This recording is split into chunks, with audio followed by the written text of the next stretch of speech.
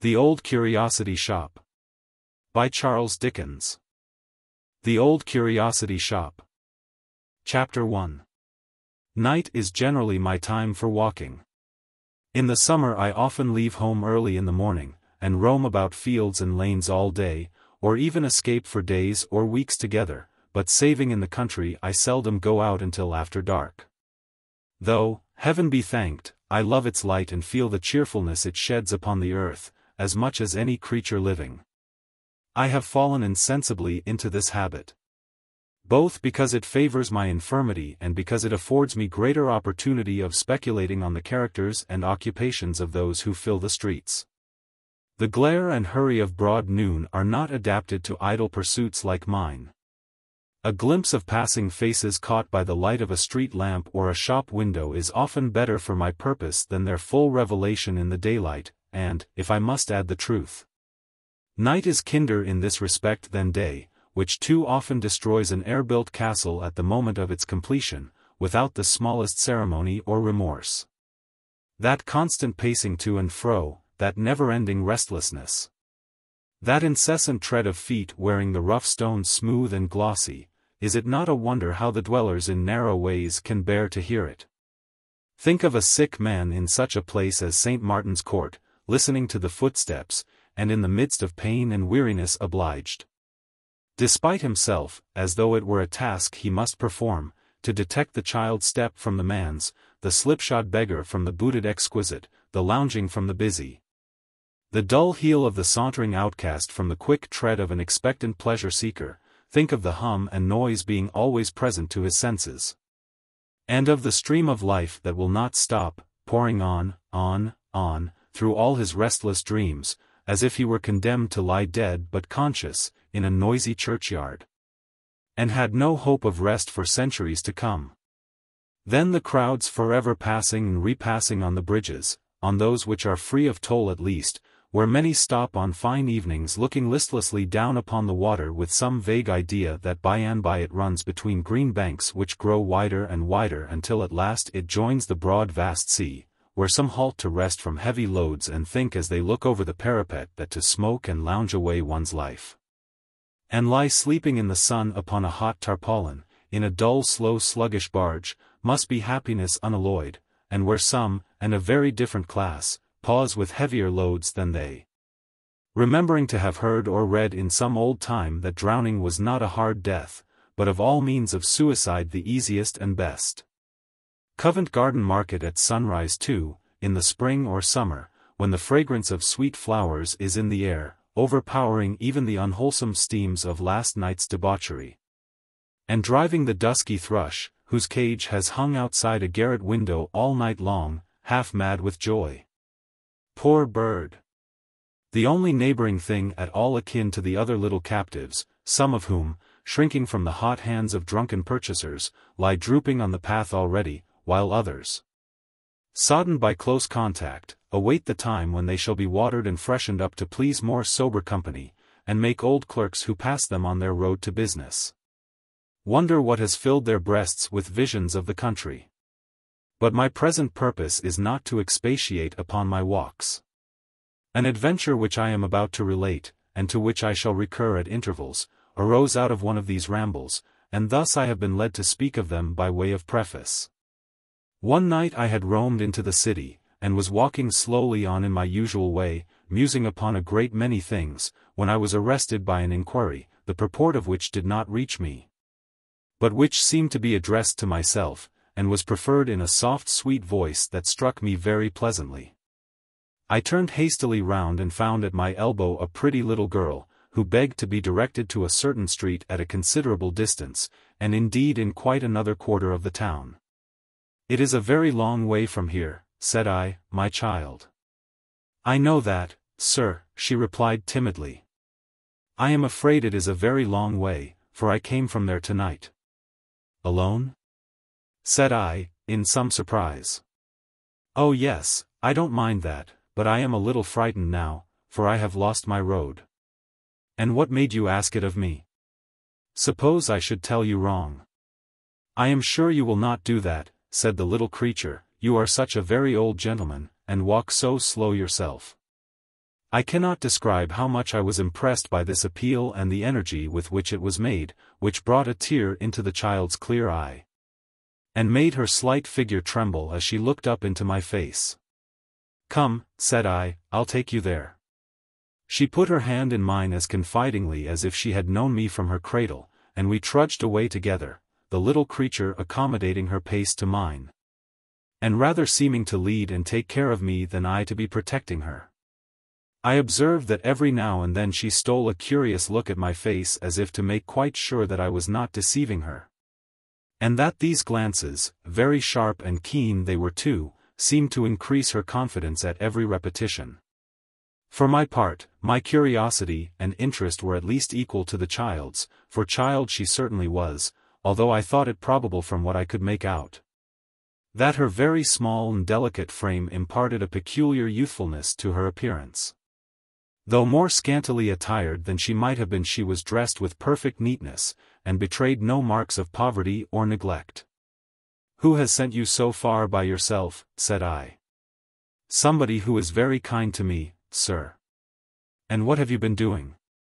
"That, I must not tell," said the child firmly. There was something in the manner of this reply which caused me to look at the little creature with an involuntary expression of surprise, for I wondered what kind of errand it might be that occasioned her to be prepared for questioning. Her quick eye seemed to read my thoughts, for as it met mine she added that there was no harm in what she had been doing, but it was a great secret, a secret which she did not even know herself.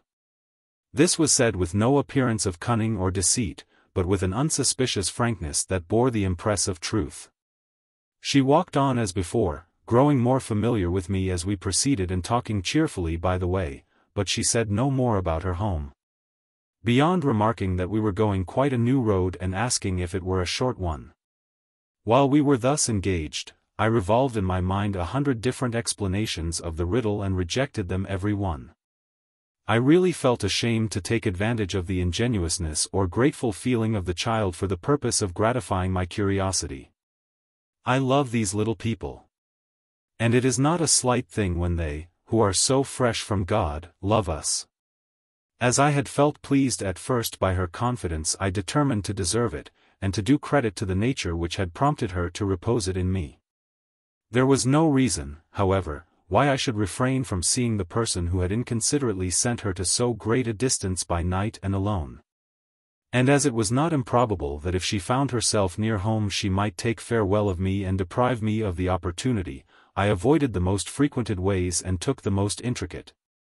And thus it was not until we arrived in the street itself that she knew where we were. Clapping her hands with pleasure and running on before me for a short distance, my little acquaintance stopped at a door, and remaining on the step till I came up knocked at it when I joined her. A part of this door was of glass unprotected by any shutter, which I did not observe at first, for all was very dark and silent within. And I was anxious, as indeed the child was also, for an answer to our summons. When she had knocked twice or thrice there was a noise as if some person were moving inside, and at length a faint light appeared through the glass which, as it approached very slowly, the bearer having to make his way through a great many scattered articles, enabled me to see both what kind of person it was who advanced and what kind of place it was through which he came. It was a little old man with long grey hair, whose face and figure as he held the light above his head and looked before him as he approached, I could plainly see. Though much altered by age, I fancied I could recognize in his spare and slender form something of that delicate mold which I had noticed in the child. Their bright blue eyes were certainly alike, but his face was so deeply furrowed and so very full of care, that here all resemblance ceased. The place through which he made his way at leisure was one of those receptacles for old and curious things which seem to crouch in odd corners of this town and to hide their musty treasures from the public eye in jealousy and distrust. There were suits of mail standing like ghosts in armor here and there, fantastic carvings brought from monkish cloisters, rusty weapons of various kinds, distorted figures in china and wood and iron and ivory, tapestry and strange furniture that might have been designed in dreams. The haggard aspect of the little old man was wonderfully suited to the place. He might have groped among old churches and tombs and deserted houses and gathered all the spoils with his own hands. There was nothing in the whole collection but was in keeping with himself, nothing that looked older or more worn than he. As he turned the key in the lock, he surveyed me with some astonishment which was not diminished when he looked from me to my companion. The door being opened, the child addressed him as grandfather, and told him the little story of our companionship. "Why, bless thee, child," said the old man, patting her on the head, "how couldst thou miss thy way? What if I had lost thee, Nell?" "I would have found my way back to you, grandfather," said the child boldly, "never fear." The old man kissed her, and then turning to me and begging me to walk in, I did so. The door was closed and locked. Preceding me with the light, he led me through the place I had already seen from without, into a small sitting room behind, in which was another door opening into a kind of closet, where I saw a little bed that a fairy might have slept in. It looked so very small and was so prettily arranged.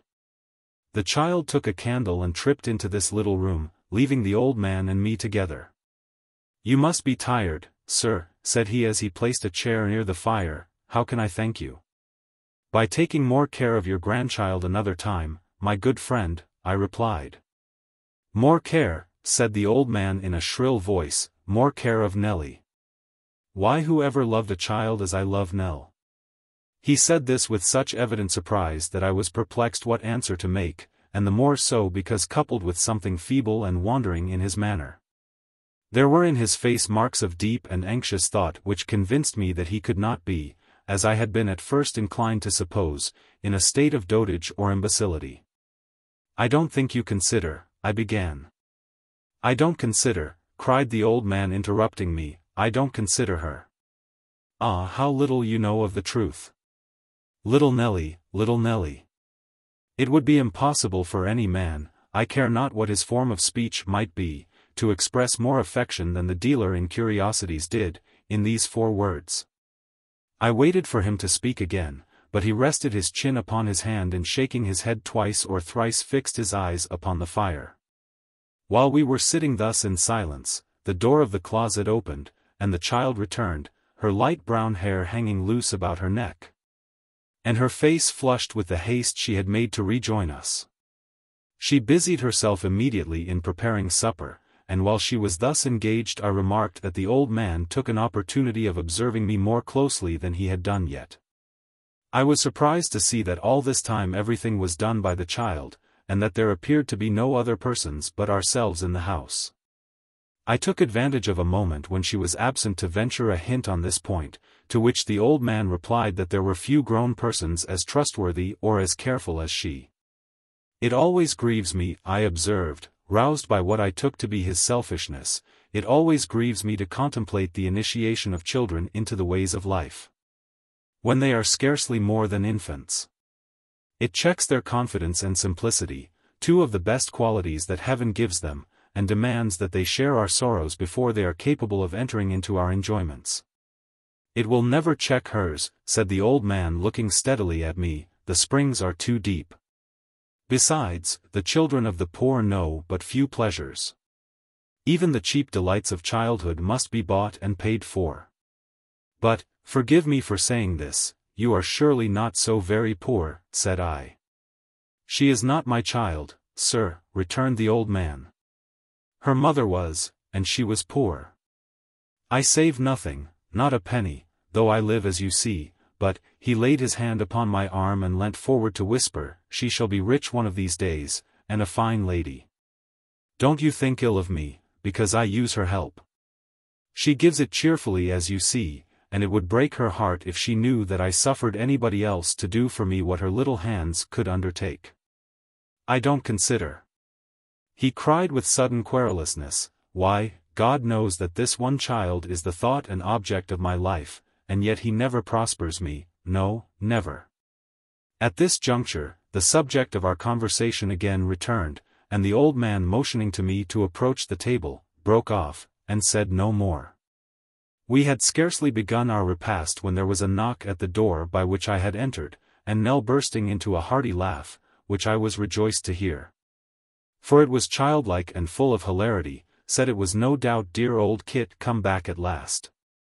"Foolish Nell," said the old man fondling with her hair.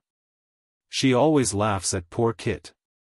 The child laughed again more heartily than before, and I could not help smiling from pure sympathy. The little old man took up a candle and went to open the door. When he came back, Kit was at his heels. Kit was a shock-headed, shambling, awkward lad with an uncommonly wide mouth, very red cheeks, a turned-up nose, and certainly the most comical expression of face I ever saw. He stopped short at the door on seeing a stranger, twirled in his hand a perfectly round old hat without any vestige of a brim, and resting himself now on one leg and now on the other and changing them constantly, stood in the doorway, looking into the parlor with the most extraordinary leer I ever beheld. I entertained a grateful feeling towards the boy from that minute, for I felt that he was the comedy of the child's life. "A long way, wasn't it, Kit?" said the little old man. "Why then, it was a goodish stretch, master," returned Kit. "Did you find the house easily?" "Why then, not over and above easy, master," said Kit. "Of course you have come back hungry?" "Why then, I do consider myself rather so, master," was the answer. The lad had a remarkable manner of standing sideways as he spoke, and thrusting his head forward over his shoulder, as if he could not get at his voice without that accompanying action. I think he would have amused one anywhere, but the child's exquisite enjoyment of his oddity, and the relief it was to find that there was something she associated with merriment in a place that appeared so unsuited to her, were quite irresistible. It was a great point too that Kit himself was flattered by the sensation he created, and after several efforts to preserve his gravity, burst into a loud roar, and so stood with his mouth wide open and his eyes nearly shut, laughing violently. The old man had again relapsed into his former abstraction and took no notice of what passed, but I remarked that when her laugh was over, the child's bright eyes were dimmed with tears, called forth by the fullness of heart with which she welcomed her uncouth favorite after the little anxiety of the night. As for Kit himself, whose laugh had been all the time one of that sort which very little would change into a cry, he carried a large slice of bread and meat and a mug of beer into a corner, and applied himself to disposing of them with great voracity. "Ah," said the old man turning to me with a sigh as if I had spoken to him but that moment, "you don't know what you say when you tell me that I don't consider her." "You must not attach too great weight to a remark founded on first appearances, my friend," said I. "No," returned the old man thoughtfully, "no. Come hither, Nell." The little girl hastened from her seat, and put her arm about his neck. "Do I love thee, Nell?" said he. "Say, do I love thee, Nell, or no?" The child only answered by her caresses, and laid her head upon his breast. "Why dost thou sob?" said the grandfather, pressing her closer to him and glancing towards me. "Is it because thou knowst I love thee, and dost not like that I should seem to doubt it by my question? Well, well, then let us say I love thee dearly." "Indeed, indeed you do," replied the child with great earnestness. "Kit knows you do." Kit, who in dispatching his bread and meat had been swallowing 2/3 of his knife at every mouthful with the coolness of a juggler, stopped short in his operations on being thus appealed to, and bawled, "Nobody isn't such a fool as to say he doesn't," after which he incapacitated himself for further conversation by taking a most prodigious sandwich at one bite. "She is poor now," said the old man patting the child's cheek, "but I say again that the time is coming when she shall be rich. It has been a long time coming, but it must come at last. A very long time, but it surely must come. It has come to other men who do nothing but waste and riot. When will it come to me? I am very happy as I am grandfather," said the child. "Tush, tush," returned the old man, "thou dost not know, how shouldst thou?" Then he muttered again between his teeth, "The time must come, I am very sure it must. It will be all the better for coming late." And then he sighed and fell into his former musing state, and still holding the child between his knees appeared to be insensible to everything around him. By this time it wanted but a few minutes of midnight and I rose to go, which recalled him to himself. "One moment, sir," he said. "Now Kit, near midnight, boy, and you still here. Get home, and be true to your time in the morning, for there's work to do. Good night. There, bid him good night, Nell, and let him be gone. Good night, Kit, said the child, her eyes lighting up with merriment and kindness. Good night, Miss Nell, returned the boy. And thank this gentleman, interposed the old man, but for whose care I might have lost my little girl tonight. No, no, master, said Kit, that won't do, that won't. What do you mean? Cried the old man. I'd have found her, master, said Kit, I'd have found her. I'd bet that I'd find her if she was above ground, would, as quick as anybody, master. Ha ha ha. Once more opening his mouth and shutting his eyes, and laughing like a stentor, Kit gradually backed to the door, and roared himself out. Free of the room, the boy was not slow in taking his departure. When he had gone and the child was occupied in clearing the table, the old man said, I haven't seemed to thank you, sir, enough for what you have done tonight, but I do thank you humbly and heartily. And so does she, and her thanks are better worth than mine. I should be sorry that you went away and thought I was unmindful of your goodness, or careless of her. I am not indeed.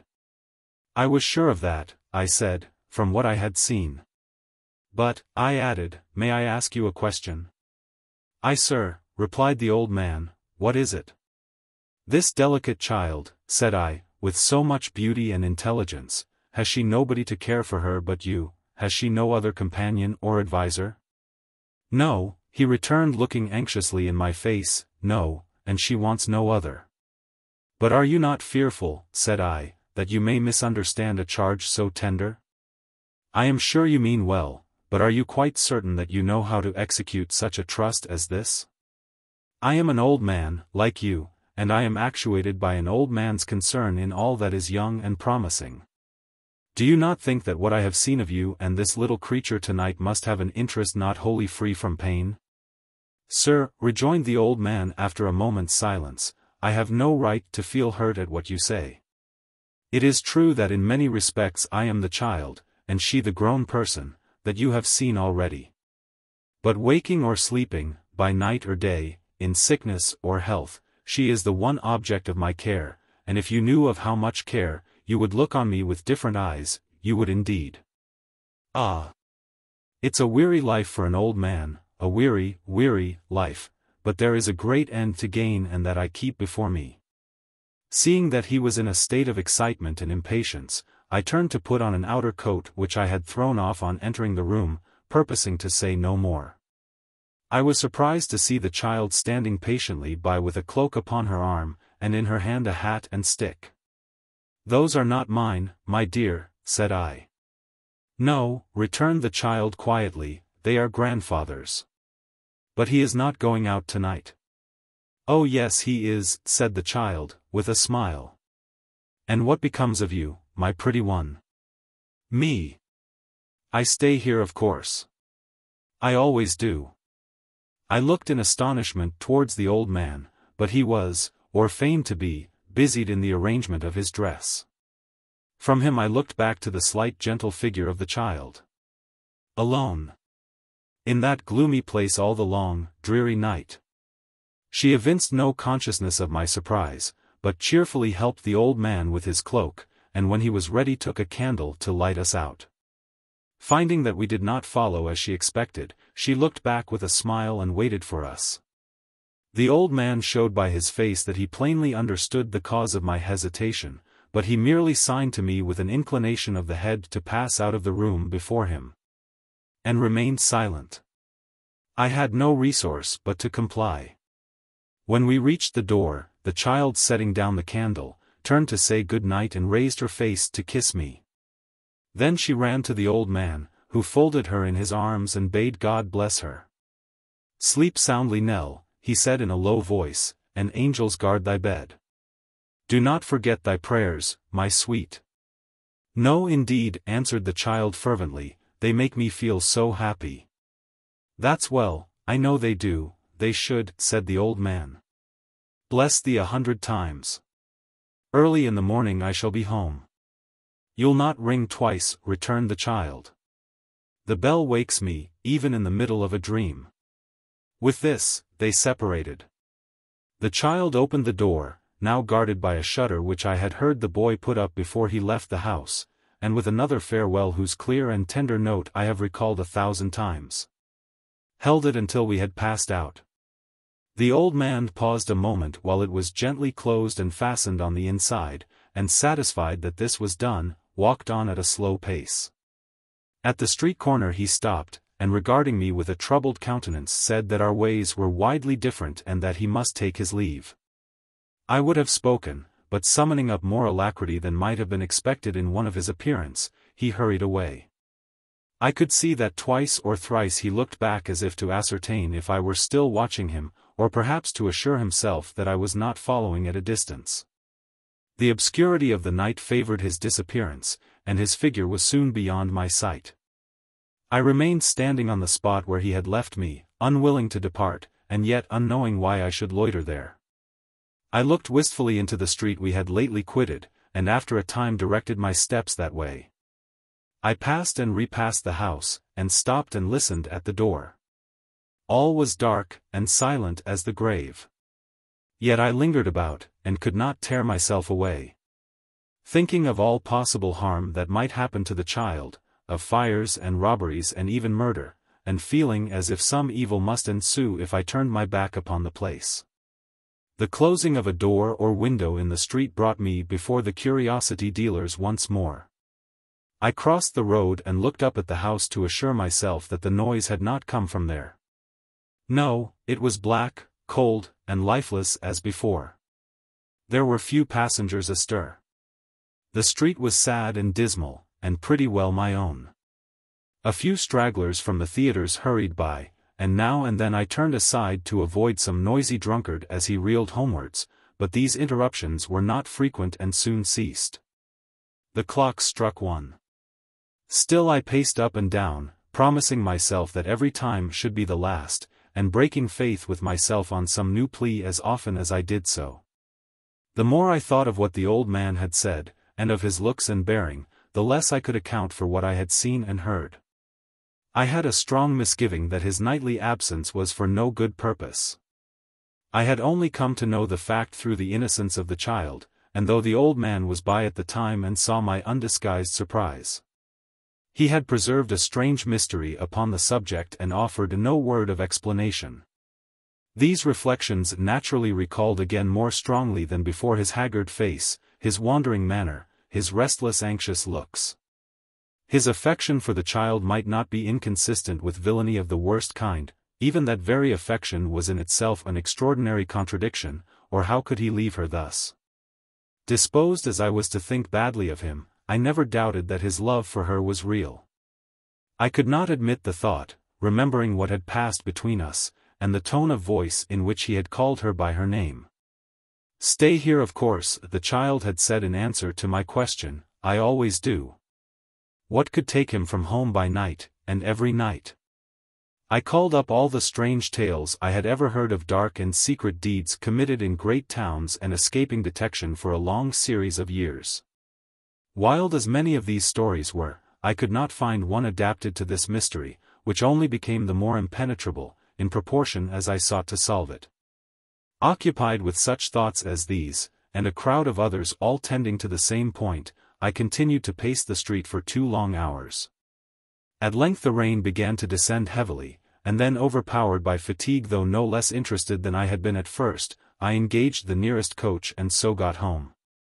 A cheerful fire was blazing on the hearth, the lamp burnt brightly, my clock received me with its old familiar welcome. Everything was quiet, warm and cheering, and in happy contrast to the gloom and darkness I had quitted.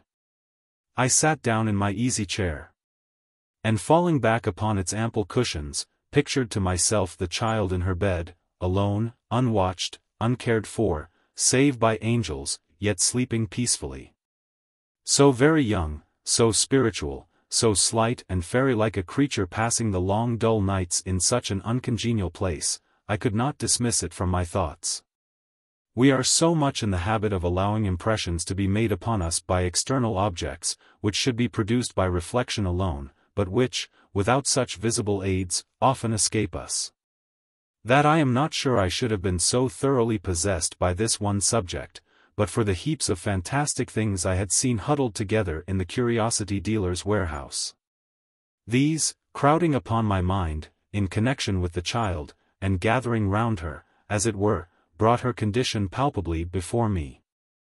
I had her image, without any effort of imagination, surrounded and beset by everything that was foreign to its nature, and furthest removed from the sympathies of her sex and age.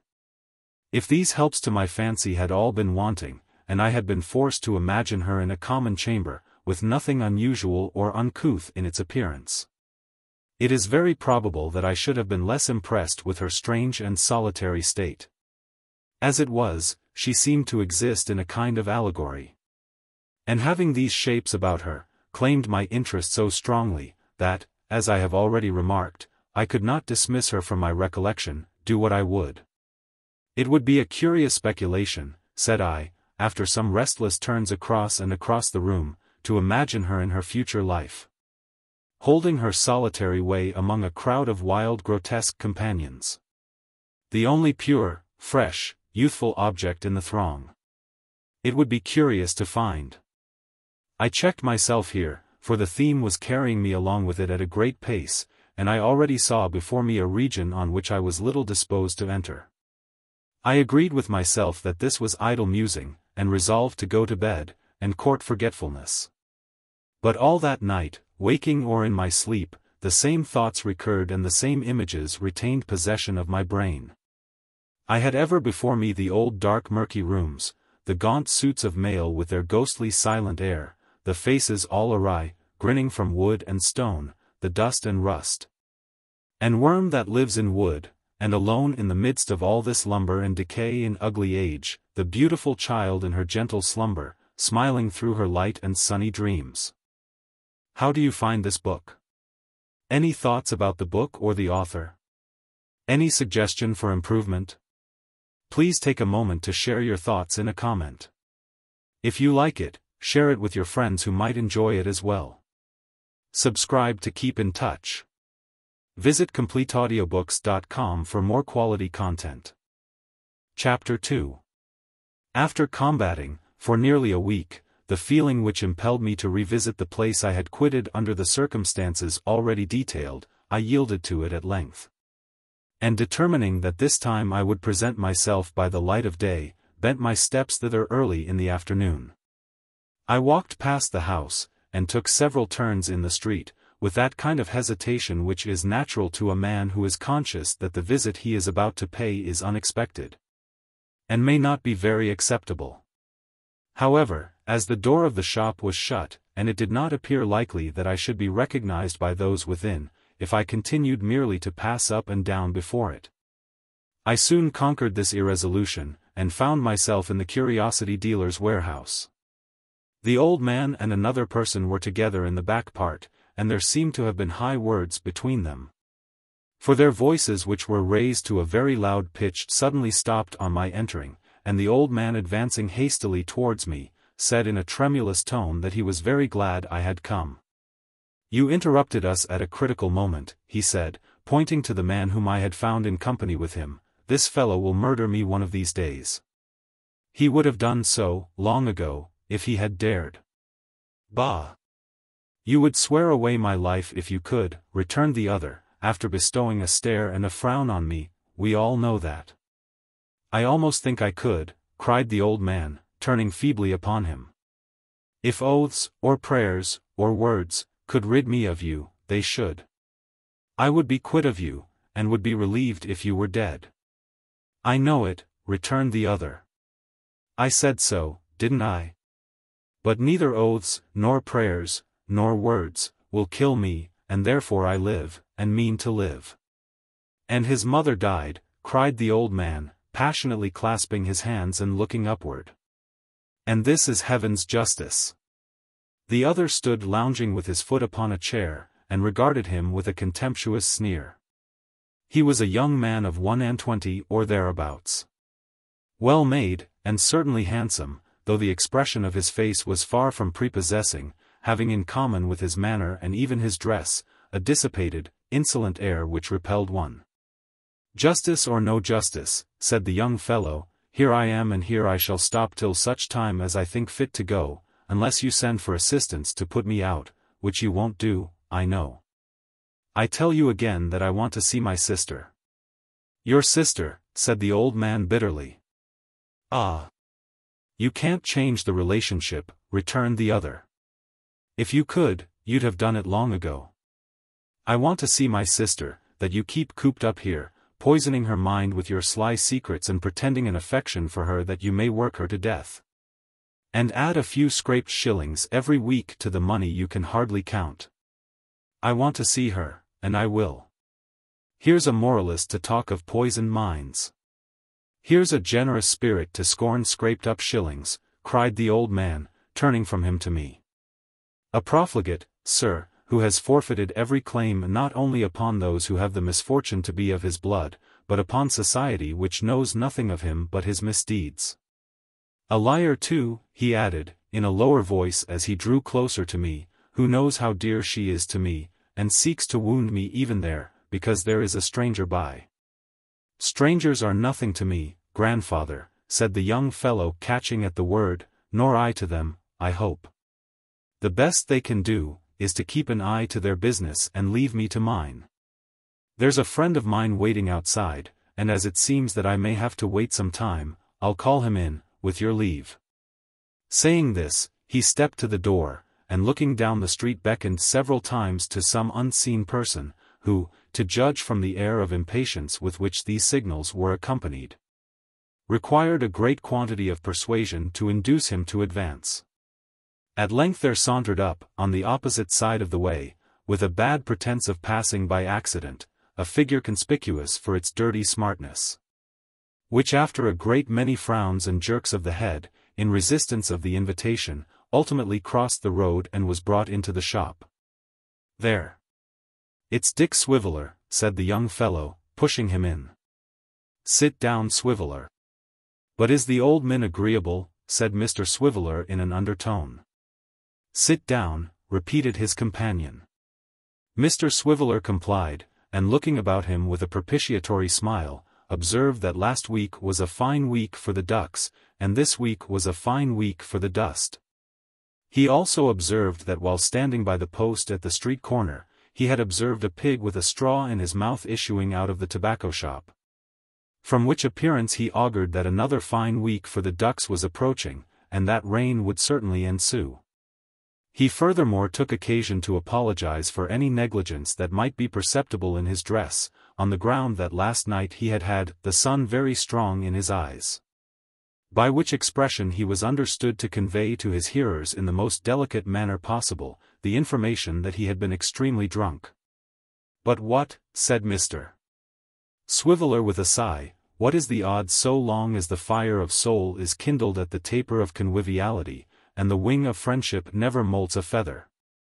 What is the odds so long as the spirit is expanded by means of rosy wine, and the present moment is the least happiest of our existence?" "You needn't act the chairman here," said his friend, half aside. "Fred," cried Mr. Swiveller, tapping his nose, "a word to the wise is sufficient for them. We may be good and happy without riches, Fred. Say not another syllable. I know my cue, smart is the word.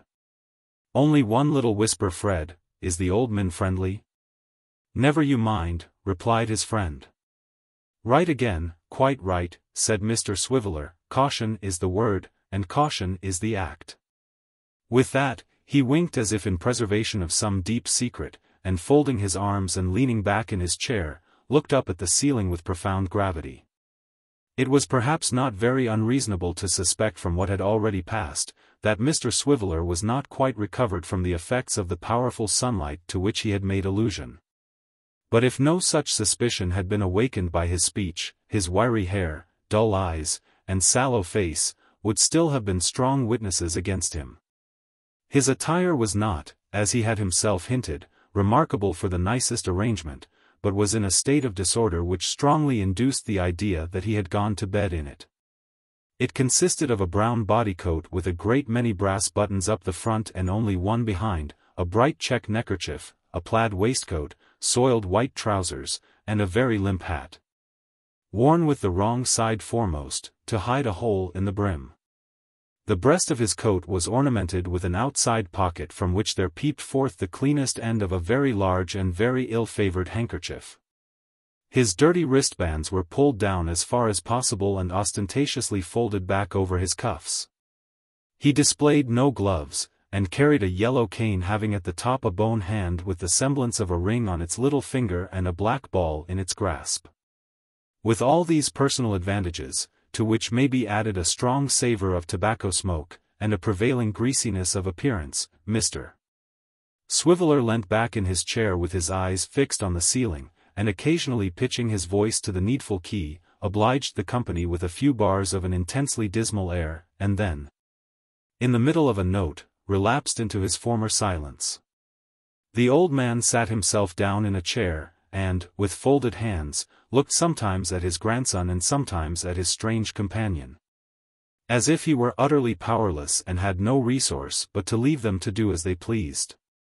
The young man reclined against a table at no great distance from his friend, in apparent indifference to everything that had passed. And I, who felt the difficulty of any interference, notwithstanding that the old man had appealed to me, both by words and looks, made the best feint I could of being occupied in examining some of the goods that were disposed for sale, and paying very little attention to the persons before me. The silence was not of long duration, for Mr. Swiveller, after favouring us with several melodious assurances that his heart was in the Highlands, and that he wanted but his Arab steed as a preliminary to the achievement of great feats of valour and loyalty, removed his eyes from the ceiling and subsided into prose again. "Fred," said Mr. Swiveller, stopping short as if the idea had suddenly occurred to him, and speaking in the same audible whisper as before, "is the old man friendly?" "What does it matter?" returned his friend peevishly. "No, but is he?" said Dick. "Yes, of course. What do I care whether he is or not?" Emboldened as it seemed by this reply to enter into a more general conversation, Mr. Swiveller plainly laid himself out to captivate our attention. He began by remarking that soda water, though a good thing in the abstract, was apt to lie cold upon the stomach unless qualified with ginger, or a small infusion of brandy. Which latter article he held to be preferable in all cases, saving for the one consideration of expense. Nobody venturing to dispute these positions, he proceeded to observe that the human hair was a great retainer of tobacco smoke, and that the young gentlemen of Westminster and Eton, after eating vast quantities of apples to conceal any scent of cigars from their anxious friends, were usually detected in consequence of their heads possessing this remarkable property. Whence he concluded that if the Royal Society would turn their attention to the circumstance, and endeavour to find in the resources of science a means of preventing such untoward revelations, they might indeed be looked upon as benefactors to mankind. These opinions being equally incontrovertible with those he had already pronounced, he went on to inform us that Jamaica rum, though unquestionably an agreeable spirit of great richness and flavour, had the drawback of remaining constantly present to the taste next day. And nobody being venturous enough to argue this point either, he increased in confidence and became yet more companionable and communicative. "It's a devil of a thing, gentlemen," said Mr. Swiveller, "when relations fall out and disagree. If the wing of friendship should never moult a feather, the wing of relationship should never be clipped but be always expanded and serene.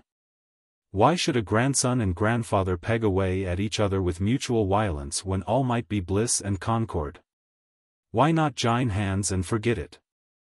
"Hold your tongue," said his friend. "Sir," replied Mr. Swiveller, "don't you interrupt the chair.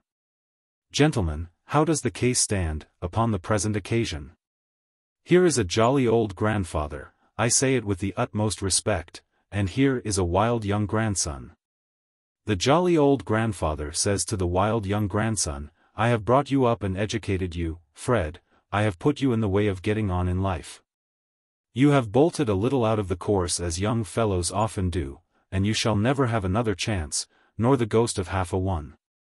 The wild young grandson makes answer to this and says, 'You're as rich can be. You have been at no uncommon expense on my account. You're saving up piles of money for my little sister that lives with you in a secret, stealthy, hugger-muggering kind of way and with no manner of enjoyment. Why can't you stand a trifle for your grown-up relation? The jolly old grandfather unto this, retorts, not only that he declines to fork out with that cheerful readiness which is always so agreeable and pleasant in a gentleman of his time of life, but that he will blow up, and call names, and make reflections whenever they meet. Then the plain question is, ain't it a pity that this state of things should continue, and how much better would it be for the old gentleman to hand over a reasonable amount of tin, and make it all right and comfortable? Having delivered this oration with a great many waves and flourishes of the hand, Mr. Swiveller abruptly thrust the head of his cane into his mouth as if to prevent himself from impairing the effect of his speech by adding one other word. "Why do you hunt and persecute me, God help me," said the old man turning to his grandson. "Why do you bring your profligate companions here? How often am I to tell you that my life is one of care and self-denial, and that I am poor? How often am I to tell you," returned the other, looking coldly at him, "that I know better?" "You have chosen your own path," said the old man. "Follow it. Leave Nell and I to toil and work." "Nell will be a woman soon," returned the other, "and, bred in your faith, she'll forget her brother unless he shows himself sometimes." "Take care," said the old man with sparkling eyes, "that she does not forget you when you would have her memory keenest. Take care that the day don't come when you walk barefoot in the streets, and she rides by in a gay carriage of her own." "You mean when she has your money?" retorted the other. "How like a poor man he talks." "And yet," said the old man dropping his voice and speaking like one who thinks aloud, "how poor we are, and what a life it is. The cause is a young child's, guiltless of all harm or wrong, but nothing goes well with it. Hope and patience, hope and patience." These words were uttered in too low a tone to reach the ears of the young men. Mr. Swiveller appeared to think that they implied some mental struggle consequent upon the powerful effect of his address. For he poked his friend with his cane and whispered his conviction that he had administered a clincher, and that he expected a commission on the profits. Discovering his mistake after a while, he appeared to grow rather sleepy and discontented, and had more than once suggested the propriety of an immediate departure, when the door opened, and the child herself appeared. Chapter 3. The child was closely followed by an elderly man of remarkably hard features and forbidding aspect, and so low in stature as to be quite a dwarf, though his head and face were large enough for the body of a giant. His black eyes were restless, sly, and cunning, his mouth and chin, bristly with the stubble of a coarse hard beard, and his complexion was one of that kind which never looks clean or wholesome. But what added most to the grotesque expression of his face, was a ghastly smile, which, appearing to be the mere result of habit and to have no connection with any mirthful or complacent feeling, constantly revealed the few discolored fangs that were yet scattered in his mouth, and gave him the aspect of a panting dog. His dress consisted of a large high-crowned hat, a worn dark suit, a pair of capacious shoes, and a dirty white neckerchief sufficiently limp and crumpled to disclose the greater portion of his wiry throat. Such hair as he had, was of a grizzled black, cut short and straight upon his temples, and hanging in a frowsy fringe about his ears. His hands, which were of a rough coarse grain, were very dirty. His fingernails were crooked, long, and yellow. There was ample time to note these particulars, for besides that they were sufficiently obvious without very close observation, some moments elapsed before anyone broke silence. The child advanced timidly towards her brother and put her hand in his. The dwarf, if we may call him so, glanced keenly at all present, and the curiosity dealer, who plainly had not expected his uncouth visitor, seemed disconcerted and embarrassed. "Ah," said the dwarf, who with his hand stretched out above his eyes had been surveying the young man attentively, "that should be your grandson, neighbor." "Say rather that he should not be," replied the old man. "But he is." "And that?" said the dwarf, pointing to Dick Swiveller. "Some friend of his, as welcome here as he," said the old man. "And that?" inquired the dwarf, wheeling round and pointing straight at me. "A gentleman who was so good as to bring Nell home the other night when she lost her way, coming from your house." The little man turned to the child as if to chide her or express his wonder, but as she was talking to the young man, held his peace, and bent his head to listen. "Well, Nelly," said the young fellow aloud. "Do they teach you to hate me, eh?" "No, no. For shame." "Oh, no," cried the child. "To love me, perhaps," pursued her brother with a sneer. "To do neither," she returned. "They never speak to me about you." "Indeed they never do." "I dare be bound for that," he said, darting a bitter look at the grandfather. "I dare be bound for that, Nell." "Oh. I believe you there." "But I love you dearly, Fred," said the child. "No doubt." "I do indeed, and always will," the child repeated with great emotion, "but oh! if you would leave off vexing him and making him unhappy, then I could love you more." "I see," said the young man, as he stooped carelessly over the child, and having kissed her, pushed her from him. "There, get you away now you have said your lesson. You needn't whimper. We part good friends enough, if that's the matter." He remained silent, following her with his eyes, until she had gained her little room and closed the door. And then turning to the dwarf, said abruptly, "Harkee, mister." "Meaning me?" returned the dwarf. "Quilp is my name. You might remember. It's not a long one, Daniel Quilp." "Harkee, mister." "Quilp then," pursued the other. "You have some influence with my grandfather there." "Some," said Mr. Quilp emphatically. "And are in a few of his mysteries and secrets." "A few," replied Quilp, with equal dryness. "Then let me tell him once for all, through you, that I will come into and go out of this place as often as I like, so long as he keeps Nell here. And that if he wants to be quit of me, he must first be quit of her. What have I done to be made a bugbear of, and to be shunned and dreaded as if I brought the plague?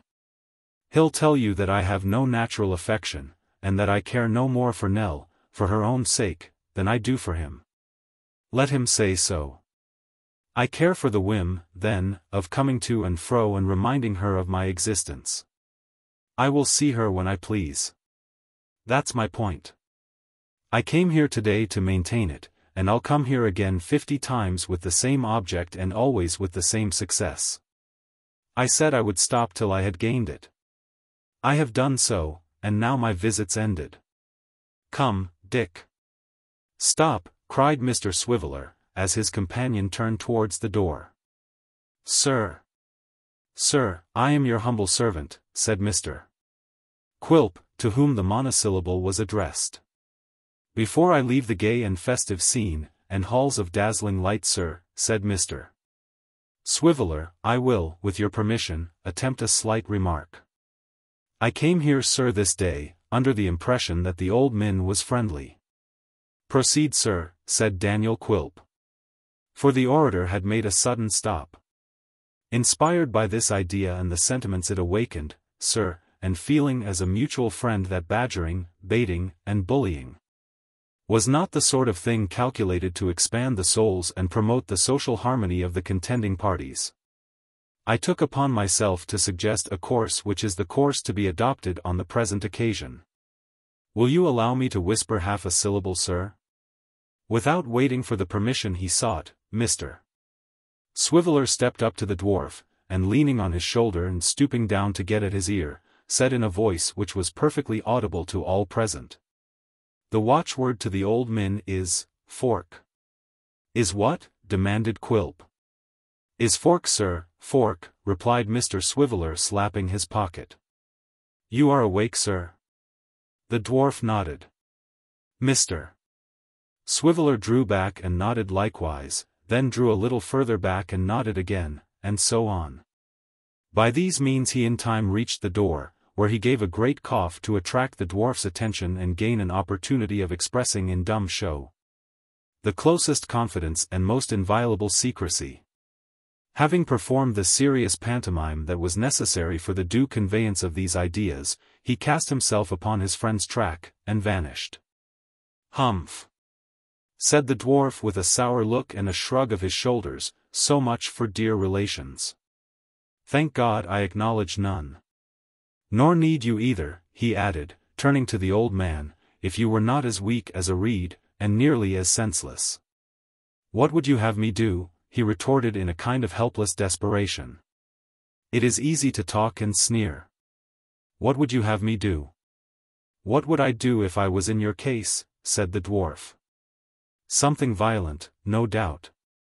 "You're right there," returned the little man, highly gratified by the compliment, for such he evidently considered it, and grinning like a devil as he rubbed his dirty hands together. "Ask Mrs. Quilp, pretty Mrs. Quilp, obedient, timid, loving Mrs. Quilp. But that reminds me, I have left her all alone, and she will be anxious and know not a moment's peace till I return. I know she's always in that condition when I'm away, though she doesn't dare to say so, unless I lead her on and tell her she may speak freely and I won't be angry with her. Oh! Well-trained Mrs. Quilp." The creature appeared quite horrible with his monstrous head and little body, as he rubbed his hands slowly round, and round.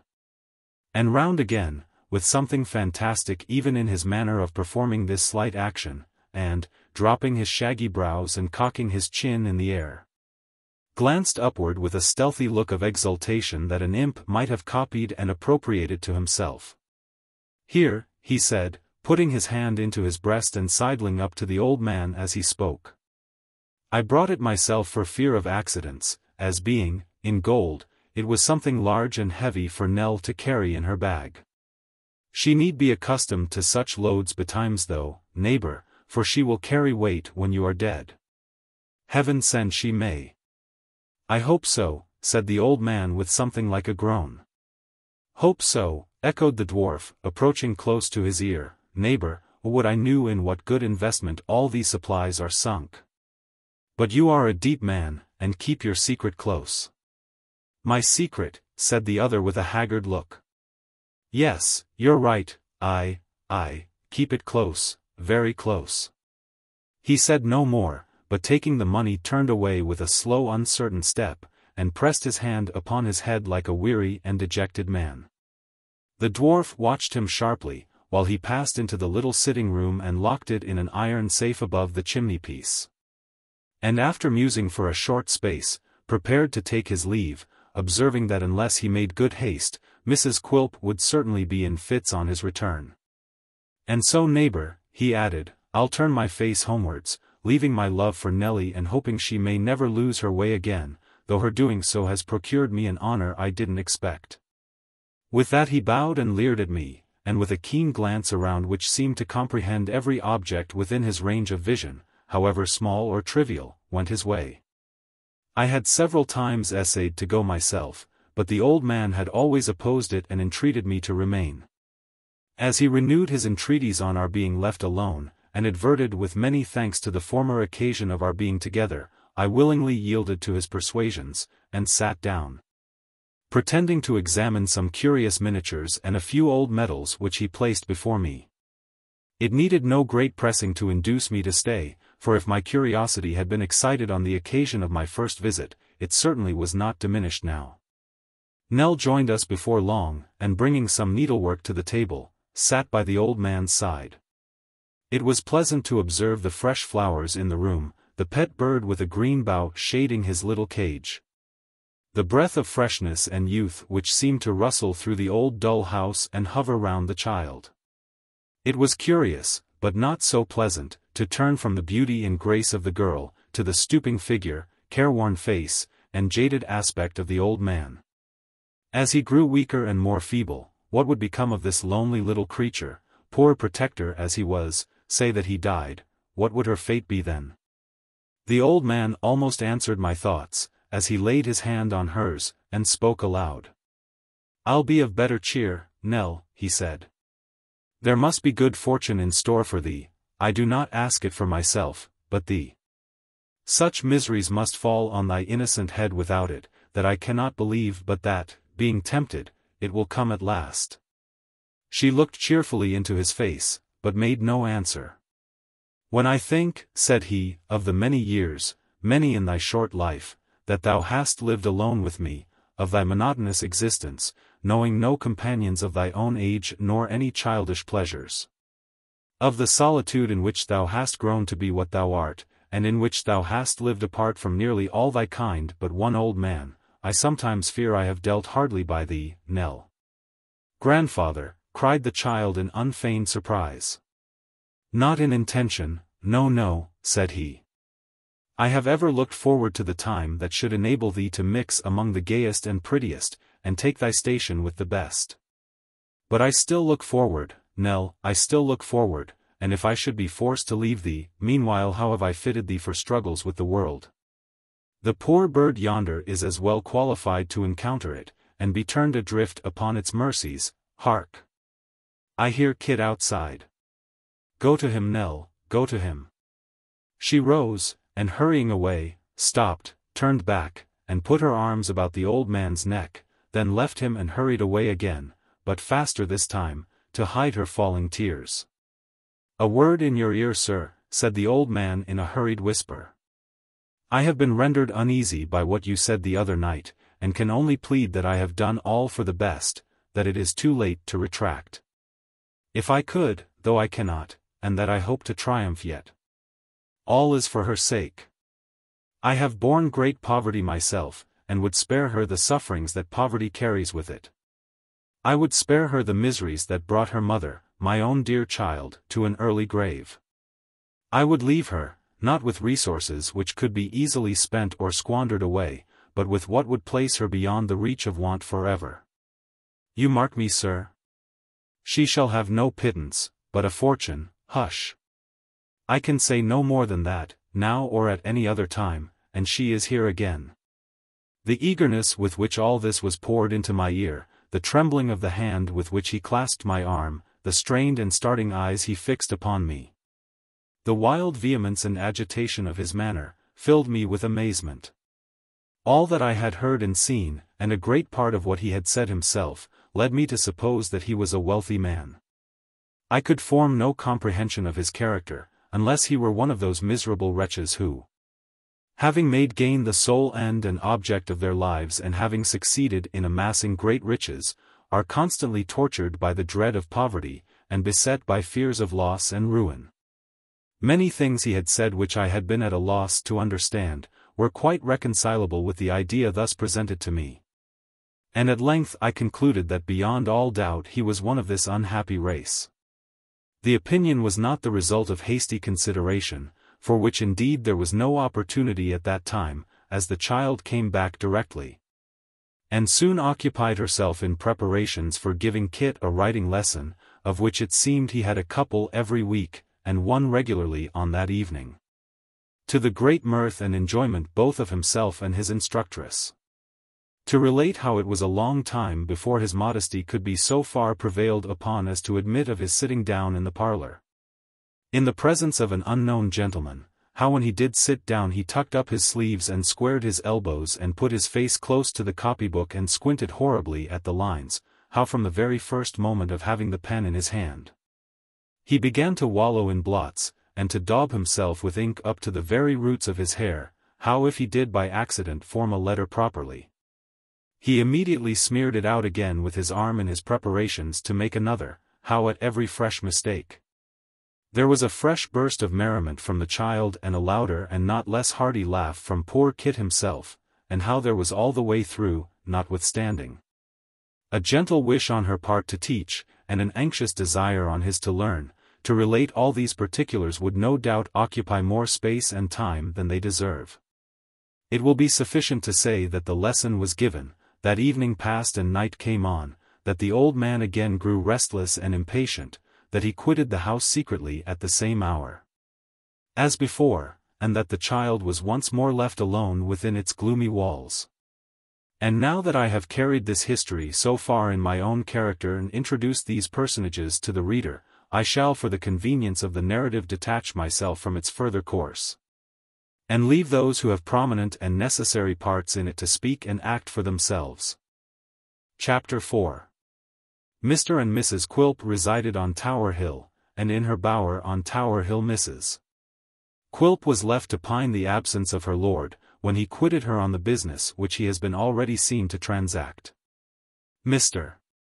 Quilp could scarcely be said to be of any particular trade or calling, though his pursuits were diversified and his occupations numerous.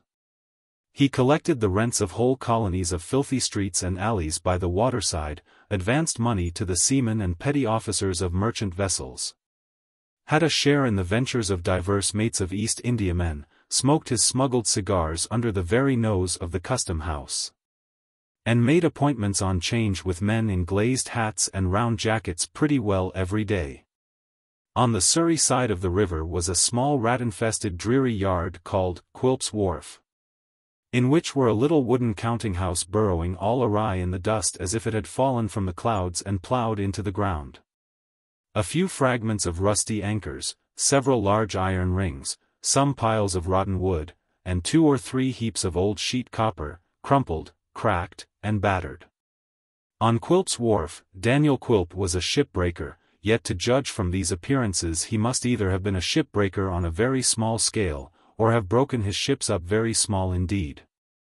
Neither did the place present any extraordinary aspect of life or activity, as its only human occupant was an amphibious boy in a canvas suit, whose sole change of occupation was from sitting on the head of a pile and throwing stones into the mud when the tide was out, to standing with his hands in his pockets gazing listlessly on the motion and on the bustle of the river at high water. The dwarf's lodging on Tower Hill comprised, besides the needful accommodation for himself and Mrs. Quilp, a small sleeping closet for that lady's mother, who resided with the couple and waged perpetual war with Daniel, of whom, notwithstanding, she stood in no slight dread. Indeed, the ugly creature contrived by some means or other, whether by his ugliness or his ferocity or his natural cunning is no great matter, to impress with a wholesome fear of his anger most of those with whom he was brought into daily contact and communication. Over nobody had he such complete ascendancy as Mrs. Quilp herself, a pretty little, mild-spoken, blue-eyed woman, who having allied herself in wedlock to the dwarf in one of those strange infatuations of which examples are by no means scarce, performed a sound practical penance for her folly, every day of her life. It has been said that Mrs. Quilp was pining in her bower. In her bower she was, but not alone, for besides the old lady her mother of whom mention has recently been made, there were present some half-dozen ladies of the neighborhood who had happened by a strange accident, and also by a little understanding among themselves, to drop in one after another, just about tea-time. This being a season favorable to conversation, and the room being a cool, shady, lazy kind of place, with some plants at the open window shutting out the dust, and interposing pleasantly enough between the tea-table within and the old tower without, it is no wonder that the ladies felt an inclination to talk and linger, especially when there are taken into account the additional inducements of fresh butter, new bread, shrimps, and watercresses. Now, the ladies being together under these circumstances, it was extremely natural that the discourse should turn upon the propensity of mankind to tyrannize over the weaker sex, and the duty that devolved upon the weaker sex to resist that tyranny and assert their rights and dignity. It was natural for 4 reasons. Firstly, because Mrs. Quilp being a young woman and notoriously under the dominion of her husband ought to be excited to rebel. Secondly, because Mrs. Quilp's parent was known to be laudably shrewish in her disposition and inclined to resist male authority. Thirdly, because each visitor wished to show for herself how superior she was in this respect to the generality of her sex. And fourthly, because the company being accustomed to scandalize each other in pairs were deprived of their usual subject of conversation now that they were all assembled in close friendship, and had consequently no better employment than to attack the common enemy. Moved by these considerations, a stout lady opened the proceedings by inquiring, with an air of great concern and sympathy, how Mr. Quilp was, whereunto Mr. Quilp's wife's mother replied sharply, "Oh, he was well enough, nothing much was ever the matter with him, and ill weeds were sure to thrive." All the ladies then sighed in concert, shook their heads gravely, and looked at Mrs. Quilp as at a martyr.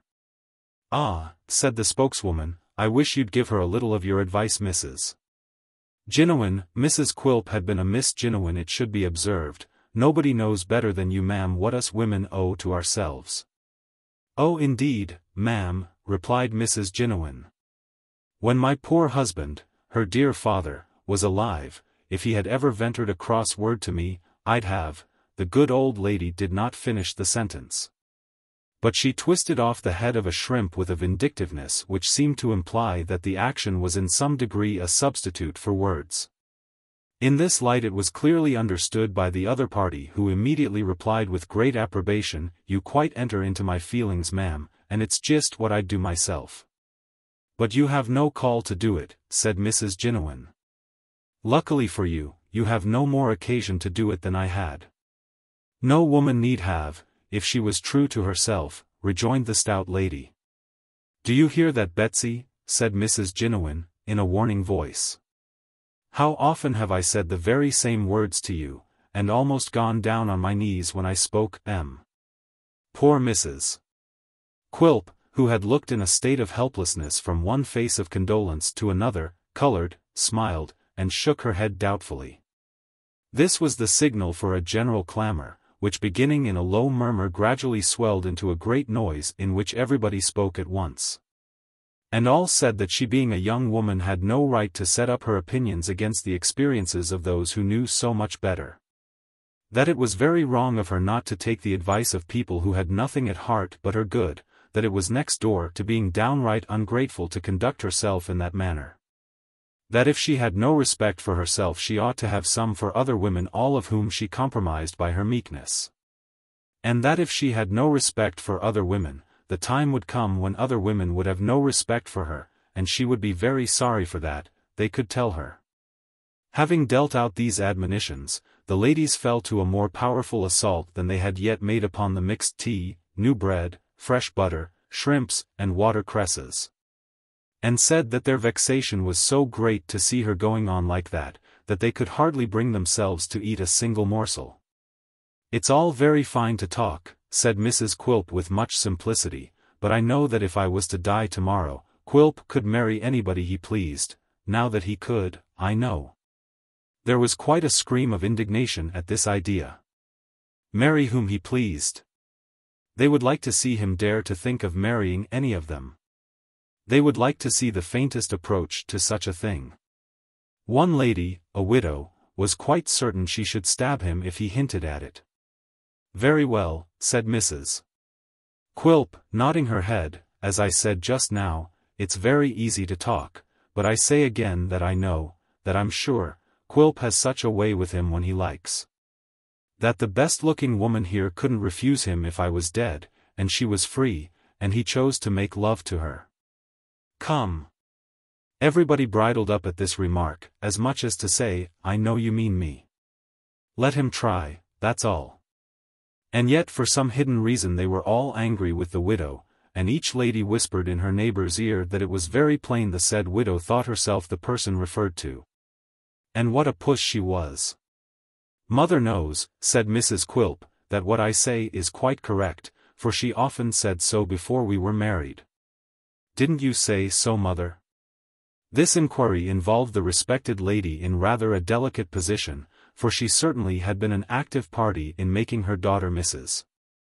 Quilp, and, besides, it was not supporting the family credit to encourage the idea that she had married a man whom nobody else would have.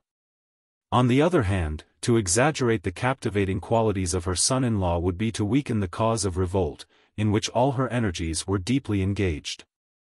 Beset by these opposing considerations, Mrs. Genuine admitted the powers of insinuation, but denied the right to govern, and with a timely compliment to the stout lady brought back the discussion to the point from which it had strayed. "Oh, it's a sensible and proper thing indeed, what Mrs. George has said," exclaimed the old lady. "If women are only true to themselves, but Betsy isn't, and more's the shame and pity." "Before I'd let a man order me about as Quilp orders her," said Mrs. George. "Before I'd consent to stand in awe of a man as she does of him, I'd kill myself, and write a letter first to say he did it." This remark being loudly commended and approved of, another lady, from the Minories, put in her word. "Mr. Quilp may be a very nice man," said this lady, "and I suppose there's no doubt he is, because Mrs. Quilp says he is, and Mrs. Jinowin says he is, and they ought to know, or nobody does.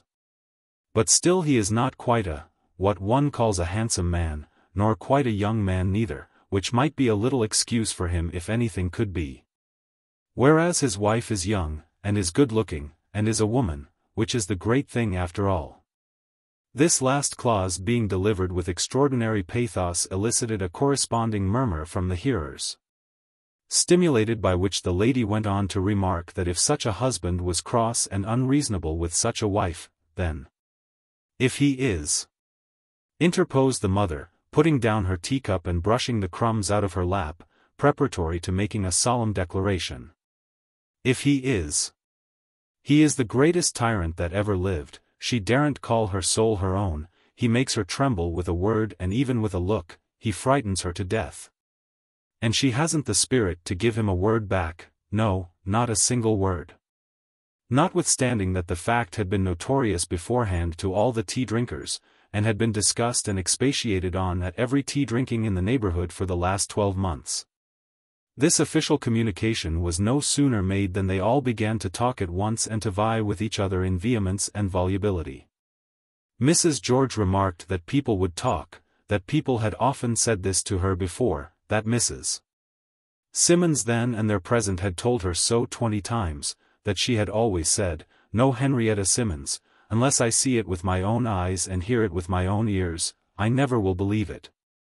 Mrs. Simmons corroborated this testimony and added strong evidence of her own.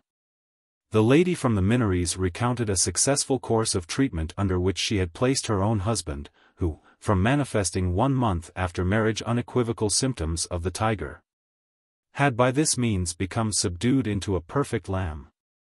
Another lady recounted her own personal struggle and final triumph, in the course whereof she had found it necessary to call in her mother and 2 aunts, and to weep incessantly night and day for 6 weeks. A third, who in the general confusion could secure no other listener, fastened herself upon a young woman still unmarried who happened to be amongst them, and conjured her as she valued her own peace of mind and happiness to profit by this solemn occasion, to take example from the weakness of Mrs. Quilp, and from that time forth to direct her whole thoughts to taming and subduing the rebellious spirit of man. The noise was at its height, and half the company had elevated their voices into a perfect shriek in order to drown the voices of the other half, when Mrs. Jinowin was seen to change color and shake her forefinger stealthily, as if exhorting them to silence. Then, and not until then, Daniel Quilp himself, the cause and occasion of all this clamor, was observed to be in the room, looking on and listening with profound attention. "Go on, ladies, go on," said Daniel. "Mrs. Quilp, pray ask the ladies to stop to supper, and have a couple of lobsters and something light and palatable." I didn't ask them to tea, Quilp," stammered his wife. "It's quite an accident." "So much the better, Mrs. Quilp. These accidental parties are always the pleasantest," said the dwarf, rubbing his hands so hard that he seemed to be engaged in manufacturing, of the dirt with which they were encrusted. "Little charges for pop-guns." "What? Not going, ladies, you are not going, surely?" His fair enemies tossed their heads slightly as they sought their respective bonnets and shawls, but left all verbal contention to Mrs. Jinowin, who finding herself in the position of champion, made a faint struggle to sustain the character. "And why not stop to supper, Quilp," said the old lady, "if my daughter had a mind?" "To be sure," rejoined Daniel. "Why not? There's nothing dishonest or wrong in a supper, I hope," said Mrs. Jinowin. "Surely not," returned the dwarf. "Why should there be? Nor anything unwholesome either, unless there's lobster salad or prawns, which I'm told are not good for digestion. And you wouldn't like your wife to be attacked with that, or anything else that would make her uneasy, would you?" said Mrs. Jinowin. "Not for a score of worlds," replied the dwarf with a grin. Not even to have a score of mothers-in-law at the same time, and what a blessing that would be. My daughter's your wife, Mr. Quilp. Certainly, said the old lady with a giggle, meant for satirical and to imply that he needed to be reminded of the fact, your wedded wife. So she is certainly. So she is, observed the dwarf. And she has a right to do as she likes, I hope, Quilp, said the old lady trembling, partly with anger and partly with a secret fear of her impish son-in-law. Hope she has, he replied, oh. Don't you know she has? Don't you know she has, Mrs. Genuine? I know she ought to have, Quilp, and would have if she was of my way of thinking. Why ain't you of your mother's way of thinking, my dear, said the dwarf, turning round and addressing his wife, why don't you always imitate your mother, my dear? She's the ornament of her sex, your father said so every day of his life, I am sure he did. Her father was a blessed creature, Quilp, and worth 20,000 of some people, said Mrs. Genuine. 20,000,000,000. I should like to have known him, remarked the dwarf. I dare say he was a blessed creature then, but I'm sure he is now. It was a happy release. I believe he had suffered a long time. The old lady gave a gasp but nothing came of it, Quilp resumed, with the same malice in his eye and the same sarcastic politeness on his tongue. You look ill, Mrs. Genuine, I know you have been exciting yourself too much, talking perhaps, for it is your weakness. Go to bed. Do go to bed. I shall go when I please, Quilp, and not before. But please to go now. Do please to go now, said the dwarf. The old woman looked angrily at him, but retreated as he advanced, and falling back before him suffered him to shut the door upon her and bolt her out among the guests, who were by this time crowding downstairs.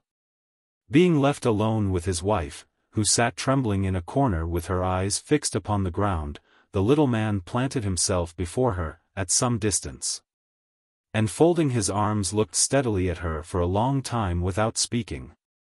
Oh, you nice creature, were the words with which he broke silence, smacking his lips as if this were no figure of speech, and she were actually a sweetmeat. Oh, you precious darling. Oh, you delicious charmer.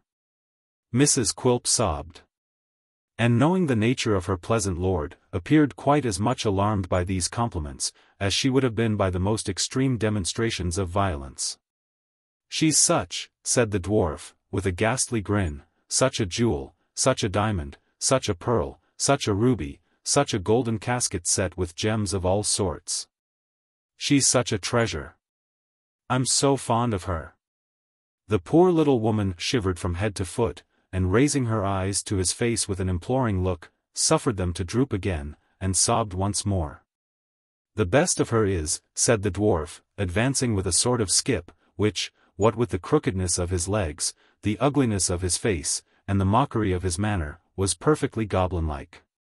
The best of her is that she's so meek, and she's so mild, and she never has a will of her own, and she has such an insinuating mother. Uttering these latter words with a gloating maliciousness, within 100 degrees of which no one but himself could possibly approach, Mr. Quilp planted his 2 hands on his knees, and straddling his legs out very wide apart, stooped slowly down, and down, and down, until, by screwing his head very much on one side, he came between his wife's eyes and the floor. Mrs. Quilp. Yes, Quilp. Am I nice to look at? Should I be the handsomest creature in the world if I had but whiskers? Am I quite a lady's man as it is, am I, Mrs. Quilp? Mrs. Quilp dutifully replied, yes, Quilp. And fascinated by his gaze, remained looking timidly at him, while he treated her with a succession of such horrible grimaces, as none but himself and nightmares had the power of assuming. During the whole of this performance, which was somewhat of the longest, he preserved a dead silence, except when, by an unexpected skip or leap, he made his wife start backward with an irrepressible shriek. Then he chuckled. Mrs. Quilp, he said at last. Yes, Quilp, she meekly replied. Instead of pursuing the theme he had in his mind, Quilp rose, folded his arms again, and looked at her more sternly than before, while she averted her eyes and kept them on the ground. "Mrs. Quilp." "Yes, Quilp. If ever you listen to these beldams again, I'll bite you." With this laconic threat, which he accompanied with a snarl that gave him the appearance of being particularly in earnest, Mr. Quilp bade her clear the tea-board away, and bring the rum. The spirit being set before him in a huge case-bottle, which had originally come out of some ship's locker, he ordered cold water and the box of cigars. And these being supplied, he settled himself in an armchair with his large head and face squeezed up against the back, and his little legs planted on the table. "Now, Mrs. Quilp," he said, "I feel in a smoking humor, and shall probably blaze away all night. But sit where you are, if you please, in case I want you." His wife returned no other reply than the customary, "Yes, Quilp," and the small lord of the creation took his first cigar and mixed his first glass of grog. The sun went down and the stars peeped out, the tower turned from its own proper colors to gray and from gray to black, the room became perfectly dark and the end of the cigar a deep fiery red. But still Mr. Quilp went on smoking and drinking in the same position, and staring listlessly out of window with the dog-like smile always on his face, save when Mrs. Quilp made some involuntary movement of restlessness or fatigue, and then it expanded into a grin of delight. Chapter 5. Whether Mr. Quilp took any sleep by snatches of a few winks at a time, or whether he sat with his eyes wide open all night long, certain it is that he kept his cigar alight, and kindled every fresh one from the ashes of that which was nearly consumed, without requiring the assistance of a candle. Nor did the striking of the clocks, hour after hour, appear to inspire him with any sense of drowsiness or any natural desire to go to rest, but rather to increase his wakefulness, which he showed, at every such indication of the progress of the night, by a suppressed cackling in his throat, and a motion of his shoulders, like one who laughs heartily but at the same time slyly and by stealth. At length the day broke, and poor Mrs. Quilp, shivering with the cold of early morning and harassed by fatigue and want of sleep, was discovered sitting patiently on her chair, raising her eyes at intervals in mute appeal to the compassion and clemency of her lord, and gently reminding him by an occasional cough that she was still unpardoned and that her penance had been of long duration. But her dwarfish spouse still smoked his cigar and drank his rum without heeding her. And it was not until the sun had some time risen, and the activity and noise of city day were rife in the street, that he deigned to recognize her presence by any word or sign. He might not have done so even then, but for certain impatient tappings at the door which seemed to denote that some pretty hard knuckles were actively engaged upon the other side. "Why, dear me," he said, looking round with a malicious grin, "it's day. Open the door, sweet Mrs. Quilp." His obedient wife withdrew the bolt, and her lady mother entered. Now Mrs. Ginowin bounced into the room with great impetuosity, for supposing her son-in-law to be still abed. She had come to relieve her feelings by pronouncing a strong opinion upon his general conduct and character. Seeing that he was up and dressed, and that the room appeared to have been occupied ever since she quitted it on the previous evening, she stopped short, in some embarrassment. Nothing escaped the hawk's eye of the ugly little man, who, perfectly understanding what passed in the old lady's mind, turned uglier still in the fullness of his satisfaction, and bade her good morning with a leer of triumph. "Why, Betsy," said the old woman, "you don't mean to say you've been sitting up all night," said Quilp, supplying the conclusion of the sentence. "Yes, she has." "All night," cried Mrs. Ginowin. "Aye, all night." "Is the dear old lady deaf?" said Quilp, with a smile of which a frown was part. "Who says man and wife are bad company? Ha ha! The time has flown." "You're a brute," exclaimed Mrs. Ginowin. Come," said Quilp, wilfully misunderstanding her, "of course, you mustn't call her names. She's married now, you know. And though she did beguile the time and keep me from my bed, you must not be so tenderly careful of me as to be out of humor with her." "Bless you for a dear old lady. Here's your health." "I am much obliged to you," returned the old woman, testifying by a certain restlessness in her hands a vehement desire to shake her matronly fist at her son-in-law. "Oh! I'm very much obliged to you." "Grateful soul," cried the dwarf. "Mrs. Quilp." "Yes, Quilp," said the timid sufferer. "Help your mother to get breakfast, Mrs. Quilp. I am going to the wharf this morning, the earlier, the better, so be quick." Mrs. Jinowan made a faint demonstration of rebellion by sitting down in a chair near the door and folding her arms as if in a resolute determination to do nothing. But a few whispered words from her daughter, and a kind inquiry from her son-in-law whether she felt faint, with a hint that there was abundance of cold water in the next apartment, routed these symptoms effectually, and she applied herself to the prescribed preparations with sullen diligence. While they were in progress, Mr. Quilp withdrew to the adjoining room and turning back his coat collar, proceeded to smear his countenance with a damp towel of very unwholesome appearance, which made his complexion rather more cloudy than it was before. But while he was thus engaged, his caution and inquisitiveness did not forsake him, for with a face as sharp and cunning as ever he often stopped, even in this short process, and stood listening for any conversation in the next room, of which he might be the theme. "Ah," he said after a short effort of attention, "it was not the towel over my ears, I thought it wasn't. I'm a little hunchy villain and a monster, am I, Mrs. Jinowan?" "Oh!" The pleasure of this discovery called up the old dog-like smile in full force. When he had quite done with it, he shook himself in a very dog-like manner, and rejoined the ladies. Mr. Quilp now walked up to the front of a looking-glass, and was standing there putting on his neckerchief when Mrs. Jinowan, happening to be behind him, could not resist the inclination she felt to shake her fist at her tyrant son-in-law. It was the gesture of an instant, but as she did so and accompanied the action with a menacing look, she met his eye in the glass, catching her in the very act. The same glance at the mirror conveyed to her the reflection of a horribly grotesque and distorted face with the tongue lolling out. And the next instant the dwarf, turning about with a perfectly bland and placid look, inquired in a tone of great affection, "How are you now, my dear old darling?"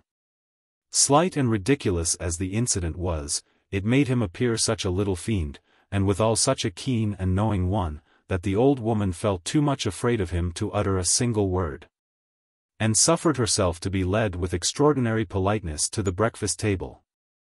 Here he by no means diminished the impression he had just produced, for he ate hard eggs, shell and all, devoured gigantic prawns with the heads and tails on, chewed tobacco and watercresses at the same time and with extraordinary greediness, drank boiling tea without winking, bit his fork and spoon till they bent again, and in short performed so many horrifying and uncommon acts that the women were nearly frightened out of their wits, and began to doubt if he were really a human creature.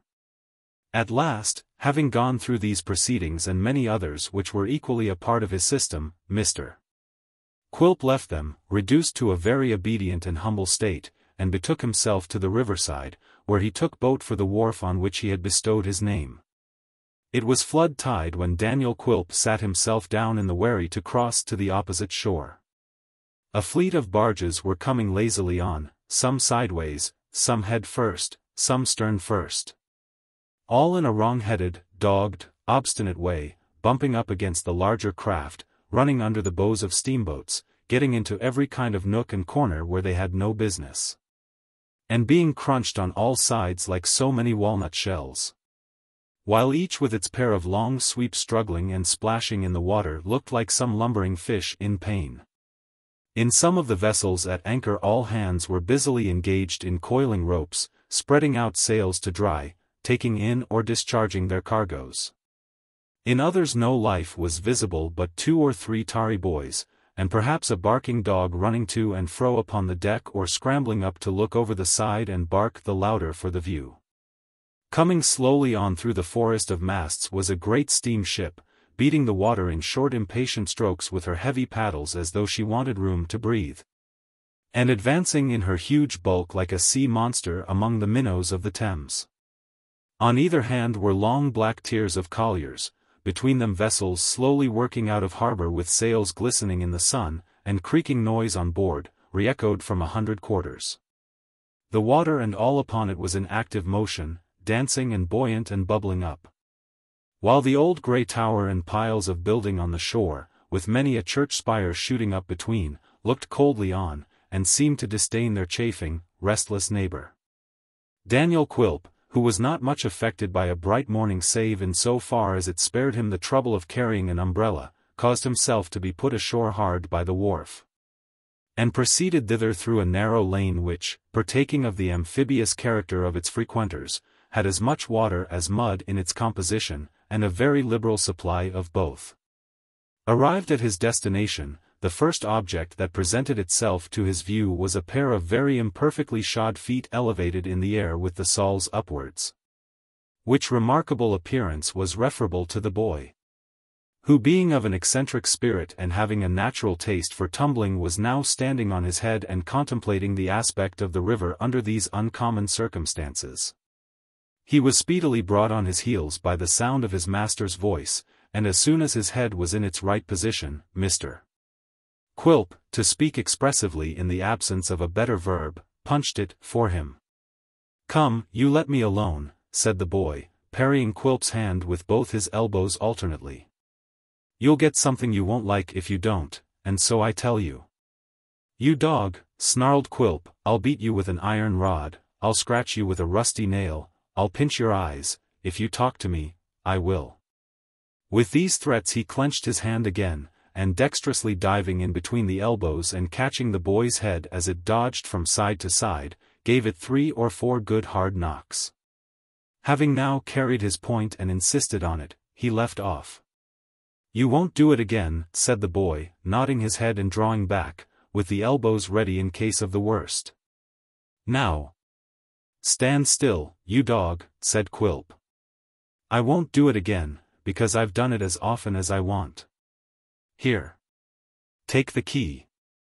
Why don't you hit one of your size?" said the boy approaching very slowly.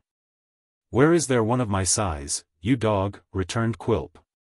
"Take the key, or I'll brain you with it." Indeed, he gave him a smart tap with the handle as he spoke.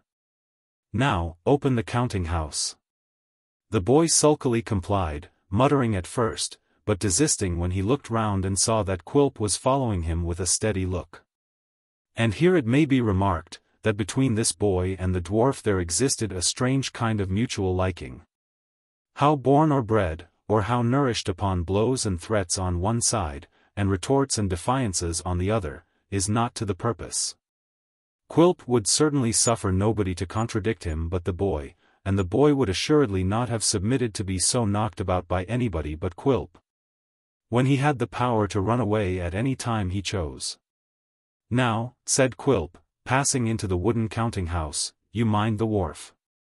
Stand upon your head again, and I'll cut one of your feet off."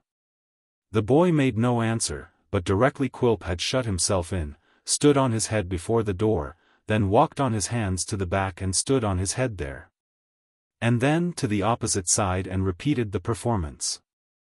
There were indeed 4 sides to the counting-house, but he avoided that one where the window was, deeming it probable that Quilp would be looking out of it. This was prudent, for in point of fact the dwarf, knowing his disposition, was lying in wait at a little distance from the sash armed with a large piece of wood, which, being rough and jagged and studded in many parts with broken nails, might possibly have hurt him. It was a dirty little box, this counting-house, with nothing in it but an old rickety desk and 2 stools, a hat-peg, an ancient almanac, an inkstand with no ink and the stump of 1 pen, and an 8-day clock which hadn't gone for 18 years at least and of which the minute hand had been twisted off for a toothpick.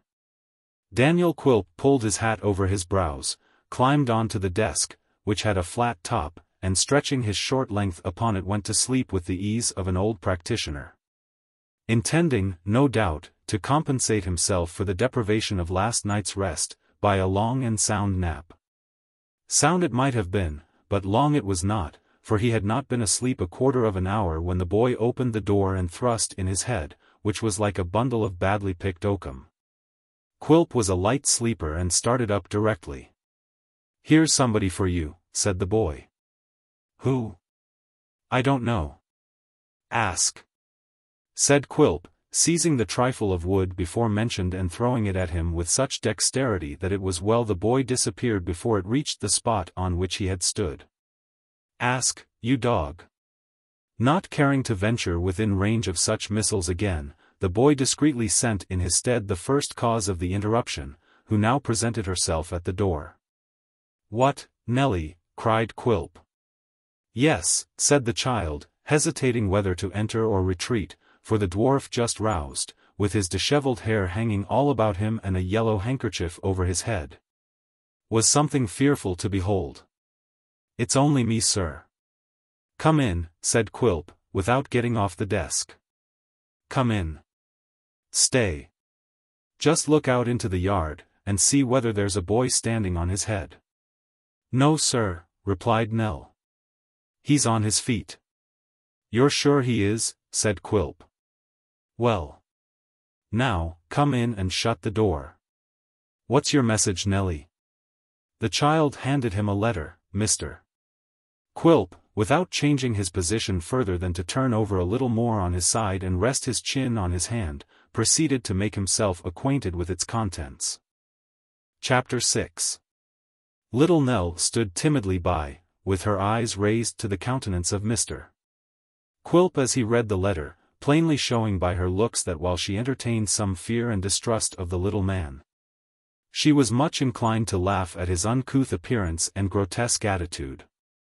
And yet there was visible on the part of the child a painful anxiety for his reply, and a consciousness of his power to render it disagreeable or distressing, which was strongly at variance with this impulse and restrained it more effectually than she could possibly have done by any efforts of her own.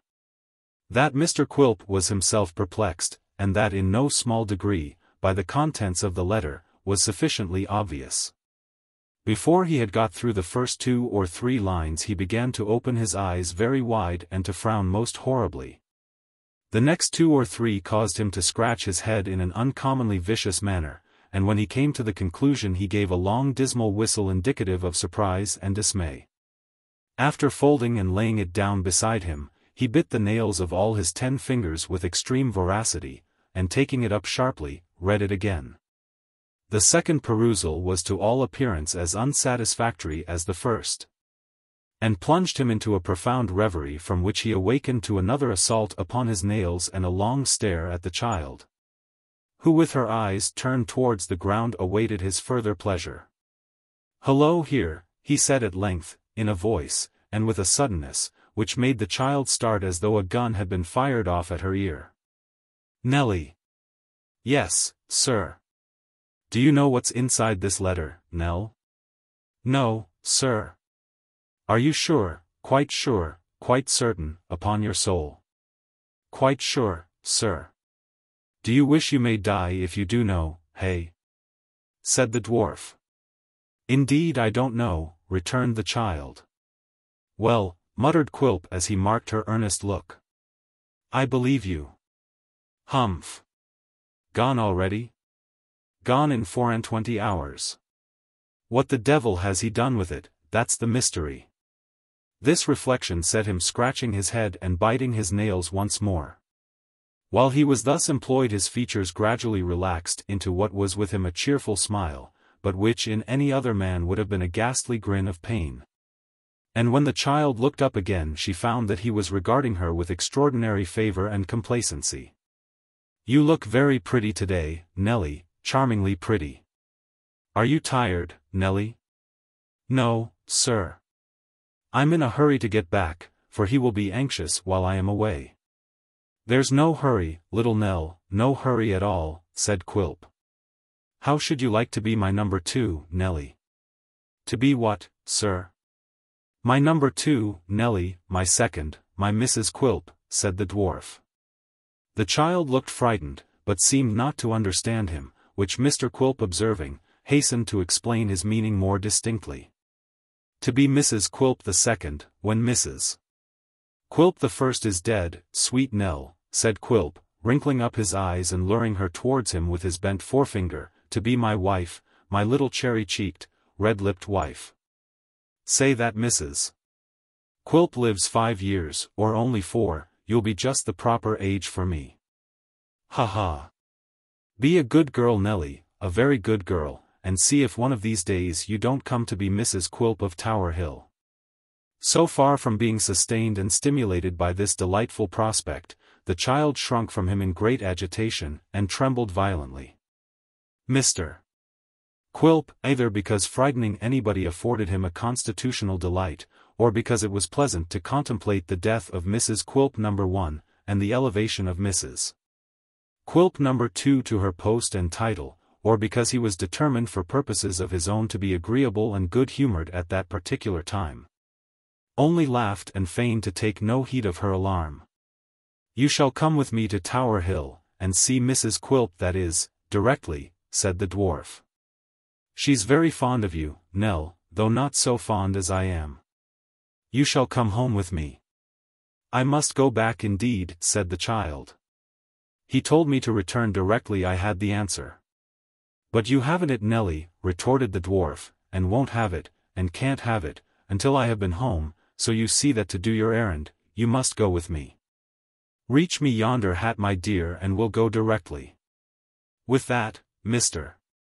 Quilp suffered himself to roll gradually off the desk until his short legs touched the ground, when he got upon them and led the way from the counting-house to the wharf outside, where the first objects that presented themselves were the boy who had stood on his head and another young gentleman of about his own stature, rolling in the mud together, locked in a tight embrace, and cuffing each other with mutual heartiness. It's Kit, cried Nelly, clasping her hands, poor Kit who came with me. Oh, pray stop them, Mr. Quilp. I'll stop, cried Quilp, diving into the little counting-house and returning with a thick stick. I'll stop, Now my boys, fight away. I'll fight you both, I'll take both of you, both together, both together. With which defiances the dwarf flourished his cudgel, and dancing round the combatants and treading upon them and skipping over them, in a kind of frenzy, laid about him, now on one and now on the other, in a most desperate manner, always aiming at their heads and dealing such blows as none but the veriest little savage would have inflicted. This being warmer work than they had calculated upon, speedily cooled the courage of the belligerents, who scrambled to their feet and called for quarter. I'll beat you to a pulp, you dogs, said Quilp, vainly endeavoring to get near either of them for a parting blow. I'll bruise you till you're copper-colored, I'll break your faces till you haven't a profile between you, I will. Come, you drop that stick or it'll be worse for you, said his boy, dodging round him and watching an opportunity to rush in. You drop that stick. Come a little nearer, and I'll drop it on your skull, you dog, said Quilp with gleaming eyes. A little nearer, nearer yet. But the boy declined the invitation until his master was apparently a little off his guard, when he darted in and seizing the weapon tried to wrest it from his grasp. Quilp, who was as strong as a lion, easily kept his hold until the boy was tugging at it with his utmost power, when he suddenly let it go and sent him reeling backwards, so that he fell violently upon his head. The success of this maneuver tickled Mr. Quilp beyond description, and he laughed and stamped upon the ground as at a most irresistible jest. Never mind, said the boy, nodding his head and rubbing it at the same time. You see, if ever I offer to strike anybody again because they say you're a uglier dwarf than can be seen anywheres for a penny, that's all. Do you mean to say, I'm not, you dog, returned Quilp.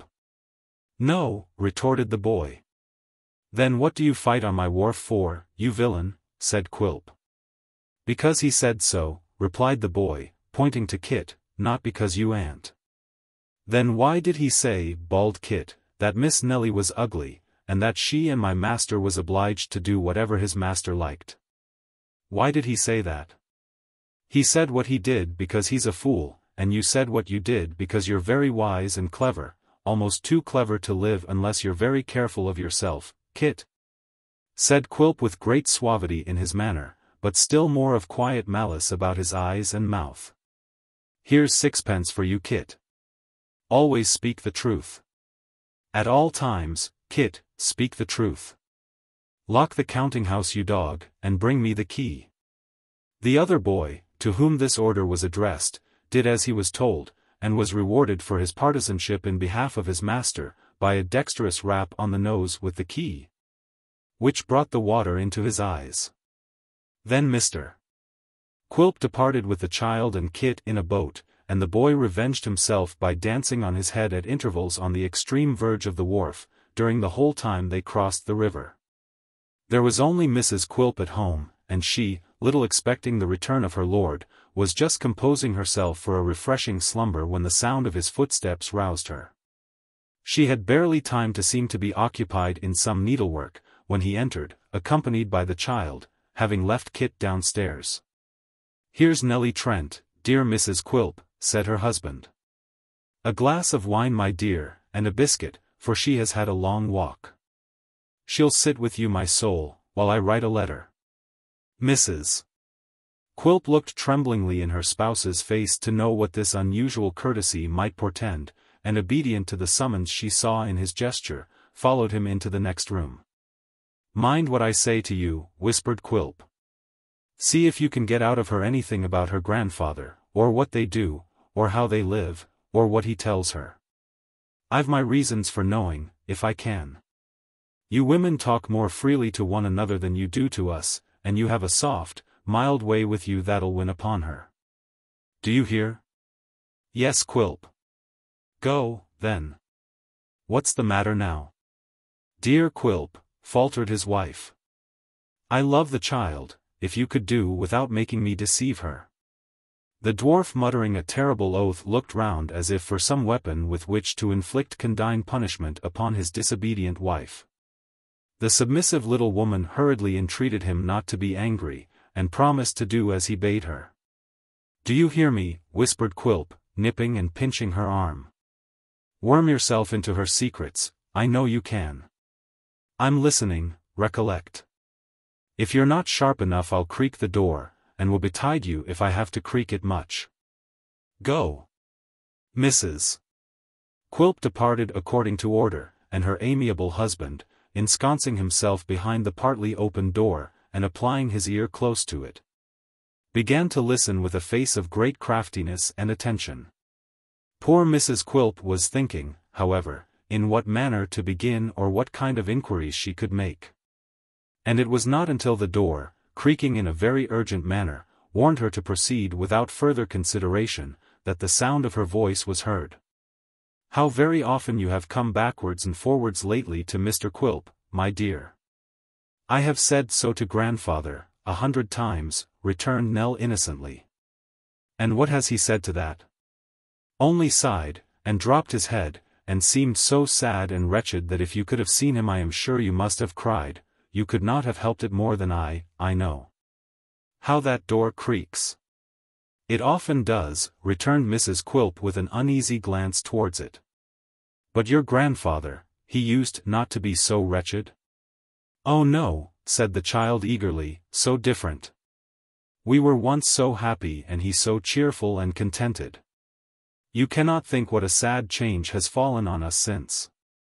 "I am very, very sorry to hear you speak like this, my dear," said Mrs. Quilp. And she spoke the truth. "Thank you," returned the child, kissing her cheek, "you are always kind to me, and it is a pleasure to talk to you. I can speak to no one else about him, but poor Kit. I am very happy still. I ought to feel happier perhaps than I do, but you cannot think how it grieves me sometimes to see him alter so." "He'll alter again, Nellie," said Mrs. Quilp, "and be what he was before." "Oh, if God would only let that come about," said the child with streaming eyes. "But it is a long time now, since he first began to. I thought I saw that door moving." "It's the wind," said Mrs. Quilp faintly. "Began to?" "To be so thoughtful and dejected, and to forget our old way of spending the time in the long evenings," said the child. "I used to read to him by the fireside, and he sat listening, and when I stopped and we began to talk, he told me about my mother. And how she once looked and spoke just like me when she was a little child.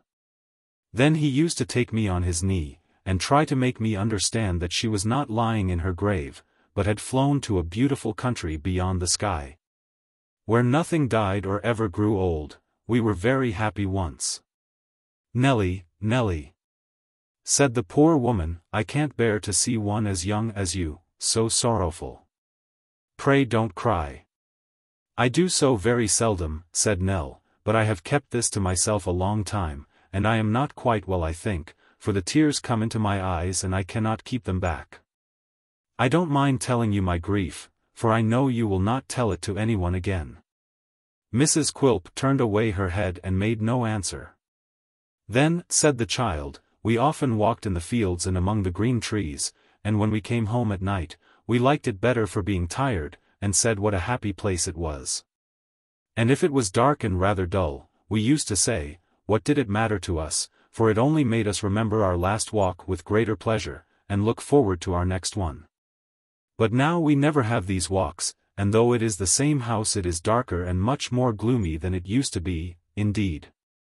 She paused here, but though the door creaked more than once, Mrs. Quilp said nothing.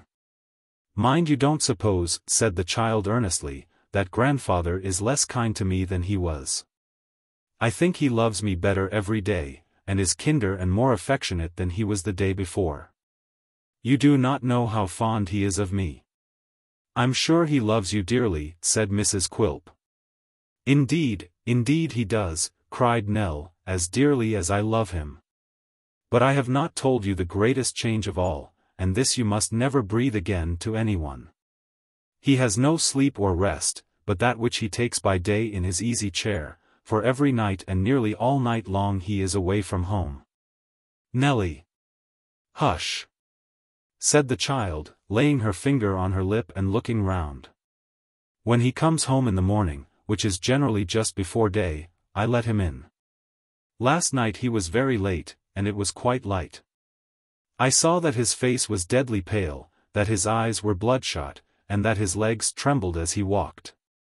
When I had gone to bed again, I heard him groan. I got up and ran back to him, and heard him say, before he knew that I was there, that he could not bear his life much longer, and if it was not for the child, would wish to die. What shall I do? Oh! What shall I do? The fountains of her heart were open. The child, overpowered by the weight of her sorrows and anxieties, by the first confidence she had ever shown, and the sympathy with which her little tale had been received, hid her face in the arms of her helpless friend, and burst into a passion of tears. In a few moments Mr. Quilp returned, and expressed the utmost surprise to find her in this condition, which he did very naturally and with admirable effect. For that kind of acting had been rendered familiar to him by long practice, and he was quite at home in it. She's tired you see, Mrs. Quilp, said the dwarf, squinting in a hideous manner to imply that his wife was to follow his lead. It's a long way from her home to the wharf, and then she was alarmed to see a couple of young scoundrels fighting, and was timorous on the water besides. All this together has been too much for her. Poor Nell. Mr. Quilp unintentionally adopted the very best means he could have devised for the recovery of his young visitor, by patting her on the head. Such an application from any other hand might not have produced a remarkable effect, but the child shrunk so quickly from his touch and felt such an instinctive desire to get out of his reach, that she rose directly and declared herself ready to return. But you'd better wait, and dine with Mrs. Quilp and me, said the dwarf. I have been away too long, sir, already, returned Nell, drying her eyes. Well, said Mr. Quilp, if you will go, you will, Nelly. Here's the note. It's only to say that I shall see him tomorrow or maybe next day, and that I couldn't do that little business for him this morning. Goodbye, Nelly. Here, you sir, take care of her, d'ye hear? Kit, who appeared at the summons, deigned to make no reply to so needless an injunction. And after staring at Quilp in a threatening manner as if he doubted whether he might not have been the cause of Nelly shedding tears, and felt more than half disposed to revenge the fact upon him on the mere suspicion, turned about and followed his young mistress, who had by this time taken her leave of Mrs. Quilp and departed. You're a keen questioner, ain't you, Mrs. Quilp, said the dwarf turning upon her as soon as they were left alone. What more could I do, returned his wife mildly. "What more could you do?" sneered Quilp. "Couldn't you have done something less? Couldn't you have done what you had to do without appearing in your favorite part of the crocodile, you minx?" "I am very sorry for the child, Quilp," said his wife. "Surely I've done enough. I've led her on to tell her secret when she supposed we were alone, and you were by, God forgive me." "You led her on. You did a great deal truly," said Quilp. "What did I tell you about making me creak the door? It's lucky for you that from what she let fall, I've got the clue I want, for if I hadn't, I'd have visited the failure upon you, I can tell you." Mrs. Quilp, being fully persuaded of this, made no reply. Her husband added with some exultation, "But you may thank your fortunate stars, the same stars that made you Mrs. Quilp, you may thank them that I'm upon the old gentleman's track and have got a new light. So let me hear no more about this matter now or at any other time, and don't get anything too nice for dinner, for I shan't be home to it." So saying, Mr. Quilp put his hat on and took himself off, and Mrs. Quilp, who was afflicted beyond measure by the recollection of the part she had just acted, shut herself up in her chamber, and smothering her head in the bedclothes bemoaned her fault more bitterly than many less tender-hearted persons would have mourned a much greater offense. For in the majority of cases, conscience is an elastic and very flexible article, which will bear a deal of stretching and adapt itself to a great variety of circumstances. Some people, by prudent management and leaving it off piece by piece like a flannel waistcoat in warm weather, even contrive, in time, to dispense with it altogether. But there be others who can assume the garment and throw it off at pleasure. And this, being the greatest and most convenient improvement, is the one most in vogue. Chapter 7. "Fred," said Mr. Swiveller, "remember the once popular melody of Begone Dull Care, fan the sinking flame of hilarity with the wing of friendship, and pass the rosy wine." Mr. Richard Swiveller's apartments were in the neighborhood of Drury Lane, and in addition to this conveniency of situation had the advantage of being over a tobacconist's shop, so that he was enabled to procure a refreshing sneeze at any time by merely stepping out upon the staircase, and was saved the trouble and expense of maintaining a snuff-box. It was in these apartments that Mr. Swiveller made use of the expressions above recorded for the consolation and encouragement of his desponding friend. And it may not be uninteresting or improper to remark that even these brief observations partook in a double sense of the figurative and poetical character of Mr. Swiveller's mind, as the rosy wine was in fact represented by one glass of cold gin and water which was replenished as occasion required from a bottle and jug upon the table, and was passed from one to another in a scarcity of tumblers which, as Mr. Swiveller's was a bachelor's establishment, may be acknowledged without a blush. By a like pleasant fiction his single chamber was always mentioned in the plural number. In its disengaged times, the tobacconist had announced it in his window as apartments for a single gentleman, and Mr. Swiveller, following up the hint, never failed to speak of it as his rooms, his lodgings, or his chambers, conveying to his hearers a notion of indefinite space, and leaving their imaginations to wander through long suites of lofty halls, at pleasure. In this flight of fancy, Mr. Swiveller was assisted by a deceptive piece of furniture, in reality a bedstead, but in semblance a bookcase, which occupied a prominent situation in his chamber and seemed to defy suspicion and challenge inquiry. There is no doubt that by day Mr. Swiveller firmly believed this secret convenience to be a bookcase and nothing more, that he closed his eyes to the bed, resolutely denied the existence of the blankets, and spurned the bolster from his thoughts. No word of its real use, no hint of its nightly service, no allusion to its peculiar properties, had ever passed between him and his most intimate friends. Implicit faith in the deception was the first article of his creed. To be the friend of Swiveller you must reject all circumstantial evidence, all reason, observation, and experience, and repose a blind belief in the bookcase. It was his pet weakness and he cherished it. "Fred," said Mr. Swiveller, finding that his former adjuration had been productive of no effect, "pass the rosy." Young Trent with an impatient gesture pushed the glass towards him, and fell again into the moody attitude from which he had been unwillingly roused. "I'll give you, Fred," said his friend, stirring the mixture, a little sentiment appropriate to the occasion. "Here's may the—" "Pshaw," interposed the other. "You worry me to death with your chattering. You can be merry under any circumstances." "Why, Mr. Trent," returned Dick, "there is a proverb which talks about being merry and wise. There are some people who can be merry and can't be wise, and some who can be wise, or think they can, and can't be merry. I'm one of the first sort. If the proverb's a good un, I suppose it's better to keep to half of it than none.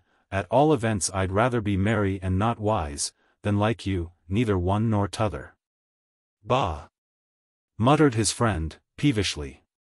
"With all my heart," said Mr. Swiveller. "In the polite circles I believe this sort of thing isn't usually said to a gentleman in his own apartments, but never mind that. Make yourself at home." Adding to this retort an observation to the effect that his friend appeared to be rather cranky in point of temper. Richard Swiveller finished the rosy and applied himself to the composition of another glassful, in which, after tasting it with great relish, he proposed a toast to an imaginary company. "Gentlemen, I'll give you if you please success to the ancient family of the Swivellers, and good luck to Mr. Richard in particular, Mr. Richard, gentlemen," said Dick with great emphasis, "who spends all his money on his friends and is d for his pains." "Hear, hear." "Dick," said the other, returning to his seat after having paced the room twice or thrice, "will you talk seriously for 2 minutes, if I show you a way to make your fortune with very little trouble?" "You've shown me so many," returned Dick. "And nothing has come of any one of them but empty pockets. You'll tell a different story of this one, before a very long time is over," said his companion drawing his chair to the table. "You saw my sister Nell?" "What about her?" returned Dick. "She has a pretty face, has she not?" "Why, certainly," replied Dick. "I must say for her that there's not any very strong family likeness between her and you." "Has she a pretty face?" repeated his friend impatiently. "Yes," said Dick, "she has a pretty face, a very pretty face." "What of that?" "I'll tell you," returned his friend. "It's very plain that the old man and I will remain at daggers drawn to the end of our lives, and that I have nothing to expect from him. You see that, I suppose?" "A bat might see that, with the sun shining," said Dick. "It's equally plain that the money which the old flint, rot him, first taught me to expect that I should share with her at his death, will all be hers, is it not?" "I should say it was," replied Dick, "unless the way in which I put the case to him made an impression." "It may have done so." "It was powerful, Fred. Here is a jolly old grandfather, that was strong, I thought, very friendly and natural. Did it strike you in that way?" "It didn't strike him," returned the other, "so we needn't discuss it. Now look here. Nell is nearly 14. Fine girl of her age, but small," observed Richard Swiveller parenthetically. "If I am to go on, be quiet for 1 minute," returned Trent, fretting at the very slight interest the other appeared to take in the conversation. "Now I'm coming to the point." "That's right," said Dick. "The girl has strong affections, and brought up as she has been, may, at her age, be easily influenced and persuaded. If I take her in hand, I will be bound by a very little coaxing and threatening to bend her to my will. Not to beat about the bush, for the advantages of the scheme would take a week to tell, what's to prevent your marrying her?" Richard Swiveller, who had been looking over the rim of the tumbler while his companion addressed the foregoing remarks to him with great energy and earnestness of manner, no sooner heard these words than he evinced the utmost consternation, and with difficulty ejaculated the monosyllable, "What?" "I say, what's to prevent," repeated the other with a steadiness of manner of the effect of which upon his companion he was well assured by long experience, "what's to prevent your marrying her?" "And she nearly 14, cried Dick. "I don't mean marrying her now," returned the brother angrily, "say in 2 years' time, in 3, in 4. Does the old man look like a long liver? He don't look like it, said Dick shaking his head, but these old people, there's no trusting them, Fred. There's an aunt of mine down in Dorsetshire that was going to die when I was 8 years old, and hasn't kept her word yet. They're so aggravating, so unprincipled, so spiteful, unless there's apoplexy in the family, Fred, you can't calculate upon them, and even then they deceive you just as often as not. Look at the worst side of the question then, said Trent as steadily as before, and keeping his eyes upon his friend. Suppose he lives. To be sure, said Dick. There's the rub. I say, resumed his friend, suppose he lives, and I persuaded, or if the word sounds more feasible, forced, Nell to a secret marriage with you. What do you think would come of that? A family and an annual income of nothing, to keep them on, said Richard Swiveller after some reflection. I tell you, returned the other with an increased earnestness, which, whether it were real or assumed, had the same effect on his companion, that he lives for her. That his whole energies and thoughts are bound up in her. That he would no more disinherit her for an act of disobedience than he would take me into his favor again for any act of obedience or virtue that I could possibly be guilty of. He could not do it. You or any other man with eyes in his head may see that, if he chooses.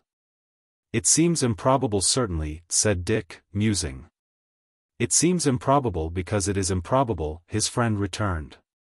If you would furnish him with an additional inducement to forgive you, let there be an irreconcilable breach, a most deadly quarrel, between you and me, let there be a pretense of such a thing.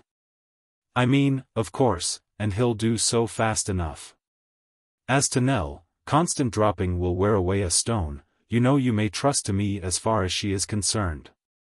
So, whether he lives or dies, what does it come to? That you become the sole inheritor of the wealth of this rich old hunks, that you and I spend it together, and that you get into the bargain a beautiful young wife. I suppose there's no doubt about his being rich, said Dick. Doubt? Did you hear what he let fall the other day when we were there? Doubt? What will you doubt next, Dick? It would be tedious to pursue the conversation through all its artful windings, or to develop the gradual approaches by which the heart of Richard Swiveller was gained. It is sufficient to know that vanity, interest, poverty, and every spendthrift consideration urged him to look upon the proposal with favor, and that where all other inducements were wanting, the habitual carelessness of his disposition stepped in and still weighed down the scale on the same side. To these impulses must be added the complete ascendancy which his friend had long been accustomed to exercise over him, an ascendancy exerted in the beginning sorely at the expense of the unfortunate Dick's purse and prospects, but still maintained without the slightest relaxation, notwithstanding that Dick suffered for all his friend's vices, and was in 9 cases out of 10 looked upon as his designing tempter when he was indeed nothing but his thoughtless light-headed tool. The motives on the other side were something deeper than any which Richard Swiveller entertained or understood, but these being left to their own development, require no present elucidation.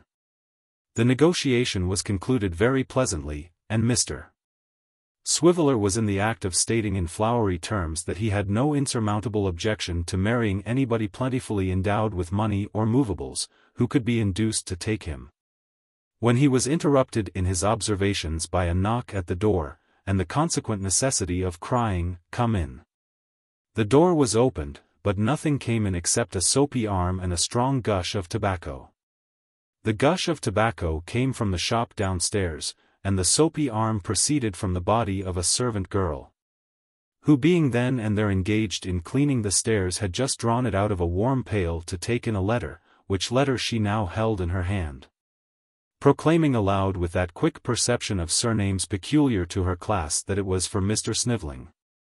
Dick looked rather pale and foolish when he glanced at the direction, and still more so when he came to look at the inside, observing that this was one of the inconveniences of being a ladies' man, and that it was very easy to talk as they had been talking, but he had quite forgotten her.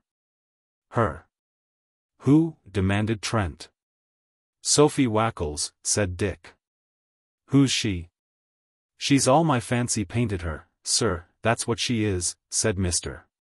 Swiveller, taking a long pull at the rosy, and looking gravely at his friend. She is lovely, she's divine. You know her. I remember, said his companion carelessly. What of her?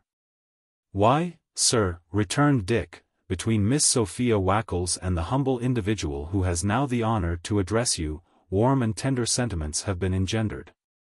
Sentiments of the most honorable and inspiring kind. The goddess Diana, sir, that calls aloud for the chase, is not more particular in her behavior than Sophia Wackles, I can tell you that. Am I to believe there's anything real in what you say? Demanded his friend. You don't mean to say that any love-making has been going on? Love-making, yes. Promising, no, said Dick. There can be no action for breach, that's one comfort. I've never committed myself in writing, Fred. And what's in the letter, pray? A reminder, Fred, for tonight, a small party of 20, making 200 light fantastic toes in all, supposing every lady and gentleman to have the proper complement. I must go, if it's only to begin breaking off the affair, I'll do it, don't you be afraid. I should like to know whether she left this herself. If she did, unconscious of any bar to her happiness, it's affecting, Fred. To solve this question, Mr. Swiveller summoned the handmaid and ascertained that Miss Sophie Wackles had indeed left the letter with her own hands. That she had come accompanied, for decorum's sake no doubt, by a younger Miss Wackles, and that on learning that Mr. Swiveller was at home and being requested to walk upstairs, she was extremely shocked and professed that she would rather die. Mr. Swiveller heard this account with a degree of admiration not altogether consistent with the project in which he had just concurred. But his friend attached very little importance to his behavior in this respect. Probably because he knew that he had influence sufficient to control Richard Swiveller's proceedings in this or any other matter, whenever he deemed it necessary. For the advancement of his own purposes, to exert it. Chapter 8. Business disposed of, Mr. Swiveller was inwardly reminded of its being nigh dinner time, and to the intent that his health might not be endangered by longer abstinence. Dispatched a message to the nearest eating-house requiring an immediate supply of boiled beef and greens for 2. With this demand, however, the eating-house, having experience of its customer, declined to comply, churlishly sending back for answer that if Mr. Swiveller stood in need of beef perhaps he would be so obliging as to come there and eat it, bringing with him, as grace before meat, the amount of a certain small account which had been long outstanding. Not at all intimidated by this rebuff, but rather sharpened in wits and appetite, Mr. Swiveller forwarded the same message to another and more distant eating-house, adding to it by way of rider that the gentleman was induced to send so far. Not only by the great fame and popularity its beef had acquired, but in consequence of the extreme toughness of the beef retailed at the obdurate cook's shop, which rendered it quite unfit not merely for gentlemanly food but for any human consumption. The good effect of this politic course was demonstrated by the speedy arrival of a small pewter pyramid curiously constructed of platters and covers, whereof the boiled beef plates formed the base, and a foaming quart pot the apex. The structure being resolved into its component parts afforded all things requisite and necessary for a hearty meal, to which Mr. Swiveller and his friend applied themselves with great keenness and enjoyment. May the present moment, said Dick, sticking his fork into a large carbuncular potato, be the worst of our lives. I like this plan of sending them with the peel on. There's a charm in drawing a potato from its native element, if I may so express it, to which the rich and powerful are strangers. Ah! Man wants but little here below, nor wants that little long. How true that is, after dinner. I hope the eating-house keeper will want but little and that he may not want that little long, returned his companion, but I suspect you've no means of paying for this. I shall be passing presently, and I'll call, said Dick, winking his eye significantly. The waiter's quite helpless. The goods are gone, Fred, and there's an end of it. In point of fact, it would seem that the waiter felt this wholesome truth, for when he returned for the empty plates and dishes and was informed by Mr. Swiveller with dignified carelessness that he would call and settle when he should be passing presently, he displayed some perturbation of spirit, and muttered a few remarks about payment on delivery, and no trust, and other unpleasant subjects. But was fain to content himself with inquiring at what hour it was likely the gentleman would call, in order that being personally responsible for the beef, greens, and sundries, he might take care to be in the way at the time. Mr. Swiveller, after mentally calculating his engagements to a nicety, replied that he should look in at from 2 minutes before 6 to 7 minutes past. And the man disappearing with this feeble consolation, Richard Swiveller took a greasy memorandum book from his pocket and made an entry therein. "Is that a reminder, in case you should forget to call?" said Trent with a sneer. "Not exactly, Fred," replied the imperturbable Richard, continuing to write with a businesslike air. "I enter in this little book the names of the streets that I can't go down while the shops are open. This dinner today closes Long Acre. I bought a pair of boots in Great Queen Street last week, and made that no thoroughfare too. There's only one avenue to the Strand left open now, and I shall have to stop up that tonight with a pair of gloves. The roads are closing so fast in every direction, that in about a month's time, unless my aunt sends me a remittance, I shall have to go 3 or 4 miles out of town to get over the way." "There's no fear of her failing, in the end?" said Trent. "Why, I hope not," returned Mr. Swiveller, "but the average number of letters it takes to soften her is 6, and this time we have got as far as 8 without any effect at all. I'll write another tomorrow morning. I mean to blot it a good deal and shake some water over it out of the pepper castor, to make it look penitent. I'm in such a state of mind that I hardly know what I write to blot.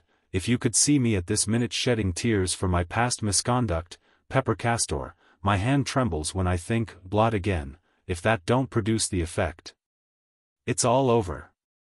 By this time Mr. Swiveller had finished his entry, and he now replaced his pencil in its little sheath and closed the book, in a perfectly grave and serious frame of mind. His friend discovered that it was time for him to fulfill some other engagement, and Richard Swiveller was accordingly left alone, in company with the rosy wine and his own meditations touching Miss Sophie Wackles. "It's rather sudden," said Dick, shaking his head with a look of infinite wisdom, and running on, as he was accustomed to do, with scraps of verse as if they were only prose in a hurry. "When the heart of a man is depressed with fears, the mist is dispelled when Miss Wackles appears. She's a very nice girl. She's like the red rose that's newly sprung in June, there's no denying that. She's also like a melody that's sweetly played in tune. It's really very sudden. Not that there's any need, on account of Fred's little sister, to turn cool directly, but it's better not to go too far. If I begin to cool at all I must begin at once, I see that. There's the chance of an action for breach, that's one reason. There's the chance of Sophie's getting another husband, that's another. There's the chance of, no, there's no chance of that, but it's as well to be on the safe side." This undeveloped consideration was the possibility, which Richard Swiveller sought to conceal even from himself, of his not being proof against the charms of Miss Wackles. And in some unguarded moment, by linking his fortunes to hers forever, of putting it out of his own power to further the notable scheme to which he had so readily become a party. For all these reasons, he decided to pick a quarrel with Miss Wackles without delay, and casting about for a pretext determined in favor of groundless jealousy. Having made up his mind on this important point, he circulated the glass, from his right hand to his left, and back again, pretty freely, to enable him to act his part with the greater discretion. And then, after making some slight improvements in his toilet, bent his steps towards the spot hallowed by the fair object of his meditations. This spot was at Chelsea, for there Miss Sophia Wackles resided with her widowed mother and 2 sisters, in conjunction with whom she maintained a very small day school for young ladies of proportionate dimensions. A circumstance which was made known to the neighborhood by an oval board over the front first-floor window, whereon appeared in circumambient flourishes the words, Ladies' Seminary, and which was further published and proclaimed at intervals between the hours of 9:30 and 10 in the morning. by a straggling and solitary young lady of tender years standing on the scraper on the tips of her toes and making futile attempts to reach the knocker with a spelling book.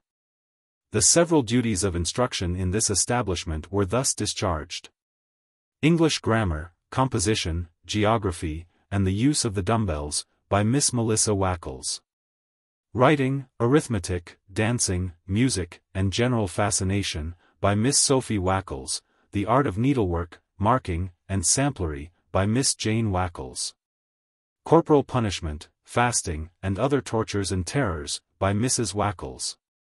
Miss Melissa Wackles was the eldest daughter, Miss Sophie the next, and Miss Jane the youngest.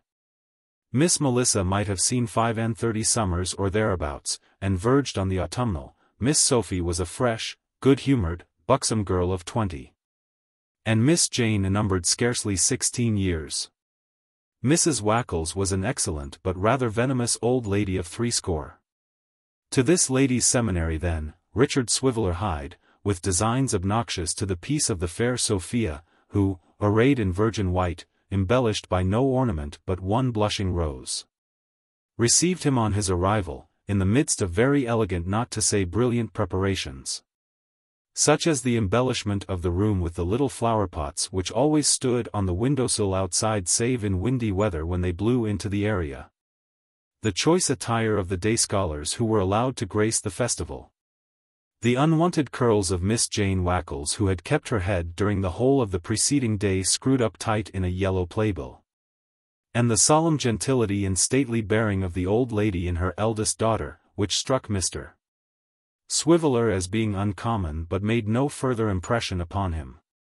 The truth is, and as there is no accounting for tastes, even a taste so strange as this may be recorded without being looked upon as a wilful and malicious invention, the truth is that neither Mrs. Wackles nor her eldest daughter had at any time greatly favored the pretensions of Mr. Swiveller, being accustomed to make slight mention of him as a gay young man, and to sigh and shake their heads ominously whenever his name was mentioned. Mr. Swiveller's conduct in respect to Miss Sophie having been of that vague and dilatory kind which is usually looked upon as betokening no fixed matrimonial intentions, the young lady herself began in course of time to deem it highly desirable that it should be brought to an issue one way or other.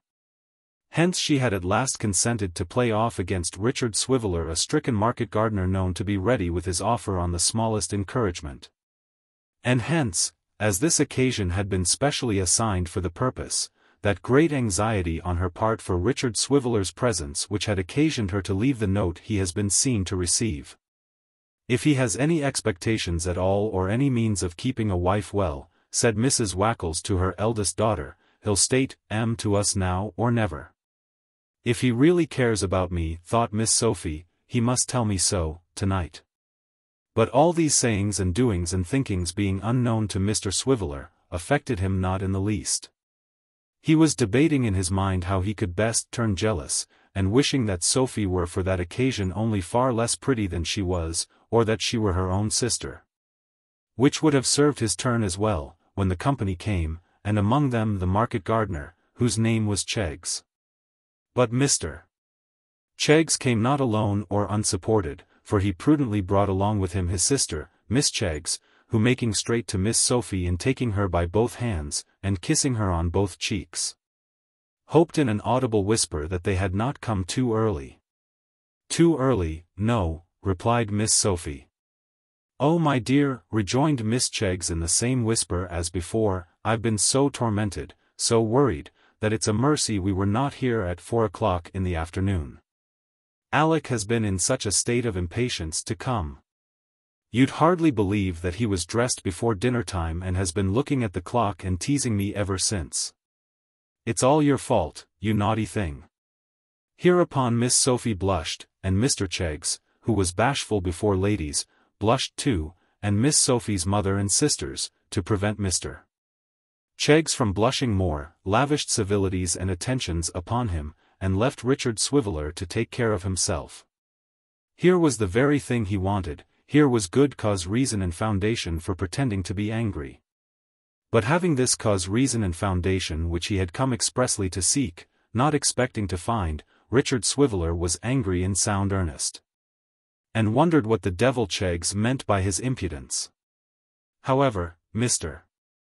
Swiveller had Miss Sophie's hand for the first quadrille, country dances being low, were utterly proscribed, and so gained an advantage over his rival, who sat despondingly in a corner and contemplated the glorious figure of the young lady as she moved through the mazy dance. Nor was this the only start Mr. Swiveller had of the market gardener, for determining to show the family what quality of man they trifled with, and influenced perhaps by his late libations. He performed such feats of agility and such spins and twirls as filled the company with astonishment, and in particular caused a very long gentleman who was dancing with a very short scholar to stand quite transfixed by wonder and admiration. Even Mrs. Wackles forgot for the moment to snub 3 small young ladies who were inclined to be happy, and could not repress a rising thought that to have such a dancer as that in the family would be a pride indeed. At this momentous crisis, Miss Cheggs proved herself a vigorous and useful ally, for not confining herself to expressing by scornful smiles a contempt for Mr. Swiveller's accomplishments, she took every opportunity of whispering into Miss Sophie's ear expressions of condolence and sympathy on her being worried by such a ridiculous creature, declaring that she was frightened to death lest Alec should fall upon, and beat him, in the fullness of his wrath, and entreating Miss Sophie to observe how the eyes of the said Alec gleamed with love and fury. Passions, it may be observed, which being too much for his eyes rushed into his nose also, and suffused it with a crimson glow. "You must dance with Miss Cheggs," said Miss Sophie to Dick Swiveller, after she had herself danced twice with Mr. Cheggs and made great show of encouraging his advances. "She's such a nice girl, and her brother's quite delightful." "Quite delightful is he," muttered Dick. "Quite delighted too I should say, from the manner in which he's looking this way." Here Miss Jane, previously instructed for the purpose, interposed her many curls and whispered her sister to observe how jealous Mr. Cheggs was. "Jealous? Like his impudence," said Richard Swiveller. "His impudence, Mr. Swiveller," said Miss Jane, tossing her head. "Take care he don't hear you, sir, or you may be sorry for it." "Oh, pray, Jane," said Miss Sophie. "Nonsense," replied her sister. "Why shouldn't Mr. Cheggs be jealous if he likes? I like that, certainly. Mr. Cheggs has as good a right to be jealous as anybody else has, and perhaps he may have a better right soon if he hasn't already. You know best about that, Sophie." Though this was a concerted plot between Miss Sophie and her sister, originating in humane intentions and having for its object the inducing Mr. Swiveller to declare himself in time, it failed in its effect, for Miss Jane, being one of those young ladies who are prematurely shrill and shrewish, gave such undue importance to her part that Mr. Swiveller retired in dudgeon, resigning his mistress to Mr. Cheggs and conveying a defiance into his looks which that gentleman indignantly returned. "Did you speak to me, sir?" said Mr. Cheggs, following him into a corner.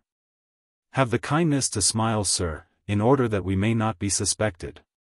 Did you speak to me, sir?" Mr. Swiveller looked with a supercilious smile at Mr. Cheggs's toes, then raised his eyes from them to his ankle, from that to his shin, from that to his knee, and so on very gradually, keeping up his right leg, until he reached his waistcoat. When he raised his eyes from button to button until he reached his chin, and travelling straight up the middle of his nose came at last to his eyes, when he said abruptly, "No, sir, I didn't." "Hem," said Mr. Cheggs, glancing over his shoulder, "have the goodness to smile again, sir. Perhaps you wished to speak to me, sir." "No, sir, I didn't do that, either." "Perhaps you may have nothing to say to me now, sir," said Mr. Cheggs fiercely. At these words Richard Swiveller withdrew his eyes from Mr. Cheggs's face, and travelling down the middle of his nose and down his waistcoat and down his right leg reached his toes again, and carefully surveyed them.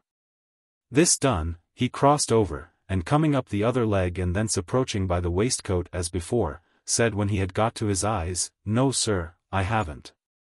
"Oh, indeed, sir," said Mr. Cheggs. "I'm glad to hear it. You know where I'm to be found, I suppose, sir, in case you should have anything to say to me? I can easily inquire, sir, when I want to know. There's nothing more we need say, I believe, sir. Nothing more, sir. With that they closed the tremendous dialogue by frowning mutually. Mr. Cheggs hastened to tender his hand to Miss Sophie, and Mr. Swiveller sat himself down in a corner in a very moody state. Hard by this corner, Mrs. Wackles and Miss Wackles were seated, looking on at the dance, and unto Mrs. and Miss Wackles, Miss Cheggs occasionally darted when her partner was occupied with his share of the figure, and made some remark or other which was gall and wormwood to Richard Swiveller's soul. Looking into the eyes of Mrs. and Miss Wackles for encouragement, and sitting very upright and uncomfortable on a couple of hard stools, were two of the day scholars. And when Miss Wackles smiled, and Mrs. Wackles smiled, the two little girls on the stools sought to curry favor by smiling likewise, in gracious acknowledgment of which attention the old lady frowned them down instantly, and said that if they dared to be guilty of such an impertinence again, they should be sent under convoy to their respective homes. This threat caused one of the young ladies, she being of a weak and trembling temperament, to shed tears, and for this offense they were both filed off immediately, with a dreadful promptitude that struck terror into the souls of all the pupils. "I've got such news for you," said Miss Cheggs, approaching once more. "Alec has been saying such things to Sophie. Upon my word, you know it's quite serious and in earnest, that's clear." "What's he been saying, my dear?" demanded Mrs. Wackles. "All manner of things," replied Miss Cheggs. "You can't think how out he has been speaking." Richard Swiveller considered it advisable to hear no more, but taking advantage of a pause in the dancing, and the approach of Mr. Cheggs to pay his court to the old lady, swaggered with an extremely careful assumption of extreme carelessness towards the door, passing on the way Miss Jane Wackles, who in all the glory of her curls was holding a flirtation, as good practice when no better was to be had, with a feeble old gentleman who lodged in the parlour. Near the door sat Miss Sophie, still fluttered and confused by the attentions of Mr. Cheggs, and by her side Richard Swiveller lingered for a moment to exchange a few parting words. "My boat is on the shore and my bark is on the sea, but before I pass this door I will say farewell to thee," murmured Dick, looking gloomily upon her. "Are you going?" said Miss Sophie, whose heart sunk within her at the result of her stratagem, but who affected a light indifference notwithstanding. "Am I going?" echoed Dick bitterly. "Yes, I am." "What then?" "Nothing, except that it's very early," said Miss Sophie, "but you are your own master, of course." "I would that I had been my own mistress too," said Dick, "before I had ever entertained a thought of you. Miss Wackles, I believed you true, and I was blessed in so believing, but now I mourn that ere I knew, a girl so fair yet so deceiving." Miss Sophie bit her lip and affected to look with great interest after Mr. Cheggs, who was quaffing lemonade in the distance. "I came here," said Dick, rather oblivious of the purpose with which he had really come, "with my bosom expanded, my heart dilated, and my sentiments of a corresponding description. I go away with feelings that may be conceived but cannot be described, feeling within myself the desolating truth that my best affections have experienced this night a stifler." "I am sure I don't know what you mean, Mr. Swiveller," said Miss Sophie with downcast eyes. "I'm very sorry if—" "Sorry, ma'am," said Dick, "sorry in the possession of a Cheggs. But I wish you a very good night," concluding with this slight remark, "that there is a young lady growing up at this present moment for me, who has not only great personal attractions but great wealth, and who has requested her next of kin to propose for my hand, which, having a regard for some members of her family, I have consented to promise. It's a gratifying circumstance which you'll be glad to hear, that a young and lovely girl is growing into a woman expressly on my account, and is now saving up for me. I thought I'd mention it. I have now merely to apologize for trespassing so long upon your attention. Good night." "There's one good thing springs out of all this," said Richard Swiveller to himself when he had reached home and was hanging over the candle with the extinguisher in his hand, "which is, that I now go heart and soul, neck and heels, with Fred in all his scheme about little Nelly, and right glad he'll be to find me so strong upon it. He shall know all about that tomorrow, and in the meantime, as it's rather late, I'll try and get a wink or two of the balmy. The balmy came almost as soon as it was courted. In a very few minutes Mr. Swiveller was fast asleep, dreaming that he had married Nellie Trent and come into the property, and that his first act of power was to lay waste the market garden of Mr. Cheggs and turn it into a brick field. Chapter 9. The child, in her confidence with Mrs. Quilp, had but feebly described the sadness and sorrow of her thoughts, or the heaviness of the cloud which overhung her home, and cast dark shadows on its hearth. Besides that it was very difficult to impart to any person not intimately acquainted with the life she led, an adequate sense of its gloom and loneliness. A constant fear of in some way committing or injuring the old man to whom she was so tenderly attached, had restrained her even in the midst of her heart's overflowing, and made her timid of allusion to the main cause of her anxiety and distress. For, it was not the monotonous days uncheckered by variety and uncheered by pleasant companionship, it was not the dark dreary evenings or the long solitary nights. It was not the absence of every slight and easy pleasure for which young hearts beat high, or the knowing nothing of childhood but its weakness and its easily wounded spirit, that had wrung such tears from Nell. To see the old man struck down beneath the pressure of some hidden grief, to mark his wavering and unsettled state, to be agitated at times with a dreadful fear that his mind was wandering, and to trace in his words and looks the dawning of despondent madness. To watch and wait and listen for confirmation of these things day after day, and to feel and know that, come what might, they were alone in the world with no one to help or advise or care about them.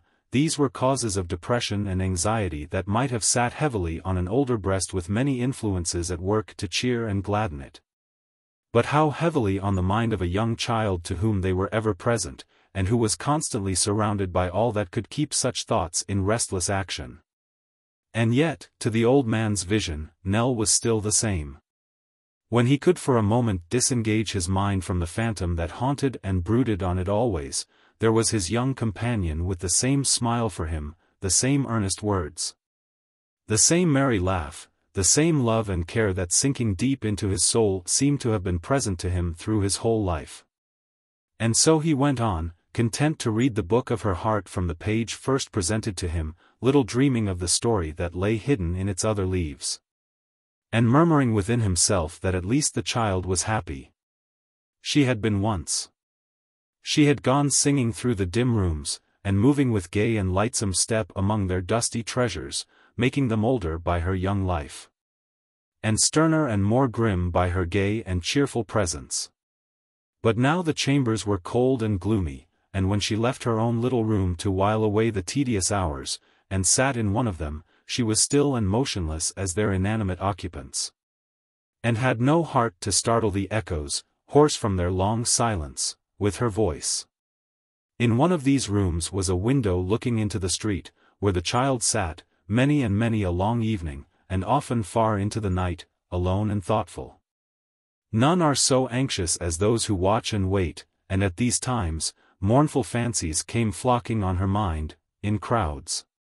She would take her station here at dusk, and watch the people as they passed up and down the street, or appeared at the windows of the opposite houses, wondering whether those rooms were as lonesome as that in which she sat, and whether those people felt it company to see her sitting there, as she did only to see them look out and draw in their heads again. There was a crooked stack of chimneys on one of the roofs, in which by often looking at them she had fancied ugly faces that were frowning over at her and trying to peer into the room. And she felt glad when it grew too dark to make them out, though she was sorry too, when the man came to light the lamps in the street, for it made it late, and very dull inside. Then she would draw in her head to look round the room and see that everything was in its place and hadn't moved. And looking out into the street again, would perhaps see a man passing with a coffin on his back, and 2 or 3 others silently following him to a house where somebody lay dead. Which made her shudder and think of such things until they suggested afresh the old man's altered face and manner, and a new train of fears and speculations. If he were to die, if sudden illness had happened to him, and he were never to come home again, alive, if, one night, he should come home, and kiss and bless her as usual. And after she had gone to bed and had fallen asleep and was perhaps dreaming pleasantly, and smiling in her sleep, he should kill himself and his blood come creeping on the ground to her own bedroom door. These thoughts were too terrible to dwell upon, and again she would have recourse to the street, now trodden by fewer feet and darker and more silent than before.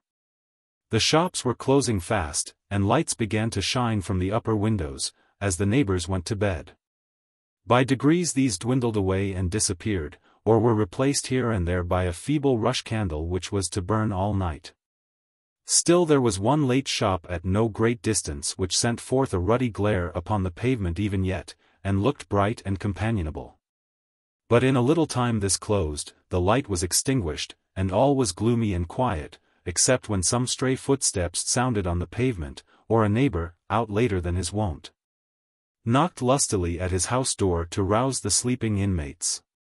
When the night had worn away thus far, and seldom now until it had, the child would close the window, and steal softly downstairs, thinking as she went that if one of those hideous faces below, which often mingled with her dreams, were to meet her by the way, rendering itself visible by some strange light of its own, how terrified she would be. But these fears vanished before a well-trimmed lamp and the familiar aspect of her own room. After praying fervently and with many bursting tears for the old man, and the restoration of his peace of mind and the happiness they had once enjoyed, she would lay her head upon the pillow and sob herself to sleep, often starting up again, before the daylight came, to listen for the bell, and respond to the imaginary summons which had roused her from her slumber. One night, the third after Nellie's interview with Mrs. Quilp, the old man, who had been weak and ill all day, said he should not leave home. The child's eyes sparkled at the intelligence, but her joy subsided when they reverted to his worn and sickly face. 2 days, he said, 2 whole, clear, days have passed, and there is no reply. What did he tell thee, Nell? Exactly what I told you, dear grandfather, indeed. True, said the old man, faintly. Yes. But tell me again, Nell. My head fails me. What was it that he told thee? Nothing more than that he would see me tomorrow or next day. That was in the note. Nothing more, said the child. Shall I go to him again tomorrow, dear grandfather? Very early. I will be there and back, before breakfast. The old man shook his head, and sighing mournfully, drew her towards him. 'Twould be of no use, my dear, no earthly use. But if he deserts me, Nell, at this moment, if he deserts me now, when I should, with his assistance, be recompensed for all the time and money I have lost, and all the agony of mind I have undergone, which makes me what you see, I am ruined, and, worse, far worse than that, have ruined thee, for whom I ventured all. If we are beggars. What if we are, said the child boldly. Let us be beggars, and be happy. Beggars, and happy, said the old man. Poor child. Dear grandfather, cried the girl with an energy which shone in her flushed face, trembling voice, and impassioned gesture, I am not a child in that I think, but even if I am. Oh, hear me pray that we may beg, or work in open roads or fields, to earn a scanty living, rather than live as we do now. Nellie, said the old man. Yes, yes, rather than live as we do now, the child repeated, more earnestly than before. If you are sorrowful, let me know why and be sorrowful too. If you waste away and are paler and weaker every day, let me be your nurse and try to comfort you. If you are poor, let us be poor together, but let me be with you, do let me be with you, do not let me see such change and not know why, or I shall break my heart and die. Dear grandfather, let us leave this sad place tomorrow, and beg our way from door to door. The old man covered his face with his hands, and hid it in the pillow of the couch on which he lay. Let us be beggars, said the child passing an arm round his neck, I have no fear but we shall have enough, I am sure we shall.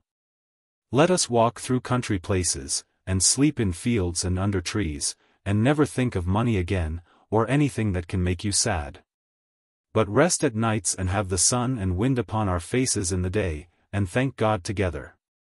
Let us never set foot in dark rooms or melancholy houses any more, but wander up and down wherever we like to go, and when you are tired, you shall stop to rest in the pleasantest place that we can find, and I will go and beg for both."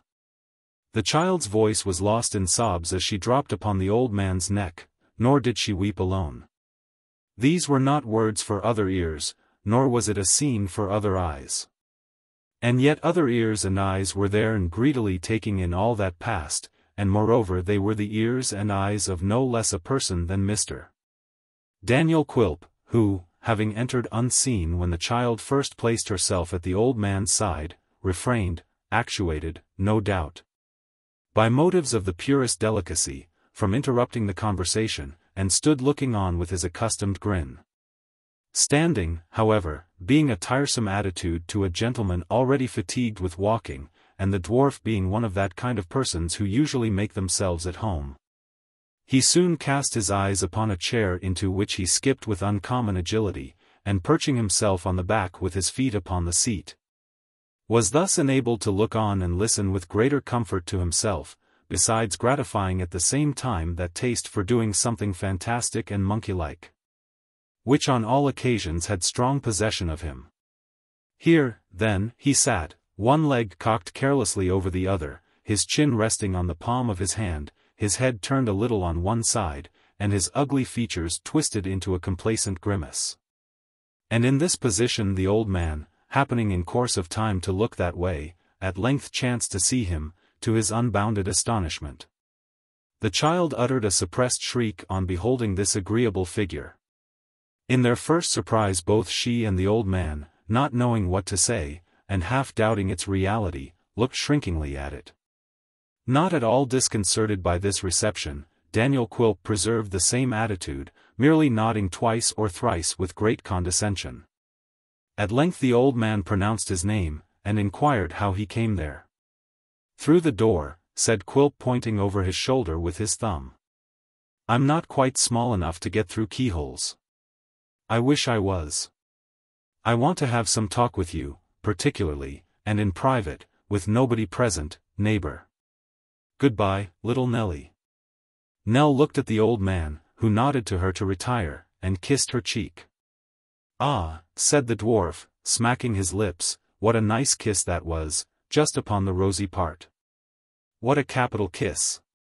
Nell was none the slower in going away, for this remark. Quilp looked after her with an admiring leer, and when she had closed the door, fell to complimenting the old man upon her charms. "Such a fresh, blooming, modest little bud, neighbor," said Quilp, nursing his short leg, and making his eyes twinkle very much, "such a chubby, rosy, cozy, little Nell." The old man answered by a forced smile, and was plainly struggling with a feeling of the keenest and most exquisite impatience. It was not lost upon Quilp, who delighted in torturing him, or indeed anybody else when he could. "She's so," said Quilp, speaking very slowly, and feigning to be quite absorbed in the subject, "so small, so compact, so beautifully modeled, so fair. With such blue veins and such a transparent skin, and such little feet, and such winning ways, but bless me, you're nervous. Why neighbor, what's the matter? I swear to you," continued the dwarf dismounting from the chair and sitting down in it, with a careful slowness of gesture very different from the rapidity with which he had sprung up unheard. "I swear to you that I had no idea old blood ran so fast or kept so warm. I thought it was sluggish in its course, and cool, quite cool. I am pretty sure it ought to be. Yours must be out of order, neighbor."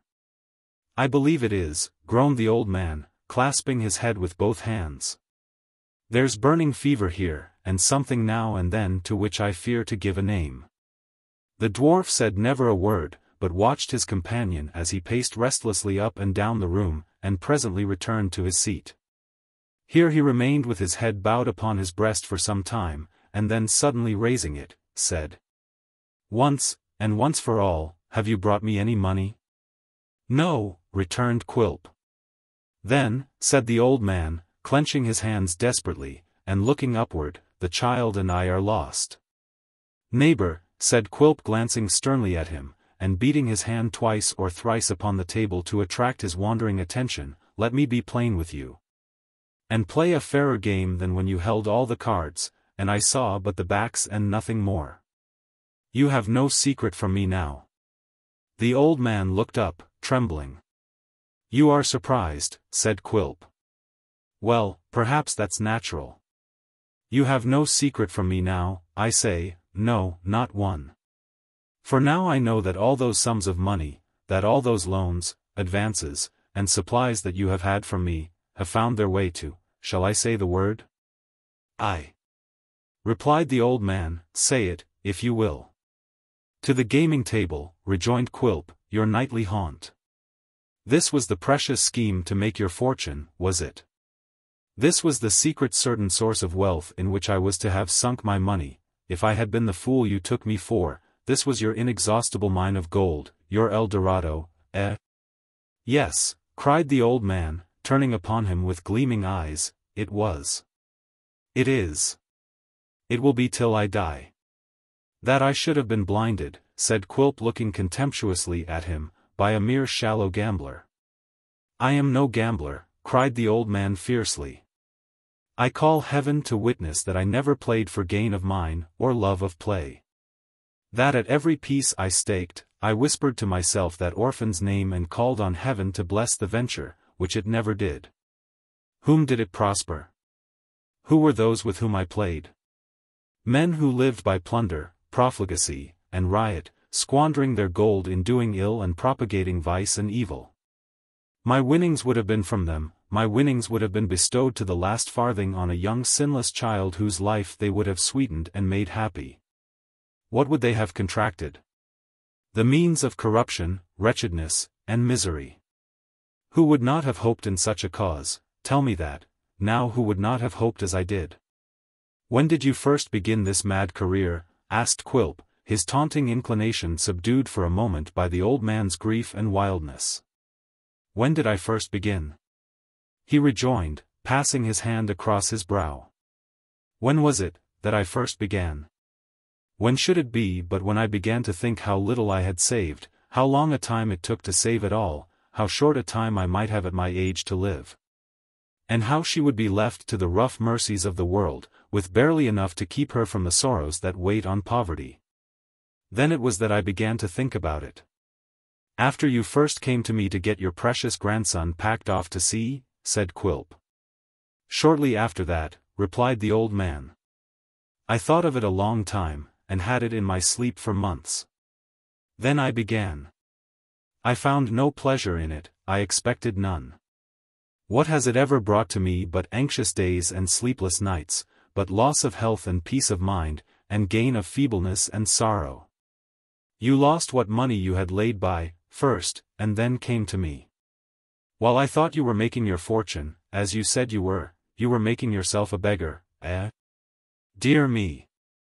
And so it comes to pass that I hold every security you could scrape together, and a bill of sale upon the stock and property," said Quilp, standing up and looking about him, as if to assure himself that none of it had been taken away. "But did you never win?" "Never," groaned the old man. "Never won back my loss." "I thought," sneered the dwarf, "that if a man played long enough he was sure to win at last, or at the worst not to come off a loser."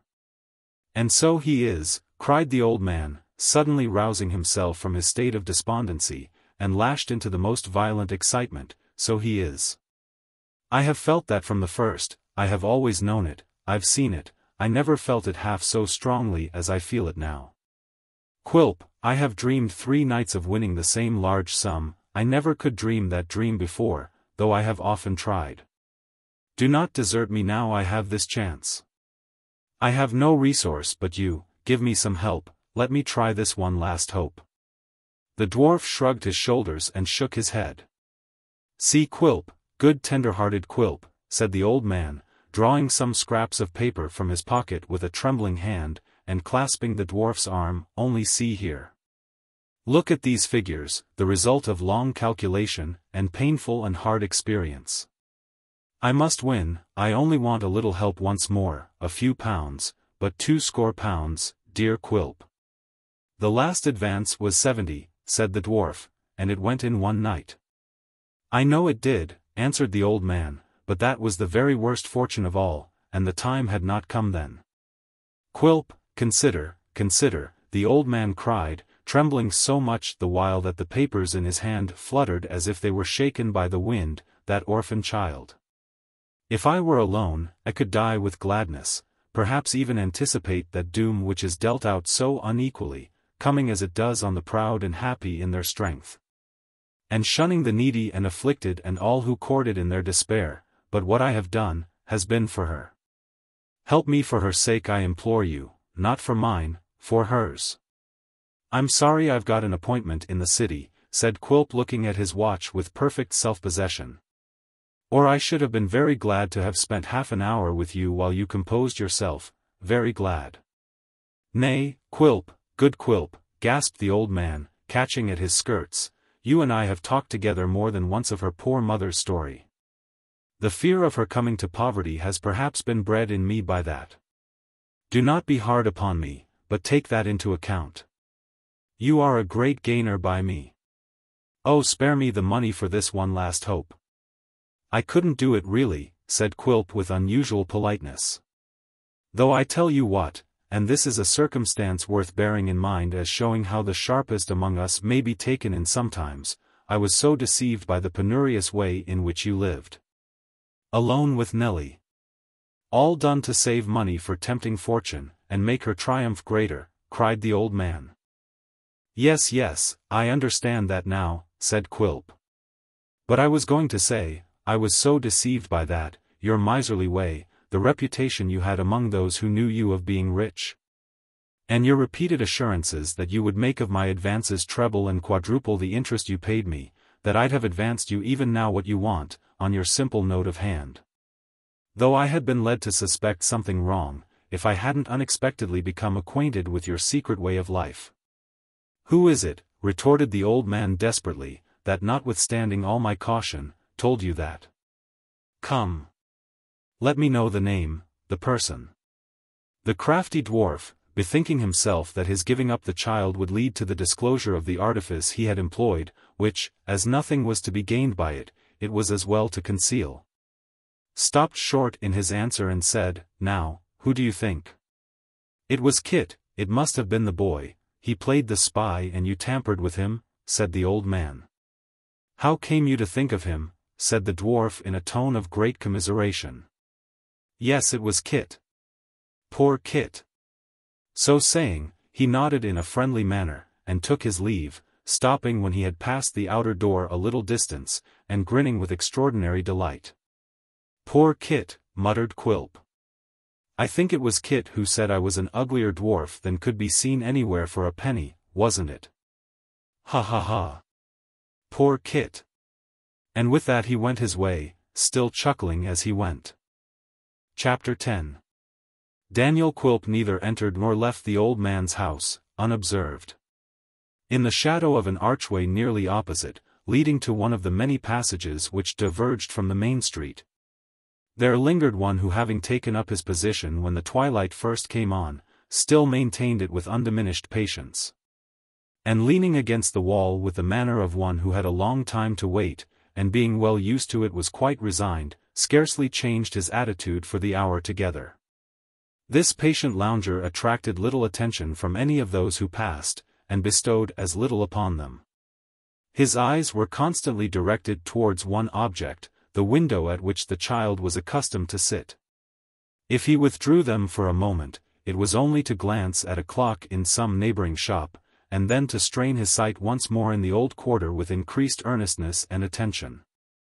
It has been remarked that this personage evinced no weariness in his place of concealment, nor did he, long as his waiting was. But as the time went on, he manifested some anxiety and surprise, glancing at the clock more frequently and at the window less hopefully than before. At length the clock was hidden from his sight by some envious shutters, then the church steeples proclaimed 11 at night, then the quarter past. And then the conviction seemed to obtrude itself upon his mind that it was of no use tarrying there any longer. That the conviction was an unwelcome one, and that he was by no means willing to yield to it, was apparent from his reluctance to quit the spot. From the tardy steps with which he often left it, still looking over his shoulder at the same window. And from the precipitation with which he has often returned, when a fancied noise or the changing and imperfect light induced him to suppose it had been softly raised. At length he gave the matter up as hopeless for that night, and suddenly breaking into a run as though to force himself away, scampered off at his utmost speed. Nor once ventured to look behind him lest he should be tempted back again. Without relaxing his pace or stopping to take breath, this mysterious individual dashed on through a great many alleys and narrow ways until he at length arrived in a square paved court. When he subsided into a walk, and making for a small house from the window of which a light was shining, lifted the latch of the door and passed in. "Bless us," cried a woman turning sharply round, "who's that?" "Oh! It's you, Kit." "Yes, mother, it's me." "Why, how tired you look, my dear." "Old master ain't gone out tonight," said Kit. "And so she hasn't been at the window at all." With which words, he sat down by the fire and looked very mournful and discontented. The room in which Kit sat himself down in this condition was an extremely poor and homely place, but with that air of comfort about it, nevertheless. Which, or the spot must be a wretched one indeed, cleanliness and order can always impart in some degree. Late as the Dutch clock showed it to be, the poor woman was still hard at work at an ironing table, a young child lay sleeping in a cradle near the fire. And another, a sturdy boy of 2 or 3 years old, very wide awake, with a very tight nightcap on his head, and a nightgown very much too small for him on his body, was sitting bolt upright in a clothes basket staring over the rim with his great round eyes, and looking as if he had thoroughly made up his mind never to go to sleep any more.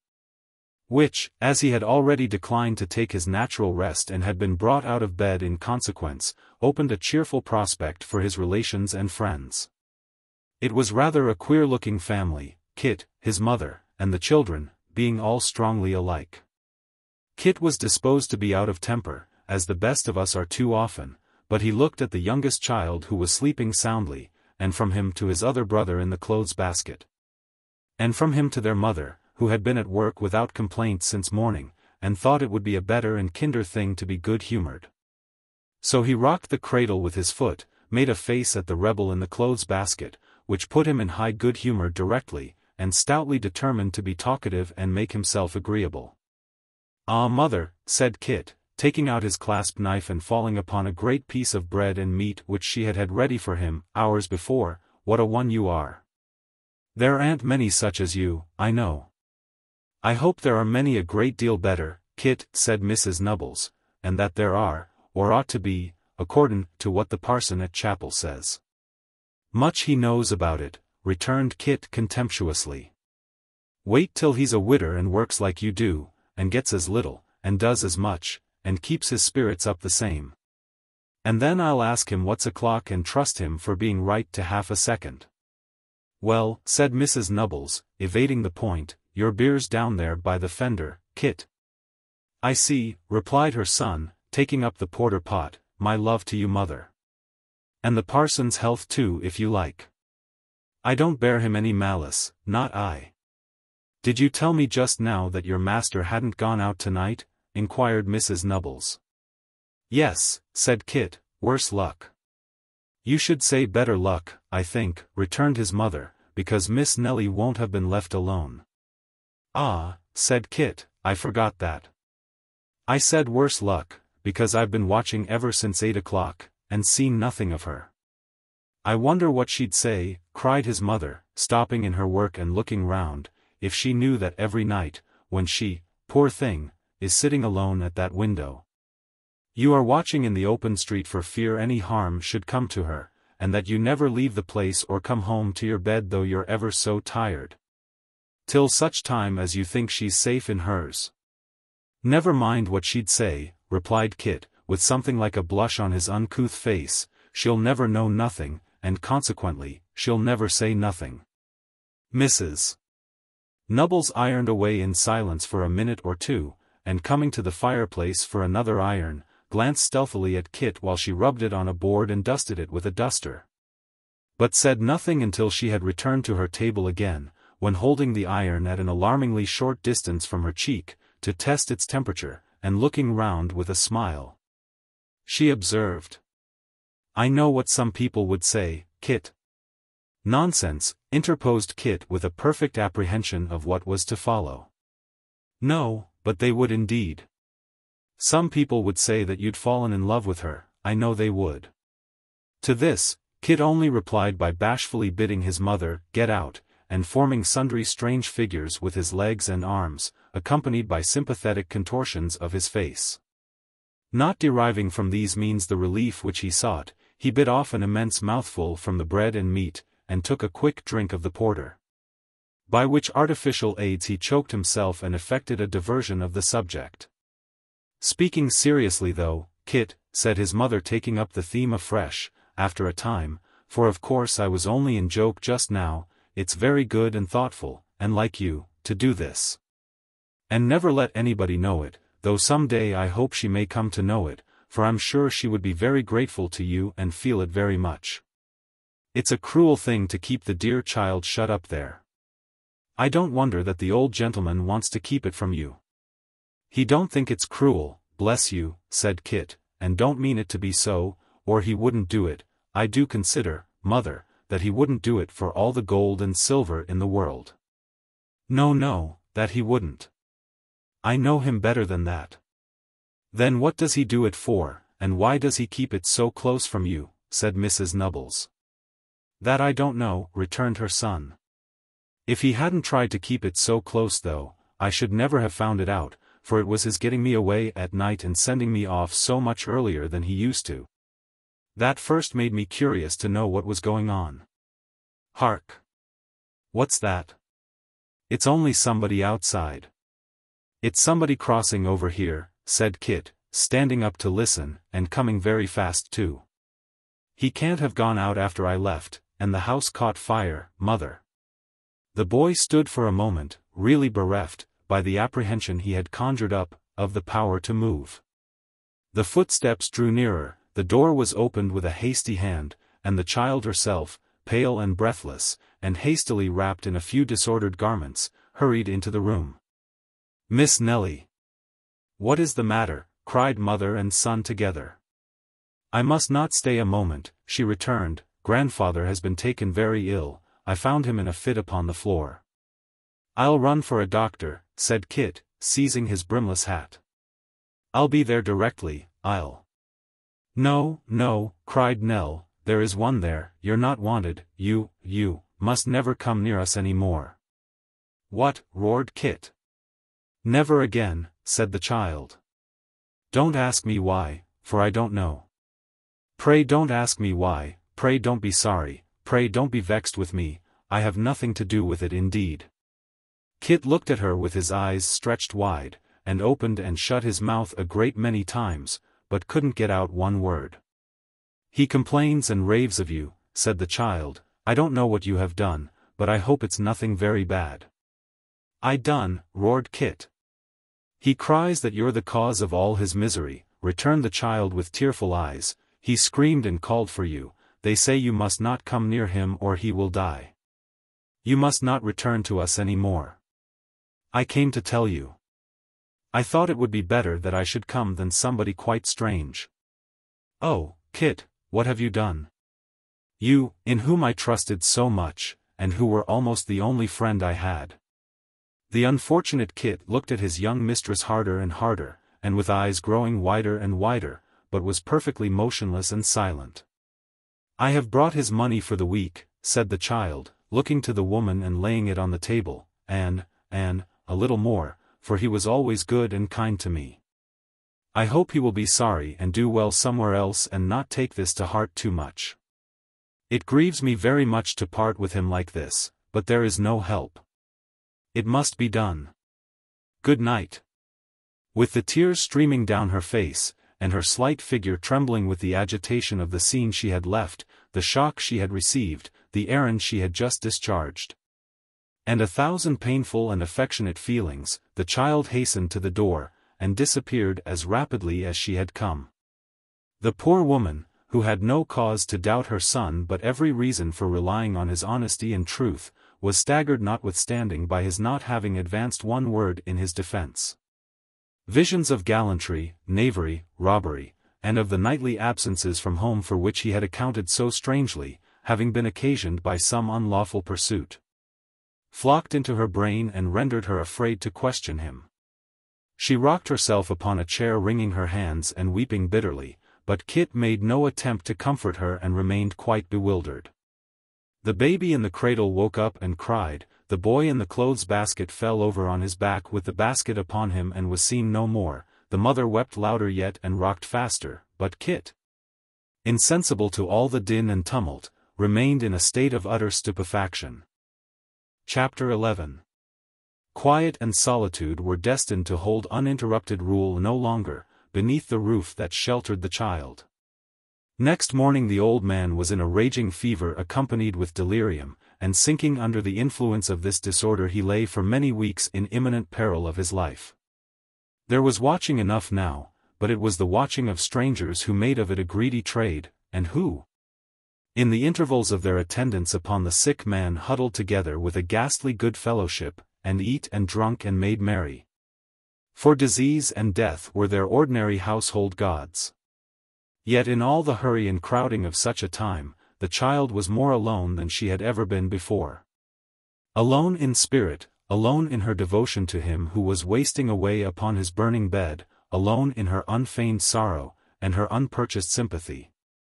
Day after day and night after night, found her still by the pillow of the unconscious sufferer, still anticipating his every want, and still listening to those repetitions of her name and those anxieties and cares for her, which were ever uppermost among his feverish wanderings. The house was no longer theirs. Even the sick chamber seemed to be retained on the uncertain tenure of Mr. Quilp's favor. The old man's illness had not lasted many days when he took formal possession of the premises and all upon them, in virtue of certain legal powers to that effect, which few understood and none presumed to call in question. This important step secured, with the assistance of a man of law whom he brought with him for the purpose, the dwarf proceeded to establish himself and his coadjutor in the house, as an assertion of his claim against all comers, and then set about making his quarters comfortable after his own fashion. To this end, Mr. Quilp encamped in the back parlor, having first put an effectual stop to any further business by shutting up the shop. Having looked out from among the old furniture the handsomest and most commodious chair he could possibly find, which he reserved for his own use, and an especially hideous and uncomfortable one, which he considerately appropriated to the accommodation of his friend, he caused them to be carried into this room and took up his position in great state. The apartment was very far removed from the old man's chamber, but Mr. Quilp deemed it prudent, as a precaution against infection from fever, and a means of wholesome fumigation, not only to smoke himself without cessation, but to insist upon it that his legal friend did the like. Moreover, he sent an express to the wharf for the tumbling boy, who arriving with all dispatch was enjoined to sit himself down in another chair just inside the door, continually to smoke a great pipe which the dwarf had provided for the purpose, and to take it from his lips under any pretence whatever, were it only for 1 minute at a time, if he dared. These arrangements completed, Mr. Quilp looked round him with chuckling satisfaction, and remarked that he called that comfort. The legal gentleman, whose melodious name was Brass, might have called it comfort also but for 2 drawbacks. One was that he could by no exertion sit easily in his chair, the seat of which was very hard, angular, slippery, and sloping. The other that tobacco smoke always caused him great internal discomposure and annoyance. But as he was quite a creature of Mr. Quilp's and had 1,000 reasons for conciliating his good opinion, he tried to smile, and nodded his acquiescence with the best grace he could assume. This Brass was an attorney of no very good repute from Bevis Marks in the city of London. He was a tall, meagre man, with a nose like a one, a protruding forehead, retreating eyes, and hair of a deep red. He wore a long black surtout reaching nearly to his ankles, short black trousers, high shoes, and cotton stockings of a bluish grey. He had a cringing manner but a very harsh voice, and his blandest smiles were so extremely forbidding, that to have had his company under the least repulsive circumstances, one would have wished him to be out of temper that he might only scowl.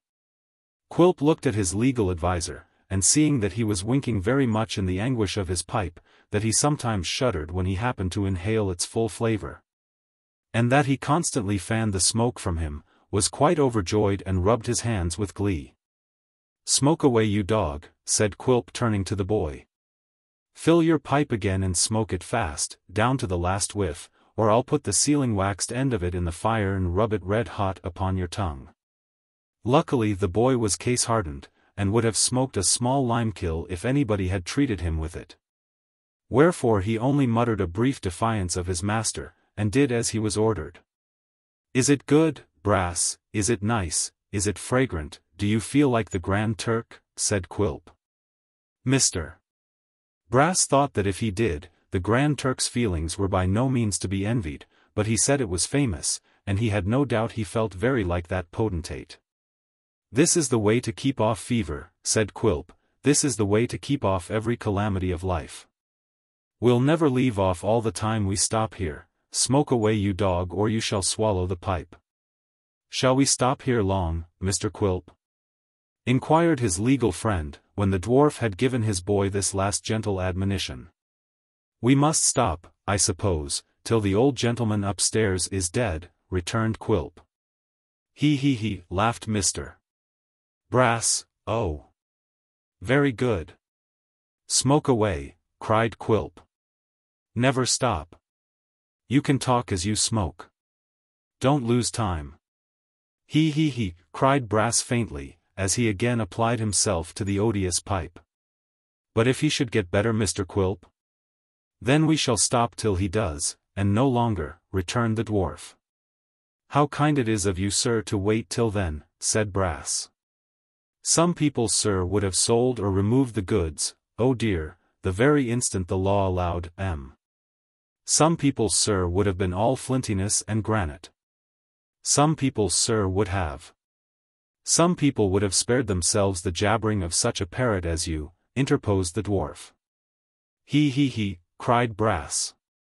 "You have such spirits." The smoking sentinel at the door interposed in this place, and without taking his pipe from his lips, growled. "Here's the gal a-comin' down."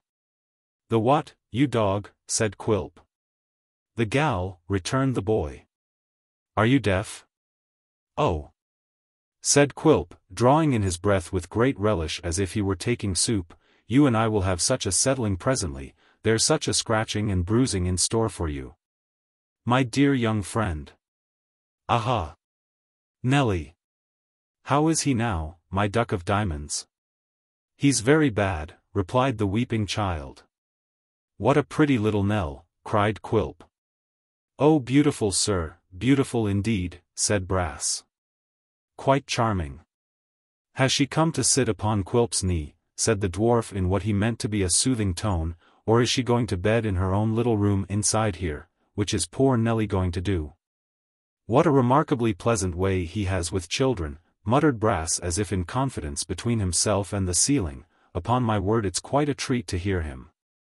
"I'm not going to stay at all," faltered Nell. "I want a few things out of that room, and then I won't come down here any more." "And a very nice little room it is," said the dwarf, looking into it as the child entered. "Quite a bower." "You're sure you're not going to use it? You're sure you're not coming back, Nelly?" "No," replied the child, hurrying away, with the few articles of dress she had come to remove. "Never again, never again." "She's very sensitive," said Quilp, looking after her. "Very sensitive. That's a pity. The bedstead is much about my size. I think I shall make it my little room." Mr. Brass encouraging this idea, as he would have encouraged any other emanating from the same source, the dwarf walked in to try the effect. Which he did by throwing himself on his back upon the bed with his pipe in his mouth, and then kicking up his legs and smoking violently. Mr. Brass applauding this picture very much, and the bed being soft and comfortable, Mr. Quilp determined to use it, both as a sleeping place by night and as a kind of divan by day, and in order that it might be converted to the latter purpose at once. Remained where he was and smoked his pipe out. The legal gentleman being by this time rather giddy and perplexed in his ideas, for this was one of the operations of the tobacco upon his nervous system, took the opportunity of slinking away into the open air, where in course of time he recovered sufficiently to return with a countenance of tolerable composure. He was soon led on by the malicious dwarf to smoke himself into a relapse, and in that state stumbled upon a settee where he slept till morning. Such were Mr. Quilp's first proceedings on entering upon his new property. He was for some days restrained by business from performing any particular pranks, as his time was pretty well occupied between taking, with the assistance of Mr. Brass, a minute inventory of all the goods in the place, and going abroad upon his other concerns, which happily engaged him for several hours at a time. His avarice and caution being now thoroughly awakened, however, he was never absent from the house one night, and his eagerness for some termination, good or bad, to the old man's disorder, increasing rapidly as the time passed by, soon began to vent itself in open murmurs and exclamations of impatience. Nell shrunk timidly from all the dwarf's advances towards conversation and fled from the very sound of his voice, nor were the lawyer's smiles less terrible to her than Quilp's grimaces. She lived in such continual dread and apprehension of meeting one or other of them upon the stairs or in the passages if she stirred from her grandfather's chamber, that she seldom left it for a moment until late at night, when the silence encouraged her to venture forth and breathe the purer air of some empty room. One night she had stolen to her usual window and was sitting there very sorrowfully, for the old man had been worse that day, when she thought she heard her name pronounced by a voice in the street, and looking down, recognized Kit, whose endeavors to attract her attention had roused her from her sad reflections. "Miss Nell," said the boy in a low voice. "Yes," replied the child, doubtful whether she ought to hold any communication with the supposed culprit, but inclining to her old favorite still. "What do you want?" "I have wanted to say a word to you for a long time," the boy replied, "but the people below have driven me away and wouldn't let me see you. You don't believe, I hope you don't really believe, that I deserve to be cast off as I have been, do you, miss?" "I must believe it," returned the child. "Or why would grandfather have been so angry with you?" "I don't know," replied Kit. "I'm sure I've never deserved it from him, no, nor from you. I can say that with a true and honest heart anyway. And then to be driven from the door, when I only came to ask how old master was." "They never told me that," said the child. "I didn't know it indeed. I wouldn't have had them do it for the world." "Thank ye, miss," returned Kit, "it's comfortable to hear you say that. I said I never would believe that it was your doing." "That was right," said the child eagerly. "Miss Nell," cried the boy coming under the window and speaking in a lower tone, "there are new masters downstairs. It's a change for you." "It is indeed," replied the child. "And so it will be for him when he gets better," said the boy pointing towards the sick room. "If he ever does," added the child, unable to restrain her tears. "Oh, he'll do that," said Kit, "I'm sure he will. You mustn't be cast down, Miss Nell. Now don't be, pray."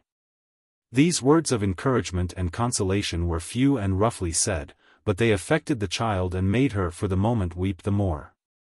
"He'll be sure to get better now," said the boy anxiously, "if you don't give way to low spirits and turn ill yourself, which would make him worse and throw him back just as he was recovering. When he does, say a good word, say a kind word for me, Miss Nell. They tell me I must not even mention your name to him for a long, long time," rejoined the child. "I dare not. And even if I might, what good would a kind word do you, Kit? We shall be very poor. We shall scarcely have bread to eat." "It's not that I may be taken back," said the boy, "that I ask the favor of you. It isn't for the sake of food and wages that I've been waiting about so long in hopes to see you. Don't think that I'd come in a time of trouble to talk of such things as them." The child looked gratefully and kindly at him, but waited that he might speak again. "No, it's not that," said Kit hesitating, "it's something very different from that. I haven't got much sense, I know, but if he could be brought to believe that I'd been a faithful servant to him, doing the best I could, and never meaning harm, perhaps he mightn't." Here Kit faltered so long that the child entreated him to speak out, and quickly, for it was very late, and time to shut the window. "Perhaps he mightn't think it over venturesome of me to say, well then, to say this," cried Kit with sudden boldness. "This home is gone from you and him. Mother and I have got a poor one, but that's better than this with all these people here, and why not come there, till he's had time to look about and find a better?" The child did not speak. Kit, in the relief of having made his proposition, found his tongue loosened, and spoke out in its favor with his utmost eloquence. "You think," said the boy, "that it's very small and inconvenient. So it is, but it's very clean.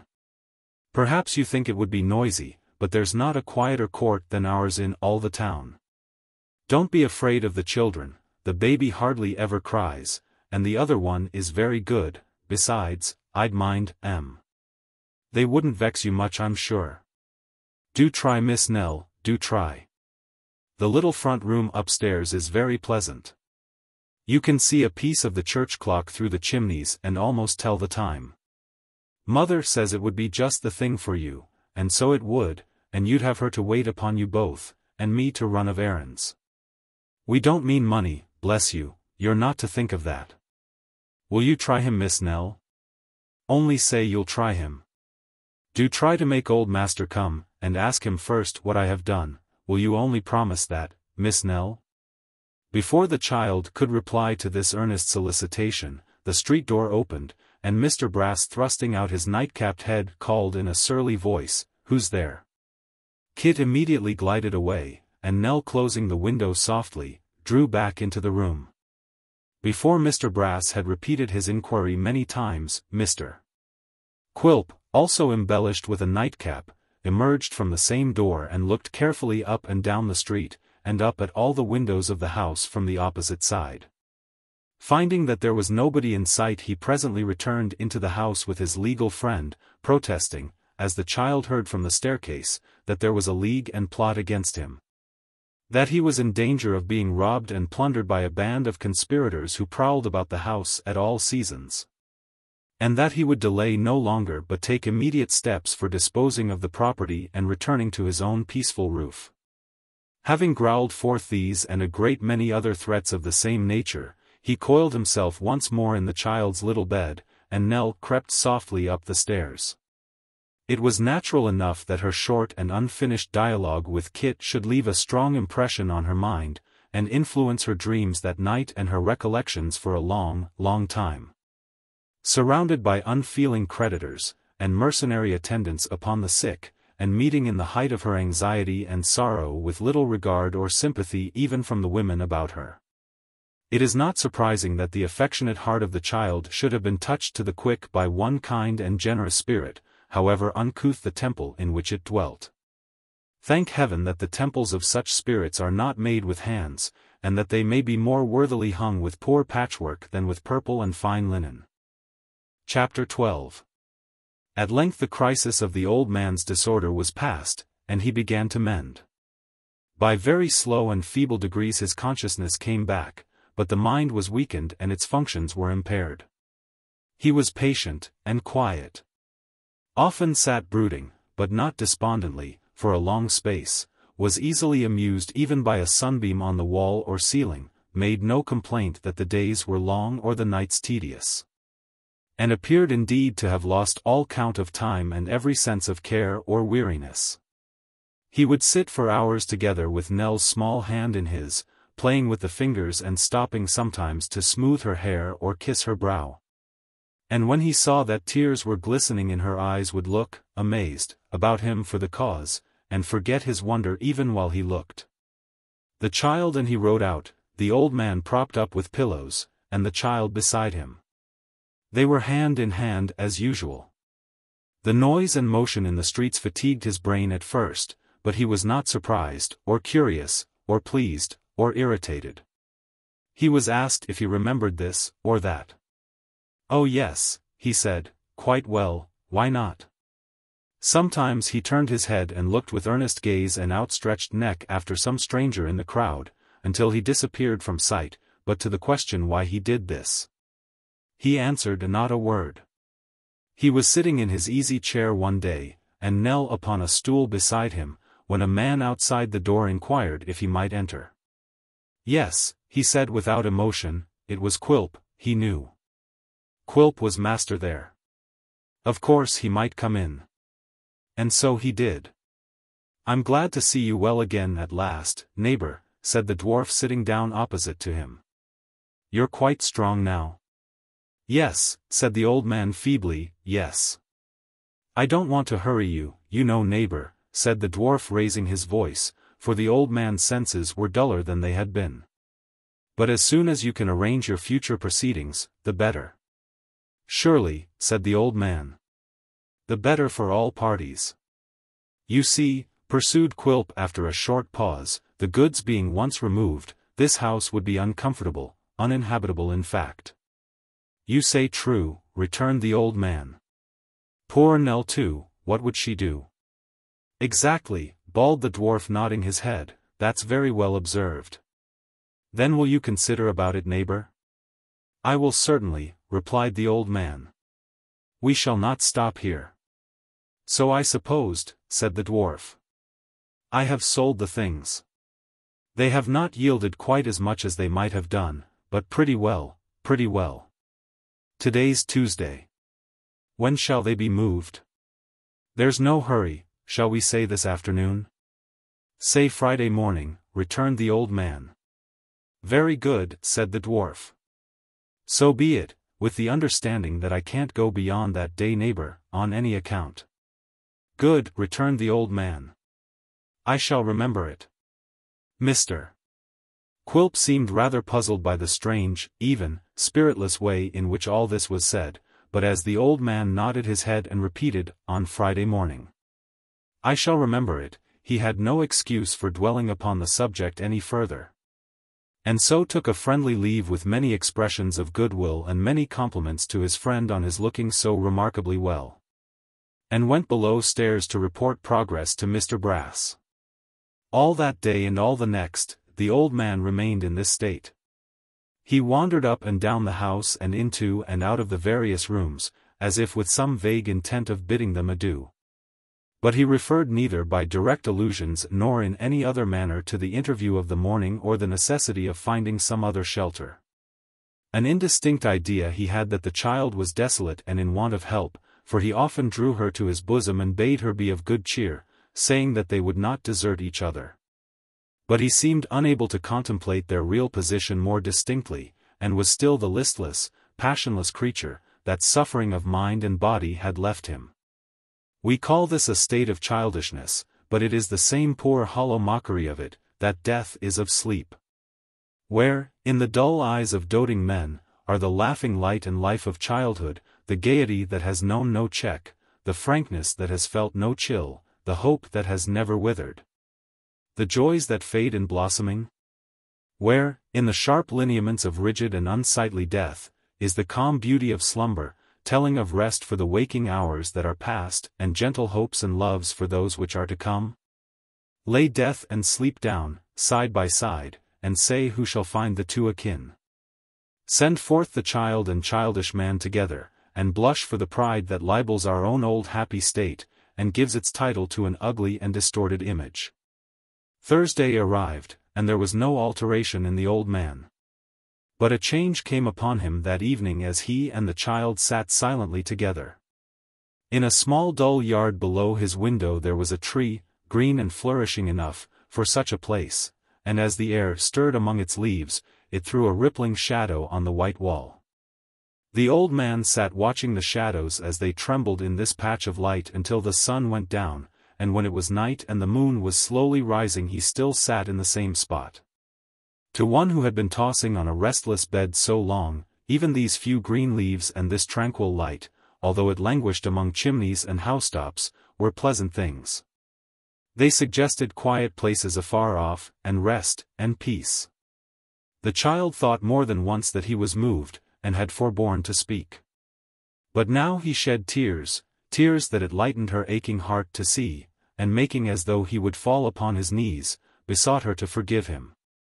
"Forgive you, what?" said Nell, interposing to prevent his purpose. "Oh, grandfather, what should I forgive?" "All that is past, all that has come upon thee, Nell, all that was done in that uneasy dream," returned the old man. "Do not talk so," said the child. "Pray do not. Let us speak of something else." "Yes, yes, we will," he rejoined. "And it shall be of what we talked of long ago, many months is it, or weeks, or days? Which is it, Nell?" "I do not understand you," said the child. "It has come back upon me today, it has all come back since we have been sitting here." "I bless thee for it, Nell." "For what, dear grandfather?" "For what you said when we were first made beggars, Nell." "Let us speak softly." "Hush. For if they knew our purpose downstairs, they would cry that I was mad and take thee from me. We will not stop here another day. We will go far away from here." "Yes, let us go," said the child earnestly.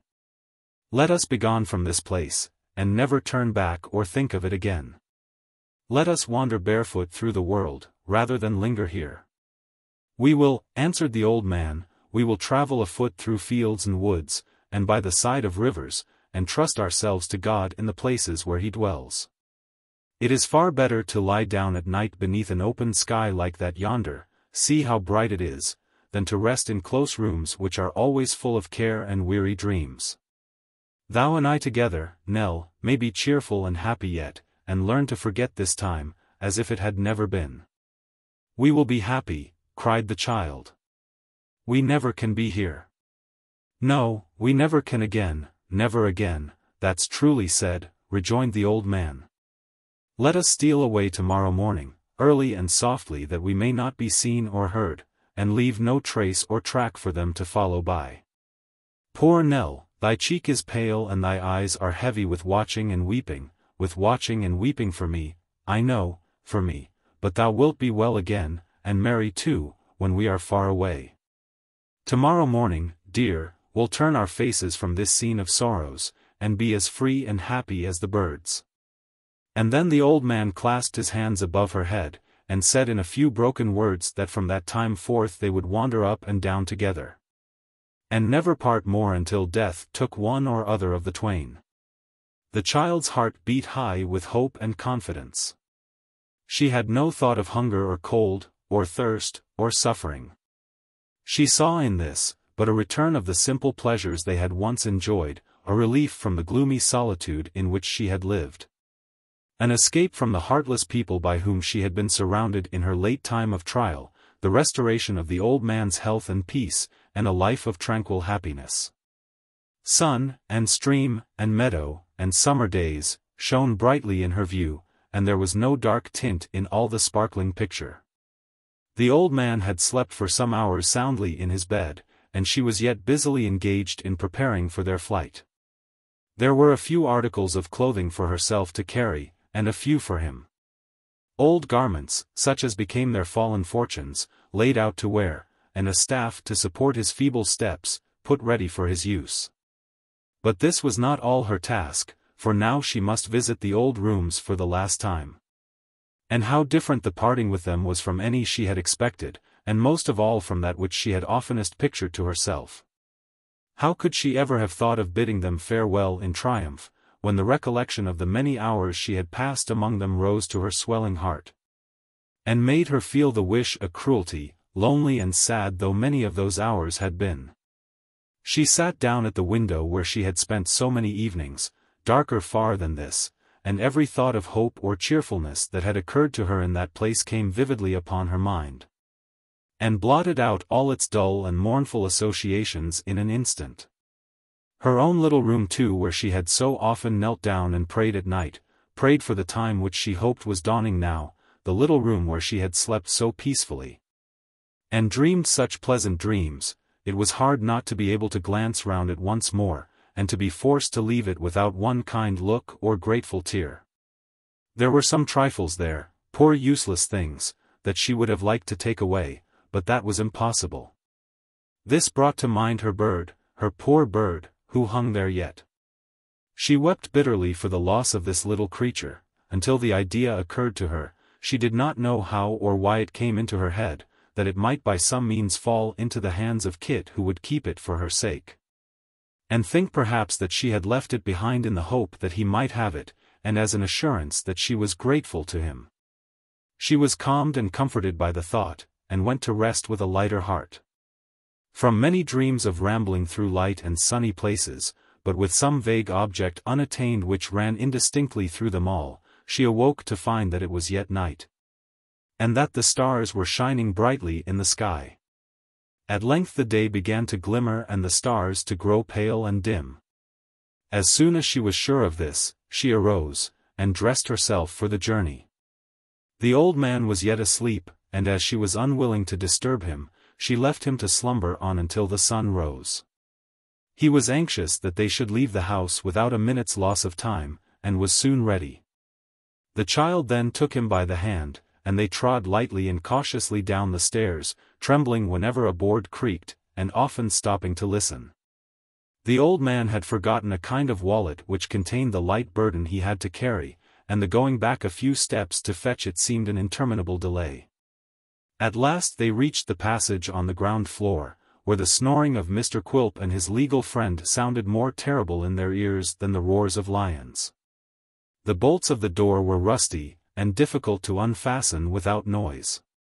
When they were all drawn back it was found to be locked, and, worst of all, the key was gone.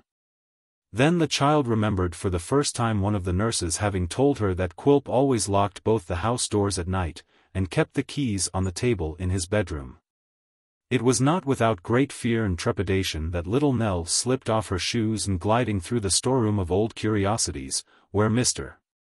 Brass, the ugliest piece of goods in all the stock, lay sleeping on a mattress, passed into her own little chamber. Here she stood for a few moments quite transfixed with terror at the sight of Mr. Quilp, who was hanging so far out of bed that he almost seemed to be standing on his head, and who, either from the uneasiness of this posture or in one of his agreeable habits, was gasping and growling with his mouth wide open, and the whites, or rather the dirty yellows, of his eyes distinctly visible. It was no time, however, to ask whether anything ailed him, so possessing herself of the key after one hasty glance about the room, and repassing the prostrate Mr. Brass, she rejoined the old man in safety. They got the door open without noise, and passing into the street, stood still. "Which way?" said the child. The old man looked irresolutely and helplessly, first at her, then to the right and left, then at her again, and shook his head. It was plain that she was thenceforth his guide and leader. The child felt it, but had no doubts or misgiving, and putting her hand in his, led him gently away. It was the beginning of a day in June. The deep blue sky unsullied by a cloud, and teeming with brilliant light.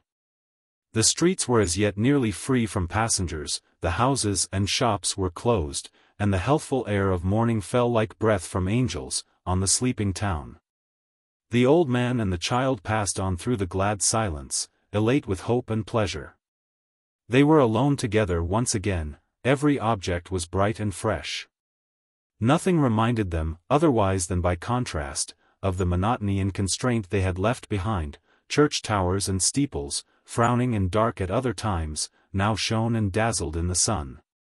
Each humble nook and corner rejoiced in light, and the sky, dimmed by excessive distance, shed its placid smile on everything beneath. Forth from the city, while it yet slumbered, went the two poor adventurers, wandering they knew not whither. Chapter 13. Daniel Quilp of Tower Hill, and Sampson Brass of Bevis Marks in the City of London, gentlemen. One of Her Majesty's attorneys of the Courts of King's Bench and Common Pleas at Westminster and a solicitor of the High Court of Chancery, slumbered on unconscious and unsuspicious of any mischance.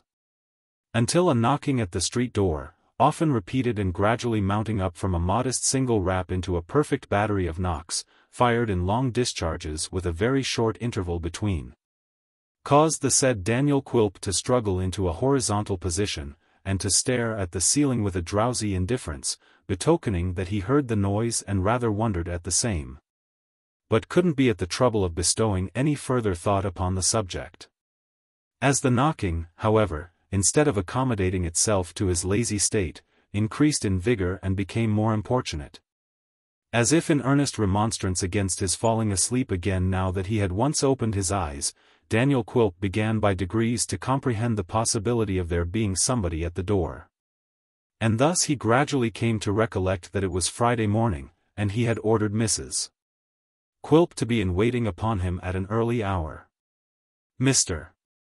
Brass, after writhing about in a great many strange attitudes, and often twisting his face and eyes into an expression like that which is usually produced by eating gooseberries very early in the season, was by this time awake also, and seeing that Mr. Quilp invested himself in his everyday garments, hastened to do the like, putting on his shoes before his stockings, and thrusting his legs into his coat sleeves, and making such other small mistakes in his toilet as are not uncommon to those who dress in a hurry, and labor under the agitation of having been suddenly roused. While the attorney was thus engaged, the dwarf was groping under the table, muttering desperate imprecations upon himself and mankind in general and all inanimate objects to boot, which suggested to Mr. Brass the question, "What's the matter?" "The key," said the dwarf, looking viciously at him, "the door key, that's the matter." "D'ye know anything of it?" "How should I know anything of it, sir?" returned Mr. Brass. "How should you?" repeated Quilp with a sneer. "You're a nice lawyer, ain't you?" "Ugh, you idiot!" Not caring to represent to the dwarf in his present humor, that the loss of a key by another person could scarcely be said to affect his, Brass's, legal knowledge in any material degree, Mr. Brass humbly suggested that it must have been forgotten overnight, and was doubtless at that moment in its native keyhole. Notwithstanding that Mr. Quilp had a strong conviction to the contrary, founded on his recollection of having carefully taken it out, he was fain to admit that this was possible, and therefore went grumbling to the door where, sure enough, he found it. Now, just as Mr. Quilp laid his hand upon the lock and saw with great astonishment that the fastenings were undone, the knocking came again with most irritating violence, and the daylight which had been shining through the keyhole was intercepted on the outside by a human eye. The dwarf was very much exasperated, and wanting somebody to wreak his ill humor upon, determined to dart out suddenly and favor Mrs. Quilp with a gentle acknowledgment of her attention in making that hideous uproar. With this view he drew back the lock very silently and softly, and opening the door all at once, pounced out upon the person on the other side, who had at that moment raised the knocker for another application, and at whom the dwarf ran head first, throwing out his hands and feet together and biting the air in the fullness of his malice. So far, however, from rushing upon somebody who offered no resistance and implored his mercy, Mr. Quilp was no sooner in the arms of the individual whom he had taken for his wife than he found himself complimented with 2 staggering blows on the head, and 2 more, of the same quality, in the chest, and closing with his assailant, such a shower of buffets rained down upon his person as sufficed to convince him that he was in skillful and experienced hands. Nothing daunted by this reception, he clung tight to his opponent, and bit and hammered away with such goodwill and heartiness, that it was at least a couple of minutes before he was dislodged. Then, and not until then, Daniel Quilp found himself, all flushed and dishevelled, in the middle of the street, with Mr. Richard Swiveller performing a kind of dance round him and requiring to know whether he wanted any more. "There's plenty more of it at the same shop," said Mr. Swiveller, by turns advancing and retreating in a threatening attitude.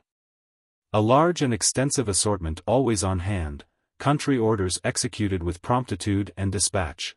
Will you have a little more, sir? Don't say no, if you'd rather not." "I thought it was somebody else," said Quilp rubbing his shoulders. "Why didn't you say who you were?" why didn't you say who you were?" returned Dick, instead of flying out of the house like a bedlamite. "It was you that knocked," said the dwarf, getting up with a short groan, "was it?" "Yes, I'm the man," replied Dick. "That lady had begun when I came, but she knocked too soft, so I relieved her." As he said this, he pointed towards Mrs. Quilp, who stood trembling at a little distance. "Humph!" muttered the dwarf, darting an angry look at his wife, "I thought it was your fault. And you, sir, don't you know there has been somebody ill here, that you knock as if you'd beat the door down?" "Damn," answered Dick, "that's why I did it. I thought there was somebody dead here." "You came for some purpose, I suppose," said Quilp. "What is it you want?" "I want to know how the old gentleman is," rejoined Mr. Swiveller, "and to hear from Nell herself, with whom I should like to have a little talk. I'm a friend of the family, sir, at least I'm the friend of one of the family, and that's the same thing." "You'd better walk in then," said the dwarf. "Go on, sir, go on. Now Mrs. Quilp, after you, ma'am." Mrs. Quilp hesitated, but Mr. Quilp insisted. And it was not a contest of politeness, or by any means a matter of form. For she knew very well that her husband wished to enter the house in this order that he might have a favorable opportunity of inflicting a few pinches on her arms, which were seldom free from impressions of his fingers in black and blue colors. Mr. Swiveller, who was not in the secret, was a little surprised to hear a suppressed scream, and, looking round, to see Mrs. Quilp following him with a sudden jerk, but he did not remark on these appearances, and soon forgot them. "Now Mrs. Quilp," said the dwarf when they had entered the shop, "go you upstairs if you please to Nellie's room, and tell her that she's wanted." "You seem to make yourself at home here," said Dick, who was unacquainted with Mr. Quilp's authority. "I am at home, young gentleman," returned the dwarf. Dick was pondering what these words might mean, and still more what the presence of Mr. Brass might mean, when Mrs. Quilp came hurrying downstairs, declaring that the rooms above were empty. "Empty, you fool," said the dwarf. "I give you my word, Quilp," answered his trembling wife, "that I have been into every room and there's not a soul in any of them." "And that," said Mr. Brass, clapping his hands once with an emphasis, "explains the mystery of the key." Quilp looked frowningly at him, and frowningly at his wife, and frowningly at Richard Swiveller. But receiving no enlightenment from any of them, hurried upstairs, whence he soon hurried down again, confirming the report which had been already made. "It's a strange way of going," he said, glancing at Swiveller, "very strange not to communicate with me who am such a close and intimate friend of his. Ah! He'll write to me no doubt, or he'll bid Nellie write. Yes, that's what he'll do. Nellie's very fond of me. Pretty Nell." Mr. Swiveller looked, as he was, all open-mouthed astonishment. Still glancing furtively at him, Quilp turned to Mr. Brass and observed with assumed carelessness that this need not interfere with the removal of the goods. "For indeed," he added, "we knew that they'd go away today, but not that they'd go so early or so quietly. But they have their reasons, they have their reasons." "Where in the devil's name are they gone?" said the wondering Dick. Quilp shook his head and pursed up his lips in a manner which implied that he knew very well, but was not at liberty to say. "And what," said Dick, looking at the confusion about him, "what do you mean by moving the goods?" "That I have bought, sir," rejoined Quilp. What then? Has the sly old fox made his fortune then, and gone to live in a tranquil cot in a pleasant spot with a distant view of the changing sea?" said Dick, in great bewilderment. "Keeping his place of retirement very close, that he may not be visited too often by affectionate grandsons and their devoted friends, added the dwarf, rubbing his hands hard. "I say nothing, but is that your meaning, sir?" Richard Swiveller was utterly aghast at this unexpected alteration of circumstances, which threatened the complete overthrow of the project in which he bore so conspicuous a part, and seemed to nip his prospects in the bud. Having only received from Frederick Trent, late on the previous night, information of the old man's illness, he had come upon a visit of condolence and inquiry to Nell. Prepared with the first installment of that long train of fascinations which was to fire her heart at last.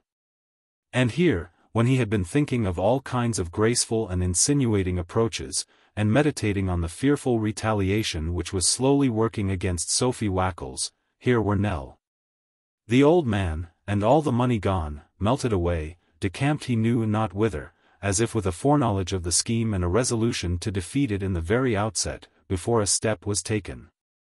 In his secret heart, Daniel Quilp was both surprised and troubled by the flight which had been made.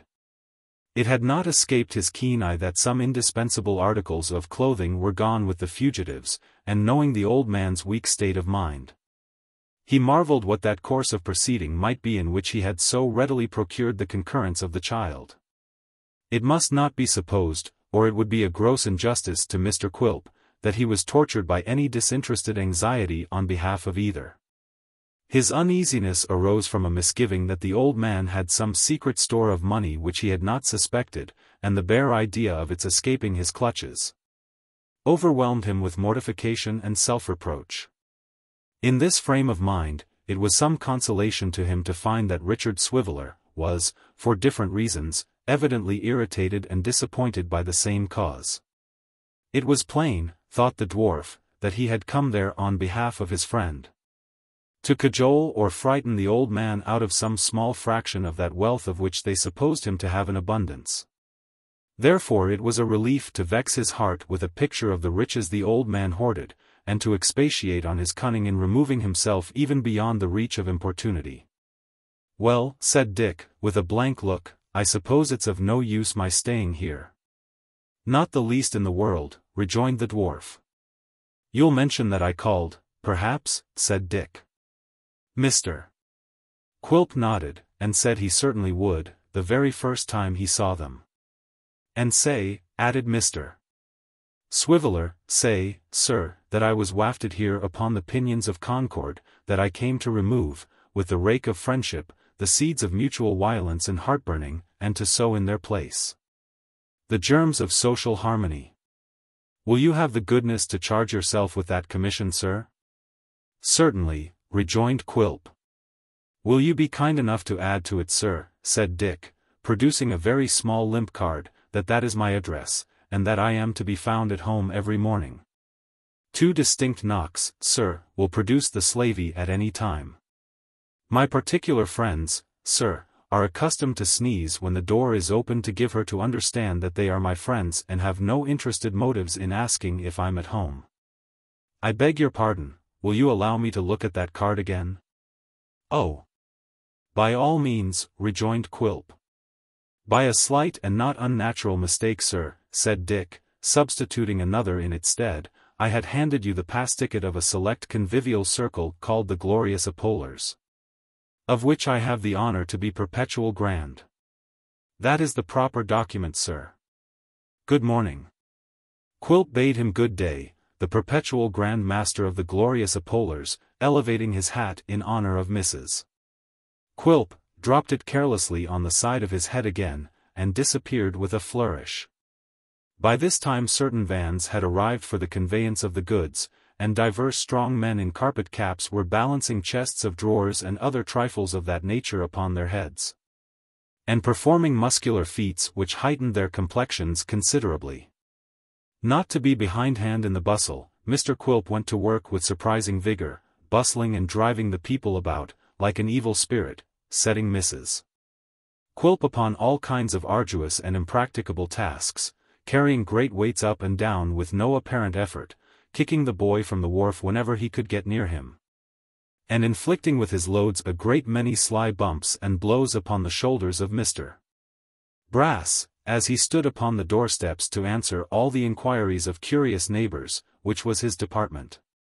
His presence and example diffused such alacrity among the persons employed, that in a few hours the house was emptied of everything, but pieces of matting, empty porter-pots, and scattered fragments of straw. Seated, like an African chief, on one of these pieces of matting, the dwarf was regaling himself in the parlor with bread and cheese and beer, when he observed, without appearing to do so, that a boy was prying in at the outer door. Assured that it was Kit, though he saw little more than his nose, Mr. Quilp hailed him by his name, whereupon Kit came in and demanded what he wanted. "Come here, you sir," said the dwarf. "Well, so your old master and young mistress have gone." "Where?" rejoined Kit, looking round. "Do you mean to say you don't know where?" answered Quilp sharply. "Where have they gone, eh?" "I don't know," said Kit. "Come," retorted Quilp, "let's have no more of this. Do you mean to say that you don't know they went away by stealth as soon as it was light this morning?" "No," said the boy, in evident surprise. "You don't know that?" cried Quilp. "Don't I know that you were hanging about the house the other night like a thief, eh? Weren't you told then?" "No," replied the boy.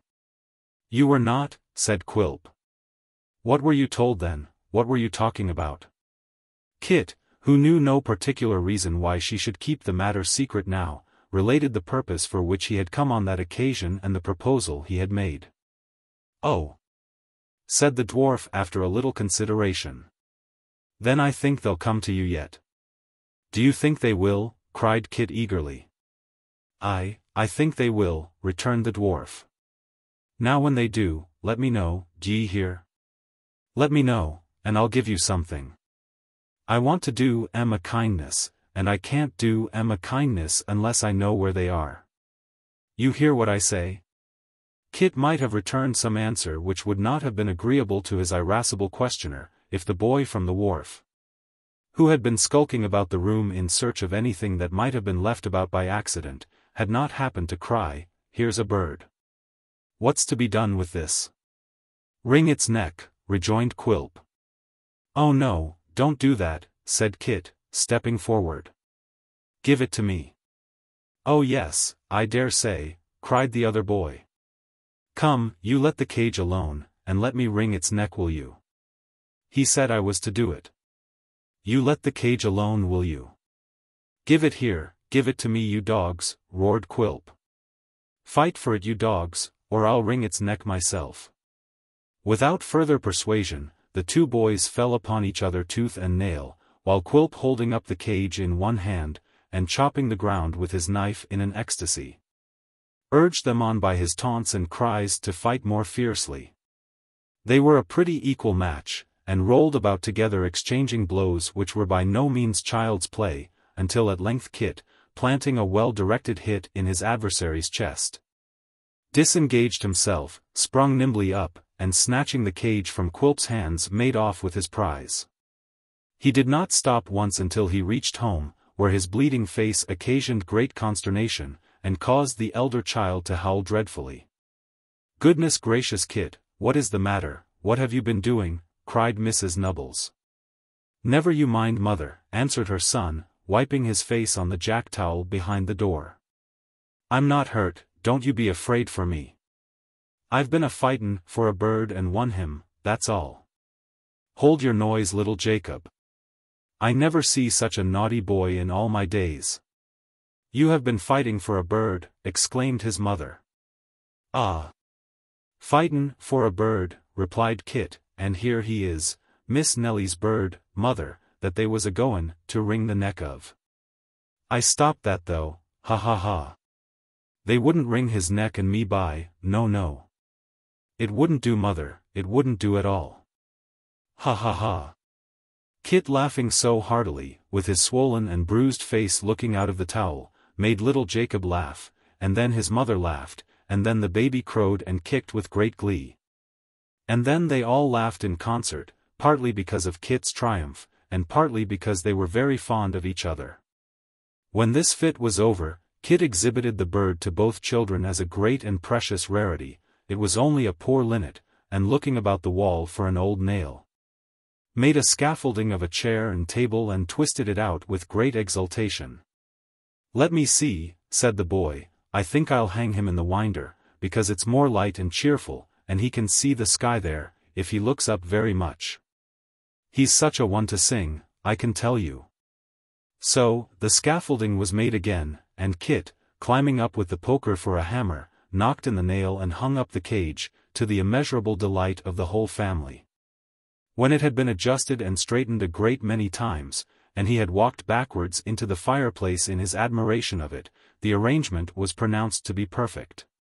"And now, mother," said the boy, "before I rest any more, I'll go out and see if I can find a horse to hold, and then I can buy some birdseed, and a bit of something nice for you, into the bargain."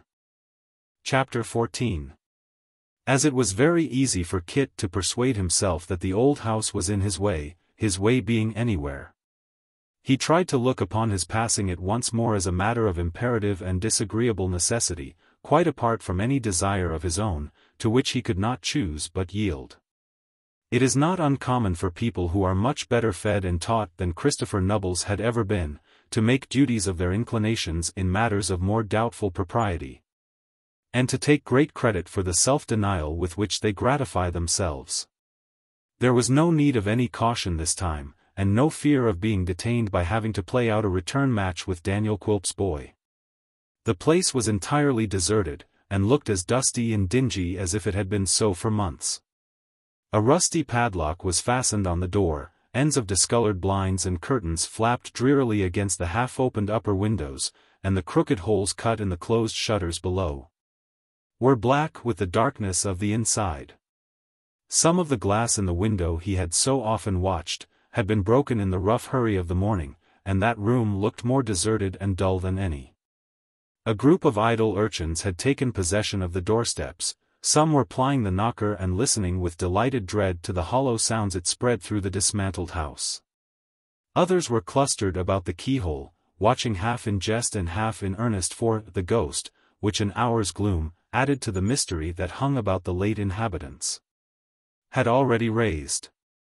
Standing all alone in the midst of the business and bustle of the street, the house looked a picture of cold desolation. And Kit, who remembered the cheerful fire that used to burn there on a winter's night and the no less cheerful laugh that made the small room ring, turned quite mournfully away. It must be specially observed in justice to poor Kit that he was by no means of a sentimental turn, and perhaps had never heard that adjective in all his life. He was only a soft-hearted grateful fellow, and had nothing genteel or polite about him. Consequently, instead of going home again in his grief to kick the children and abuse his mother, for when your finely strung people are out of sorts they must have everybody else unhappy likewise, he turned his thoughts to the vulgar expedient of making them more comfortable if he could. Bless us, what a number of gentlemen on horseback there were riding up and down, and how few of them wanted their horses held. A good city speculator or a parliamentary commissioner could have told to a fraction, from the crowds that were cantering about, what sum of money was realized in London in the course of a year by holding horses alone. And undoubtedly it would have been a very large one, if only a 20th part of the gentlemen without grooms had had occasion to alight, but they hadn't. And it is often an ill-natured circumstance like this, which spoils the most ingenious estimate in the world. Kit walked about, now with quick steps and now with slow. Now lingering as some rider slackened his horse's pace and looked about him, and now darting at full speed up a by-street as he caught a glimpse of some distant horseman going lazily up the shady side of the road, and promising to stop at every door. But on they all went, one after another, and there was not a penny stirring. I wonder, thought the boy, if one of these gentlemen knew there was nothing in the cupboard at home, whether he'd stop on purpose, and make believe that he wanted to call somewhere, that I might earn a trifle? He was quite tired out with pacing the streets, to say nothing of repeated disappointments, and was sitting down upon a step to rest, when there approached towards him a little clattering jingling four-wheeled chaise, drawn by a little obstinate-looking rough-coated pony, and driven by a little fat placid-faced old gentleman. Beside the little old gentleman sat a little old lady, plump and placid like himself, and the pony was coming along at his own pace and doing exactly as he pleased with the whole concern. If the old gentleman remonstrated by shaking the reins, the pony replied by shaking his head. It was plain that the utmost the pony would consent to do, was to go in his own way up any street that the old gentleman particularly wished to traverse, but that it was an understanding between them that he must do this after his own fashion or not at all. As they passed where he sat, Kit looked so wistfully at the little turnout, that the old gentleman looked at him, and Kit rising and putting his hand to his hat. The old gentleman intimated to the pony that he wished to stop, to which proposal the pony, who seldom objected to that part of his duty, graciously acceded. "I beg your pardon, sir," said Kit. "I'm sorry you stopped, sir. I only meant, did you want your horse minded?" "I'm going to get down in the next street," returned the old gentleman. "If you like to come on after us, you may have the job." Kit thanked him, and joyfully obeyed. The pony ran off at a sharp angle to inspect a lamppost on the opposite side of the way, and then went off at a tangent to another lamppost on the other side. Having satisfied himself that they were of the same pattern and materials, he came to a stop, apparently absorbed in meditation. "Will you go on, sir," said the old gentleman, gravely, "or are we to wait here for you, till it's too late for our appointment?" The pony remained immovable. "Oh, you naughty Whisker," said the old lady. "Fie upon you! I am ashamed of such conduct." The pony appeared to be touched by this appeal to his feelings, for he trotted on directly, though in a sulky manner, and stopped no more until he came to a door whereon was a brass plate with the words, "Witherden, Notary." Here the old gentleman got out and helped out the old lady, and then took from under the seat a nosegay resembling in shape and dimensions a full-sized warming pan with the handle cut short off. This, the old lady carried into the house with a staid and stately air, and the old gentleman, who had a clubfoot, followed close upon her. They went, as it was easy to tell from the sound of their voices, into the front parlor, which seemed to be a kind of office. The day being very warm and the street a quiet one, the windows were wide open, and it was easy to hear through the Venetian blinds all that passed inside. At first there was a great shaking of hands and shuffling of feet, succeeded by the presentation of the nosegay, for a voice, supposed by the listener to be that of Mr. Witherden the notary, was heard to exclaim a great many times, "Oh, delicious! Oh, fragrant indeed!" And a nose, also supposed to be the property of that gentleman, was heard to inhale the scent with a snuffle of exceeding pleasure. "I brought it in honor of the occasion, sir," said the old lady. "Ah! An occasion indeed, ma'am, an occasion which does honor to me, ma'am, honor to me," rejoined Mr. Witherden the notary. "I have had many a gentleman articled to me, ma'am, many a one. Some of them are now rolling in riches unmindful of their old companion and friend, ma'am, others are in the habit of calling upon me to this day and saying, 'Mr. Witherden, some of the pleasantest hours I ever spent in my life were spent in this office, were spent, sir, upon this very stool.' But there was never one among the number, ma'am, attached as I have been to many of them, of whom I augured such bright things as I do of your only son." "Oh dear," said the old lady. "How happy you do make us when you tell us that, to be sure." "I tell you, ma'am," said Mr. Witherden, "what I think as an honest man, which, as the poet observes, is the noblest work of God." "I agree with the poet in every particular, ma'am. The mountainous Alps on the one hand, or a hummingbird on the other, is nothing, in point of workmanship, to an honest man, or woman. Anything that Mr. Witherden can say of me," observed a small quiet voice, "I can say with interest of him, I am sure." "It's a happy circumstance, a truly happy circumstance," said the notary, "to happen too upon his 28th birthday, and I hope I know how to appreciate it. I trust, Mr. Garland, my dear sir, that we may mutually congratulate each other upon this auspicious occasion." To this the old gentleman replied that he felt assured they might. There appeared to be another shaking of hands in consequence, and when it was over, the old gentleman said that though he said it who should not, he believed no son had ever been a greater comfort to his parents than Abel Garland had been to his. "Marrying as his mother and I did, late in life, sir, after waiting for a great many years until we were well enough off, coming together when we were no longer young. And then being blessed with one child who has always been dutiful and affectionate, why, it's a source of great happiness to us both, sir." "Of course it is, I have no doubt of it," returned the notary in a sympathizing voice. "It's the contemplation of this sort of thing, that makes me deplore my fate in being a bachelor. There was a young lady once, sir, the daughter of an outfitting warehouse of the first respectability, but that's a weakness. Chuckster, bring in Mr. Abel's articles. You see, Mr. Witherden, said the old lady, that Abel has not been brought up like the run of young men. He has always had a pleasure in our society, and always been with us. Abel has never been absent from us, for a day, has he, my dear? Never, my dear, returned the old gentleman, except when he went to Margate one Saturday with Mr. Tomkinley, that had been a teacher at that school he went to, and came back upon the Monday, but he was very ill after that, you remember, my dear. It was quite a dissipation. He was not used to it, you know, said the old lady, and he couldn't bear it, that's the truth. Besides, he had no comfort in being there without us, and had nobody to talk to or enjoy himself with. That was it, you know, interposed the same small quiet voice that had spoken once before. I was quite abroad, mother, quite desolate, and to think that the sea was between us. Oh, I never shall forget what I felt when I first thought that the sea was between us.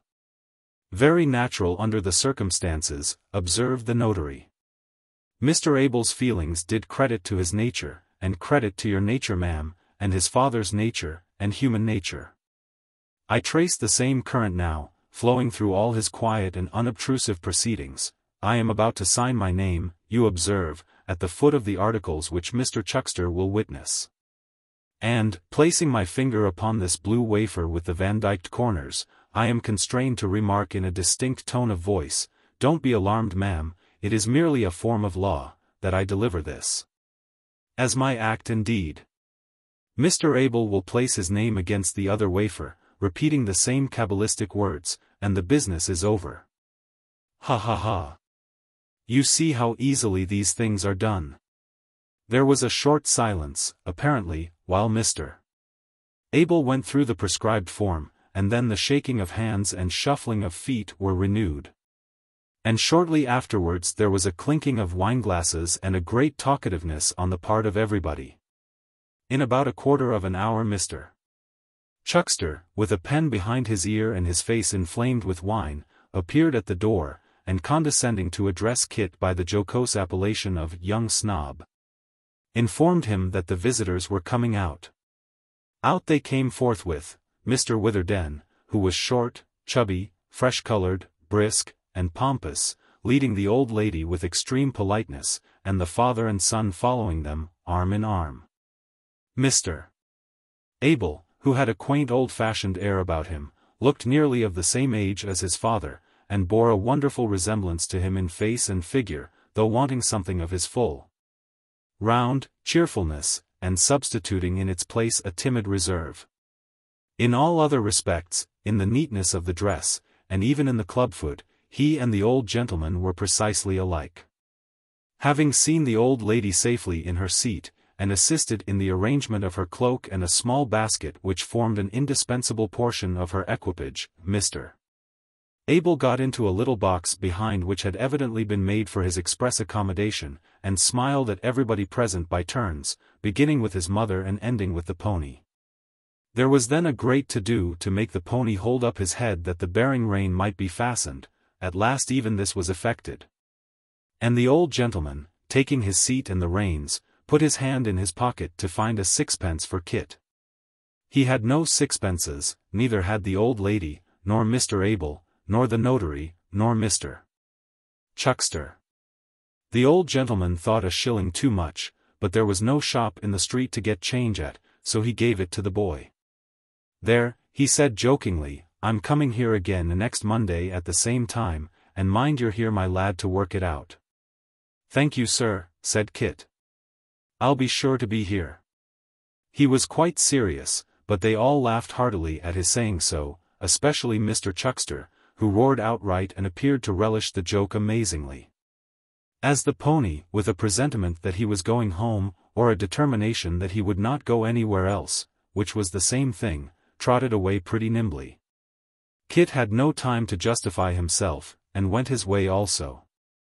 Having expended his treasure in such purchases as he knew would be most acceptable at home, not forgetting some seed for the wonderful bird, he hastened back as fast as he could. So elated with his success and great good fortune, that he more than half expected Nell and the old man would have arrived before him. Chapter 15.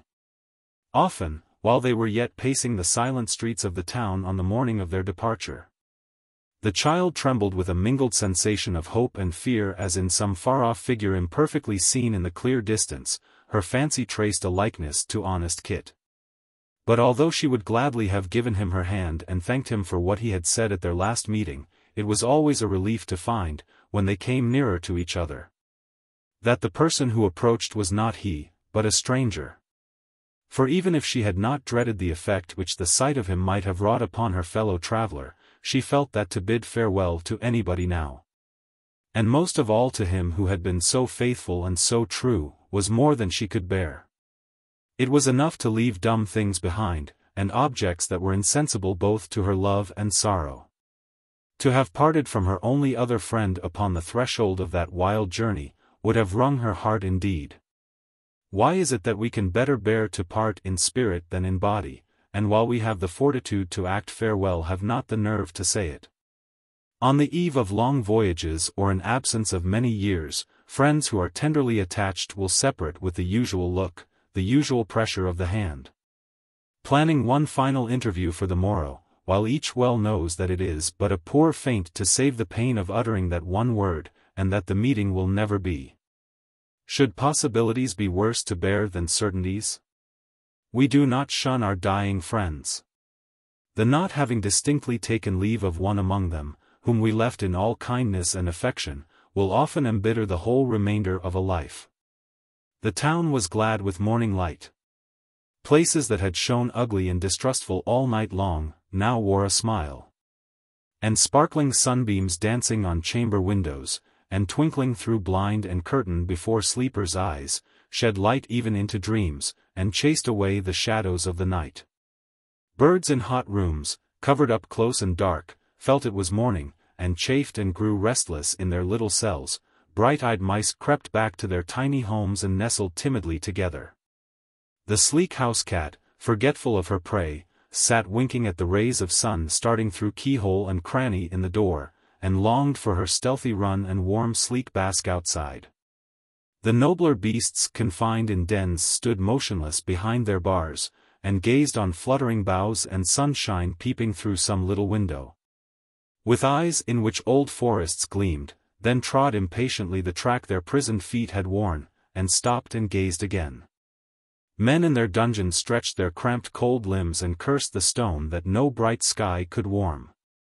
The flowers that sleep by night, opened their gentle eyes and turned them to the day. The light, creation's mind, was everywhere, and all things owned its power.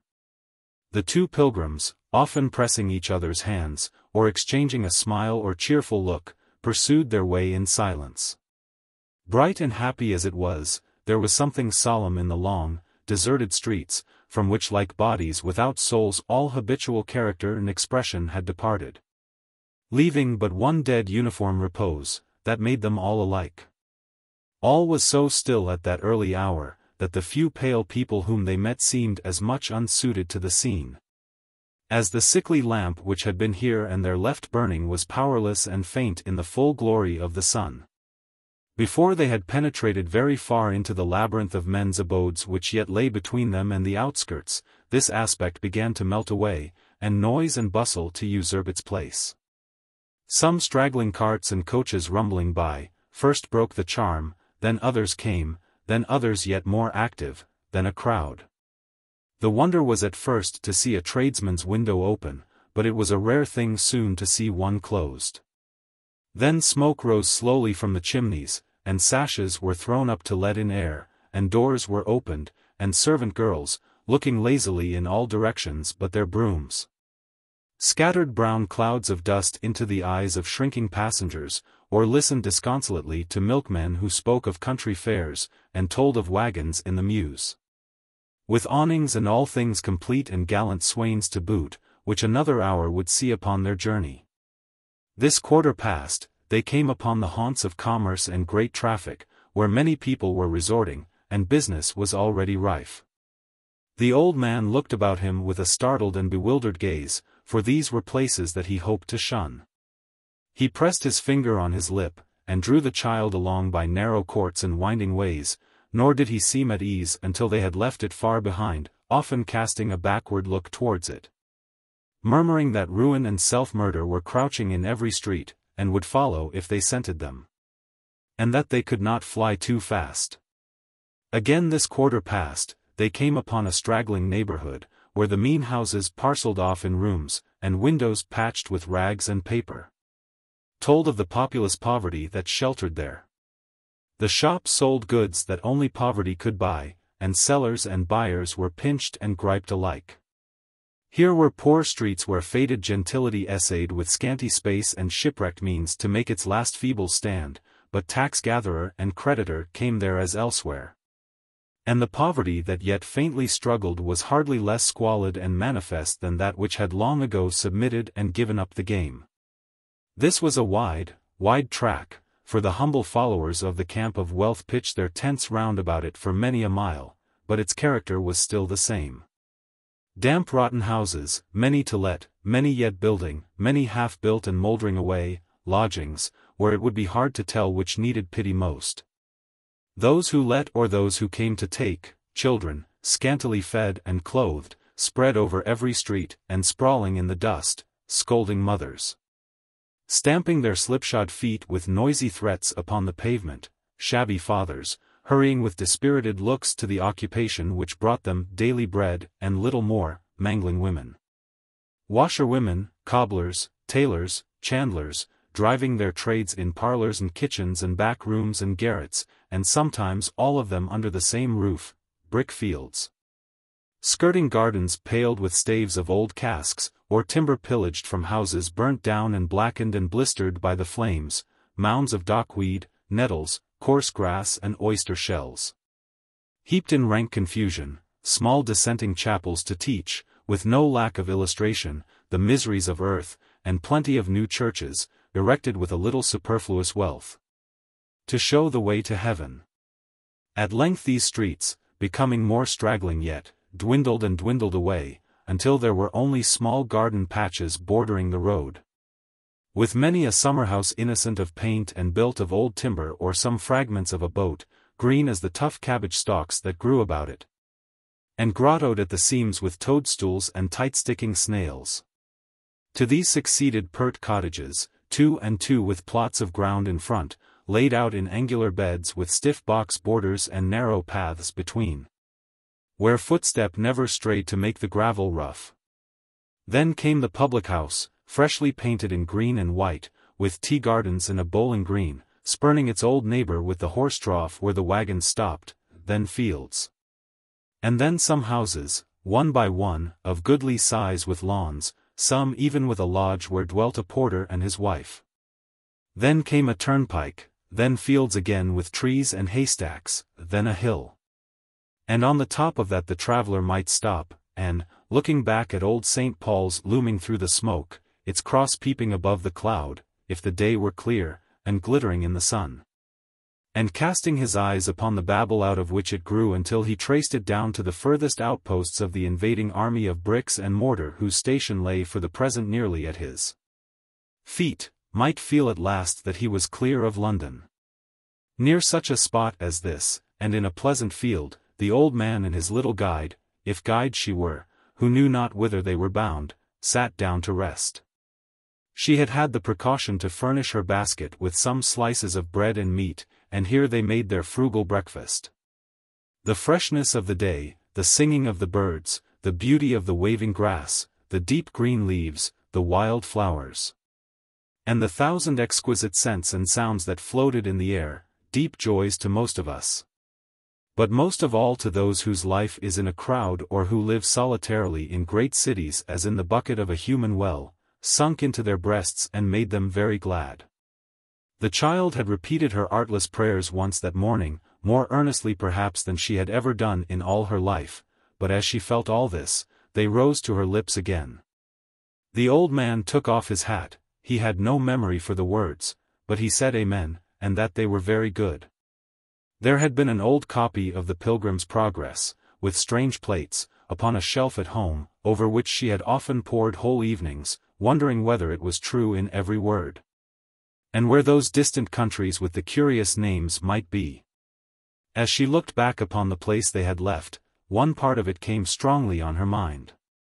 "Dear grandfather," she said, "only that this place is prettier and a great deal better than the real one, if that in the book is like it, I feel as if we were both Christian.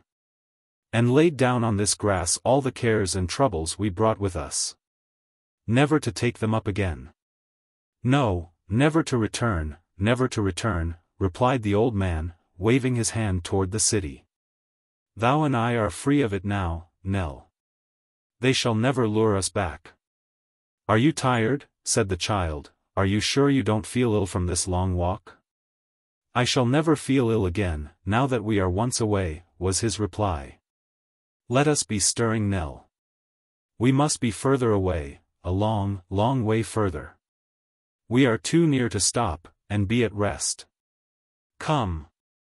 There was a pool of clear water in the field, in which the child laved her hands and face, and cooled her feet before setting forth to walk again.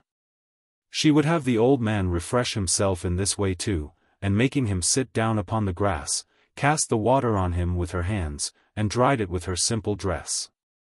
"I can do nothing for myself, my darling," said the grandfather. "I don't know how it is I could once, but the time's gone. Don't leave me, Nell, say that thou'lt not leave me. I loved thee all the while, indeed I did. If I lose thee too, my dear, I must die." He laid his head upon her shoulder and moaned piteously. The time had been, and a very few days before, when the child could not have restrained her tears and must have wept with him. But now she soothed him with gentle and tender words, smiled at his thinking they could ever part, and rallied him cheerfully upon the jest. He was soon calmed and fell asleep, singing to himself in a low voice, like a little child. He awoke refreshed, and they continued their journey. The road was pleasant, lying between beautiful pastures and fields of corn, above which, poised high in the clear blue sky, the lark trilled out her happy song.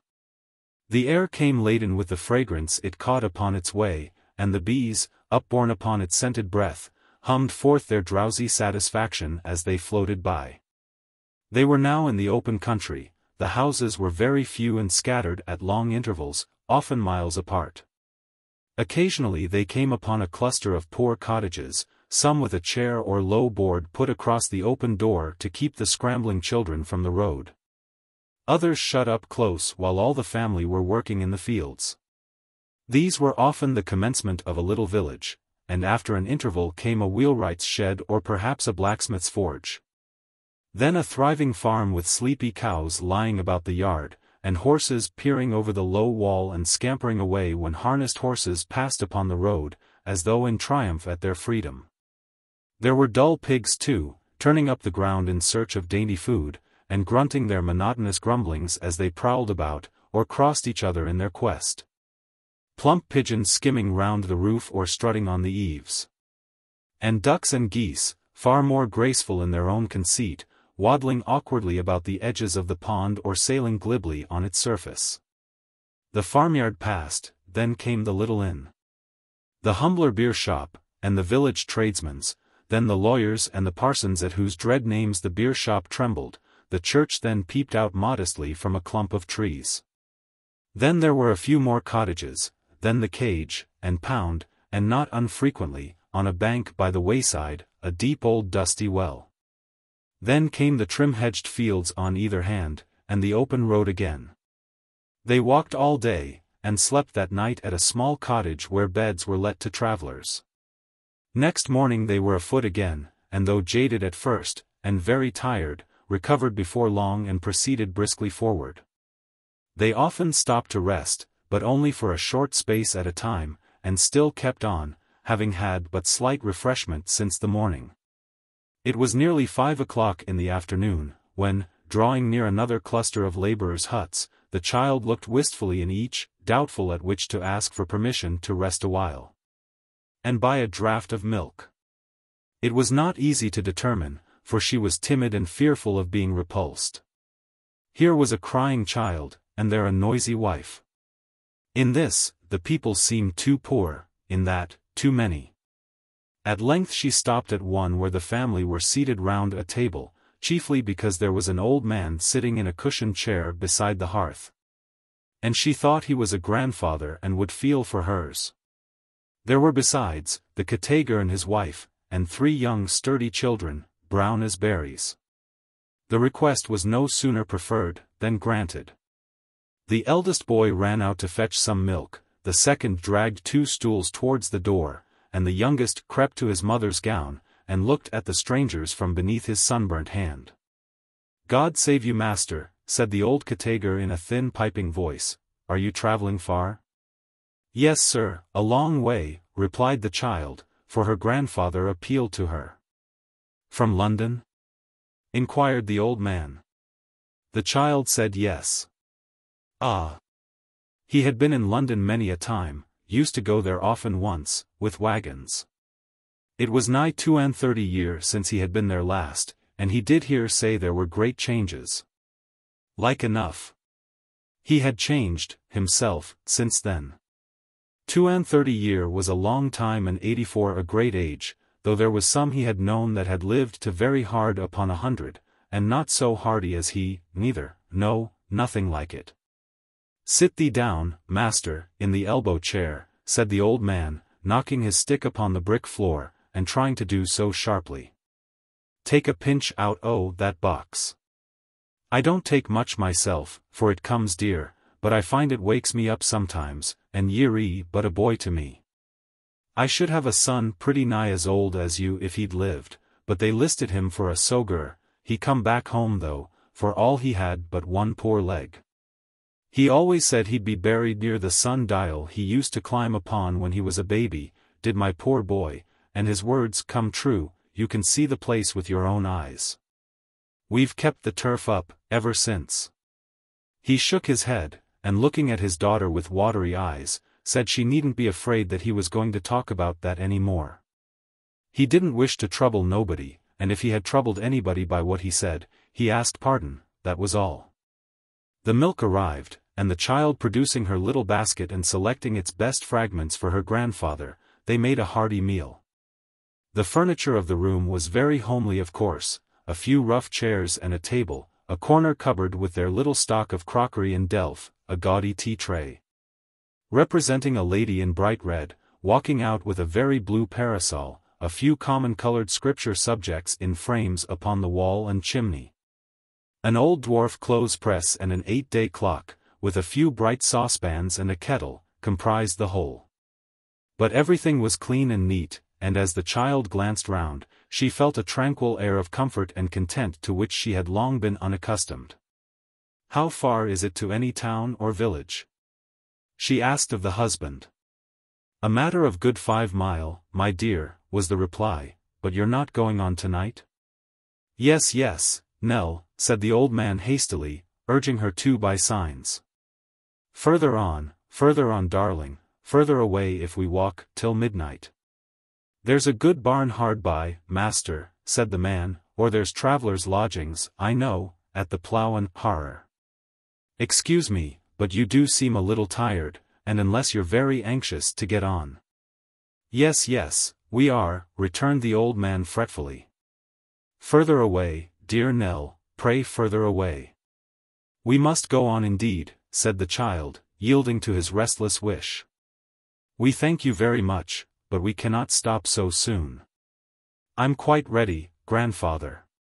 But the woman had observed, from the young wanderer's gait, that one of her little feet was blistered and sore, and being a woman and a mother too, she would not suffer her to go until she had washed the place and applied some simple remedy, which she did so carefully and with such a gentle hand, rough-grained and hard though it was, with work, that the child's heart was too full to admit of her saying more than a fervent, "God bless you." Nor could she look back nor trust herself to speak, until they had left the cottage some distance behind. When she turned her head, she saw that the whole family, even the old grandfather, were standing in the road watching them as they went, and so, with many waves of the hand, and cheering nods, and on one side at least not without tears, they parted company. They trudged forward, more slowly and painfully than they had done yet, for another mile or thereabouts, when they heard the sound of wheels behind them. And looking round observed an empty cart approaching pretty briskly. The driver on coming up to them stopped his horse and looked earnestly at Nell. "Didn't you stop to rest at a cottage yonder?" he said. "Yes, sir," replied the child. "Ah. They asked me to look out for you," said the man. "I'm going your way. Give me your hand, jump up, master." This was a great relief, for they were very much fatigued and could scarcely crawl along. To them the jolting cart was a luxurious carriage, and the ride the most delicious in the world. Nell had scarcely settled herself on a little heap of straw in one corner, when she fell asleep, for the first time that day. She was awakened by the stopping of the cart, which was about to turn up a by-lane. The driver kindly got down to help her out, and pointing to some trees at a very short distance before them, said that the town lay there, and that they had better take the path which they would see, leading through the churchyard. Accordingly, towards this spot, they directed their weary steps. Chapter 16. The sun was setting when they reached the wicket gate at which the path began, and, as the rain falls upon the just and unjust alike, it shed its warm tint even upon the resting places of the dead, and bade them be of good hope for its rising on the morrow. The church was old and grey, with ivy clinging to the walls, and round the porch. Shunning the tombs, it crept about the mounds, beneath which slept poor humble men, twining for them the first wreaths they had ever won. But wreaths less liable to wither and far more lasting in their kind, than some which were graven deep in stone and marble, and told in pompous terms of virtues meekly hidden for many a year, and only revealed at last to executors and mourning legatees.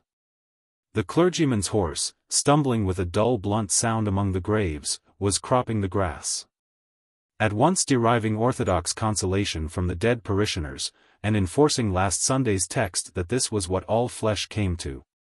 A lean ass who had sought to expound it also, without being qualified and ordained, was pricking his ears in an empty pound hard by, and looking with hungry eyes upon his priestly neighbor. The old man and the child quitted the gravel path, and strayed among the tombs, for there the ground was soft, and easy to their tired feet. As they passed behind the church, they heard voices near at hand, and presently came on those who had spoken. They were two men who were seated in easy attitudes upon the grass, and so busily engaged as to be at first unconscious of intruders. It was not difficult to divine that they were of a class of itinerant showmen, exhibitors of the freaks of Punch, for, perched cross-legged upon a tombstone behind them, was the figure of that hero himself, his nose and chin as hooked and his face as beaming as usual. Perhaps his imperturbable character was never more strikingly developed, for he preserved his usual equable smile notwithstanding that his body was dangling in a most uncomfortable position, all loose and limp and shapeless, while his long peaked cap, unequally balanced against his exceedingly slight legs, threatened every instant to bring him toppling down. In part scattered upon the ground at the feet of the two men, and in part jumbled together in a long flat box, were the other persons of the drama. The hero's wife and one child, the hobby-horse, the doctor. The foreign gentleman who, not being familiar with the language, is unable in the representation to express his ideas otherwise than by the utterance of the word shalabla 3 distinct times. The radical neighbor who will by no means admit that a tin bell is an organ, the executioner, and the devil, were all here. Their owners had evidently come to that spot to make some needful repairs in the stage arrangements, for one of them was engaged in binding together a small gallows with thread, while the other was intent upon fixing a new black wig, with the aid of a small hammer and some tacks, upon the head of the radical neighbor, who had been beaten bald. They raised their eyes when the old man and his young companion were close upon them, and pausing in their work, returned their looks of curiosity. One of them, the actual exhibitor no doubt, was a little merry-faced man with a twinkling eye and a red nose, who seemed to have unconsciously imbibed something of his hero's character. The other, that was he who took the money, had rather a careful and cautious look, which was perhaps inseparable from his occupation also.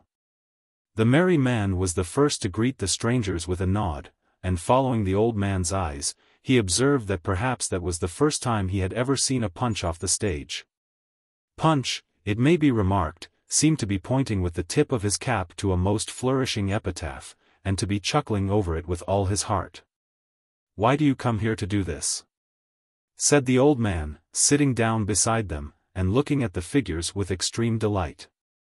"Why, you see," rejoined the little man, "we're putting up for tonight at the public-house yonder, and it wouldn't do to let see the present company undergoing repair." "No!" cried the old man, making signs to Nell to listen. "Why not, Why not?" "Because it would destroy all the delusion, and take away all the interest, wouldn't it?" replied the little man. "Would you care a ha'penny for the Lord Chancellor if you knowed him in private and without his wig?" "Certainly not."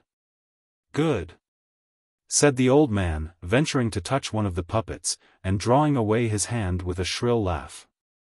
"Are you going to show them tonight?" "Are you?" "That is the intention, Governor," replied the other, "and unless I'm much mistaken Tommy Codlin is a-calculating at this minute what we've lost through your coming upon us." "Cheer up, Tommy, it can't be much." The little man accompanied these latter words with a wink, expressive of the estimate he had formed of the traveller's finances. To this Mr.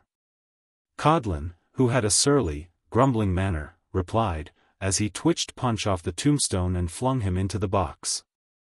"I don't care if we haven't lost a farden, but you're too free. If you stood in front of the curtain and see the public's faces as I do, you'd know human nature better." "Ah! It's been the spoiling of you, Tommy, you're taking to that branch," rejoined his companion. "When you played the ghost in the regular drama in the fairs, you believed in everything, except ghosts. But now you're a universal mistruster. I never see a man so changed." "Never mind," said Mr. Codlin with the air of a discontented philosopher. "I know better now, and perhaps I'm sorry for it." Turning over the figures in the box like one who knew and despised them, Mr. Codlin drew one forth and held it up for the inspection of his friend. "Look here. Here's all this Judy's clothes falling to pieces again. You haven't got a needle and thread, I suppose?" The little man shook his head, and scratched it ruefully as he contemplated this severe indisposition of a principal performer. Seeing that they were at a loss, the child said timidly, "I have a needle, sir, in my basket, and thread too. Will you let me try to mend it for you? I think I can do it neater than you could." Even Mr. Codlin had nothing to urge against a proposal so seasonable. Nellie, kneeling down beside the box, was soon busily engaged in her task, and accomplishing it to a miracle. While she was thus engaged, the merry little man looked at her with an interest which did not appear to be diminished when he glanced at her helpless companion. When she had finished her work he thanked her, and inquired whither they were travelling. "No further tonight, I think," said the child, looking towards her grandfather. "If you're wanting a place to stop at," the man remarked, "I should advise you to take up at the same house with us. That's it, the long, low, white house there. It's very cheap." The old man, notwithstanding his fatigue, would have remained in the churchyard all night if his new acquaintance had stayed there too. As he yielded to this suggestion a ready and rapturous assent, they all rose and walked away together. He keeping close to the box of puppets in which he was quite absorbed, the merry little man carrying it slung over his arm by a strap attached to it for the purpose. Nellie having hold of her grandfather's hand, and Mr. Codlin sauntering slowly behind, casting up at the church tower and neighboring trees such looks as he was accustomed in town practice to direct to drawing-room and nursery windows, when seeking for a profitable spot on which to plant the show. The public-house was kept by a fat old landlord and landlady who made no objection to receiving their new guests, but praised Nellie's beauty and were at once prepossessed in her behalf. There was no other company in the kitchen but the two showmen, and the child felt very thankful that they had fallen upon such good quarters. The landlady was very much astonished to learn that they had come all the way from London, and appeared to have no little curiosity touching their farther destination. The child parried her inquiries as well as she could, and with no great trouble, for finding that they appeared to give her pain, the old lady desisted. "These two gentlemen have ordered supper in an hour's time," she said, taking her into the bar, "and your best plan will be to sup with them. Meantime you shall have a little taste of something that'll do you good, for I'm sure you must want it after all you've gone through today. Now, don't look after the old gentleman, because when you've drank that, he shall have some too." As nothing could induce the child to leave him alone, however, or to touch anything in which he was not the first and greatest sharer, the old lady was obliged to help him first. When they had been thus refreshed, the whole house hurried away into an empty stable where the show stood, and where, by the light of a few flaring candles stuck round a hoop which hung by a line from the ceiling, it was to be forthwith exhibited. And now Mr. Thomas Codlin, the misanthrope, after blowing away at the Pan's pipes until he was intensely wretched, took his station on one side of the checked drapery which concealed the mover of the figures. And putting his hands in his pockets prepared to reply to all questions and remarks of Punch, and to make a dismal feint of being his most intimate private friend. Of believing in him to the fullest and most unlimited extent, of knowing that he enjoyed day and night a merry and glorious existence in that temple. And that he was at all times and under every circumstance the same intelligent and joyful person that the spectators then beheld him. All this Mr. Codlin did with the air of a man who had made up his mind for the worst and was quite resigned. His eye slowly wandering about during the briskest repartee to observe the effect upon the audience, and particularly the impression made upon the landlord and landlady, which might be productive of very important results in connection with the supper. Upon this head, however, he had no cause for any anxiety, for the whole performance was applauded to the echo, and voluntary contributions were showered in with a liberality which testified yet more strongly to the general delight. Among the laughter none was more loud and frequent than the old man's. Nell's was unheard, for she, poor child, with her head drooping on his shoulder, had fallen asleep, and slept too soundly to be roused by any of his efforts to awaken her to a participation in his glee. The supper was very good, but she was too tired to eat, and yet would not leave the old man until she had kissed him in his bed. He, happily insensible to every care and anxiety, sat listening with a vacant smile and admiring face to all that his new friend said. And it was not until they retired yawning to their room, that he followed the child upstairs. It was but a loft partitioned into two compartments, where they were to rest, but they were well pleased with their lodging and had hoped for none so good. The old man was uneasy when he had lain down, and begged that Nell would come and sit at his bedside as she had done for so many nights. She hastened to him, and sat there till he slept. There was a little window, hardly more than a chink in the wall, in her room, and when she left him, she opened it, quite wondering at the silence. The sight of the old church and the graves about it in the moonlight, and the dark trees whispering among themselves, made her more thoughtful than before. She closed the window again, and sitting down upon the bed, thought of the life that was before them. She had a little money, but it was very little, and when that was gone, they must begin to beg. There was one piece of gold among it, and an emergency might come when its worth to them would be increased 100-fold. It would be best to hide this coin, and never produce it unless their case was absolutely desperate, and no other resource was left them. Her resolution taken, she sewed the piece of gold into her dress, and going to bed with a lighter heart sunk into a deep slumber. Chapter 17. Another bright day shining in through the small casement, and claiming fellowship with the kindred eyes of the child, awoke her. At sight of the strange room and its unaccustomed objects she started up in alarm, wondering how she had been moved from the familiar chamber in which she seemed to have fallen asleep last night, and whither she had been conveyed.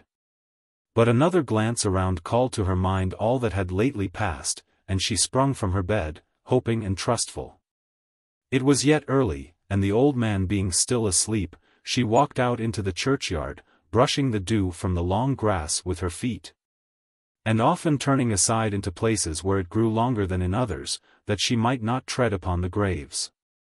She felt a curious kind of pleasure in lingering among these houses of the dead, and read the inscriptions on the tombs of the good people. A great number of good people were buried there. passing on from one to another with increasing interest. It was a very quiet place, as such a place should be, save for the cawing of the rooks who had built their nests among the branches of some tall old trees, and were calling to one another. High up in air. First one sleek bird, hovering near his ragged house as it swung and dangled in the wind, uttered his hoarse cry, quite by chance as it would seem, and in a sober tone as though he were but talking to himself. Another answered, and he called again, but louder than before, then another spoke and then another, and each time the first, aggravated by contradiction, insisted on his case more strongly. Other voices, silent till now, struck in from boughs lower down and higher up and midway, and to the right and left, and from the treetops. And others, arriving hastily from the grey church turrets and old belfry window, joined the clamour which rose and fell, and swelled and dropped again, and still went on. And all this noisy contention amidst a skimming to and fro, and lighting on fresh branches and frequent change of place, which satirized the old restlessness of those who lay so still beneath the moss and turf below, and the useless strife in which they had worn away their lives.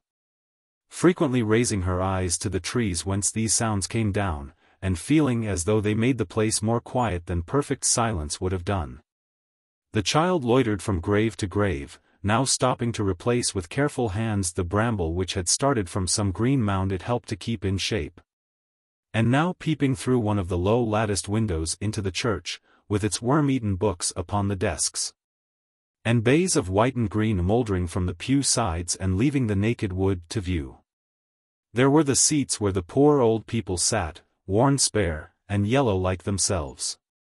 The rugged font where children had their names, the homely altar where they knelt in after life, the plain black trestles that bore their weight on their last visit to the cool old shady church. Everything told of long use and quiet slow decay. The very bell-rope in the porch was frayed into a fringe, and hoary with old age.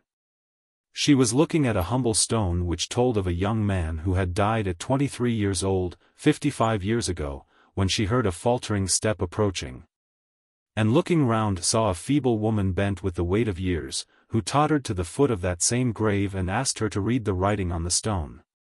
The old woman thanked her when she had done, saying that she had had the words by heart for many a long, long year, but could not see them now. "Were you his mother?" said the child. "I was his wife, my dear."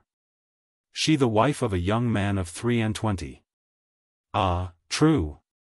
It was 55 years ago." "You wonder to hear me say that," remarked the old woman, shaking her head. "You're not the first. Older folk than you have wondered at the same thing before now." "Yes, I was his wife." "Death doesn't change us more than life, my dear." "Do you come here often?"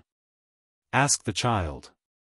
"I sit here very often in the summer time," she answered. "I used to come here once to cry and mourn, but that was a weary while ago, bless God. I pluck the daisies as they grow, and take them home," said the old woman after a short silence. "I like no flowers so well as these, and haven't for 55 years. It's a long time, and I'm getting very old." Then growing garrulous upon a theme which was new to one listener though it were but a child, she told her how she had wept and moaned and prayed to die herself, when this happened. And how when she first came to that place, a young creature strong in love and grief, she had hoped that her heart was breaking as it seemed to be. But that time passed by, and although she continued to be sad when she came there, still she could bear to come, and so went on until it was pain no longer, but a solemn pleasure, and a duty she had learnt to like. And now that 55 years were gone, she spoke of the dead man as if he had been her son or grandson, with a kind of pity for his youth, growing out of her own old age, and an exalting of his strength and manly beauty as compared with her own weakness and decay. And yet she spoke about him as her husband too, and thinking of herself in connection with him, as she used to be and not as she was now. Talked of their meeting in another world as if he were dead but yesterday, and she, separated from her former self, were thinking of the happiness of that comely girl who seemed to have died with him. The child left her gathering the flowers that grew upon the grave, and thoughtfully retraced her steps. The old man was by this time up and dressed. Mr. Codlin, still doomed to contemplate the harsh realities of existence, was packing among his linen the candle ends which had been saved from the previous night's performance. While his companion received the compliments of all the loungers in the stable yard, who, unable to separate him from the mastermind of Punch, set him down as next in importance to that merry outlaw, and loved him scarcely less. When he had sufficiently acknowledged his popularity, he came in to breakfast, at which meal they all sat down together. "And where are you going today?" said the little man, addressing himself to Nell. "Indeed, I hardly know, we have not determined yet," replied the child. "We're going on to the races," said the little man. "If that's your way and you like to have us for company, let us travel together. If you prefer going alone, only say the word and you'll find that we shan't trouble you." "We'll go with you," said the old man. "Nell, with them, with them." The child considered for a moment, and reflecting that she must shortly beg, and could scarcely hope to do so at a better place than where crowds of rich ladies and gentlemen were assembled together for purposes of enjoyment and festivity, determined to accompany these men so far. She therefore thanked the little man for his offer, and said, glancing timidly towards his friend, that if there was no objection to their accompanying them as far as the race town. "Objection," said the little man. "Now be gracious for once, Tommy, and say that you'd rather they went with us." "I know you would." "Be gracious, Tommy." "Trotters," said Mr. Codlin, who talked very slowly and ate very greedily, as is not uncommon with philosophers and misanthropes, "you're too free." "Why, what harm can it do?" urged the other. "No harm at all in this particular case, perhaps," replied Mr. Codlin, "but the principle's a dangerous one, and you're too free, I tell you." "Well, are they to go with us or not?" "Yes, they are," said Mr. Codlin, "but you might have made a favor of it, mightn't you?" The real name of the little man was Harris, but it had gradually merged into the less euphonious one of Trotters, which, with the prefatory adjective, short, had been conferred upon him by reason of the small size of his legs. Short Trotters, however, being a compound name, inconvenient of use in friendly dialogue, the gentleman on whom it had been bestowed was known among his intimates either as Short or Trotters, and was seldom accosted at full length as Short Trotters, except in formal conversations and on occasions of ceremony. Short, then, or Trotters, as the reader pleases, returned unto the remonstrance of his friend Mr. Thomas Codlin a jocose answer calculated to turn aside his discontent. And applying himself with great relish to the cold boiled beef, the tea, and bread and butter, strongly impressed upon his companions that they should do the like. Mr. Codlin indeed required no such persuasion, as he had already eat as much as he could possibly carry and was now moistening his clay with strong ale, whereof he took deep draughts with a silent relish and invited nobody to partake, thus again strongly indicating his misanthropical turn of mind. Breakfast being at length over, Mr. Codlin called the bill, and charging the ale to the company generally, a practice also savouring of misanthropy, divided the sum total into 2 fair and equal parts, assigning one moiety to himself and friend, and the other to Nelly and her grandfather.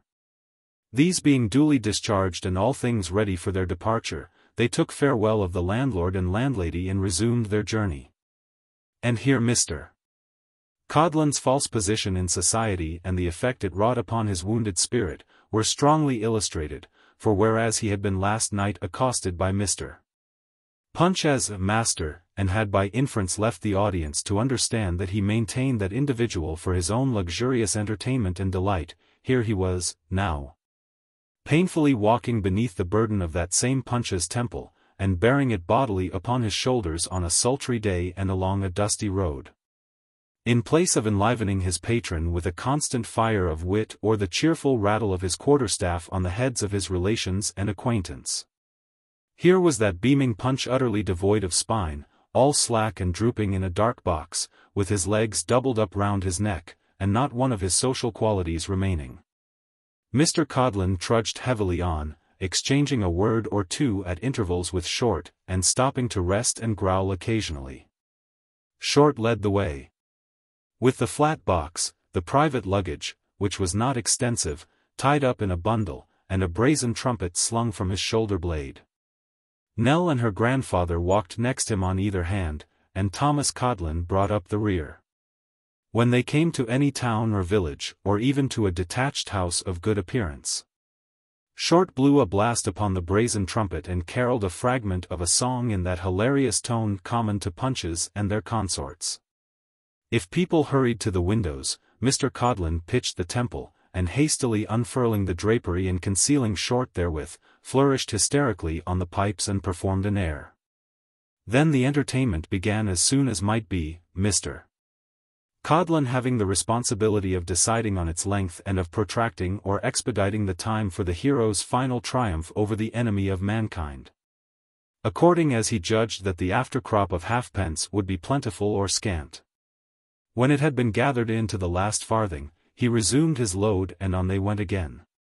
Sometimes they played out the toll across a bridge or ferry, and once exhibited by particular desire at a turnpike, where the collector, being drunk in his solitude, paid down a shilling to have it to himself. There was one small place of rich promise in which their hopes were blighted. For a favourite character in the play having gold lace upon his coat and being a meddling wooden-headed fellow was held to be a libel on the beadle. For which reason the authorities enforced a quick retreat. But they were generally well received, and seldom left a town without a troop of ragged children shouting at their heels. They made a long day's journey, despite these interruptions, and were yet upon the road when the moon was shining in the sky. Short beguiled the time with songs and jests, and made the best of everything that happened. Mr. Codlin on the other hand, cursed his fate, and all the hollow things of earth, but Punch especially, and limped along with the theatre on his back, a prey to the bitterest chagrin. They had stopped to rest beneath a finger-post where 4 roads met, and Mr. Codlin in his deep misanthropy had let down the drapery and seated himself in the bottom of the show, invisible to mortal eyes and disdainful of the company of his fellow creatures. When 2 monstrous shadows were seen stalking towards them from a turning in the road by which they had come. The child was at first quite terrified by the sight of these gaunt giants, for such they looked as they advanced with lofty strides beneath the shadow of the trees, but Short, telling her there was nothing to fear, blew a blast upon the trumpet, which was answered by a cheerful shout. "It's Grinder's lot, ain't it?" cried Mr. Short in a loud key. "Yes," replied a couple of shrill voices. "Come on then," said Short. "Let's have a look at you. I thought it was you." Thus invited, Grinder's lot approached with redoubled speed and soon came up with the little party. Mr. Grinder's company, familiarly termed a lot, consisted of a young gentleman and a young lady on stilts, and Mr. Grinder himself, who used his natural legs for pedestrian purposes and carried at his back a drum. The public costume of the young people was of the Highland kind, but the night being damp and cold, the young gentleman wore over his kilt a man's pea jacket reaching to his ankles, and a glazed hat. The young lady too was muffled in an old cloth pelisse and had a handkerchief tied about her head. Their Scotch bonnets, ornamented with plumes of jet black feathers, Mr. Grinder carried on his instrument. "Bound for the races, I see," said Mr. Grinder coming up out of breath. "So are we. How are you, Short?" With that they shook hands in a very friendly manner. The young people being too high up for the ordinary salutations, saluted Short after their own fashion. The young gentleman twisted up his right stilt and patted him on the shoulder, and the young lady rattled her tambourine. "Practice?" said Short, pointing to the stilts. "No," returned Grinder. "It comes either to walkin' in them or carryin' of em, and they like walkin' in em best. It's werry pleasant for the prospects." "Which road are you talking?" "We go the nighest." "Why, the fact is," said Short, "that we were going the longest way, because then we could stop for the night, 1.5 miles on. But 3 or 4 mile gain tonight is so many saved tomorrow, and if you keep on, I think our best way is to do the same." "Where's your partner?" inquired Grinder. "Here he is," cried Mr. Thomas Codlin, presenting his head and face in the proscenium of the stage, and exhibiting an expression of countenance not often seen there. "And he'll see his partner boiled alive before he'll go on tonight. That's what he says." "Well, don't say such things as them, in a spear which is devoted to something pleasanter," urged Short. "Respect associations, Tommy, even if you do cut up rough." "Rough or smooth," said Mr. Codlin, beating his hand on the little footboard, where Punch, when suddenly struck with the symmetry of his legs and their capacity for silk stockings, is accustomed to exhibit them to popular admiration. "Rough or smooth, I won't go further than the 1.5 miles tonight. I put up at the Jolly Sandboys and nowhere else. If you like to come there, come there. If you like to go on by yourself, go on by yourself, and do without me if you can." So saying, Mr. Codlin disappeared from the scene, and immediately presenting himself outside the theatre, took it on his shoulders at a jerk, and made off with most remarkable agility. Any further controversy being now out of the question, Short was fain to part with Mr. Grinder and his pupils and to follow his morose companion. After lingering at the finger-post for a few minutes to see the stilts frisking away in the moonlight and the bearer of the drum toiling slowly after them, he blew a few notes upon the trumpet as a parting salute, and hastened with all speed to follow Mr. Codlin. With this view he gave his unoccupied hand to Nell, and bidding her be of good cheer as they would soon be at the end of their journey for that night, and stimulating the old man with a similar assurance, led them at a pretty swift pace towards their destination, which he was the less unwilling to make for, as the moon was now overcast and the clouds were threatening rain. Chapter 18. The Jolly Sandboys was a small roadside inn of pretty ancient date, with a sign, representing 3 sandboys increasing their jollity with as many jugs of ale and bags of gold, creaking and swinging on its post on the opposite side of the road. As the travellers had observed that day many indications of their drawing nearer and nearer to the race town, such as gypsy camps, carts laden with gambling booths and their appurtenances, itinerant showmen of various kinds, and beggars and trampers of every degree, all wending their way in the same direction, Mr. Codlin was fearful of finding the accommodations forestalled. This fear increasing as he diminished the distance between himself and the hostelry, he quickened his pace, and notwithstanding the burden he had to carry, maintained a round trot until he reached the threshold. Here he had the gratification of finding that his fears were without foundation, for the landlord was leaning against the doorpost looking lazily at the rain, which had by this time begun to descend heavily, and no tinkling of cracked bell, nor boisterous shout, nor noisy chorus, gave note of company within. "All alone?" said Mr. Codlin, putting down his burden and wiping his forehead. "All alone as yet," rejoined the landlord, glancing at the sky, "but we shall have more company tonight, I expect. Here, one of you boys, carry that show into the barn. Make haste and out of the wet, Tom. When it came on to rain I told them to make the fire up, and there's a glorious blaze in the kitchen, I can tell you." Mr. Codlin followed with a willing mind, and soon found that the landlord had not commended his preparations without good reason. A mighty fire was blazing on the hearth and roaring up the wide chimney with a cheerful sound, which a large iron cauldron, bubbling and simmering in the heat, lent its pleasant aid to swell. There was a deep red ruddy blush upon the room, and when the landlord stirred the fire, sending the flames skipping and leaping up, when he took off the lid of the iron pot and there rushed out a savory smell, while the bubbling sound grew deeper and more rich, and an unctuous steam came floating out, hanging in a delicious mist above their heads. When he did this, Mr. Codlin's heart was touched. He sat down in the chimney corner and smiled. Mr. Codlin sat smiling in the chimney corner, eyeing the landlord as with a roguish look he held the cover in his hand, and, feigning that his doing so was needful to the welfare of the cookery, suffered the delightful steam to tickle the nostrils of his guest. The glow of the fire was upon the landlord's bald head, and upon his twinkling eye, and upon his watering mouth, and upon his pimpled face, and upon his round fat figure. Mr. Codlin drew his sleeve across his lips, and said in a murmuring voice, "What is it?" "It's a stew of tripe," said the landlord, smacking his lips, "and cow heel, smacking them again, and bacon, smacking them once more, and steak, smacking them for the fourth time, and peas, cauliflowers, new potatoes, and sparrowgrass, all working up together in one delicious gravy."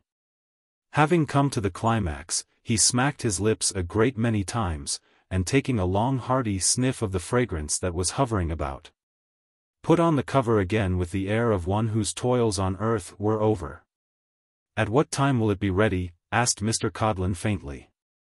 "It'll be done to a turn," said the landlord, looking up at the clock, and the very clock had a color in its fat white face and looked a clock for jolly sandboys to consult. "It'll be done to a turn at 22 minutes before 11. "Then," said Mr. Codlin, "fetch me a pint of warm ale, and don't let anybody bring into the room even so much as a biscuit till the time arrives." Nodding his approval of this decisive and manly course of procedure, the landlord retired to draw the beer, and presently returning with it, applied himself to warm the same in a small tin vessel shaped funnel-wise, for the convenience of sticking it far down in the fire and getting at the bright places. This was soon done, and he handed it over to Mr. Codlin with that creamy froth upon the surface which is one of the happy circumstances attendant upon mulled malt. Greatly softened by this soothing beverage, Mr. Codlin now bethought him of his companions, and acquainted mine host of the sandboys that their arrival might be shortly looked for. The rain was rattling against the windows and pouring down in torrents, and such was Mr. Codlin's extreme amiability of mind, that he more than once expressed his earnest hope that they would not be so foolish as to get wet. At length they arrived, drenched with the rain and presenting a most miserable appearance, notwithstanding that Short had sheltered the child as well as he could under the skirts of his own coat. And they were nearly breathless from the haste they had made. But their steps were no sooner heard upon the road than the landlord, who had been at the outer door anxiously watching for their coming, rushed into the kitchen and took the cover off. The effect was electrical. They all came in with smiling faces though the wet was dripping from their clothes upon the floor, and Short's first remark was, "What a delicious smell." It is not very difficult to forget rain and mud by the side of a cheerful fire, and in a bright room. They were furnished with slippers and such dry garments as the house or their own bundles afforded, and ensconcing themselves, as Mr. Codlin had already done, in the warm chimney corner, soon forgot their late troubles or only remembered them as enhancing the delights of the present time.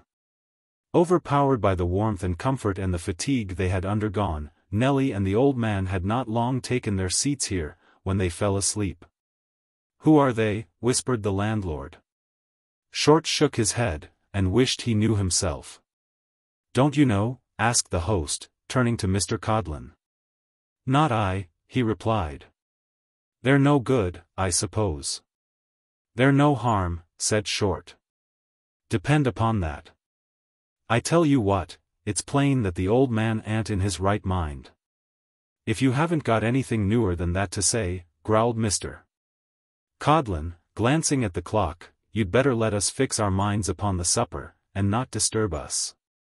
"Hear me out, won't you?" retorted his friend. "It's very plain to me, besides, that they're not used to this way of life. Don't tell me that that handsome child has been in the habit of prowling about as she's done these last 2 or 3 days. I know better." "Well, who does tell you she has?" growled Mr. Codlin, again glancing at the clock and from it to the cauldron. "Can't you think of anything more suitable to present circumstances than saying things and then contradicting them?" "I wish somebody would give you your supper," returned Short, "for there'll be no peace till you've got it. Have you seen how anxious the old man is to get on, always wanting to be further away, further away? Have you seen that?" "Ah." "What then?" muttered Thomas Codlin. "This, then," said Short. "He has given his friends the slip. Mind what I say, he has given his friends the slip, and persuaded this delicate young creature all along of her fondness for him to be his guide and travelling companion. Where to?" He knows no more than the man in the moon. Now I'm not a-going to stand that." "You're not a-going to stand that," cried Mr. Codlin, glancing at the clock again and pulling his hair with both hands in a kind of frenzy, but whether occasioned by his companion's observation or the tardy pace of time, it was difficult to determine. "Here's a world to live in." "I," repeated Short emphatically and slowly, "am not a-going to stand it. I am not a-going to see this fair young child a-falling into bad hands, and getting among people that she's no more fit for, than they are to get among angels as their ordinary chums. Therefore when they duel up an intention of parting company from us, I shall take measures for detaining of M, and restoring M to their friends, who I dare say have had their disconsolation pasted up on every wall in London by this time." "Short," said Mr. Codlin, who with his head upon his hands and his elbows on his knees had been shaking himself impatiently from side to side up to this point and occasionally stamping on the ground, but who now looked up with eager eyes. "It's possible that there may be uncommon good sense in what you've said. If there is, and there should be a reward, Short, remember that we're partners in everything." His companion had only time to nod a brief assent to this position, for the child awoke at the instant. They had drawn close together during the previous whispering, and now hastily separated and were rather awkwardly endeavoring to exchange some casual remarks in their usual tone, when strange footsteps were heard without, and fresh company entered. These were no other than 4 very dismal dogs, who came pattering in one after the other, headed by an old bandy dog of particularly mournful aspect, who, stopping when the last of his followers had got as far as the door, erected himself upon his hind legs and looked round at his companions, who immediately stood upon their hind legs, in a grave and melancholy row.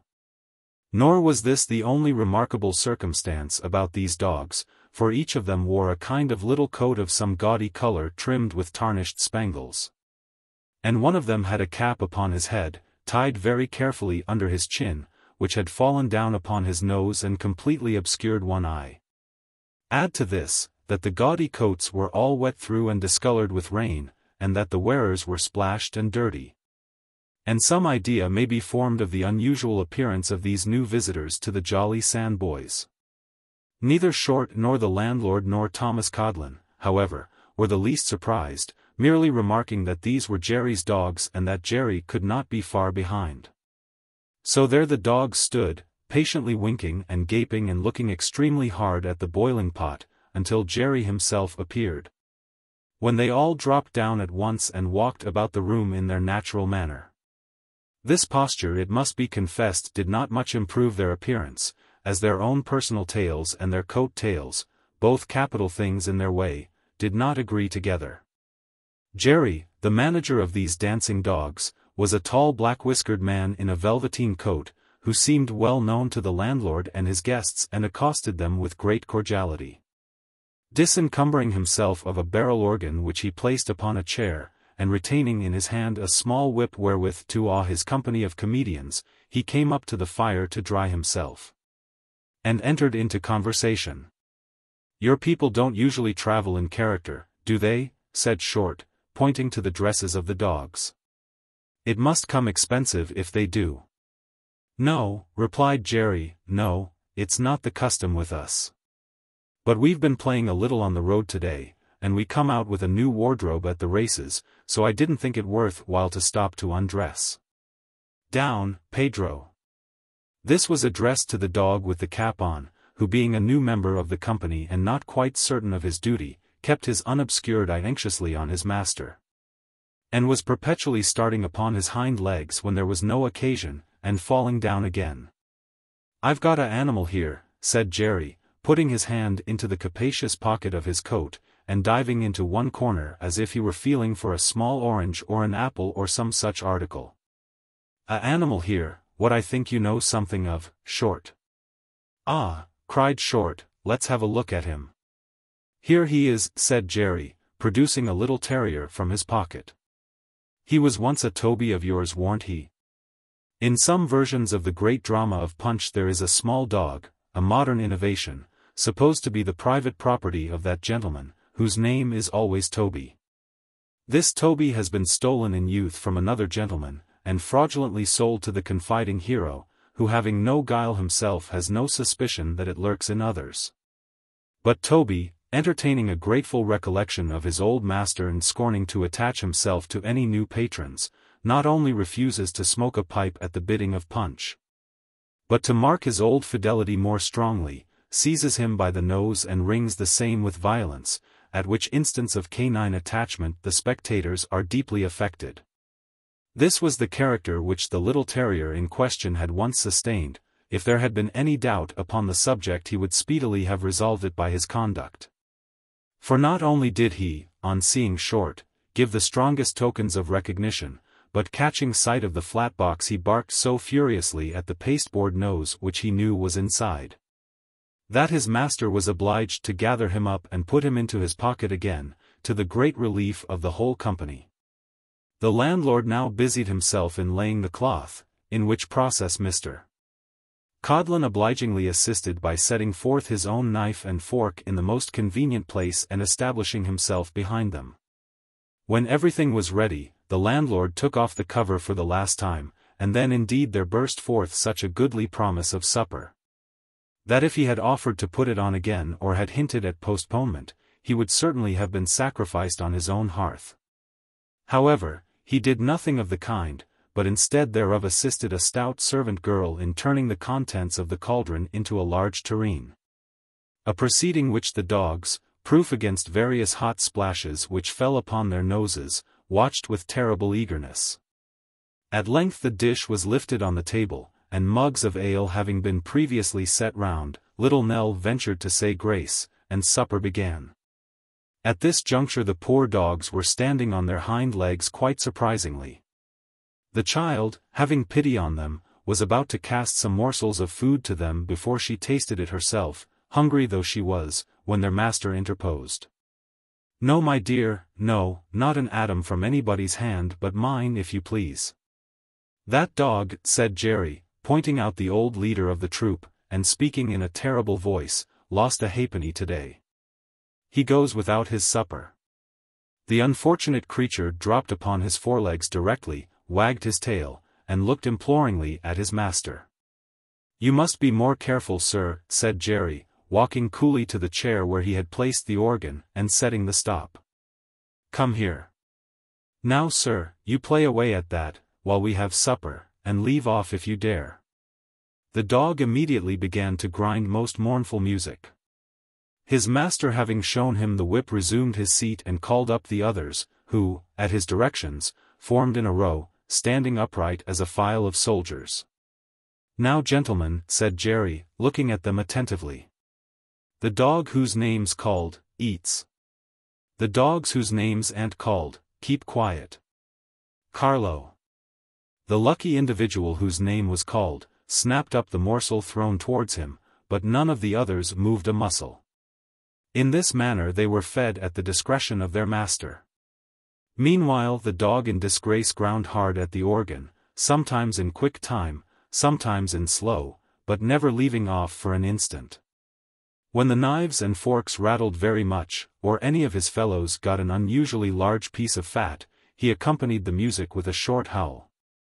But he immediately checked it on his master looking round, and applied himself with increased diligence to the old hundredth.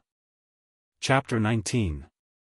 Supper was not yet over, when there arrived at the Jolly Sandboys 2 more travellers bound for the same haven as the rest, who had been walking in the rain for some hours, and came in shining and heavy with water. One of these was the proprietor of a giant, and a little lady without legs or arms, who had jogged forward in a van. The other, a silent gentleman who earned his living by showing tricks upon the cards, and who had rather deranged the natural expression of his countenance by putting small leaden lozenges into his eyes and bringing them out at his mouth, which was one of his professional accomplishments. The name of the first of these newcomers was Vuffin, the other, probably as a pleasant satire upon his ugliness, was called Sweet William. To render them as comfortable as he could, the landlord bestirred himself nimbly, and in a very short time both gentlemen were perfectly at their ease. "How's the giant?" said Short, when they all sat smoking round the fire. Rather weak upon his legs, returned Mr. Vuffin. I begin to be afraid he's going at the knees. That's a bad lookout, said Short. Aye. Bad indeed, replied Mr. Vuffin, contemplating the fire with a sigh. Once get a giant shaky on his legs, and the public care no more about him than they do for a dead cabbage stalk. What becomes of the old giants, said Short, turning to him again after a little reflection. They're usually kept in caravans to wait upon the dwarfs, said Mr. Vuffin. The maintaining of them must come expensive, when they can't be shown, remarked Short, eyeing him doubtfully. It's better that, than letting them go upon the parish or about the streets, said Mr. Vuffin. Once make a giant common and giants will never draw again. Look at wooden legs. If there was only one man with a wooden leg, what a property he'd be. So he would, observed the landlord and Short both together. That's very true. Instead of which, pursued Mr. Vuffin, if you was to advertise Shakespeare played entirely by wooden legs, it's my belief you wouldn't draw a sixpence. I don't suppose you would, said Short. And the landlord said so too. This shows you see, said Mr.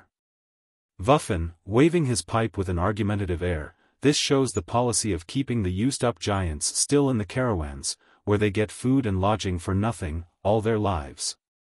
And in general very glad they are to stop there.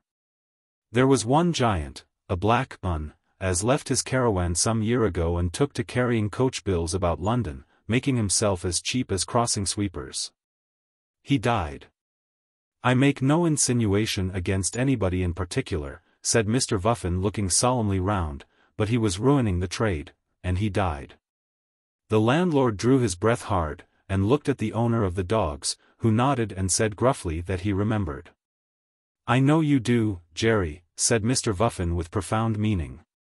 I know you remember it, Jerry, and the universal opinion was, that it served him right. Why, I remember the time when old Maunders as had 23 wands, I remember the time when old Maunders had in his cottage in Spa Fields in the winter time when the season was over 8 male and female dwarfs setting down to dinner every day, who was waited on by 8 old giants in green coats, red smalls, blue cotton stockings, and high-lows, and there was one dwarf as had grown elderly in wishes who whenever his giant wasn't quick enough to please him, used to stick pins in his legs, not being able to reach up any higher. I know that's a fact, for Maunders told it me himself. What about the dwarfs, when they get old? Inquired the landlord. The older a dwarf is, the better worth he is, returned Mr. Vuffin. A grey-headed dwarf, well wrinkled, is beyond all suspicion. But a giant weak in the legs and not standing upright. Keep him in the caravan, but never show him, for any persuasion that can be offered. While Mr.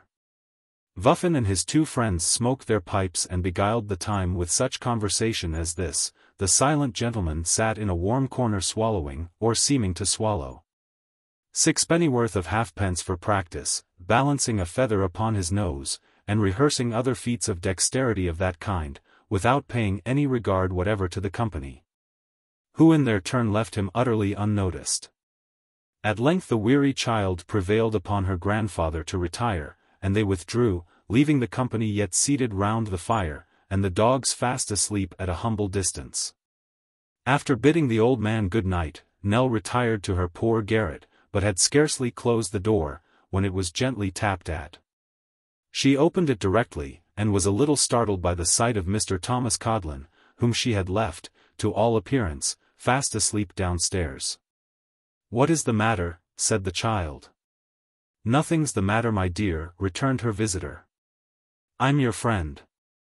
Perhaps you haven't thought so, but it's me that's your friend, not him. Not who? The child inquired. Short, my dear. I tell you what, said Codlin, for all his having a kind of way with him that you'd be very apt to like, I'm the real, open-hearted man. I mayn't look it, but I am indeed. The child began to be alarmed, considering that the ale had taken effect upon Mr. Codlin, and that this commendation of himself was the consequence.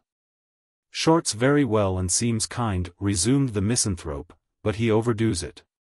Now I don't. Certainly if there were any fault in Mr.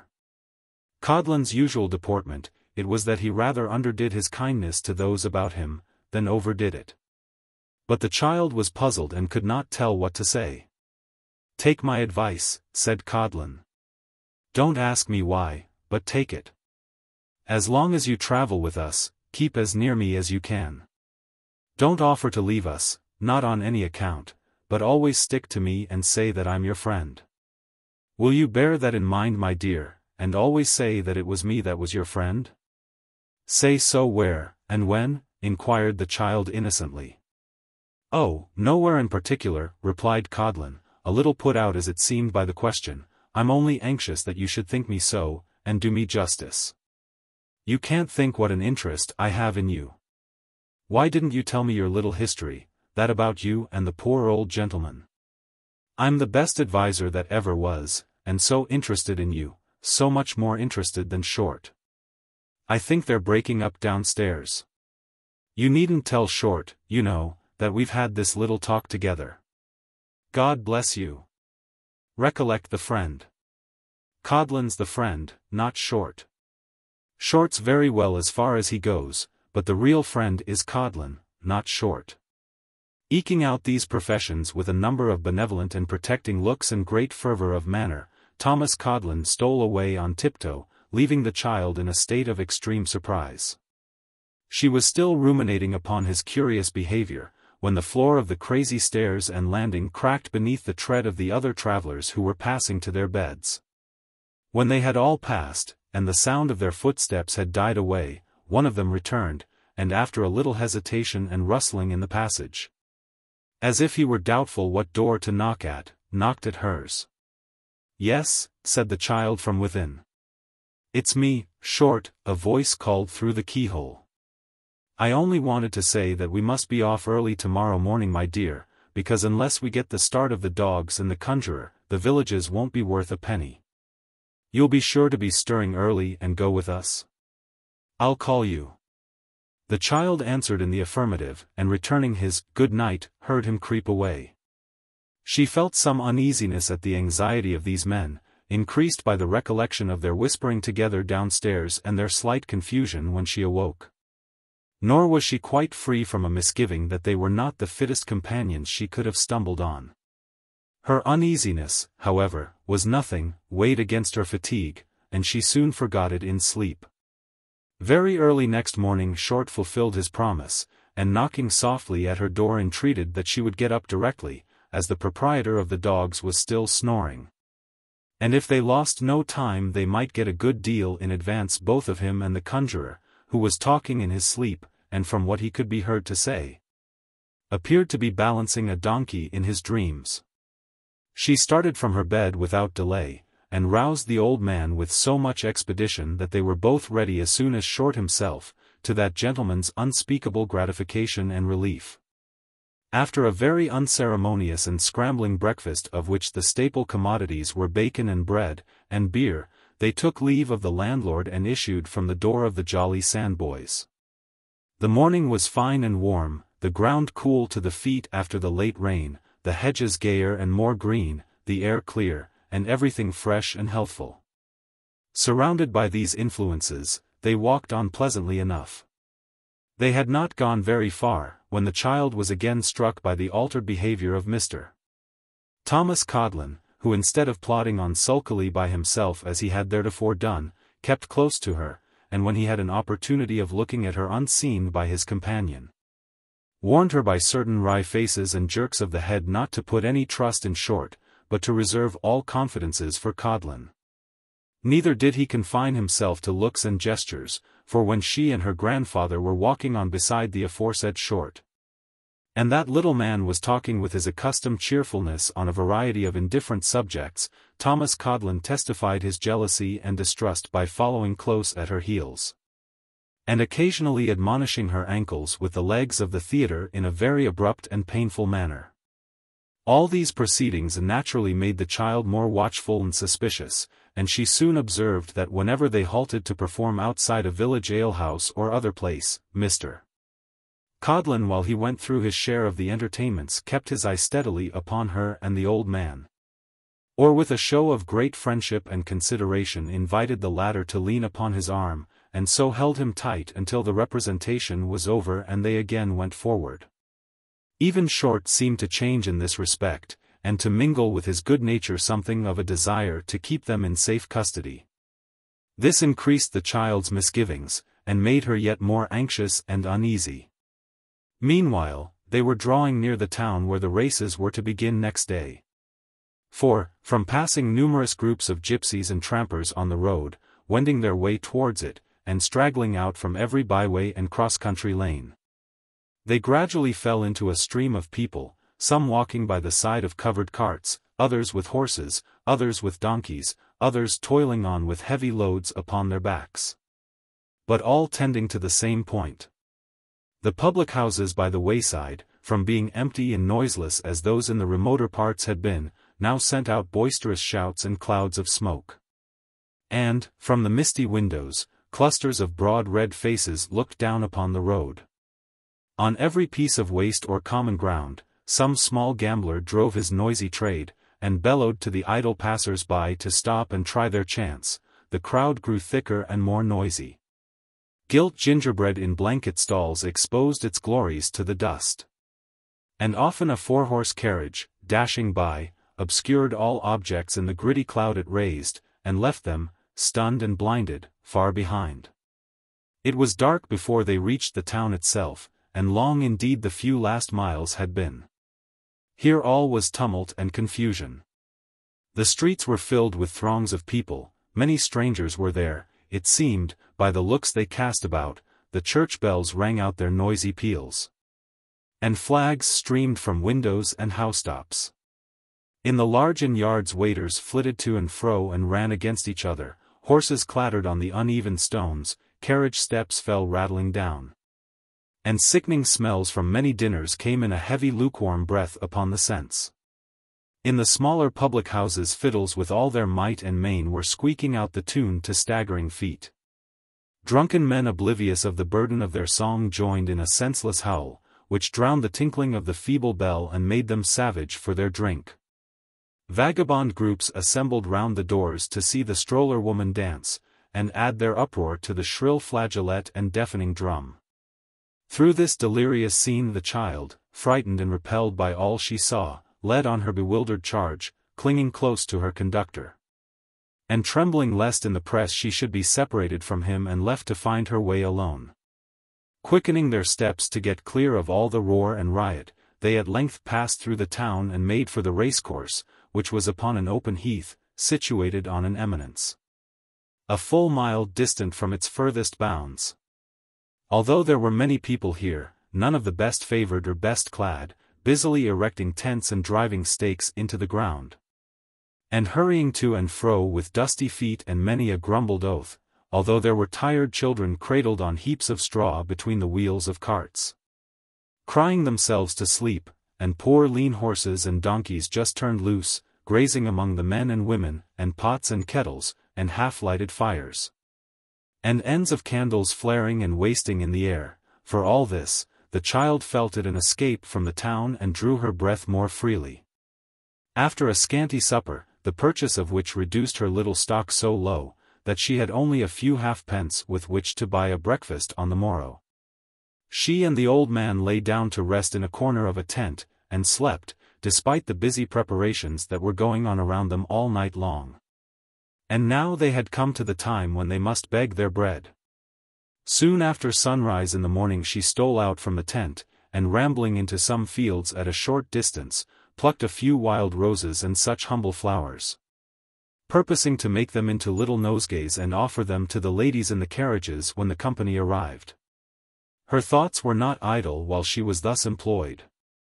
When she returned and was seated beside the old man in one corner of the tent, tying her flowers together, while the two men lay dozing in another corner, she plucked him by the sleeve, and slightly glancing towards them, said in a low voice, "Grandfather, don't look at those I talk of, and don't seem as if I spoke of anything but what I am about. What was that you told me before we left the old house? That if they knew what we were going to do, they would say that you were mad, and part us?" The old man turned to her with an aspect of wild terror. But she checked him by a look, and bidding him hold some flowers while she tied them up, and so bringing her lips closer to his ear, said, "I know that was what you told me. You needn't speak, dear. I recollect it very well. It was not likely that I should forget it. Grandfather, these men suspect that we have secretly left our friends, and mean to carry us before some gentleman and have us taken care of and sent back. If you let your hand tremble so, we can never get away from them, but if you're only quiet now, we shall do so, easily." "How?" muttered the old man.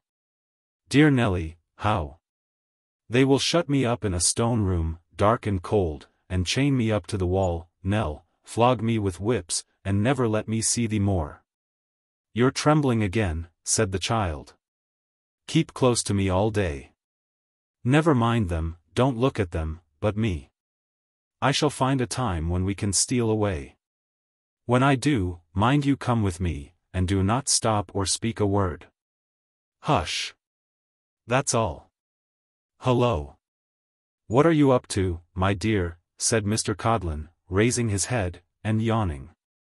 Then observing that his companion was fast asleep, he added in an earnest whisper, "Codlin's the friend, remember, not short."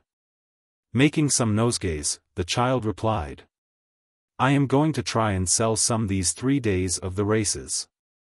Will you have one, as a present I mean?" Mr. Codlin would have risen to receive it, but the child hurried towards him and placed it in his hand. He stuck it in his buttonhole with an air of ineffable complacency for a misanthrope, and leering exultingly at the unconscious Short, muttered, as he laid himself down again, "Tom Codlin's the friend by G." As the morning wore on, the tents assumed a gayer and more brilliant appearance, and long lines of carriages came rolling softly on the turf.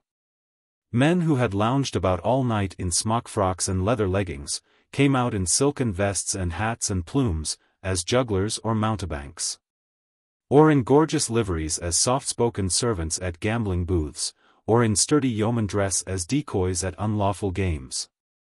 Black-eyed gypsy girls hooded in showy handkerchiefs sallied forth to tell fortunes, and pale slender women with consumptive faces lingered upon the footsteps of ventriloquists and conjurers, and counted the sixpences with anxious eyes long before they were gained. As many of the children as could be kept within bounds, were stowed away, with all the other signs of dirt and poverty, among the donkeys, carts, and horses.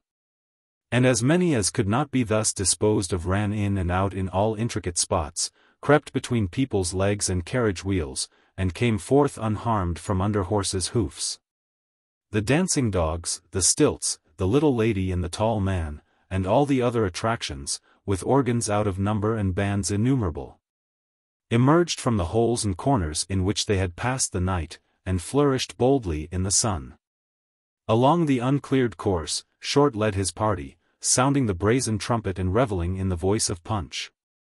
And at his heels went Thomas Codlin, bearing the show as usual, and keeping his eye on Nelly and her grandfather, as they rather lingered in the rear. The child bore upon her arm the little basket with her flowers, and sometimes stopped, with timid and modest looks, to offer them at some gay carriage, but alas!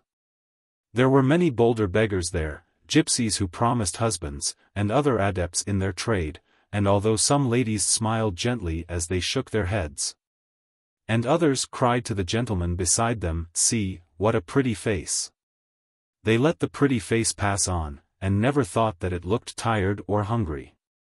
There was but one lady who seemed to understand the child, and she was one who sat alone in a handsome carriage, while 2 young men in dashing clothes, who had just dismounted from it, talked and laughed loudly at a little distance, appearing to forget her, quite. There were many ladies all around, but they turned their backs, or looked another way, or at the 2 young men, not unfavorably at them, and left her to herself. She motioned away a gypsy woman urgent to tell her fortune, saying that it was told already and had been for some years, but called the child towards her, and taking her flowers put money into her trembling hand, and bade her go home and keep at home for God's sake. Many a time they went up and down those long lines, seeing everything but the horses and the race. When the bell rung to clear the course, going back to rest among the carts and donkeys, and not coming out again until the heat was over. Many a time, too, was Punch displayed in the full zenith of his humor, but all this while the eye of Thomas Codlin was upon them, and to escape without notice was impracticable. At length, late in the day, Mr. Codlin pitched the show in a convenient spot, and the spectators were soon in the very triumph of the scene. The child, sitting down with the old man close behind it, had been thinking how strange it was that horses who were such fine honest creatures should seem to make vagabonds of all the men they drew about them. When a loud laugh at some extemporaneous witticism of Mr. Short's, having allusion to the circumstances of the day, roused her from her meditation and caused her to look around. If they were ever to get away unseen, that was the very moment. Short was plying the quarterstaves vigorously and knocking the characters in the fury of the combat against the sides of the show. The people were looking on with laughing faces, and Mr.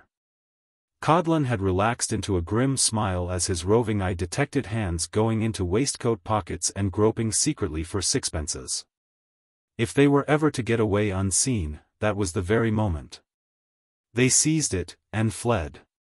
They made a path through booths and carriages and throngs of people, and never once stopped to look behind.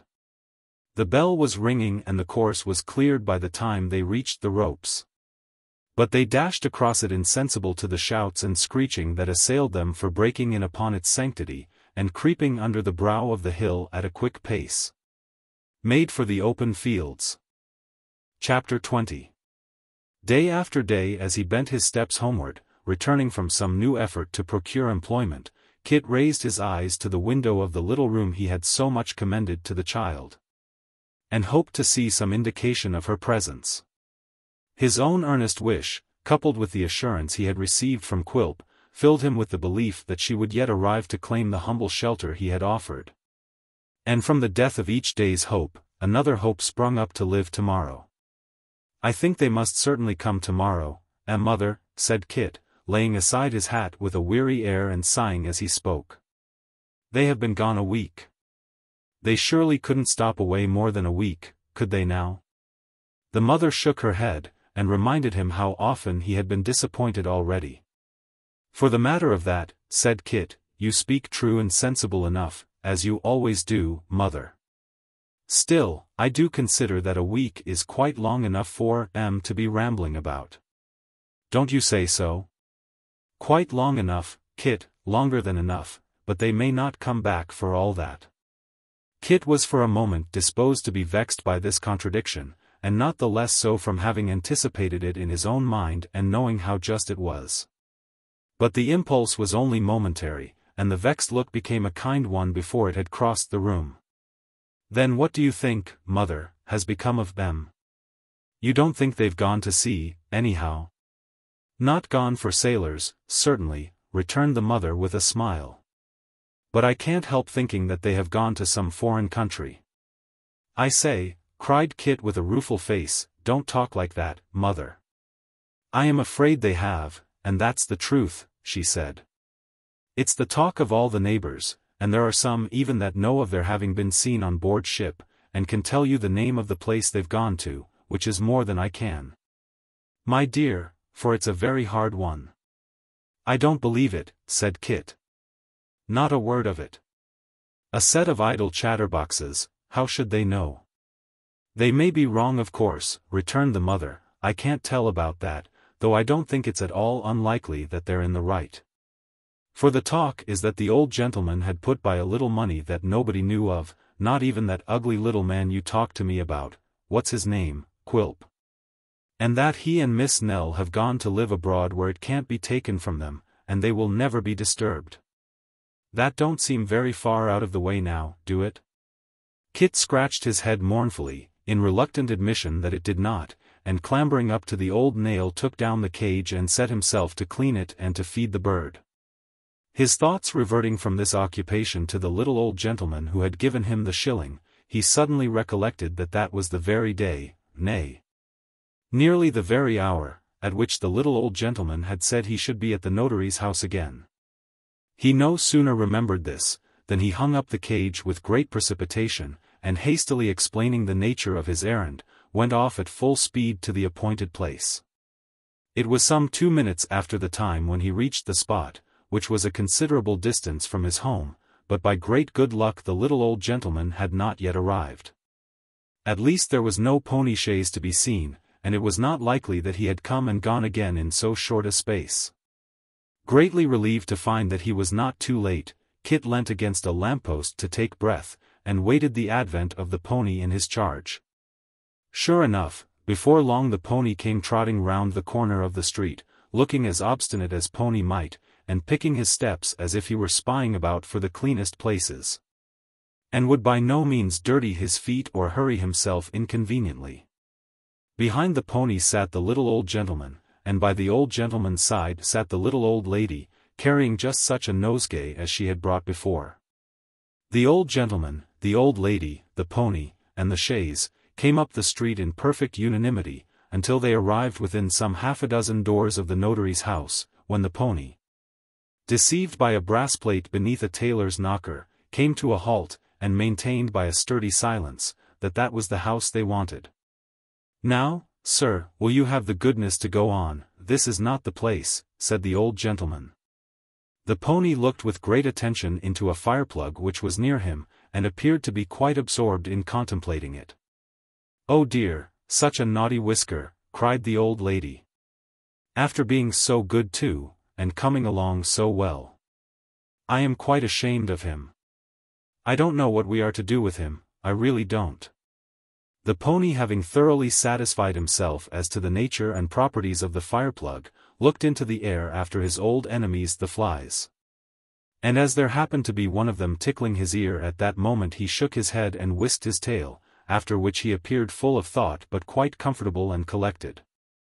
The old gentleman, having exhausted his powers of persuasion, alighted to lead him, whereupon the pony, perhaps because he held this to be a sufficient concession, perhaps because he happened to catch sight of the other brass plate, or perhaps because he was in a spiteful humor, darted off with the old lady and stopped at the right house, leaving the old gentleman to come panting on behind. It was then that Kit presented himself at the pony's head, and touched his hat with a smile. "Why, bless me," cried the old gentleman, "the lad is here. My dear, do you see?" "I said I'd be here, sir," said Kit, patting Whisker's neck. "I hope you've had a pleasant ride, sir. He's a very nice little pony." "My dear," said the old gentleman, "this is an uncommon lad." "A good lad, I'm sure." "I am sure he is," rejoined the old lady. "A very good lad, and I am sure he is a good son." Kit acknowledged these expressions of confidence by touching his hat again and blushing very much. The old gentleman then handed the old lady out, and after looking at him with an approving smile they went into the house, talking about him as they went. Kit could not help feeling. Presently Mr. Witherden, smelling very hard at the nosegay, came to the window and looked at him, and after that Mr. Abel came and looked at him, and after that the old gentleman and lady came and looked at him again, and after that they all came and looked at him together, which Kit, feeling very much embarrassed by, made a pretense of not observing. Therefore he patted the pony more and more, and this liberty the pony most handsomely permitted. The faces had not disappeared from the window many moments, when Mr. Chuckster in his official coat, and with his hat hanging on his head just as it had happened to fall from its peg, appeared upon the pavement, and telling him he was wanted inside, bade him go in and he would mind the chaise the while. In giving him this direction Mr. Chuckster remarked that he wished he might be blessed if he could make out whether he, Kit, was precious raw, or precious deep, but intimated by a distrustful shake of the head that he inclined to the latter opinion. Kit entered the office in a great tremor, for he was not used to going among strange ladies and gentlemen, and the tin boxes and bundles of dusty papers had in his eyes an awful and venerable air. Mr. Witherden too was a bustling gentleman who talked loud and fast, and all eyes were upon him, and he was very shabby. "Well, boy," said Mr. Witherden, "you came to work out that shilling. Not to get another, hey?" "No indeed, sir," replied Kit, taking courage to look up. "I never thought of such a thing." "Father alive?" said the notary. "Dead, sir." "Mother?" "Yes, sir." "Married again, eh?" Kit made answer, not without some indignation, that she was a widow with 3 children, and that as to her marrying again, if the gentleman knew her he wouldn't think of such a thing. At this reply Mr. Witherden buried his nose in the flowers again, and whispered behind the nosegay to the old gentleman that he believed the lad was as honest a lad as need be. "Now," said Mr. Garland when they had made some further inquiries of him, "I am not going to give you anything." "Thank you, sir," Kit replied. And quite seriously too, for this announcement seemed to free him from the suspicion which the notary had hinted. "But," resumed the old gentleman, "perhaps I may want to know something more about you, so tell me where you live and I'll put it down in my pocketbook." Kit told him, and the old gentleman wrote down the address with his pencil.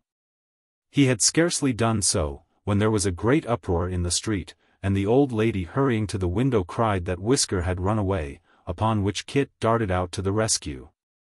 And the others followed. It seemed that Mr. Chuckster had been standing with his hands in his pockets looking carelessly at the pony, and occasionally insulting him with such admonitions as "stand still," "be quiet," "woaa," and the like, which by a pony of spirit cannot be borne. Consequently, the pony being deterred by no considerations of duty or obedience, and not having before him the slightest fear of the human eye, had at length started off. And was at that moment rattling down the street, Mr. Chuckster, with his hat off and a pen behind his ear, hanging on in the rear of the chaise and making futile attempts to draw it the other way, to the unspeakable admiration of all beholders. Even in running away, however, Whisker was perverse, for he had not gone very far when he suddenly stopped, and before assistance could be rendered, commenced backing at nearly as quick a pace as he had gone forward. By these means Mr. Chuckster was pushed and hustled to the office again, in a most inglorious manner, and arrived in a state of great exhaustion and discomfiture. The old lady then stepped into her seat, and Mr. Abel, whom they had come to fetch, into his. The old gentleman, after reasoning with the pony on the extreme impropriety of his conduct, and making the best amends in his power to Mr. Chuckster, took his place also, and they drove away, waving a farewell to the notary and his clerk, and more than once turning to nod kindly to Kit as he watched them from the road. Chapter 21. Kit turned away and very soon forgot the pony, and the chaise, and the little old lady, and the little old gentleman, and the little young gentleman to boot, in thinking what could have become of his late master and his lovely grandchild, who were the fountainhead of all his meditations. Still casting about for some plausible means of accounting for their non-appearance, and of persuading himself that they must soon return, he bent his steps towards home, intending to finish the task which the sudden recollection of his contract had interrupted, and then to sally forth once more to seek his fortune for the day. When he came to the corner of the court in which he lived, lo and behold there was the pony again. Yes, there he was, looking more obstinate than ever. And alone in the chaise, keeping a steady watch upon his every wink, sat Mr. Abel, who, lifting up his eyes by chance and seeing Kit pass by, nodded to him as though he would have nodded his head off. Kit wondered to see the pony again, so near his own home too, but it never occurred to him for what purpose the pony might have come there, or where the old lady and the old gentleman had gone. Until he lifted the latch of the door, and walking in, found them seated in the room in conversation with his mother. At which unexpected sight he pulled off his hat and made his best bow in some confusion. "We are here before you, you see, Christopher," said Mr. Garland smiling. "Yes, sir," said Kit, and as he said it he looked towards his mother for an explanation of the visit. "The gentleman's been kind enough, my dear," said she, in reply to this mute interrogation, "to ask me whether you were in a good place, or in any place at all, and when I told him no, you were not in any, he was so good as to say that we wanted a good lad in our house," said the old gentleman and the old lady both together, "and that perhaps we might think of it, if we found everything as we would wish it to be." As this thinking of it plainly meant the thinking of engaging Kit, he immediately partook of his mother's anxiety and fell into a great flutter. For the little old couple were very methodical and cautious, and asked so many questions that he began to be afraid there was no chance of his success. "You see, my good woman," said Mrs. Garland to Kit's mother, "that it's necessary to be very careful and particular in such a matter as this, for we're only 3 in family, and are very quiet regular folks. And it would be a sad thing if we made any kind of mistake, and found things different from what we hoped and expected." To this, Kit's mother replied, that certainly it was quite true, and quite right, and quite proper, and heaven forbid that she should shrink, or have cause to shrink, from any inquiry into her character or that of her son, who was a very good son though she was his mother, in which respect, she was bold to say, he took after his father, who was not only a good son to his mother, but the best of husbands and the best of fathers besides, which Kit could and would corroborate she knew. And so would little Jacob and the baby likewise if they were old enough, which unfortunately they were not, though as they didn't know what a loss they had had. Perhaps it was a great deal better that they should be as young as they were. And so Kit's mother wound up a long story by wiping her eyes with her apron, and patting little Jacob's head, who was rocking the cradle and staring with all his might at the strange lady and gentleman.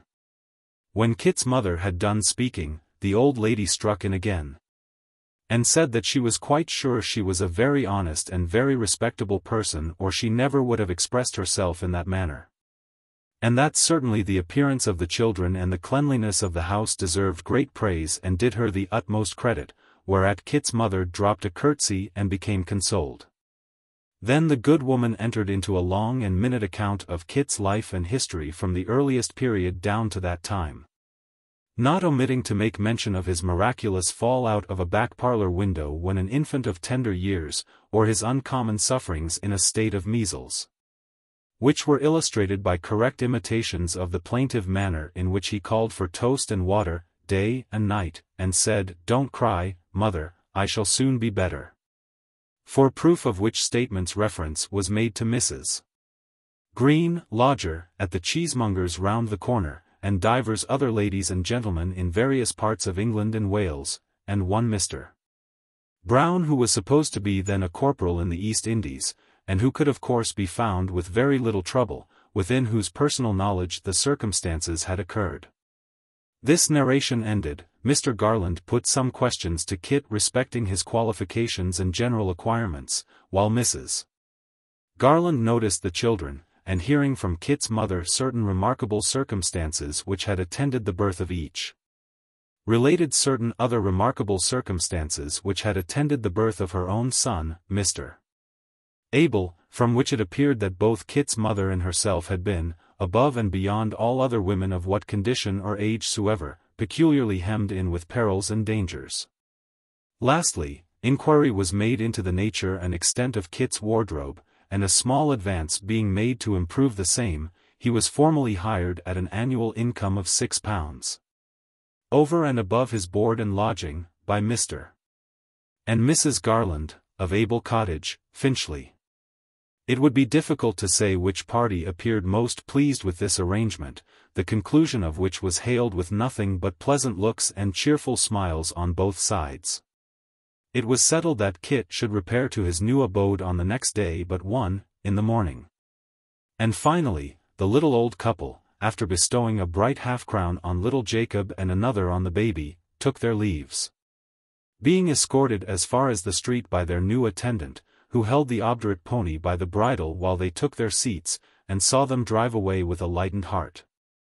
"Well, mother," said Kit, hurrying back into the house, "I think my fortune's about made now." "I should think it was indeed, Kit," rejoined his mother. £6 a year. Only think." "Ah," said Kit, trying to maintain the gravity which the consideration of such a sum demanded, but grinning with delight in spite of himself. "There's a property." Kit drew a long breath when he had said this, and putting his hands deep into his pockets as if there were 1 year's wages at least in each, looked at his mother, as though he saw through her. and down an immense perspective of sovereigns beyond.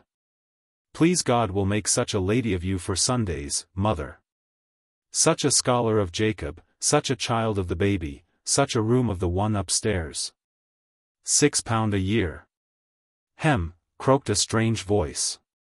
What's that about £6 a year? What about £6 a year? And as the voice made this inquiry, Daniel Quilp walked in with Richard Swiveller at his heels.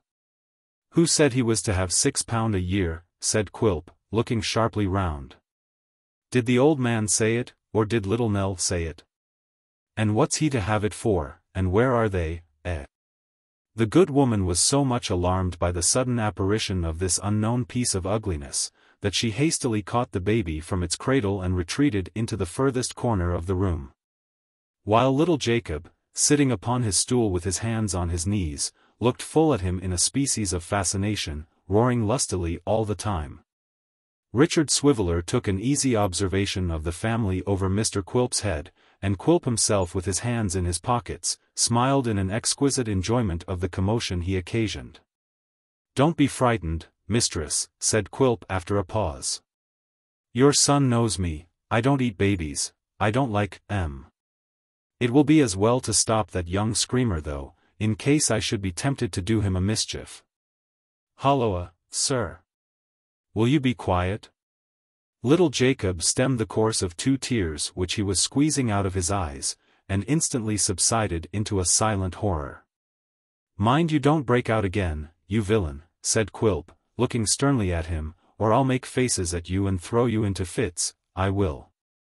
"Now you sir, why haven't you been to me as you promised?" "What should I come for?" retorted Kit. "I hadn't any business with you, no more than you had with me." "Here, mistress," said Quilp, turning quickly away, and appealing from Kit to his mother. "When did his old master come or send here last? Is he here now? If not, where's he gone?" "He has not been here at all," she replied. "I wish we knew where they have gone, for it would make my son a good deal easier in his mind, and me too. If you're the gentleman named Mr. Quilp, I should have thought you'd have known, and so I told him only this very day." "Humph," muttered Quilp, evidently disappointed to believe that this was true. "That's what you tell this gentleman too, is it?"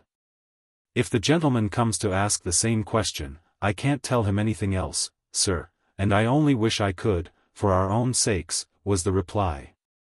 Quilp glanced at Richard Swiveller, and observed that having met him on the threshold, he assumed that he had come in search of some intelligence of the fugitives. He supposed he was right? "Yes," said Dick, "that was the object of the present expedition. I fancied it possible, but let us go ring Fancy's knell." "I'll begin it." "You seem disappointed," observed Quilp. "A baffler, sir, a baffler, that's all," returned Dick. "I have entered upon a speculation which has proved a baffler. And a being of brightness and beauty will be offered up a sacrifice at Cheggs's altar. That's all, sir."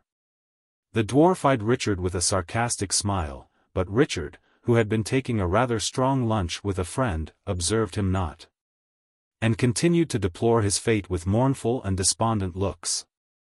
Quilp plainly discerned that there was some secret reason for this visit and his uncommon disappointment, and, in the hope that there might be means of mischief lurking beneath it, resolved to worm it out. He had no sooner adopted this resolution, than he conveyed as much honesty into his face as it was capable of expressing, and sympathized with Mr. Swiveller exceedingly. "I'm disappointed myself," said Quilp, out of mere friendly feeling for them. "But you have real reasons, private reasons I have no doubt, for your disappointment, and therefore it comes heavier than mine." "Why, of course it does," Dick observed, testily. "Upon my word, I'm very sorry, very sorry. I'm rather cast down myself. As we are companions in adversity, shall we be companions in the surest way of forgetting it? If you had no particular business, now, to lead you in another direction," urged Quilp, plucking him by the sleeve and looking slyly up into his face out of the corners of his eyes. "There is a house by the waterside where they have some of the noblest skeedam, reputed to be smuggled, but that's between ourselves, that can be got in all the world. The landlord knows me. There's a little summer-house overlooking the river, where we might take a glass of this delicious liquor with a whiff of the best tobacco, it's in this case, and of the rarest quality. To my certain knowledge, and be perfectly snug and happy, could we possibly contrive it? Or is there any very particular engagement that peremptorily takes you another way, Mr. Swiveller, eh? As the dwarf spoke, Dick's face relaxed into a compliant smile, and his brows slowly unbent. By the time he had finished, Dick was looking down at Quilp in the same sly manner as Quilp was looking up at him, and there remained nothing more to be done but to set out for the house in question. This they did, straightway. The moment their backs were turned, little Jacob thawed, and resumed his crying from the point where Quilp had frozen him. The summer-house of which Mr. Quilp had spoken was a rugged wooden box, rotten and bare to see, which overhung the river's mud, and threatened to slide down into it. The tavern to which it belonged was a crazy building, sapped and undermined by the rats, and only upheld by great bars of wood which were reared against its walls, and had propped it up so long that even they were decaying and yielding with their load, and of a windy night might be heard to creak and crack as if the whole fabric were about to come toppling down. The house stood, if anything so old and feeble could be said to stand, on a piece of waste ground, blighted with the unwholesome smoke of factory chimneys, and echoing the clank of iron wheels and rush of troubled water. Its internal accommodations amply fulfilled the promise of the outside. The rooms were low and damp, the clammy walls were pierced with chinks and holes, the rotten floors had sunk from their level. The very beams started from their places and warned the timid stranger from their neighborhood. To this inviting spot, entreating him to observe its beauties as they passed along, Mr. Quilp led Richard Swiveller, and on the table of the summer-house, scored deep with many a gallows and initial letter, there soon appeared a wooden keg, full of the vaunted liquor. Drawing it off into the glasses with the skill of a practised hand, and mixing it with about a third part of water, Mr. Quilp assigned to Richard Swiveller his portion, and lighting his pipe from an end of candle in a very old and battered lantern, drew himself together upon a seat and puffed away. "Is it good?" said Quilp, as Richard Swiveller smacked his lips. "Is it strong and fiery? Does it make you wink, and choke, and your eyes water, and your breath come short, does it? Does it?" cried Dick, throwing away a part of the contents of his glass, and filling it up with water. "Why, man, you don't mean to tell me that you drink such fire as this?" "No," rejoined Quilp, "not drink it. Look here. And here. And here again. Not drink it." As he spoke, Daniel Quilp drew off and drank 3 small glassfuls of the raw spirit, and then with a horrible grimace took a great many pulls at his pipe, and swallowing the smoke, discharged it in a heavy cloud from his nose. This feat accomplished, he drew himself together in his former position, and laughed excessively. "Give us a toast," cried Quilp, rattling on the table in a dexterous manner with his fist and elbow alternately, in a kind of tune, "A woman, a beauty. Let's have a beauty for our toast and empty our glasses to the last drop. Her name, come." "If you want a name," said Dick, "here's Sophie Wackles." "Sophie Wackles," screamed the dwarf, "Miss Sophie Wackles, that is, Mrs. Richard Swiveller, that shall be, ha ha ha." "Ah," said Dick, "you might have said that a few weeks ago, but it won't do now, my buck." Immolating herself upon the shrine of Cheggs. "Poison Cheggs, cut Cheggs's ears off," rejoined Quilp. "I won't hear of Cheggs. Her name is Swiveller or nothing. I'll drink her health again, and her father's, and her mother's. And to all her sisters and brothers, the glorious family of the Wackleses, all the Wackleses in one glass, down with it to the dregs." "Well," said Richard Swiveller, stopping short in the act of raising the glass to his lips and looking at the dwarf in a species of stupor as he flourished his arms and legs about, "you're a jolly fellow. But of all the jolly fellows I ever saw or heard of, you have the queerest and most extraordinary way with you, upon my life you have. This candid declaration tended rather to increase than restrain Mr. Quilp's eccentricities, and Richard Swiveller, astonished to see him in such a roistering vein, and drinking not a little himself, for company, began imperceptibly to become more companionable and confiding, so that, being judiciously led on by Mr. Quilp, he grew at last very confiding indeed. Having once got him into this mood, and knowing now the keynote to strike whenever he was at a loss, Daniel Quilp's task was comparatively an easy one. And he was soon in possession of the whole details of the scheme contrived between the easy Dick and his more designing friend. "Stop," said Quilp. "That's the thing, that's the thing. It can be brought about, it shall be brought about. There's my hand upon it, I'm your friend from this minute." "What? Do you think there's still a chance?" inquired Dick, in surprise at this encouragement. "A chance," echoed the dwarf, "a certainty. Sophie Wackles may become a Cheggs or anything else she likes, but not a Swiveller. Oh, you lucky dog. He's richer than any Jew alive, you're a made man. I see in you now nothing but Nelly's husband, rolling in gold and silver. I'll help you. It shall be done. Mind my words, it shall be done." "But how?" said Dick. "There's plenty of time," rejoined the dwarf, "and it shall be done. We'll sit down and talk it over again all the way through. Fill your glass while I'm gone. I shall be back directly, directly." With these hasty words, Daniel Quilp withdrew into a dismantled skittleground behind the public-house, and, throwing himself upon the ground, actually screamed and rolled about in uncontrollable delight. "Here's sport," he cried, "sport ready to my hand, all invented and arranged, and only to be enjoyed. It was this shallow-pated fellow who made my bones ache t'other day, was it? It was his friend and fellow-plodder, Mr. Trent, that once made eyes at Mrs. Quilp, and leered and looked, was it? After laboring for 2 or 3 years in their precious scheme, to find that they've got a beggar at last, and one of them tied for life. Ha ha ha. He shall marry Nell. He shall have her, and I'll be the first man, when the knot's tied hard and fast, to tell em what they've gained and what I've helped em to. Here will be a clearing of old scores, here will be a time to remind em what a capital friend I was, and how I helped em to the heiress. Ha ha ha." In the height of his ecstasy, Mr. Quilp had liked to have met with a disagreeable check, for, rolling very near a broken dog kennel, there leapt forth a large fierce dog, who, but that his chain was of the shortest, would have given him a disagreeable salute. As it was, the dwarf remained upon his back in perfect safety, taunting the dog with hideous faces, and triumphing over him in his inability to advance another inch, though there were not a couple of feet between them. "Why don't you come and bite me, why don't you come and tear me to pieces, you coward," said Quilp, hissing and worrying the animal till he was nearly mad.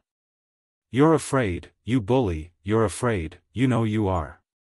The dog tore and strained at his chain with starting eyes and furious bark, but there the dwarf lay, snapping his fingers with gestures of defiance and contempt. When he had sufficiently recovered from his delight, he rose, and with his arms akimbo, achieved a kind of demon dance round the kennel, just without the limits of the chain, driving the dog quite wild.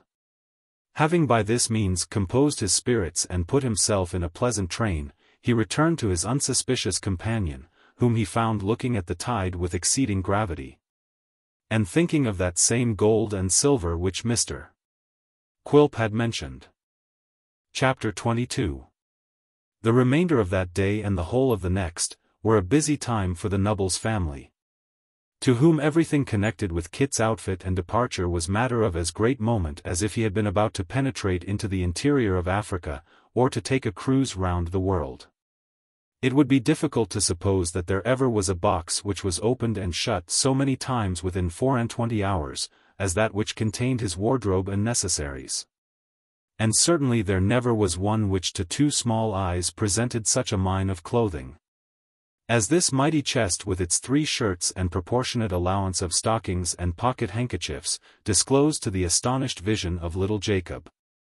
At last it was conveyed to the carriers at whose house, at Finchley, Kit was to find it next day. And the box being gone, there remained but two questions for consideration: firstly, whether the carrier would lose, or dishonestly feign to lose, the box upon the road, and secondly, whether Kit's mother perfectly understood how to take care of herself in the absence of her son. "I don't think there's hardly a chance of his really losing it, but carriers are under great temptation to pretend they lose things, no doubt," said Mrs. Nubbles apprehensively, in reference to the first point. "No doubt about it," returned Kit, with a serious look. "Upon my word, mother, I don't think it was right to trust it to itself. Somebody ought to have gone with it, I'm afraid." "We can't help it now," said his mother, "but it was foolish and wrong. People oughtn't to be tempted." Kit inwardly resolved that he would never tempt a carrier any more, save with an empty box, and having formed this Christian determination, he turned his thoughts to the second question. "You know you must keep up your spirits, mother, and not be lonesome because I'm not at home. I shall very often be able to look in when I come into town, I dare say, and I shall send you a letter sometimes, and when the quarter comes round, I can get a holiday of course. And then see if we don't take little Jacob to the play, and let him know what oysters means. I hope plays mayn't be sinful, Kit, but I'm a'most afraid," said Mrs. Nubbles. "I know who has been putting that in your head," rejoined her son disconsolately. "That's little Bethel again. Now I say, mother, pray don't take to going there regularly, for if I was to see your good-humored face that has always made home cheerful, turned into a grievous one.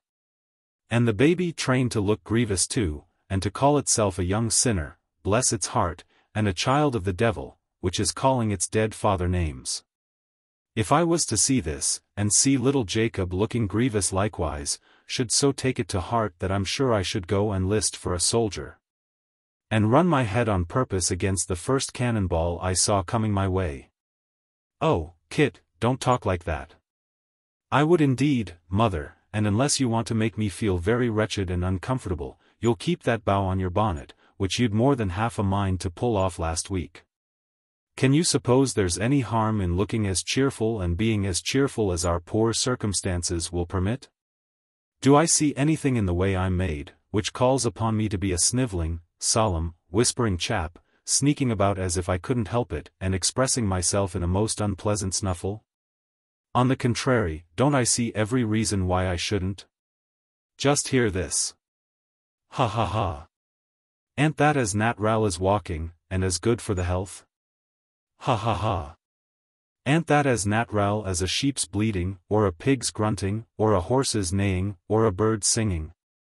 Ha ha ha. Isn't it, mother?"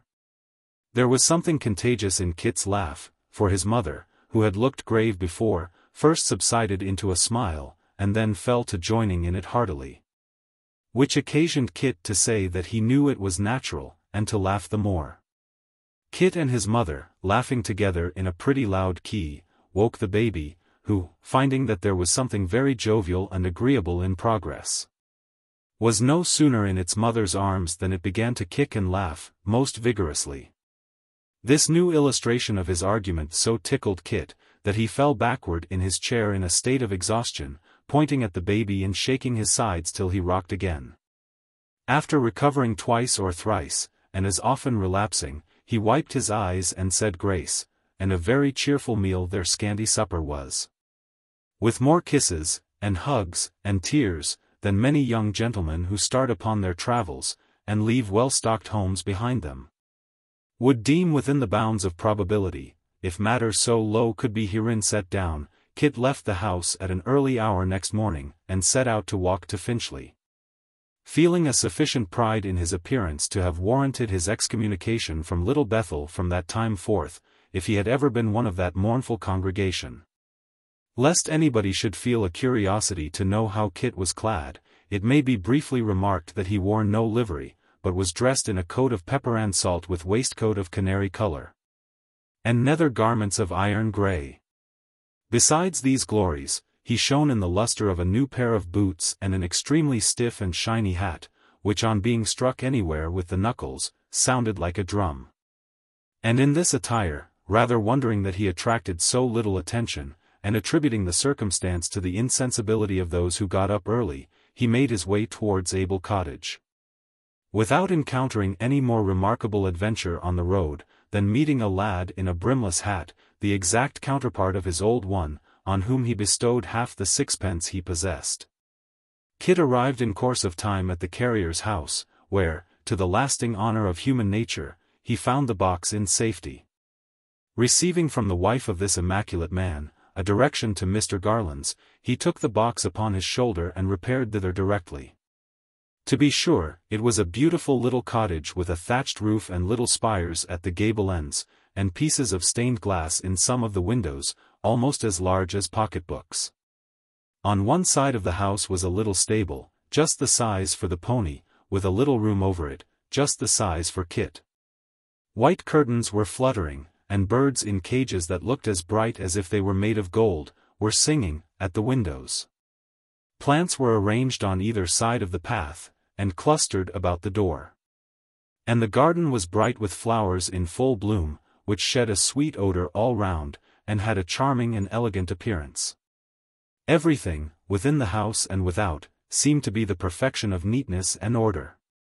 In the garden there was not a weed to be seen, and to judge from some dapper gardening tools, a basket, and a pair of gloves which were lying in one of the walks, old Mr. Garland had been at work in it that very morning.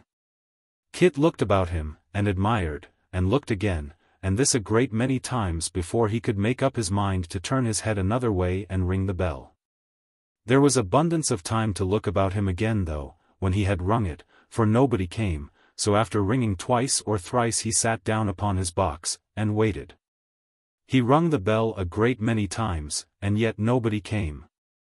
But at last, as he was sitting upon the box thinking about giants' castles, and princesses tied up to pegs by the hair of their heads, and dragons bursting out from behind gates, and other incidents of the like nature, common in storybooks to youths of low degree on their first visit to strange houses, the door was gently opened, and a little servant girl, very tidy, modest, and demure, but very pretty too, appeared.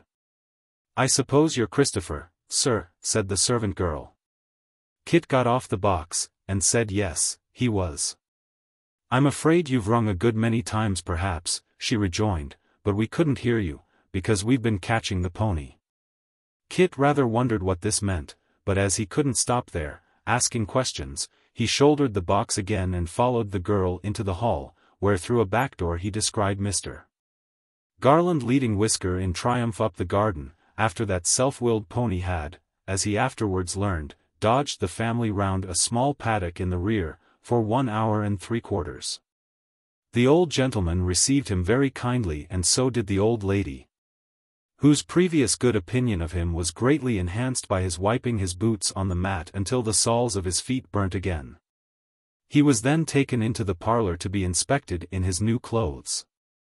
And when he had been surveyed several times, and had afforded by his appearance unlimited satisfaction, he was taken into the stable, where the pony received him with uncommon complaisance. And thence into the little chamber he had already observed, which was very clean and comfortable. And thence into the garden, in which the old gentleman told him he would be taught to employ himself, and where he told him, besides, what great things he meant to do to make him comfortable and happy, if he found he deserved it.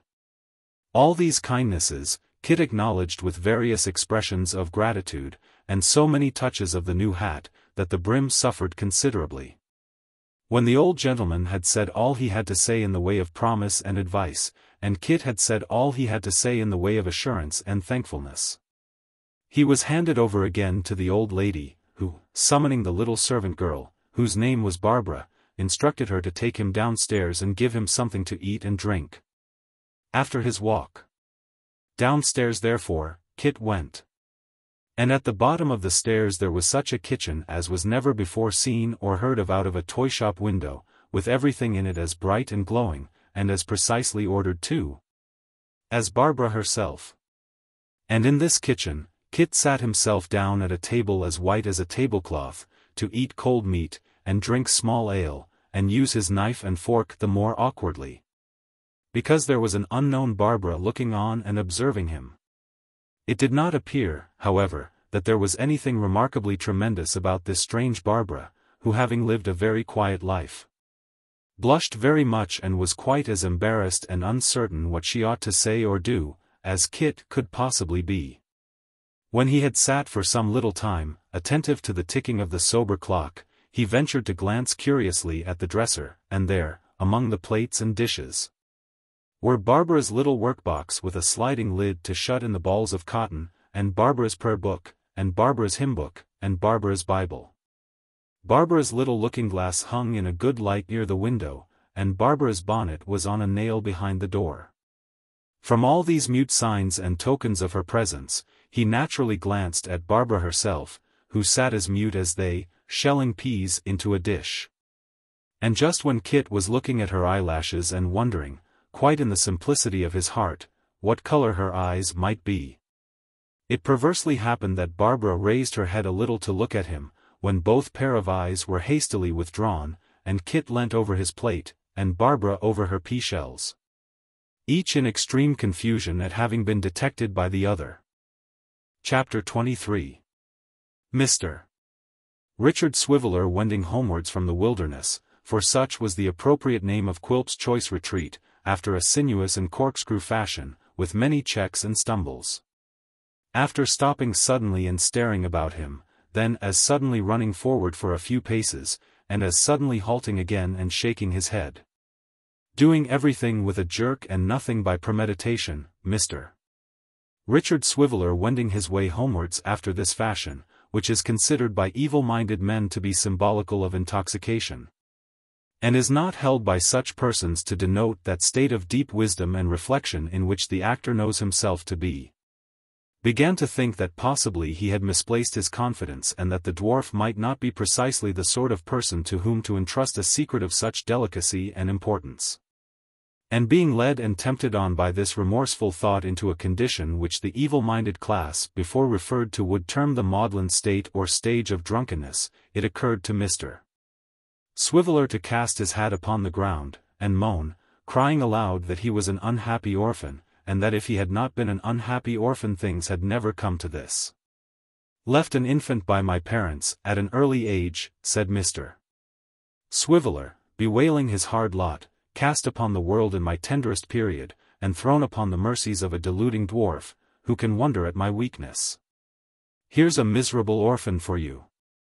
Here, said Mr. Swiveller raising his voice to a high pitch, and looking sleepily round, is a miserable orphan. Then, said somebody hard by, let me be a father to you. Mr. Swiveller swayed himself to and fro to preserve his balance, and, looking into a kind of haze which seemed to surround him, at last perceived two eyes dimly twinkling through the mist, which he observed after a short time were in the neighborhood of a nose and mouth. Casting his eyes down towards that quarter in which, with reference to a man's face, his legs are usually to be found, he observed that the face had a body attached. And when he looked more intently he was satisfied that the person was Mr. Quilp, who indeed had been in his company all the time but whom he had some vague idea of having left a mile or two behind. You have deceived an orphan, sir, said Mr. Swiveller solemnly. I'm a second father to you, replied Quilp.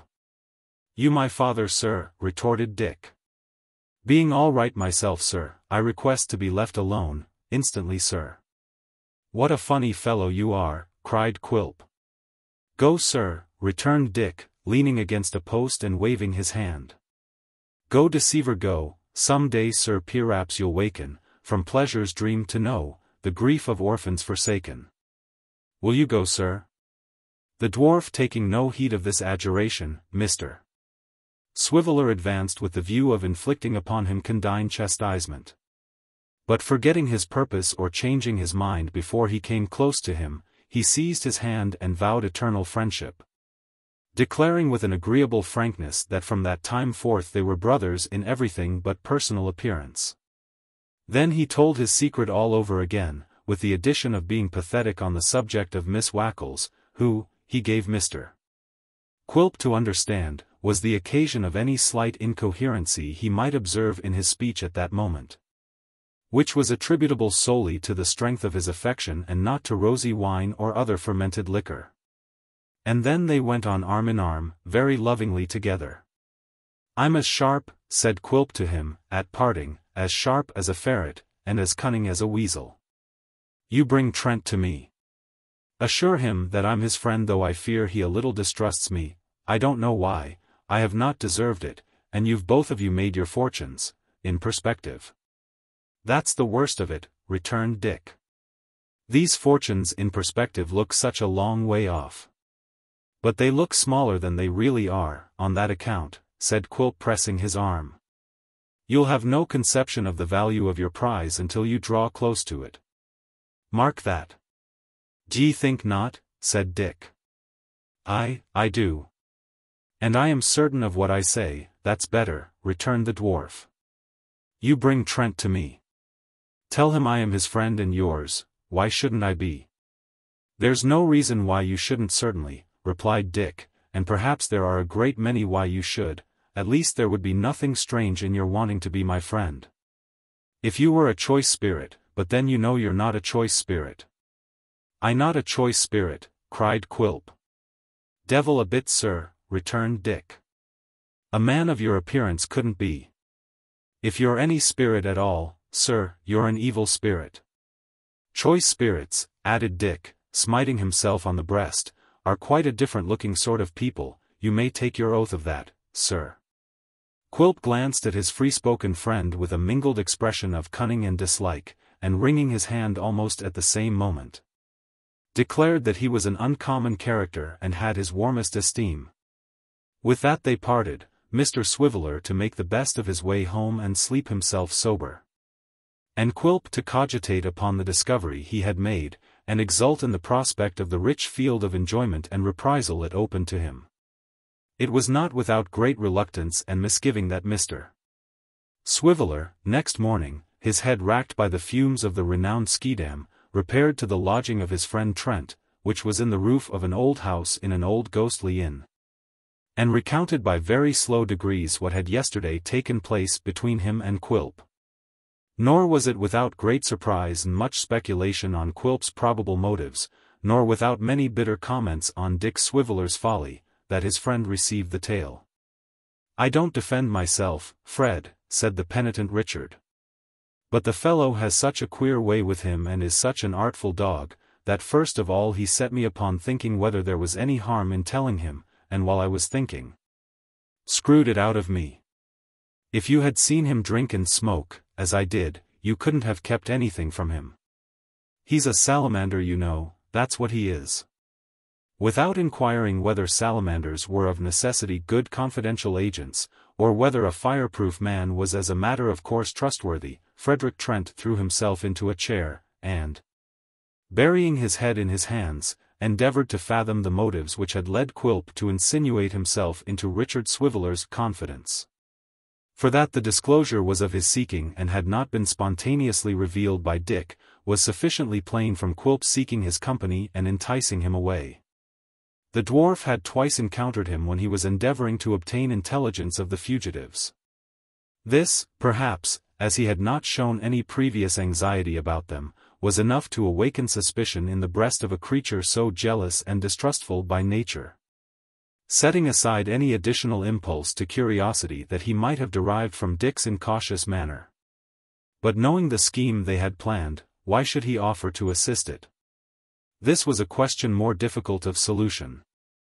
But as knaves generally overreach themselves by imputing their own designs to others, the idea immediately presented itself that some circumstances of irritation between Quilp and the old man, arising out of their secret transactions and not unconnected perhaps with his sudden disappearance, now rendered the former desirous of revenging himself upon him by seeking to entrap the sole object of his love and anxiety into a connection of which he knew he had a dread and hatred. As Frederick Trent himself, utterly regardless of his sister, had this object at heart, only second to the hope of gain, it seemed to him the more likely to be Quilp's main principle of action. Once investing the dwarf with a design of his own in abetting them, which the attainment of their purpose would serve, it was easy to believe him sincere and hearty in the cause. And as there could be no doubt of his proving a powerful and useful auxiliary, Trent determined to accept his invitation and go to his house that night. And if what he said and did confirmed him in the impression he had formed, to let him share the labor of their plan, but not the profit. Having revolved these things in his mind and arrived at this conclusion, he communicated to Mr. Swiveller as much of his meditations as he thought proper. Dick would have been perfectly satisfied with less, and giving him the day to recover himself from his late salamandering, accompanied him at evening to Mr. Quilp's house. Mightily glad Mr. Quilp was to see them, or mightily glad he seemed to be, and fearfully polite Mr. Quilp was to Mrs. Quilp and Mrs. Jiniwin. And very sharp was the look he cast on his wife to observe how she was affected by the recognition of young Trent. Mrs. Quilp was as innocent as her own mother of any emotion, painful or pleasant, which the sight of him awakened, but as her husband's glance made her timid and confused, and uncertain what to do or what was required of her, Mr. Quilp did not fail to assign her embarrassment to the cause he had in his mind, and while he chuckled at his penetration was secretly exasperated by his jealousy. Nothing of this appeared, however. On the contrary, Mr. Quilp was all blandness and suavity, and presided over the case bottle of rum with extraordinary open-heartedness. "Why, let me see," said Quilp. "It must be a matter of nearly 2 years since we were first acquainted." "Nearer 3, I think," said Trent. "Nearer 3, cried Quilp.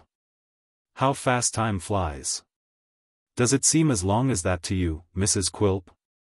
"Yes, I think it seems full 3 years, Quilp," was the unfortunate reply. "Oh indeed ma'am," thought Quilp, "you have been pining, have you?" "Very good ma'am. It seems to me but yesterday that you went out to Demerara in the Mary Ann," said Quilp, "but yesterday, I declare. Well, I like a little wildness. I was wild myself once." Mr. Quilp accompanied this admission with such an awful wink, indicative of old rovings and backslidings, that Mrs.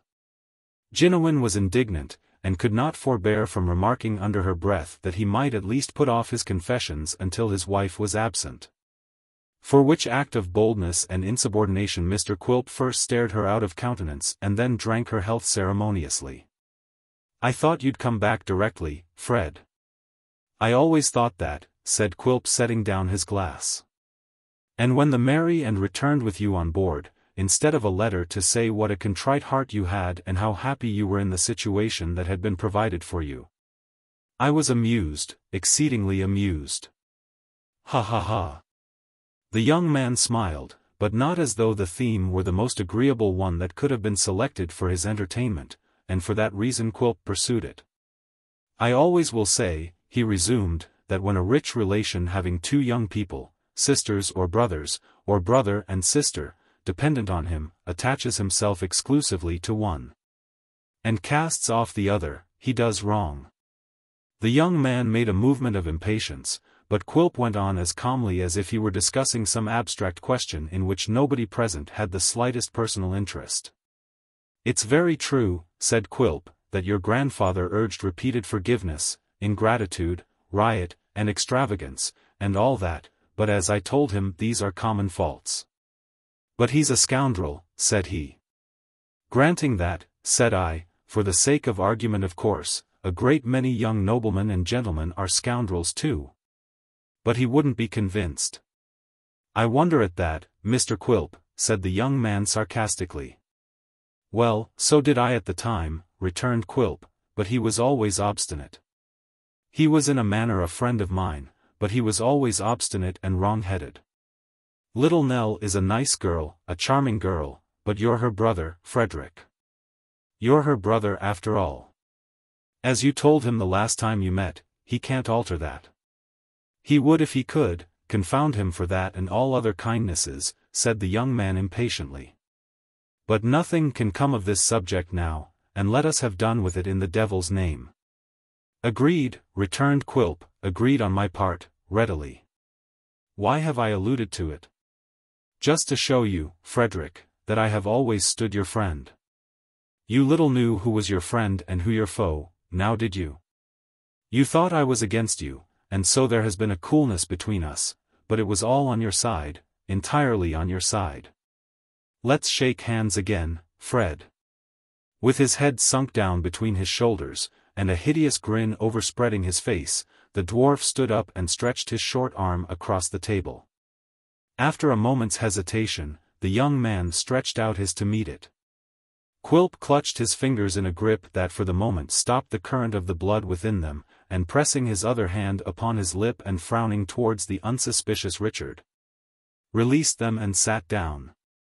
This action was not lost upon Trent, who, knowing that Richard Swiveller was a mere tool in his hands and knew no more of his designs than he thought proper to communicate, saw that the dwarf perfectly understood their relative position, and fully entered into the character of his friend. It is something to be appreciated, even in knavery. This silent homage to his superior abilities, no less than a sense of the power with which the dwarf's quick perception had already invested him, inclined the young man towards that ugly worthy, and determined him to profit by his aid. It being now Mr. Quilp's cue to change the subject with all convenient expedition, lest Richard Swiveller in his heedlessness should reveal anything which it was inexpedient for the women to know, he proposed a game at four-handed cribbage. And partners being cut for, Mrs. Quilp fell to Frederick Trent, and Dick himself to Quilp. Mrs.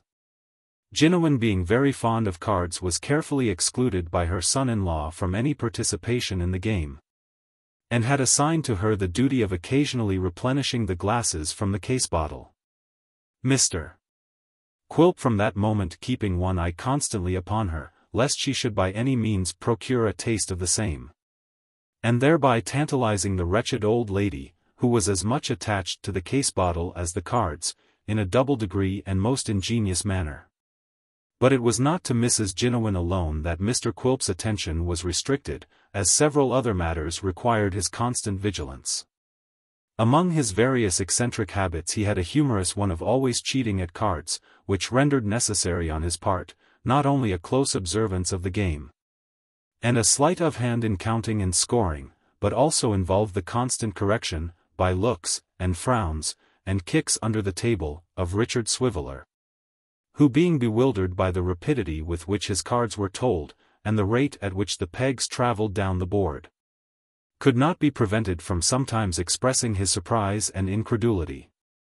Mrs. Quilp too was the partner of young Trent, and for every look that passed between them, and every word they spoke, and every card they played, the dwarf had eyes and ears. Not occupied alone with what was passing above the table, but with signals that might be exchanging beneath it, which he laid all kinds of traps to detect. Besides often treading on his wife's toes to see whether she cried out or remained silent under the infliction, in which latter case it would have been quite clear that Trent had been treading on her toes before. Yet, in the midst of all these distractions, the one eye was upon the old lady always, and if she so much as stealthily advanced a teaspoon towards a neighbouring glass, which she often did, for the purpose of abstracting but one sup of its sweet contents, Quilp's hand would overset it in the very moment of her triumph, and Quilp's mocking voice implore her to regard her precious health. And in any one of these his many cares, from first to last, Quilp never flagged nor faltered. At length, when they had played a great many rubbers and drawn pretty freely upon the case-bottle, Mr. Quilp warned his lady to retire to rest, and that submissive wife complying, and being followed by her indignant mother, Mr. Swiveller fell asleep. The dwarf, beckoning his remaining companion to the other end of the room, held a short conference with him in whispers. "It's as well not to say more than one can help before our worthy friend," said Quilp, making a grimace towards the slumbering Dick. "Is it a bargain between us, Fred? Shall he marry little rosy Nell by and by?" "You have some end of your own to answer, of course," returned the other. "Of course I have, dear Fred," said Quilp, grinning to think how little he suspected what the real end was. "It's retaliation perhaps whim. I have influence, Fred, to help or oppose. Which way shall I use it? There are a pair of scales, and it goes into one." "Throw it into mine then," said Trent. "It's done, Fred," rejoined Quilp, stretching out his clenched hand and opening it as if he had let some weight fall out. "It's in the scale from this time, and turns it Fred. Mind that." "Where have they gone?" asked Trent. Quilp shook his head, and said that point remained to be discovered, which it might be, easily. When it was, they would begin their preliminary advances. He would visit the old man, or even Richard Swiveller might visit him, and by affecting a deep concern in his behalf and imploring him to settle in some worthy home, lead to the child's remembering him with gratitude and favor. Once impressed to this extent, it would be easy, he said, to win her in a year or two, for she supposed the old man to be poor. As it was a part of his jealous policy, in common with many other misers, to feign to be so, to those about him. "He has feigned it often enough to me, of late," said Trent. "Oh. And to me too," replied the dwarf. "Which is more extraordinary, as I know how rich he really is." "I suppose you should," said Trent. "I think I should indeed," rejoined the dwarf, and in that, at least, he spoke the truth. After a few more whispered words, they returned to the table, and the young man rousing Richard Swiveller informed him that he was waiting to depart. This was welcome news to Dick, who started up directly. After a few words of confidence in the result of their project had been exchanged, they bade the grinning Quilp good night.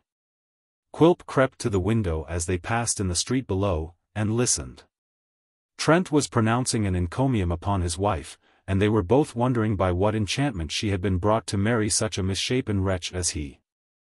The dwarf, after watching their retreating shadows with a wider grin than his face had yet displayed, stole softly in the dark to bed. In this hatching of their scheme, neither Trent nor Quilp had had one thought about the happiness or misery of poor innocent Nell. It would have been strange if the careless profligate, who was the butt of both, had been harassed by any such consideration.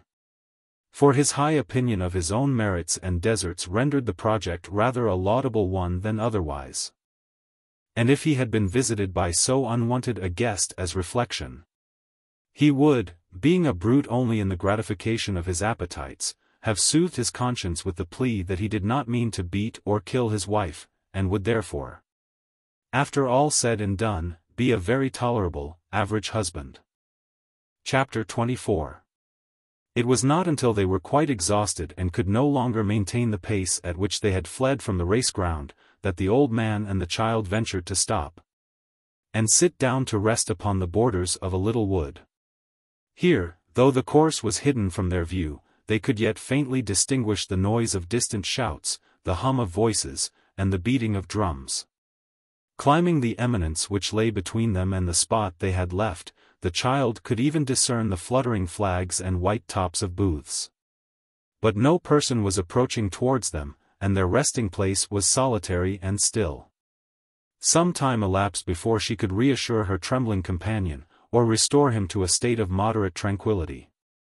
His disordered imagination represented to him a crowd of persons stealing towards them beneath the cover of the bushes, lurking in every ditch, and peeping from the boughs of every rustling tree. He was haunted by apprehensions of being led captive to some gloomy place where he would be chained and scourged, and worse than all, where Nell could never come to see him, save through iron bars and gratings in the wall. His terrors affected the child. Separation from her grandfather was the greatest evil she could dread. And feeling for the time as though, go where they would, they were to be hunted down, and could never be safe but in hiding, her heart failed her, and her courage drooped. In one so young, and so unused to the scenes in which she had lately moved, the sinking of the spirit was not surprising. But, nature often enshrines gallant and noble hearts in weak bosoms, oftenest, God bless her, in female breasts, and when the child, casting her tearful eyes upon the old man, remembered how weak he was, and how destitute and helpless he would be if she failed him, her heart swelled within her, and animated her with new strength and fortitude. "We are quite safe now, and have nothing to fear indeed, dear grandfather," she said. "Nothing to fear," returned the old man. "Nothing to fear if they took me from thee. Nothing to fear if they parted us. Nobody is true to me. No, not one. Not even Nell. Oh. Do not say that, replied the child, for if ever anybody was true at heart, and earnest, I am. I am sure you know I am. Then how, said the old man, looking fearfully round, how can you bear to think that we are safe, when they are searching for me everywhere, and may come here, and steal upon us? Even while we're talking? Because I'm sure we have not been followed, said the child. Judge for yourself, dear grandfather, look round, and see how quiet and still it is. We are alone together, and may ramble where we like. Not safe. Could I feel easy, did I feel at ease, when any danger threatened you? True, true, he answered, pressing her hand, but still looking anxiously about. What noise was that? A bird, said the child, flying into the wood, and leading the way for us to follow. You remember that we said we would walk in woods and fields, and by the side of rivers, and how happy we would be, you remember that? But here, while the sun shines above our heads, and everything is bright and happy, we are sitting sadly down, and losing time. See what a pleasant path. And there's the bird, the same bird, now he flies to another tree, and stays to sing. Come. When they rose up from the ground, and took the shady track which led them through the wood, she bounded on before. Printing her tiny footsteps in the moss, which rose elastic from so light a pressure and gave it back as mirrors throw off breath. And thus she lured the old man on, with many a backward look and merry beck, now pointing stealthily to some lone bird as it perched and twittered on a branch that strayed across their path. Now stopping to listen to the songs that broke the happy silence, or watch the sun as it trembled through the leaves, and stealing in among the ivied trunks of stout old trees, opened long paths of light. As they passed onward, parting the boughs that clustered in their way, the serenity which the child had first assumed, stole into her breast in earnest.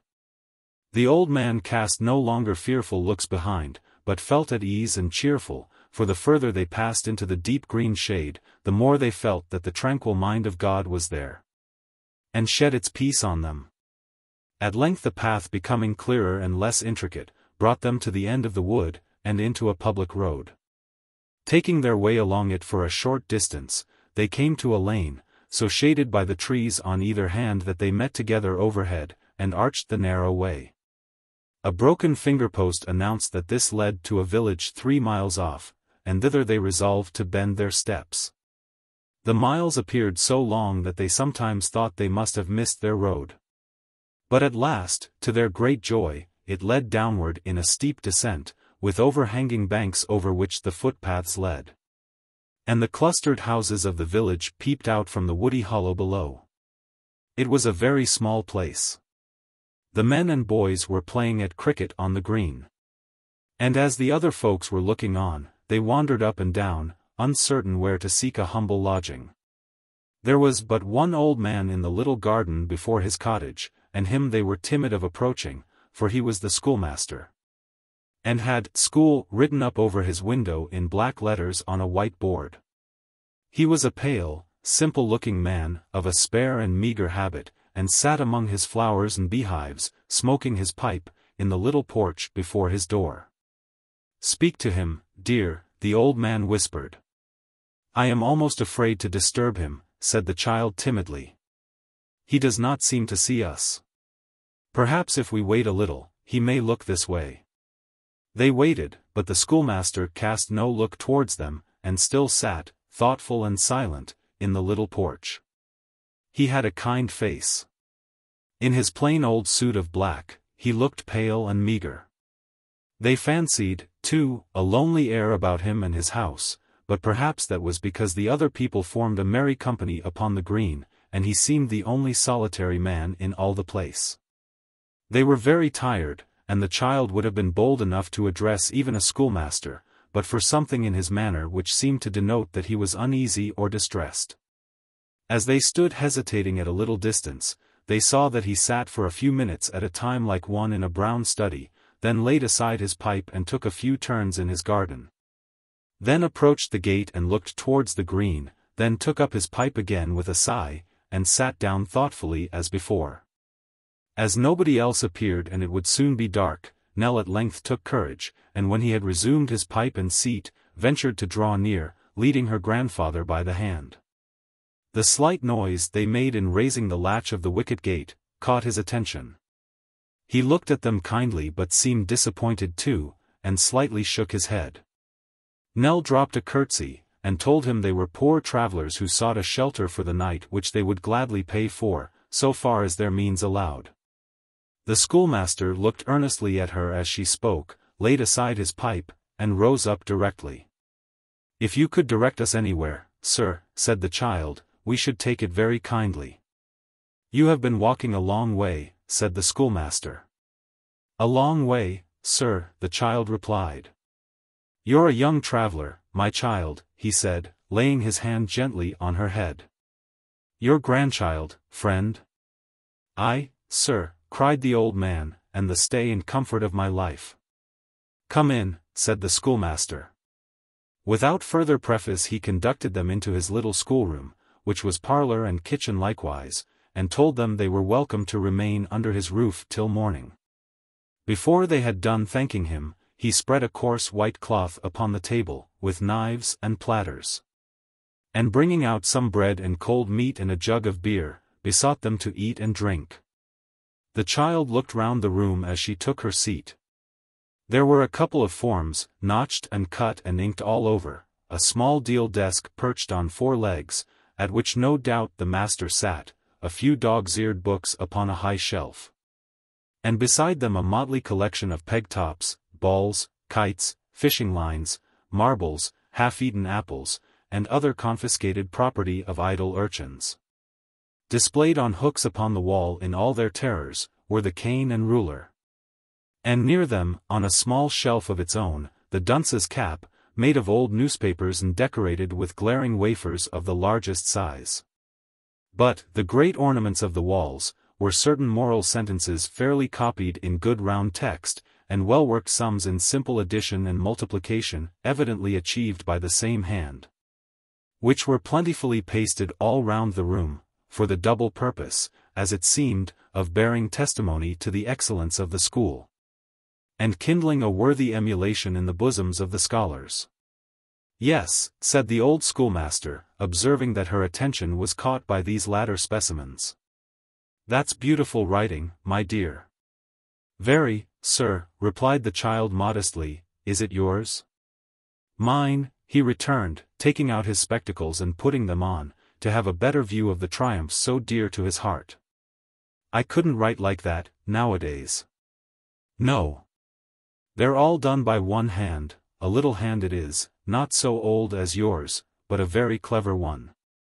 As the schoolmaster said this, he saw that a small blot of ink had been thrown on one of the copies, so he took a penknife from his pocket, and going up to the wall, carefully scraped it out. When he had finished, he walked slowly backward from the writing, admiring it as one might contemplate a beautiful picture, but with something of sadness in his voice and manner which quite touched the child, though she was unacquainted with its cause. "A little hand indeed," said the poor schoolmaster. "Far beyond all his companions, in his learning and his sports too, how did he ever come to be so fond of me?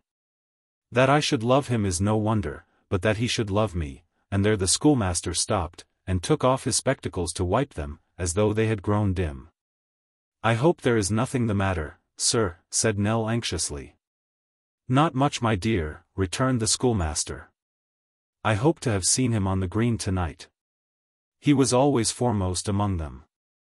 But he'll be there tomorrow." "Has he been ill?" asked the child, with a child's quick sympathy.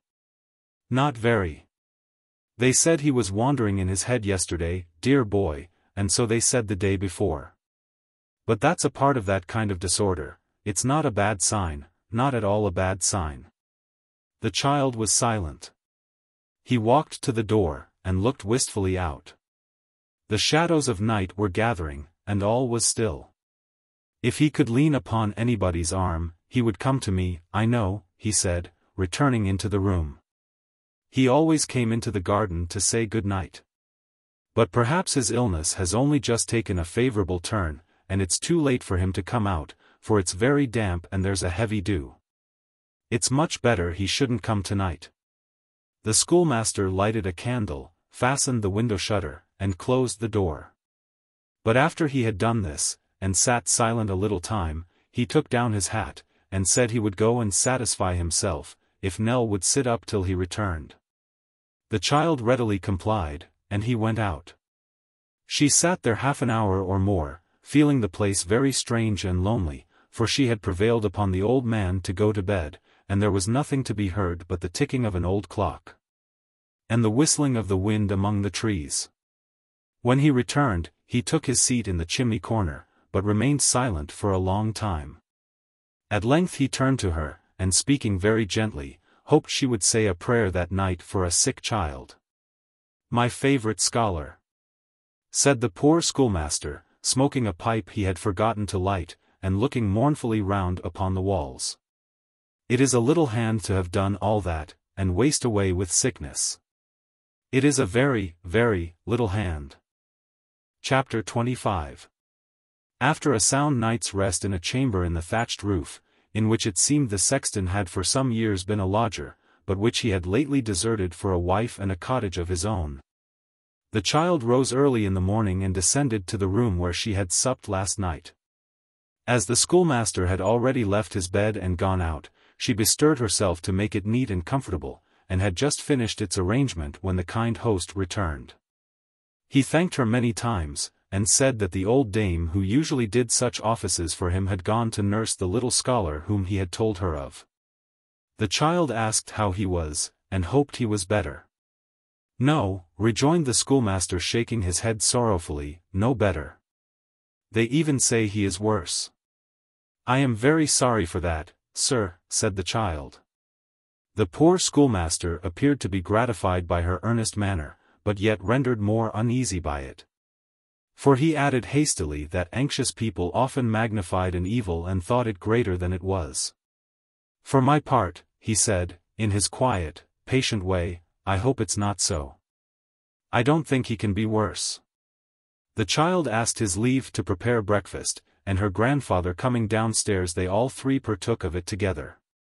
While the meal was in progress, their host remarked that the old man seemed much fatigued, and evidently stood in need of rest. "If the journey you have before you is a long one," he said, "and don't press you for one day, you're very welcome to pass another night here.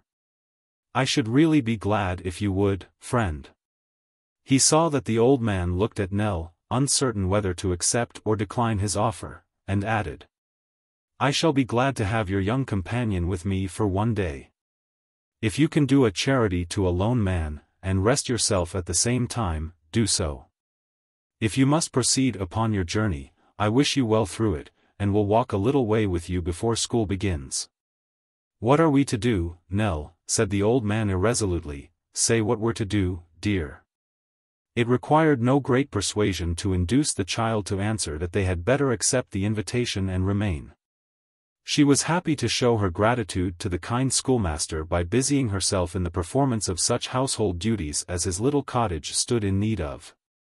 When these were done, she took some needlework from her basket, and sat herself down upon a stool beside the lattice, where the honeysuckle and woodbine entwined their tender stems, and stealing into the room filled it with their delicious breath.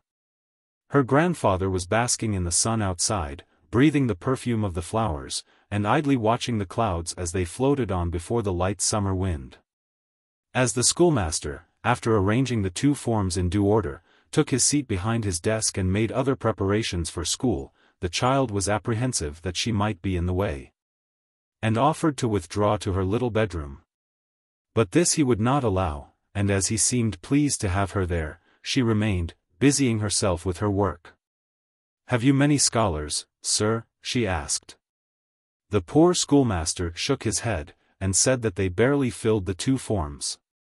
"Are the others clever, sir?" asked the child, glancing at the trophies on the wall. "Good boys," returned the schoolmaster, "good boys enough, my dear, but they'll never do like that." A small white-headed boy with a sunburnt face appeared at the door while he was speaking, and stopping there to make a rustic bow, came in and took his seat upon one of the forms. The white-headed boy then put an open book, astonishingly dog's-eared, upon his knees, and thrusting his hands into his pockets began counting the marbles with which they were filled, displaying in the expression of his face a remarkable capacity of totally abstracting his mind from the spelling on which his eyes were fixed. Soon afterwards another white-headed little boy came straggling in, and after him a red-headed lad, and after him two more with white heads, and then one with a flaxen poll. And so on until the forms were occupied by a dozen boys or thereabouts, with heads of every color but gray, and ranging in their ages from 4 years old to 14 years or more. For the legs of the youngest were a long way from the floor when he sat upon the form, and the eldest was a heavy good-tempered foolish fellow, about half a head taller than the schoolmaster. At the top of the first form, the post of honor in the school, was the vacant place of the little sick scholar. And at the head of the row of pegs on which those who came in hats or caps were wont to hang them up, one was left empty.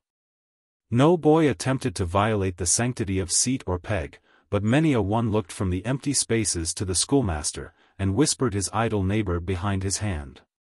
Then began the hum of conning over lessons and getting them by heart, the whispered jest and stealthy game, and all the noise and drawl of school.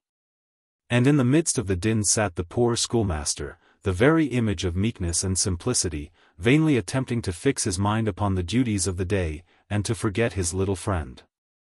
But the tedium of his office reminded him more strongly of the willing scholar, and his thoughts were rambling from his pupils, it was plain. None knew this better than the idlest boys, who, growing bolder with impunity, waxed louder and more daring. Playing odd or even under the master's eye, eating apples openly and without rebuke, pinching each other in sport or malice without the least reserve, and cutting their autographs in the very legs of his desk. The puzzled dunce, who stood beside it to say his lesson out of book, looked no longer at the ceiling for forgotten words, but drew closer to the master's elbow and boldly cast his eye upon the page. The wag of the little troop squinted and made grimaces, at the smallest boy of course, holding no book before his face, and his approving audience knew no constraint in their delight.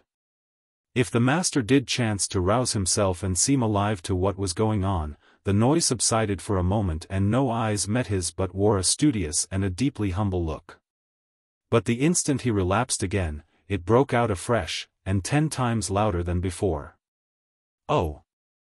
How some of those idle fellows longed to be outside, and how they looked at the open door and window, as if they half meditated rushing violently out, plunging into the woods, and being wild boys and savages from that time forth. What rebellious thoughts of the cool river, and some shady bathing place beneath willow trees with branches dipping in the water, kept tempting and urging that sturdy boy, who, with his shirt collar unbuttoned and flung back as far as it could go, sat fanning his flushed face with a spelling book, wishing himself a whale, or a tittlebat, or a fly, or anything but a boy at school on that hot, broiling day. Heat. Ask that other boy, whose seat being nearest to the door, gave him opportunities of gliding out into the garden and driving his companions to madness by dipping his face into the bucket of the well and then rolling on the grass. Ask him if there were ever such a day as that, when even the bees were diving deep down into the cups of flowers and stopping there, as if they had made up their minds to retire from business and be manufacturers of honey no more. The day was made for laziness, and lying on one's back in green places, and staring at the sky till its brightness forced one to shut one's eyes and go to sleep. And was this a time to be poring over musty books in a dark room, slighted by the very sun itself? Monstrous! Nell sat by the window occupied with her work, but attentive still to all that passed, though sometimes rather timid of the boisterous boys. The lessons over, writing time began. And there being but one desk and that the master's, each boy sat at it in turn and labored at his crooked copy, while the master walked about. This was a quieter time, for he would come and look over the writer's shoulder, and tell him mildly to observe how such a letter was turned in such a copy on the wall. Praise such an upstroke here and such a downstroke there, and bid him take it for his model. Then he would stop and tell them what the sick child had said last night, and how he had longed to be among them once again. And such was the poor schoolmaster's gentle and affectionate manner, that the boys seemed quite remorseful that they had worried him so much, and were absolutely quiet. Eating no apples, cutting no names, inflicting no pinches, and making no grimaces, for full 2 minutes afterwards. "I think, boys," said the schoolmaster when the clock struck 12, "that I shall give an extra half-holiday this afternoon." At this intelligence, the boys, led on and headed by the tall boy, raised a great shout, in the midst of which the master was seen to speak, but could not be heard. As he held up his hand, however, in token of his wish that they should be silent, they were considerate enough to leave off, as soon as the longest-winded among them were quite out of breath. "You must promise me first," said the schoolmaster, "that you'll not be noisy, or at least, if you are, that you'll go away and be so, away out of the village I mean. I'm sure you wouldn't disturb your old playmate and companion." There was a general murmur, and perhaps a very sincere one, for they were but boys, in the negative. And the tall boy, perhaps as sincerely as any of them, called those about him to witness that he had only shouted in a whisper. "Then pray don't forget, there's my dear scholars," said the schoolmaster, "what I have asked you, and do it as a favor to me. Be as happy as you can, and don't be unmindful that you are blessed with health. Goodbye all." "Thank ye, sir," and "Goodbye, sir," were said a great many times in a variety of voices, and the boys went out very slowly and softly. But there was the sun shining and there were the birds singing, as the sun only shines and the birds only sing on holidays and half-holidays. There were the trees waving to all free boys to climb and nestle among their leafy branches, the hay, entreating them to come and scatter it to the pure air. The green corn, gently beckoning towards wood and stream, the smooth ground, rendered smoother still by blending lights and shadows, inviting to runs and leaps, and long walks God knows whither. It was more than boy could bear, and with a joyous whoop the whole cluster took to their heels and spread themselves about, shouting and laughing as they went. "It's natural, thank heaven," said the poor schoolmaster looking after them. "I am very glad they didn't mind me. It is difficult, however, to please everybody, as most of us would have discovered, even without the fable which bears that moral." And in the course of the afternoon several mothers and aunts of pupils looked in to express their entire disapproval of the schoolmaster's proceeding. A few confined themselves to hints, such as politely inquiring what red-letter day or saint's day the almanac said it was. A few, these were the profound village politicians, argued that it was a slight to the throne and an affront to church and state, and savored of revolutionary principles. To grant a half-holiday upon any lighter occasion than the birthday of the monarch. But the majority expressed their displeasure on private grounds and in plain terms, arguing that to put the pupils on this short allowance of learning was nothing but an act of downright robbery and fraud, and one old lady, finding that she could not inflame or irritate the peaceable schoolmaster by talking to him, bounced out of his house and talked at him for half an hour outside his own window, to another old lady, saying that of course he would deduct this half-holiday from his weekly charge, or of course he would naturally expect to have an opposition started against him. There was no want of idle chaps in that neighborhood, here the old lady raised her voice, and some chaps who were too idle even to be schoolmasters might soon find that there were other chaps put over their heads, and so she would have them take care, and look pretty sharp about them.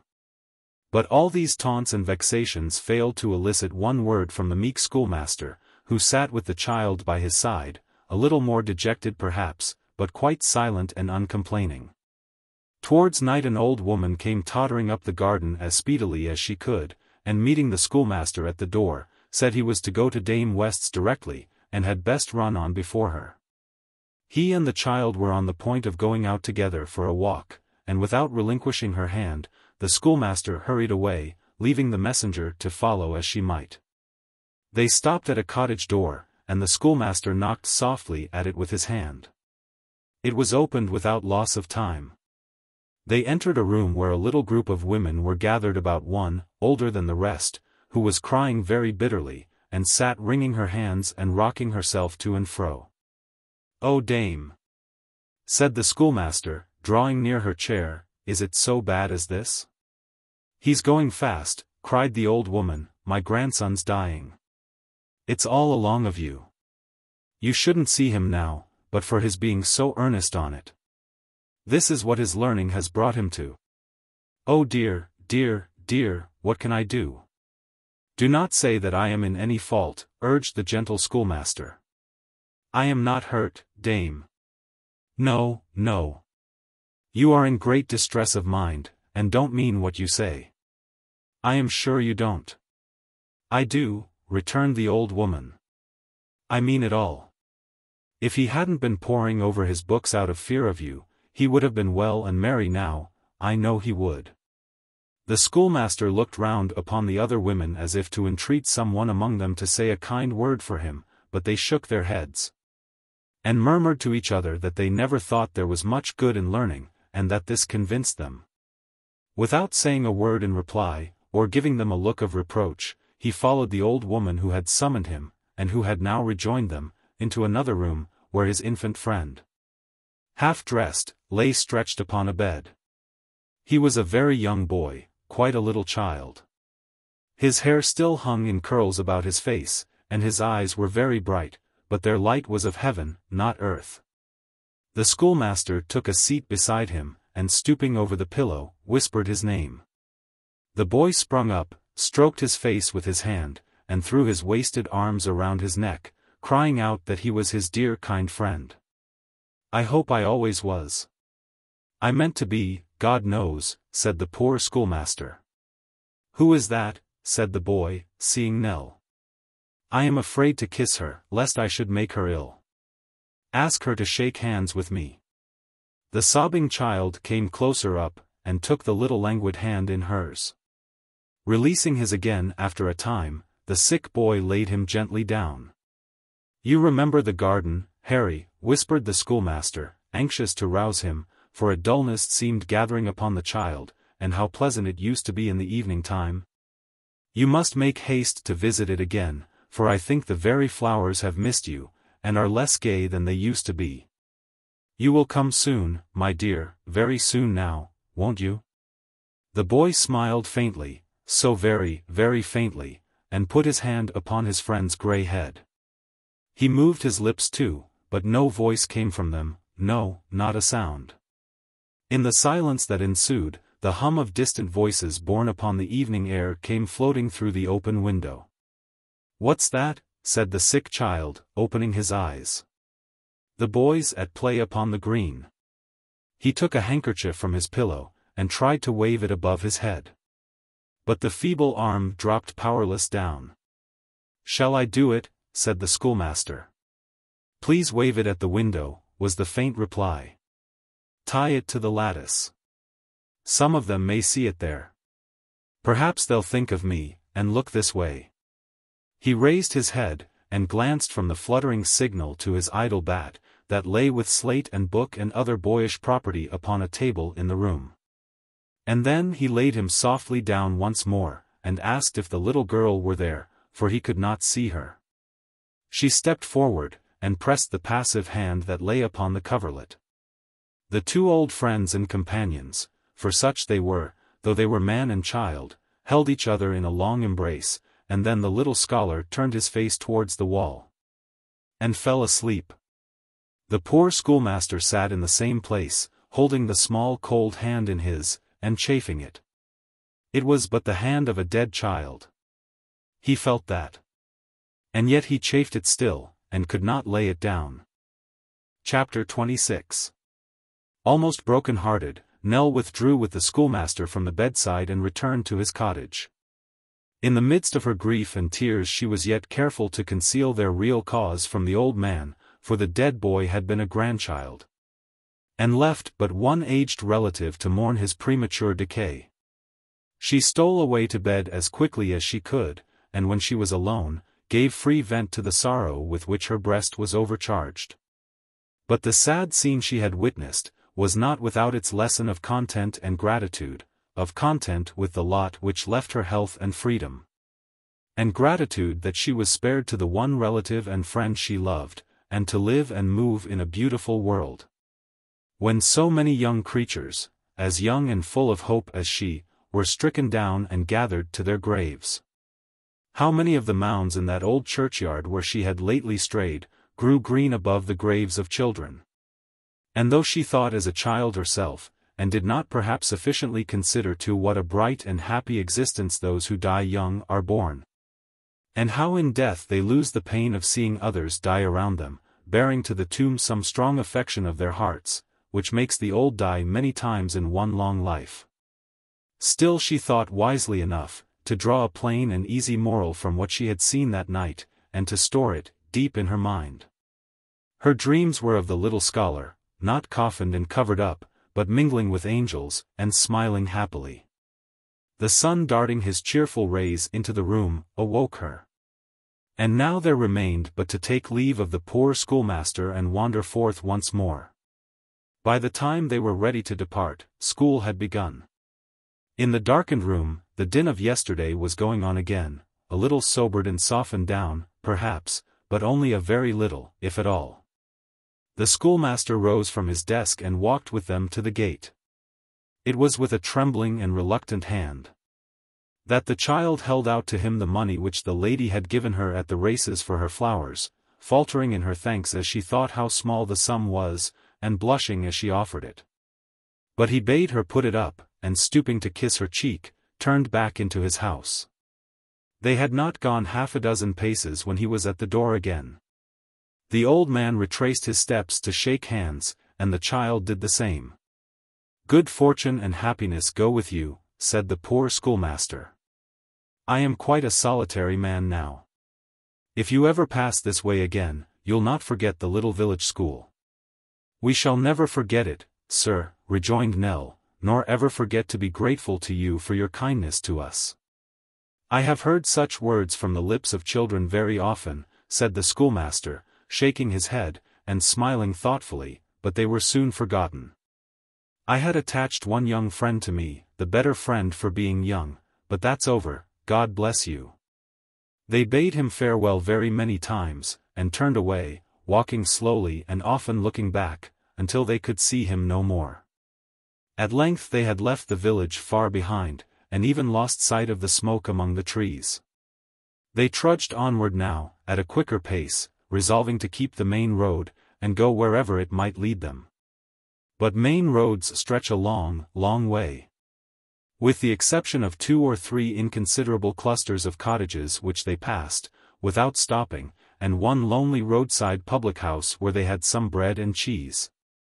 This highway had led them to nothing, late in the afternoon, and still lengthened out, far in the distance, the same dull, tedious, winding course, that they had been pursuing all day. As they had no resource, however, but to go forward, they still kept on, though at a much slower pace, being very weary and fatigued. The afternoon had worn away into a beautiful evening, when they arrived at a point where the road made a sharp turn and struck across a common. On the border of this common, and close to the hedge which divided it from the cultivated fields, a caravan was drawn up to rest.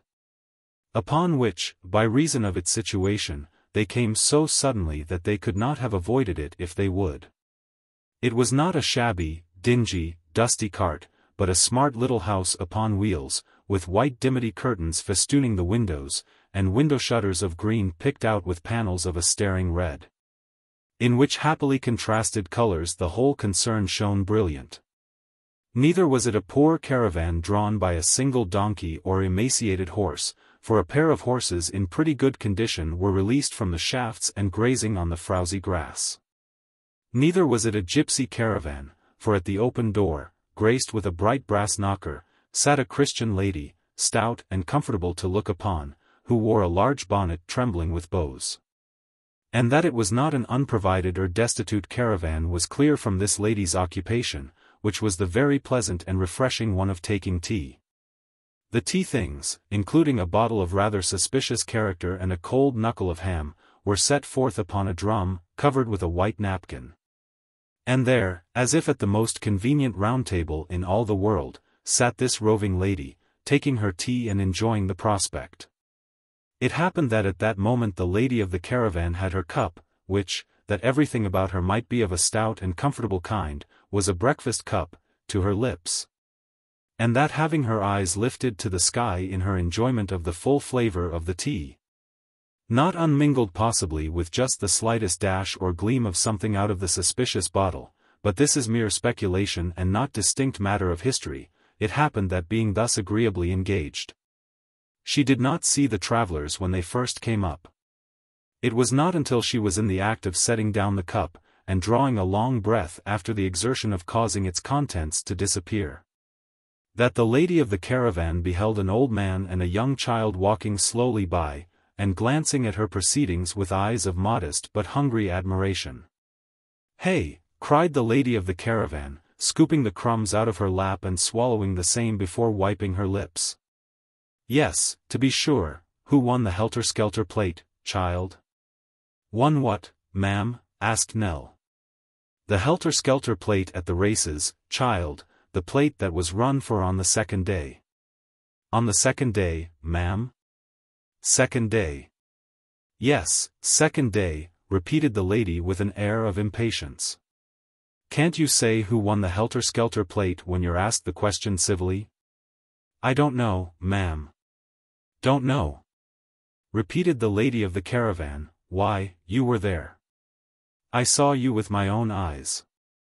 Nell was not a little alarmed to hear this, supposing that the lady might be intimately acquainted with the firm of Short and Codlin, but what followed tended to reassure her. "And very sorry I was," said the lady of the caravan, "to see you in company with a Punch, a low, practical, vulgar wretch, that people should scorn to look at." "I was not there by choice," returned the child. "We didn't know our way, and the two men were very kind to us, and let us travel with them." Do you know them, ma'am?" "No, child," cried the lady of the caravan in a sort of shriek. "Know them? But you're young and inexperienced, and that's your excuse for asking sich a question. Do I look as if I knowed 'em? Does the caravan look as if it knowed 'em?" "No, ma'am, no," said the child, fearing she had committed some grievous fault. "I beg your pardon." It was granted immediately, though the lady still appeared much ruffled and discomposed by the degrading supposition. The child then explained that they had left the races on the first day, and were traveling to the next town on that road, where they purposed to spend the night. As the countenance of the stout lady began to clear up, she ventured to inquire how far it was. The reply, which the stout lady did not come to, until she had thoroughly explained that she went to the races on the first day in a gig, and as an expedition of pleasure, and that her presence there had no connection with any matters of business or profit, was, that the town was 8 miles off. This discouraging information a little dashed the child, who could scarcely repress a tear as she glanced along the darkening road. Her grandfather made no complaint, but he sighed heavily as he leaned upon his staff, and vainly tried to pierce the dusty distance. The lady of the caravan was in the act of gathering her tea equipage together preparatory to clearing the table, but noting the child's anxious manner she hesitated and stopped. The child curtsied, thanked her for her information, and giving her hand to the old man had already got some 50 yards or so away, when the lady of the caravan called to her to return. "Come nearer, nearer still," said she, beckoning to her to ascend the steps. "Are you hungry, child?" "Not very, but we are tired, and it is a long way." "Well, hungry or not, you had better have some tea," rejoined her new acquaintance. "I suppose you are agreeable to that, old gentleman?" The grandfather humbly pulled off his hat and thanked her. The lady of the caravan then bade him come up the steps likewise, but the drum proving an inconvenient table for two, they descended again, and sat upon the grass, where she handed down to them the tea tray, the bread and butter, the knuckle of ham, and in short everything of which she had partaken herself, except the bottle which she had already embraced an opportunity of slipping into her pocket. "Set 'em out near the hind wheels, child, that's the best place," said their friend, superintending the arrangements from above. "Now hand up the teapot for a little more hot water, and a pinch of fresh tea, and then both of you eat and drink as much as you can, and don't spare anything, that's all I ask of you." They might perhaps have carried out the lady's wish, if it had been less freely expressed, or even if it had not been expressed at all. But as this direction relieved them from any shadow of delicacy or uneasiness, they made a hearty meal and enjoyed it to the utmost. While they were thus engaged, the lady of the caravan alighted on the earth, and with her hands clasped behind her, and her large bonnet trembling excessively, walked up and down in a measured tread and very stately manner, surveying the caravan from time to time with an air of calm delight, and deriving particular gratification from the red panels and the brass knocker. When she had taken this gentle exercise for some time, she sat down upon the steps and called George. Whereupon a man in a carter's frock, who had been so shrouded in a hedge up to this time as to see everything that passed without being seen himself, parted the twigs that concealed him, and appeared in a sitting attitude, supporting on his legs a baking dish and a half-gallon stone bottle, and bearing in his right hand a knife, and in his left a fork. "Yes, missus," said George. "How did you find the cold pie, George?" "It warn't amiss, mum." "And the beer," said the lady of the caravan, with an appearance of being more interested in this question than the last, "is it passable, George?" "It's more flatterer than it might be," George returned, "but it ain't so bad for all that." To set the mind of his mistress at rest, he took a sip, amounting in quantity to a pint or thereabouts, from the stone bottle, and then smacked his lips, winked his eye, and nodded his head. No doubt with the same amiable desire, he immediately resumed his knife and fork, as a practical assurance that the beer had wrought no bad effect upon his appetite. The lady of the caravan looked on approvingly for some time, and then said, "Have you nearly finished?" "Werry nigh, mum." And indeed, after scraping the dish all round with his knife and carrying the choice brown morsels to his mouth, and after taking such a scientific pull at the stone bottle that, by degrees almost imperceptible to the sight, his head went further and further back until he lay nearly at his full length upon the ground, this gentleman declared himself quite disengaged, and came forth from his retreat. "I hope I haven't hurried you, George," said his mistress, who appeared to have a great sympathy with his late pursuit. "If you have," returned the follower, wisely reserving himself for any favorable contingency that might occur, "we must make up for it next time, that's all. We are not a heavy load, George." "That's always what the ladies say," replied the man, looking a long way round, as if he were appealing to nature in general against such monstrous propositions. "If you see a woman a-driving, you'll always perceive that she never will keep her whip still, the horse can't go fast enough for her. If cattle have got their proper load, you never can persuade a woman that they'll not bear something more. What is the cause of this here? Would these two travelers make much difference to the horses, if we took them with us?" asked his mistress, offering no reply to the philosophical inquiry, and pointing to Nell and the old man who were painfully preparing to resume their journey on foot. "They'd make a difference in course," said George doggedly. "Would they make much difference?" repeated his mistress. "They can't be very heavy." "The weight o' the pair, mum," said George, eyeing them with the look of a man who was calculating within half an ounce or so, "would be a trifle under that of Oliver Cromwell." Nell was very much surprised that the man should be so accurately acquainted with the weight of one whom she had read of in books as having lived considerably before their time, but speedily forgot the subject in the joy of hearing that they were to go forward in the caravan, for which she thanked its lady with unaffected earnestness. She helped with great readiness and alacrity to put away the tea things and other matters that were lying about, and, the horses being by that time harnessed, mounted into the vehicle, followed by her delighted grandfather. Their patroness then shut the door and sat herself down by her drum at an open window. And, the steps being struck by George and stowed under the carriage, away they went, with a great noise of flapping and creaking and straining. And the bright brass knocker, which nobody ever knocked at, knocking one perpetual double knock of its own accord as they jolted heavily along. Chapter 27. When they had travelled slowly forward for some short distance, Nell ventured to steal a look round the caravan and observe it more closely. One half of it, that moiety in which the comfortable proprietress was then seated, was carpeted, and so partitioned off at the further end as to accommodate a sleeping place. Constructed after the fashion of a berth on board ship, which was shaded, like the little windows, with fair white curtains, and looked comfortable enough. Though by what kind of gymnastic exercise the lady of the caravan ever contrived to get into it, was an unfathomable mystery. The other half served for a kitchen, and was fitted up with a stove whose small chimney passed through the roof. It held also a closet or larder, several chests, a great pitcher of water, and a few cooking utensils and articles of crockery. These latter necessaries hung upon the walls, which, in that portion of the establishment devoted to the lady of the caravan, were ornamented with such gayer and lighter decorations as a triangle and a couple of well-thumbed tambourines.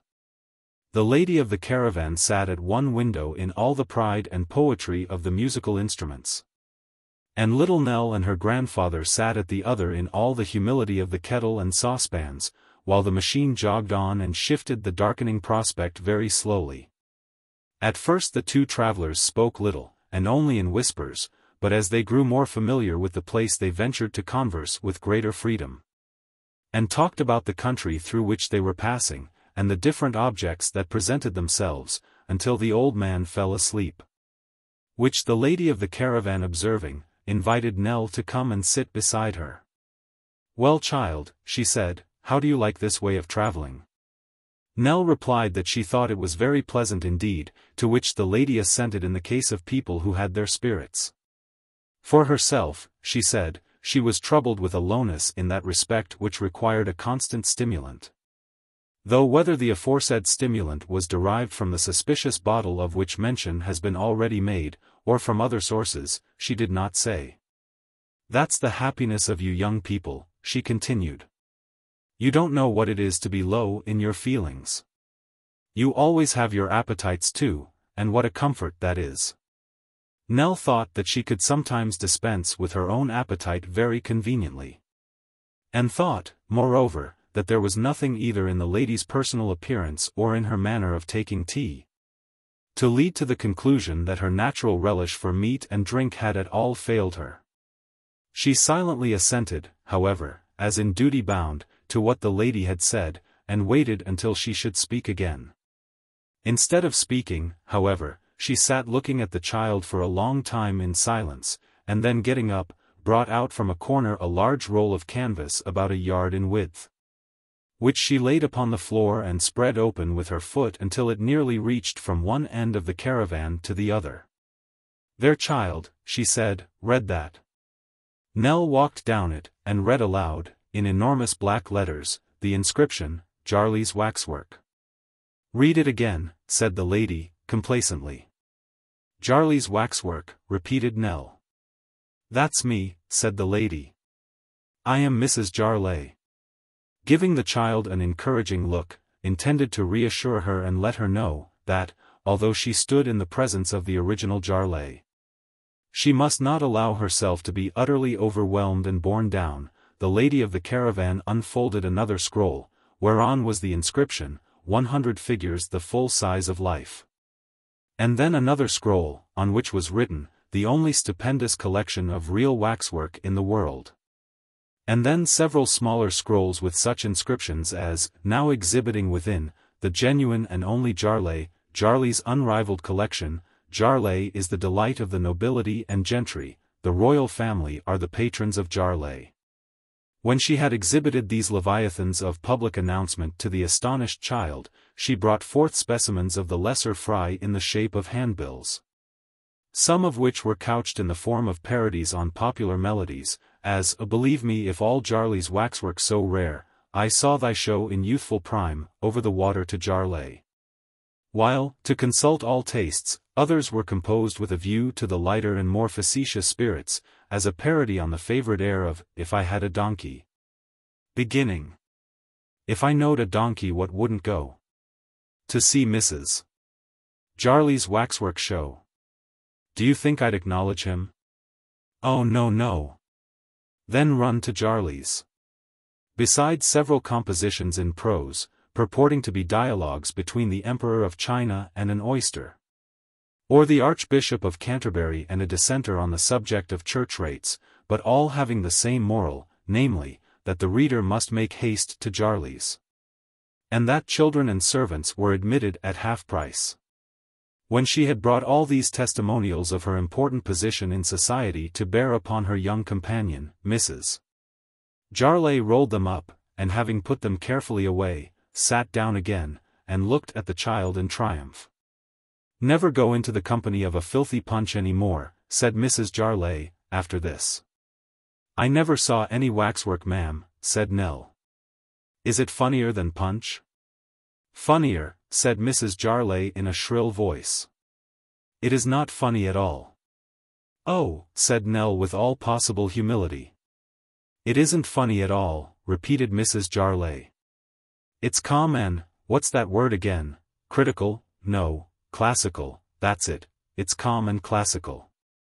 No low beatings and knockings about, no jokings and squeakings like your precious Punches, but always the same, with a constantly unchanging air of coldness and gentility. And so like life, that if waxwork only spoke and walked about, you'd hardly know the difference. I won't go so far as to say, that, as it is, I've seen waxwork quite like life, but I've certainly seen some life that was exactly like waxwork." "Is it here, ma'am?" asked Nell, whose curiosity was awakened by this description. "Is what here, child?" "The waxwork, ma'am." "Why, bless you, child, what are you thinking of? How could such a collection be here, where you see everything except the inside of one little cupboard and a few boxes?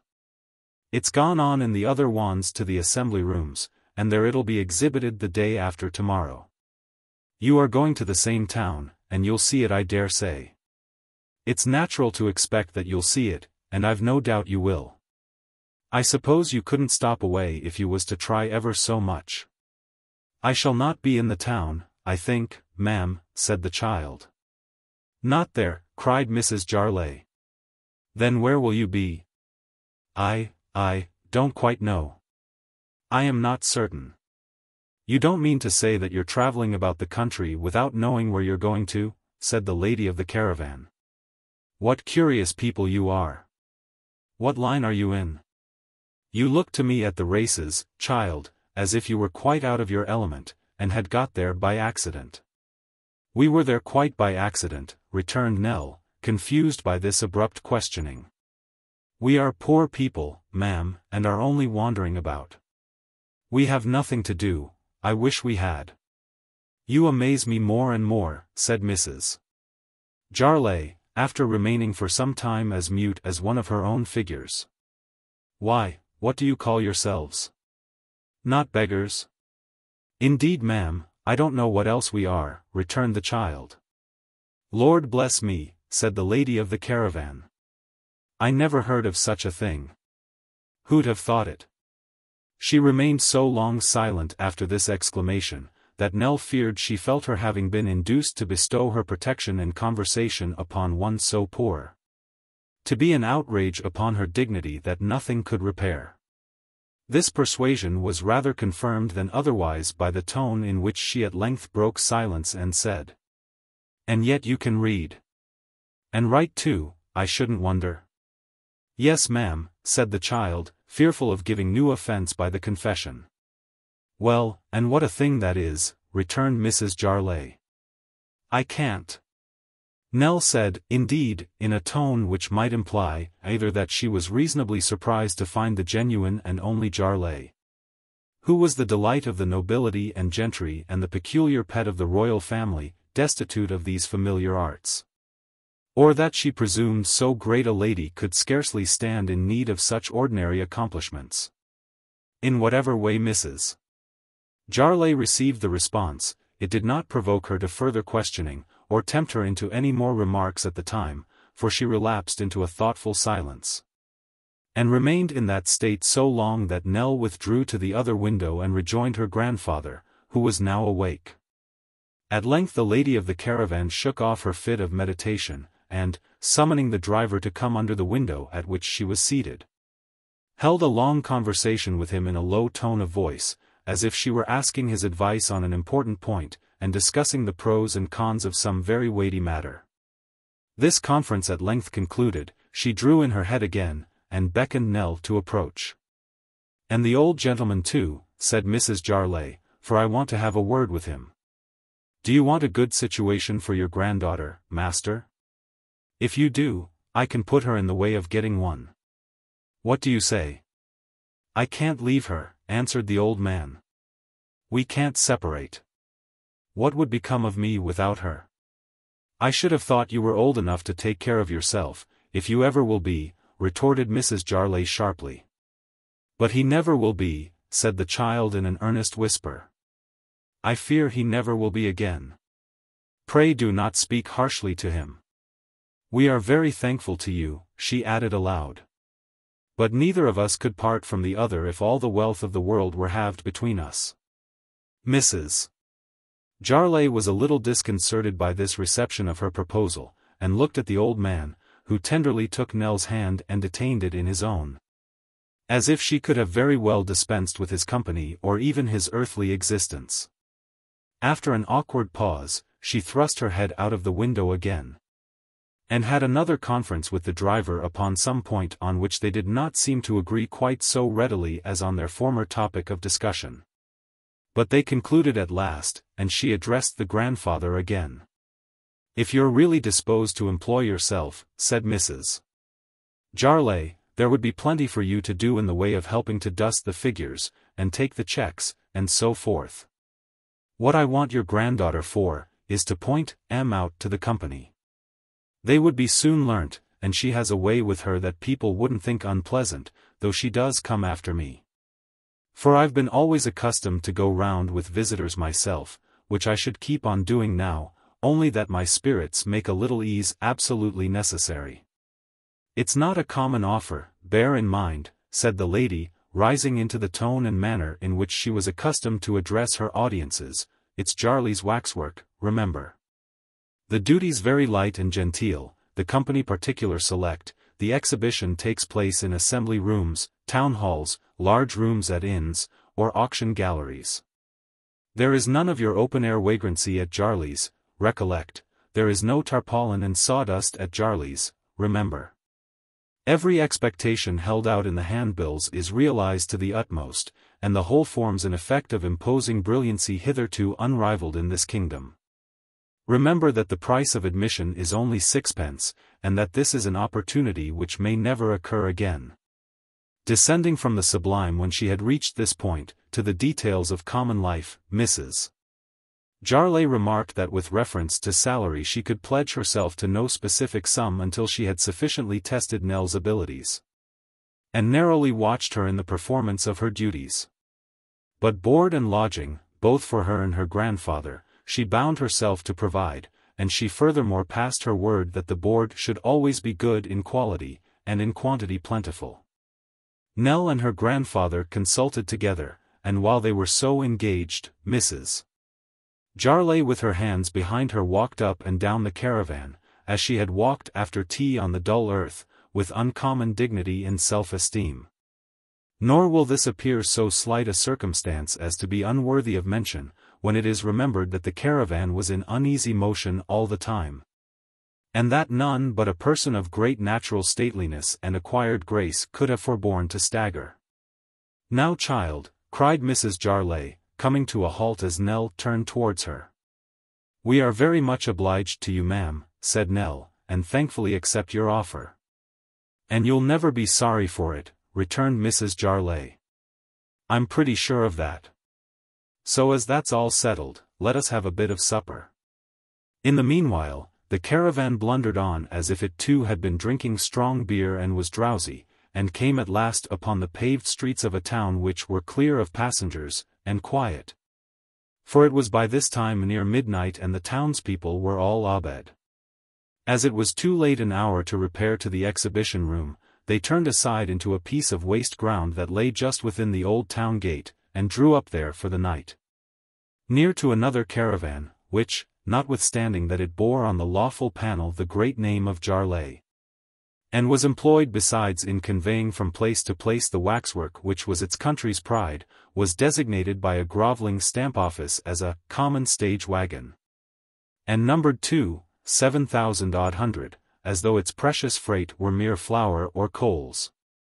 This ill-used machine being empty, for it had deposited its burden at the place of exhibition, and lingered here until its services were again required, was assigned to the old man as his sleeping place for the night.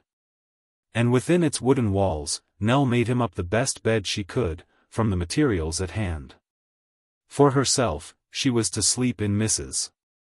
Jarley's own travelling carriage, as a signal mark of that lady's favour and confidence. She had taken leave of her grandfather and was returning to the other wagon, when she was tempted by the pleasant coolness of the night to linger for a little while in the air. The moon was shining down upon the old gateway of the town, leaving the low archway very black and dark. And with a mingled sensation of curiosity and fear, she slowly approached the gate, and stood still to look up at it, wondering to see how dark, and grim, and old, and cold, it looked. There was an empty niche from which some old statue had fallen or been carried away hundreds of years ago, and she was thinking what strange people it must have looked down upon when it stood there. And how many hard struggles might have taken place, and how many murders might have been done, upon that silent spot, when there suddenly emerged from the black shade of the arch, a man. The instant he appeared, she recognized him. Who could have failed to recognize, in that instant, the ugly misshapen Quilp? The street beyond was so narrow, and the shadow of the houses on one side of the way so deep, that he seemed to have risen out of the earth. But there he was. The child withdrew into a dark corner, and saw him pass close to her. He had a stick in his hand, and, when he had got clear of the shadow of the gateway, he leant upon it, looked back, directly, as it seemed, towards where she stood, and beckoned. To her? Oh no, thank God, not to her. For as she stood, in an extremity of fear, hesitating whether to scream for help, or come from her hiding place and fly, before he should draw nearer, there issued slowly forth from the arch another figure, that of a boy, who carried on his back a trunk. "Faster, sirrah," said Quilp, looking up at the old gateway, and showing in the moonlight like some monstrous image that had come down from its niche and was casting a backward glance at its old house. "Faster. It's a dreadful heavy load, sir," the boy pleaded. "I've come on very fast, considering." "You have come fast, considering," retorted Quilp. "You creep, you dog, you crawl, you measure distance like a worm. There are the chimes now, 12:30. He stopped to listen, and then turning upon the boy with a suddenness and ferocity that made him start, asked at what hour that London coach passed the corner of the road. The boy replied, "At 1. "Come on then," said Quilp, "or I shall be too late. Faster, do you hear me? Faster." The boy made all the speed he could, and Quilp led onward, constantly turning back to threaten him, and urge him to greater haste. Nell did not dare to move until they were out of sight and hearing, and then hurried to where she had left her grandfather, feeling as if the very passing of the dwarf so near him must have filled him with alarm and terror. But he was sleeping soundly, and she softly withdrew. As she was making her way to her own bed, she determined to say nothing of this adventure, as upon whatever errand the dwarf had come, and she feared it must have been in search of them. It was clear by his inquiry about the London coach that he was on his way homeward. And as he had passed through that place, it was but reasonable to suppose that they were safer from his inquiries there, than they could be elsewhere. These reflections did not remove her own alarm, for she had been too much terrified to be easily composed, and felt as if she were hemmed in by a legion of Quilps, and the very air itself were filled with them. The delight of the nobility and gentry and the patronized of royalty had, by some process of self-abridgment known only to herself, got into her travelling bed, where she was snoring peacefully, while the large bonnet, carefully disposed upon the drum, was revealing its glories by the light of a dim lamp that swung from the roof. The child's bed was already made upon the floor, and it was a great comfort to her to hear the steps removed as soon as she had entered, and to know that all easy communication between persons outside and the brass knocker was by this means effectually prevented. Certain guttural sounds, too, which from time to time ascended through the floor of the caravan, and a rustling of straw in the same direction, apprised her that the driver was couched upon the ground beneath, and gave her an additional feeling of security. Notwithstanding these protections, she could get none but broken sleep by fits and starts all night, for fear of Quilp, who throughout her uneasy dreams was somehow connected with the waxwork. Or was waxwork himself, or was Mrs. Jarley and waxwork too, or was himself, Mrs. Jarley, waxwork, and a barrel organ all in one, and yet not exactly any of them either. At length, towards break of day, that deep sleep came upon her which succeeds to weariness and overwatching, and which has no consciousness but one of overpowering and irresistible enjoyment. Chapter 28. Sleep hung upon the eyelids of the child so long, that, when she awoke, Mrs. Jarley was already decorated with her large bonnet, and actively engaged in preparing breakfast. She received Nell's apology for being so late with perfect good humor, and said that she should not have roused her if she had slept on until noon. "Because it does you good," said the lady of the caravan, "when you're tired, to sleep as long as ever you can, and get the fatigue quite off. And that's another blessing of your time of life, you can sleep so very sound." "Have you had a bad night, ma'am?" asked Nell. "I seldom have anything else, child," replied Mrs. Jarley, with the air of a martyr. "I sometimes wonder how I bear it."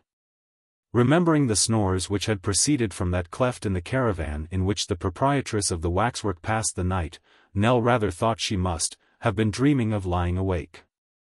However, she expressed herself very sorry to hear such a dismal account of her state of health, and shortly afterwards sat down with her grandfather and Mrs. Jarley to breakfast. The meal finished, Nell assisted to wash the cups and saucers, and put them in their proper places, and these household duties performed, Mrs. Jarley arrayed herself in an exceedingly bright shawl for the purpose of making a progress through the streets of the town. "The wan will come on to bring the boxes," said Mrs. Jarley, "and you had better come in it, child. I am obliged to walk, very much against my will. But the people expect it of me, and public characters can't be their own masters and mistresses in such matters as these. How do I look, child?" Nell returned a satisfactory reply, and Mrs. Jarley, after sticking a great many pins into various parts of her figure, and making several abortive attempts to obtain a full view of her own back, was at last satisfied with her appearance, and went forth majestically. The caravan followed at no great distance. As it went jolting through the streets, Nell peeped from the window, curious to see in what kind of place they were, and yet fearful of encountering at every turn the dreaded face of Quilp. It was a pretty large town, with an open square which they were crawling slowly across, and in the middle of which was the town hall, with a clock tower and a weathercock. There were houses of stone, houses of red brick, houses of yellow brick, houses of lath and plaster, and houses of wood, many of them very old, with withered faces carved upon the beams, and staring down into the street. These had very little winking windows, and low-arched doors, and, in some of the narrower ways, quite overhung the pavement. The streets were very clean, very sunny, very empty, and very dull. A few idle men lounged about the two inns, and the empty marketplace, and the tradesmen's doors, and some old people were dozing in chairs outside an almshouse wall. But scarcely any passengers who seemed bent on going anywhere, or to have any object in view, went by. And if perchance some straggler did, his footsteps echoed on the hot bright pavement for minutes afterwards. Nothing seemed to be going on but the clocks, and they had such drowsy faces, such heavy lazy hands, and such cracked voices, that they surely must have been too slow. The very dogs were all asleep, and the flies, drunk with moist sugar in the grocer's shop, forgot their wings and briskness, and baked to death in dusty corners of the window. Rumbling along with most unwonted noise, the caravan stopped at last at the place of exhibition, where Nell dismounted amidst an admiring group of children, who evidently supposed her to be an important item of the curiosities, and were fully impressed with the belief that her grandfather was a cunning device in wax. The chests were taken out with all convenient dispatch, and taken in to be unlocked by Mrs. Jarley, who, attended by George and another man in velveteen shorts and a drab hat ornamented with turnpike tickets, were waiting to dispose their contents, consisting of red festoons and other ornamental devices in upholstery work, to the best advantage in the decoration of the room. They all got to work without loss of time, and very busy they were. As the stupendous collection were yet concealed by cloths, lest the envious dust should injure their complexions, Nell bestirred herself to assist in the embellishment of the room, in which her grandfather also was of great service.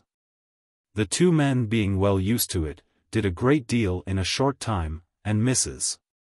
Jarley served out the tin tacks from a linen pocket like a toll collector's which she wore for the purpose, and encouraged her assistants to renewed exertion. While they were thus employed, a tallish gentleman with a hook nose and black hair, dressed in a military surtout very short and tight in the sleeves, and which had once been frogged and braided all over but was now sadly shorn of its garniture and quite threadbare, dressed too in ancient grey pantaloons fitting tight to the leg, and a pair of pumps in the winter of their existence, looked in at the door, and smiled affably. Mrs. Jarley's back being then towards him, the military gentleman shook his forefinger as a sign that her myrmidons were not to apprise her of his presence, and stealing up close behind her, tapped her on the neck, and cried playfully, "Beau!" "What, Mr. Slum?" cried the lady of the waxwork. "Lor! Who'd have thought of seeing you here?" "'Pon my soul and honor," said Mr. Slum, "that's a good remark. 'Pon my soul and honor, that's a wise remark. Who would have thought it? George, my faithful feller, how are you?" George received this advance with a surly indifference, observing that he was well enough for the matter of that, and hammering lustily all the time. "I came here," said the military gentleman turning to Mrs. Jarley, "'pon my soul and honor I hardly know what I came here for. It would puzzle me to tell you, it would by gad. I wanted a little inspiration, a little freshening up, a little change of ideas, and, 'pon my soul and honor," said the military gentleman, checking himself and looking round the room, "what a devilish classical thing this is. By gad, it's quite Minervian." "It'll look well enough when it comes to be finished," observed Mrs. Jarley. "Well enough," said Mr. Slum. "Will you believe me when I say it's the delight of my life to have dabbled in poetry, when I think I've exercised my pen upon this charming theme? By the way, any orders? Is there any little thing I can do for you?" "It comes so very expensive, sir," replied Mrs. Jarley, "and I really don't think it does much good." "Hush! No, no," returned Mr. Slum, elevating his hand. "No fibs. I'll not hear it. Don't say it don't do good. Don't say it. I know better." "I don't think it does," said Mrs. Jarley. "Ha, ha," cried Mr.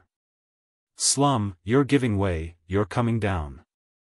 Ask the perfumers, ask the blacking makers, ask the hatters, ask the old lottery office keepers, ask any man among them what my poetry has done for him, and mark my words, he blesses the name of Slum. If he's an honest man, he raises his eyes to heaven, and blesses the name of Slum, mark that. You are acquainted with Westminster Abbey, Mrs. Jarley?" "Yes, surely." "Then upon my soul and honor, ma'am, you'll find in a certain angle of that dreary pile, called Poet's Corner, a few smaller names than Slum," retorted that gentleman, tapping himself expressively on the forehead to imply that there was some slight quantity of brains behind it. "I've got a little trifle here, now," said Mr. Slum, taking off his hat which was full of scraps of paper, "a little trifle here, thrown off in the heat of the moment. Which I should say was exactly the thing you wanted to set this place on fire with. It's an acrostic, the name at this moment is Warren, but the idea's a convertible one, and a positive inspiration for Jarley. Have the acrostic." "I suppose it's very dear," said Mrs. Jarley. 5 shillings, returned Mr. Slum, using his pencil as a toothpick. "Cheaper than any prose." "I couldn't give more than 3, said Mrs. Jarley. "And 6, retorted Slum. "Come. 3 and 6. Mrs. Jarley was not proof against the poet's insinuating manner, and Mr. Slum entered the order in a small notebook as a 3 and 6penny one. Mr. Slum then withdrew to alter the acrostic, after taking a most affectionate leave of his patroness, and promising to return, as soon as he possibly could, with a fair copy for the printer. As his presence had not interfered with or interrupted the preparations, they were now far advanced, and were completed shortly after his departure. When the festoons were all put up as tastily as they might be, the stupendous collection was uncovered, and there were displayed, on a raised platform some 2 feet from the floor, running round the room and parted from the rude public by a crimson rope breast-high, divers sprightly effigies of celebrated characters, singly and in groups, clad in glittering dresses of various climes and times, and standing more or less unsteadily upon their legs, with their eyes very wide open, and their nostrils very much inflated, and the muscles of their legs and arms very strongly developed, and all their countenances expressing great surprise. All the gentlemen were very pigeon-breasted and very blue about the beards, and all the ladies were miraculous figures. And all the ladies and all the gentlemen were looking intensely nowhere, and staring with extraordinary earnestness at nothing. When Nell had exhausted her first raptures at this glorious sight, Mrs. Jarley ordered the room to be cleared of all but herself and the child, and, sitting herself down in an armchair in the center, formally invested her with a willow wand, long used by herself for pointing out the characters, and was at great pains to instruct her in her duty. "That," said Mrs. Jarley in her exhibition tone, as Nell touched a figure at the beginning of the platform, "is an unfortunate maid of honor in the time of Queen Elizabeth, who died from pricking her finger in consequence of working upon a Sunday. Observe the blood which is trickling from her finger, also the gold-eyed needle of the period, with which she is at work." All this Nell repeated twice or thrice, pointing to the finger and the needle at the right times, and then passed on to the next. "That, ladies and gentlemen," said Mrs. Jarley, "is Jasper Packlemerton of atrocious memory, who courted and married 14 wives. And destroyed them all by tickling the soles of their feet when they was sleeping in the consciousness of innocence and virtue. On being brought to the scaffold and asked if he was sorry for what he had done, he replied yes, he was sorry for having let M off so easy, and hoped all Christian husbands would pardon him the offense. Let this be a warning to all young ladies to be particular in the character of the gentleman of their choice. Observe that his fingers is curled as if in the act of tickling, and that his face is represented with a wink, as he appeared when committing his barbarous murders." When Nell knew all about Mr. Packlemerton, and could say it without faltering, Mrs. Jarley passed on to the fat man, and then to the thin man, the tall man, the short man, the old lady who died of dancing at 132, the wild boy of the woods, the woman who poisoned 14 families with pickled walnuts, and other historical characters and interesting but misguided individuals. And so well did Nell profit by her instructions, and so apt was she to remember them, that by the time they had been shut up together for a couple of hours, she was in full possession of the history of the whole establishment, and perfectly competent to the enlightenment of visitors. Mrs. Jarley was not slow to express her admiration at this happy result, and carried her young friend and pupil to inspect the remaining arrangements within doors, by virtue of which the passage had been already converted into a grove of green baize hung with the inscriptions she had already seen, Mr. Slum's productions, and a highly ornamented table placed at the upper end for Mrs. Jarley herself, at which she was to preside and take the money, in company with His Majesty King George III, Mr.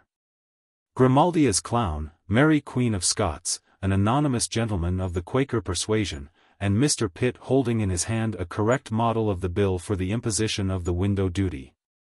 The preparations without doors had not been neglected either, for a nun of great personal attractions was telling her beads on the little portico over the door.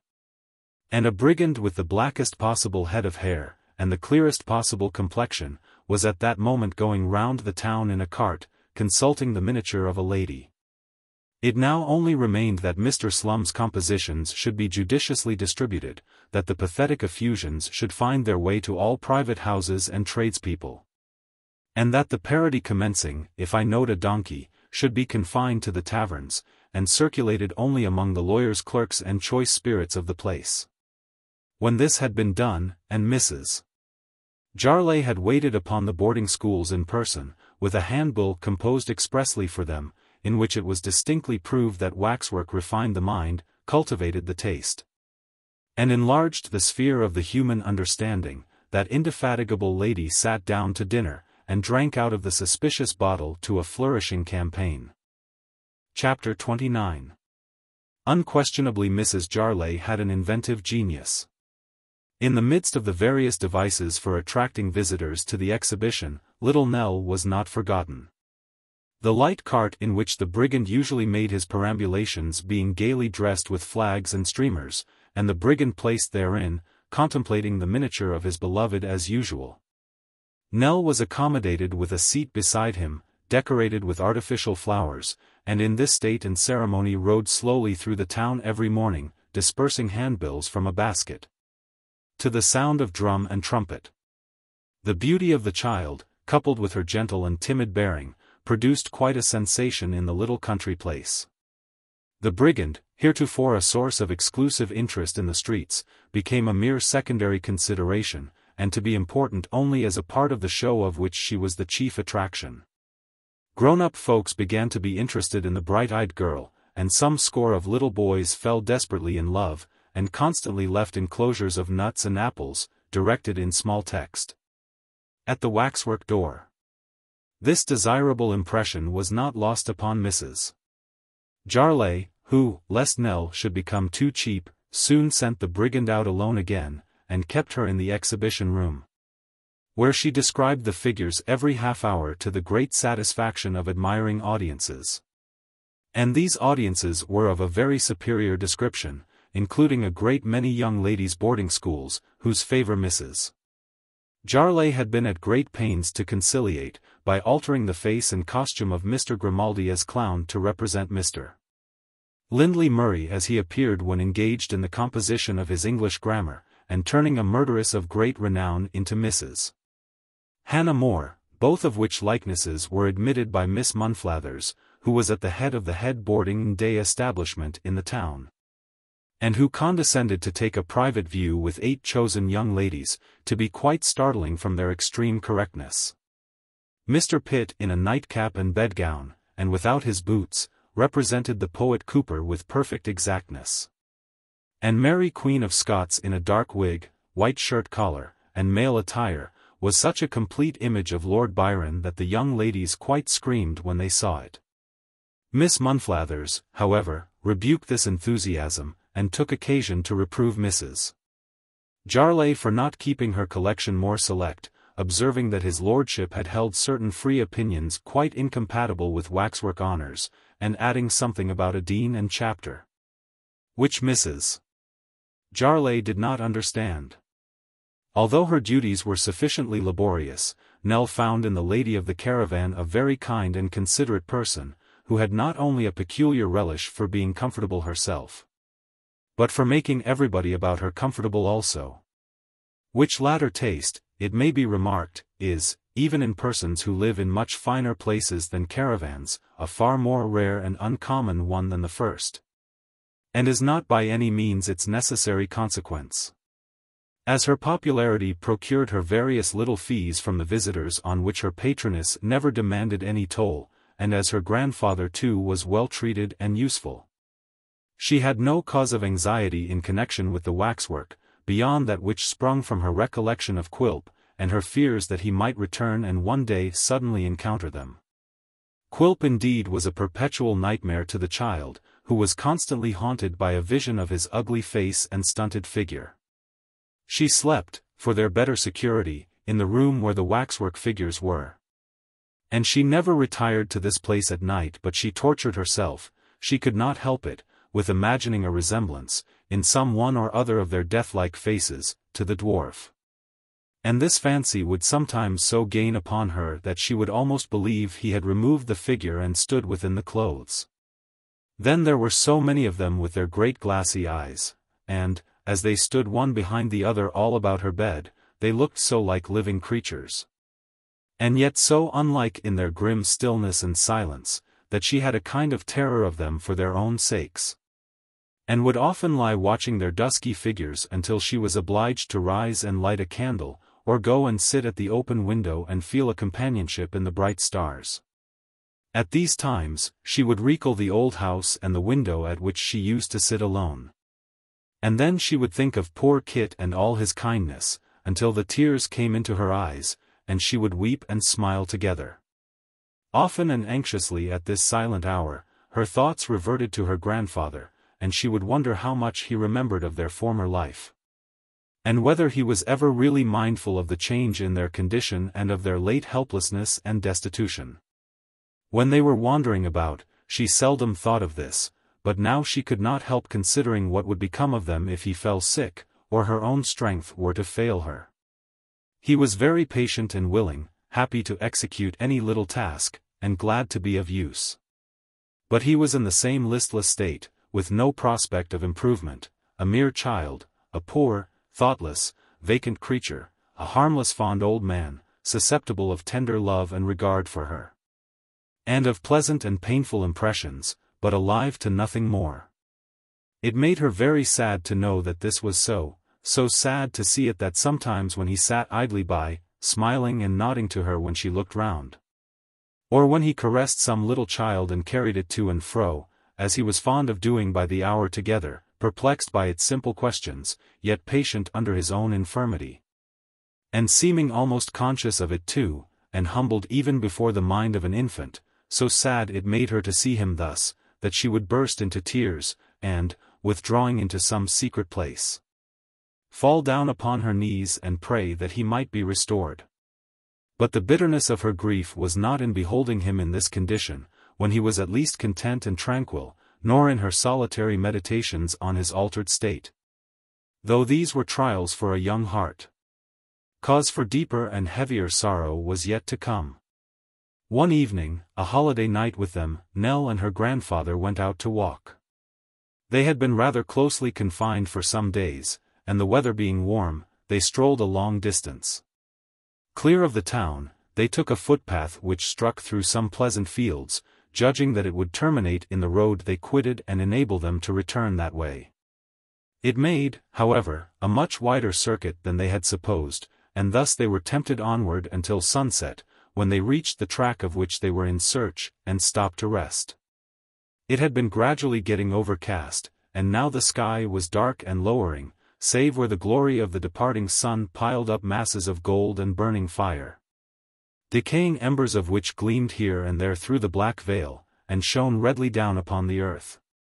The wind began to moan in hollow murmurs, as the sun went down carrying glad day elsewhere, and a train of dull clouds coming up against it, menaced thunder and lightning. Large drops of rain soon began to fall, and, as the storm clouds came sailing onward, others supplied the void they left behind and spread over all the sky. Then was heard the low rumbling of distant thunder, then the lightning quivered, and then the darkness of an hour seemed to have gathered in an instant. Fearful of taking shelter beneath a tree or hedge, the old man and the child hurried along the high road, hoping to find some house in which they could seek a refuge from the storm, which had now burst forth in earnest, and every moment increased in violence. Drenched with the pelting rain, confused by the deafening thunder, and bewildered by the glare of the forked lightning, they would have passed a solitary house without being aware of its vicinity, had not a man, who was standing at the door, called lustily to them to enter. "Your ears ought to be better than other folks at any rate, if you make so little of the chance of being struck blind," he said, retreating from the door and shading his eyes with his hands as the jagged lightning came again. "What were you going past for, he added, as he closed the door and led the way along a passage to a room behind. "We didn't see the house, sir, till we heard you calling," Nell replied. "No wonder," said the man, "with this lightning in one's eyes, by the by. You had better stand by the fire here, and dry yourselves a bit. You can call for what you like if you want anything. If you don't want anything, you're not obliged to give an order, don't be afraid of that. This is a public house, that's all. The Valiant Soldier is pretty well known hereabouts. Is this house called the Valiant Soldier, sir? Asked Nell. I thought everybody knew that, replied the landlord. Where have you come from, if you don't know the Valiant Soldier as well as the Church Catechism? This is the Valiant Soldier by James Groves, Jem Groves, honest Jem Groves, as is a man of unblemished moral character, and has a good dry skittle ground. If any man has got anything to say again Jem Groves, let him say it to Jem Groves, and Jem Groves can accommodate him with a customer on any terms from £4 a side to 40. With these words, the speaker tapped himself on the waistcoat to intimate that he was the Jem Groves so highly eulogized, sparred scientifically at a counterfeit Jem Groves, who was sparring at society in general from a black frame over the chimney-piece, and applying a half-emptied glass of spirits and water to his lips, drank Jem Groves's health. The night being warm, there was a large screen drawn across the room, for a barrier against the heat of the fire. It seemed as if somebody on the other side of this screen had been insinuating doubts of Mr. Groves's prowess, and had thereby given rise to these egotistical expressions, for Mr. Groves wound up his defiance by giving a loud knock upon it with his knuckles and pausing for a reply from the other side. There aren't many men, said Mr. Groves, no answer being returned, who would venture to cross Jem Groves under his own roof.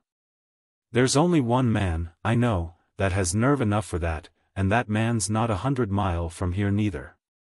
But he's worth a dozen men, and I let him say of me whatever he likes in consequence, he knows that. In return for this complimentary address, a very gruff hoarse voice bade Mr. Groves hold his noise and light a candle. And the same voice remarked that the same gentleman needn't waste his breath in brag, for most people knew pretty well what sort of stuff he was made of. Nell, they're playing cards, whispered the old man, suddenly interested. Don't you hear them?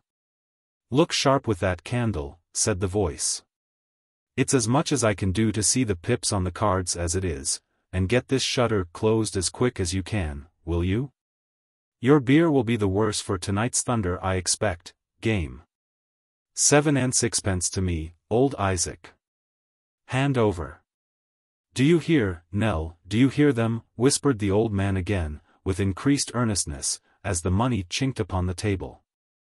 I haven't seen such a storm as this, said a sharp cracked voice of most disagreeable quality, when a tremendous peal of thunder had died away. Since the night when old Luke Withers won 13 times running, upon the red. We all said he had the devil's luck and his own, and as it was the kind of night for the devil to be out and busy, I suppose he was looking over his shoulder, if anybody could have seen him. Ah! Returned the gruff voice, for all old Luke's winning through thick and thin of late years, I remember the time when he was the unluckiest and unfortunatest of men. He never took a dice-box in his hand, or held a card, but he was plucked, pigeoned, and cleaned out completely. Do you hear what he says? Whispered the old man. Do you hear that, Nell? The child saw with astonishment and alarm that his whole appearance had undergone a complete change. His face was flushed and eager, his eyes were strained, his teeth set, his breath came short and thick, and the hand he laid upon her arm trembled so violently that she shook beneath its grasp. Bear witness, he muttered, looking upward, that I always said it, that I knew it, dreamed of it, felt it was the truth, and that it must be so. What money have we, Nell?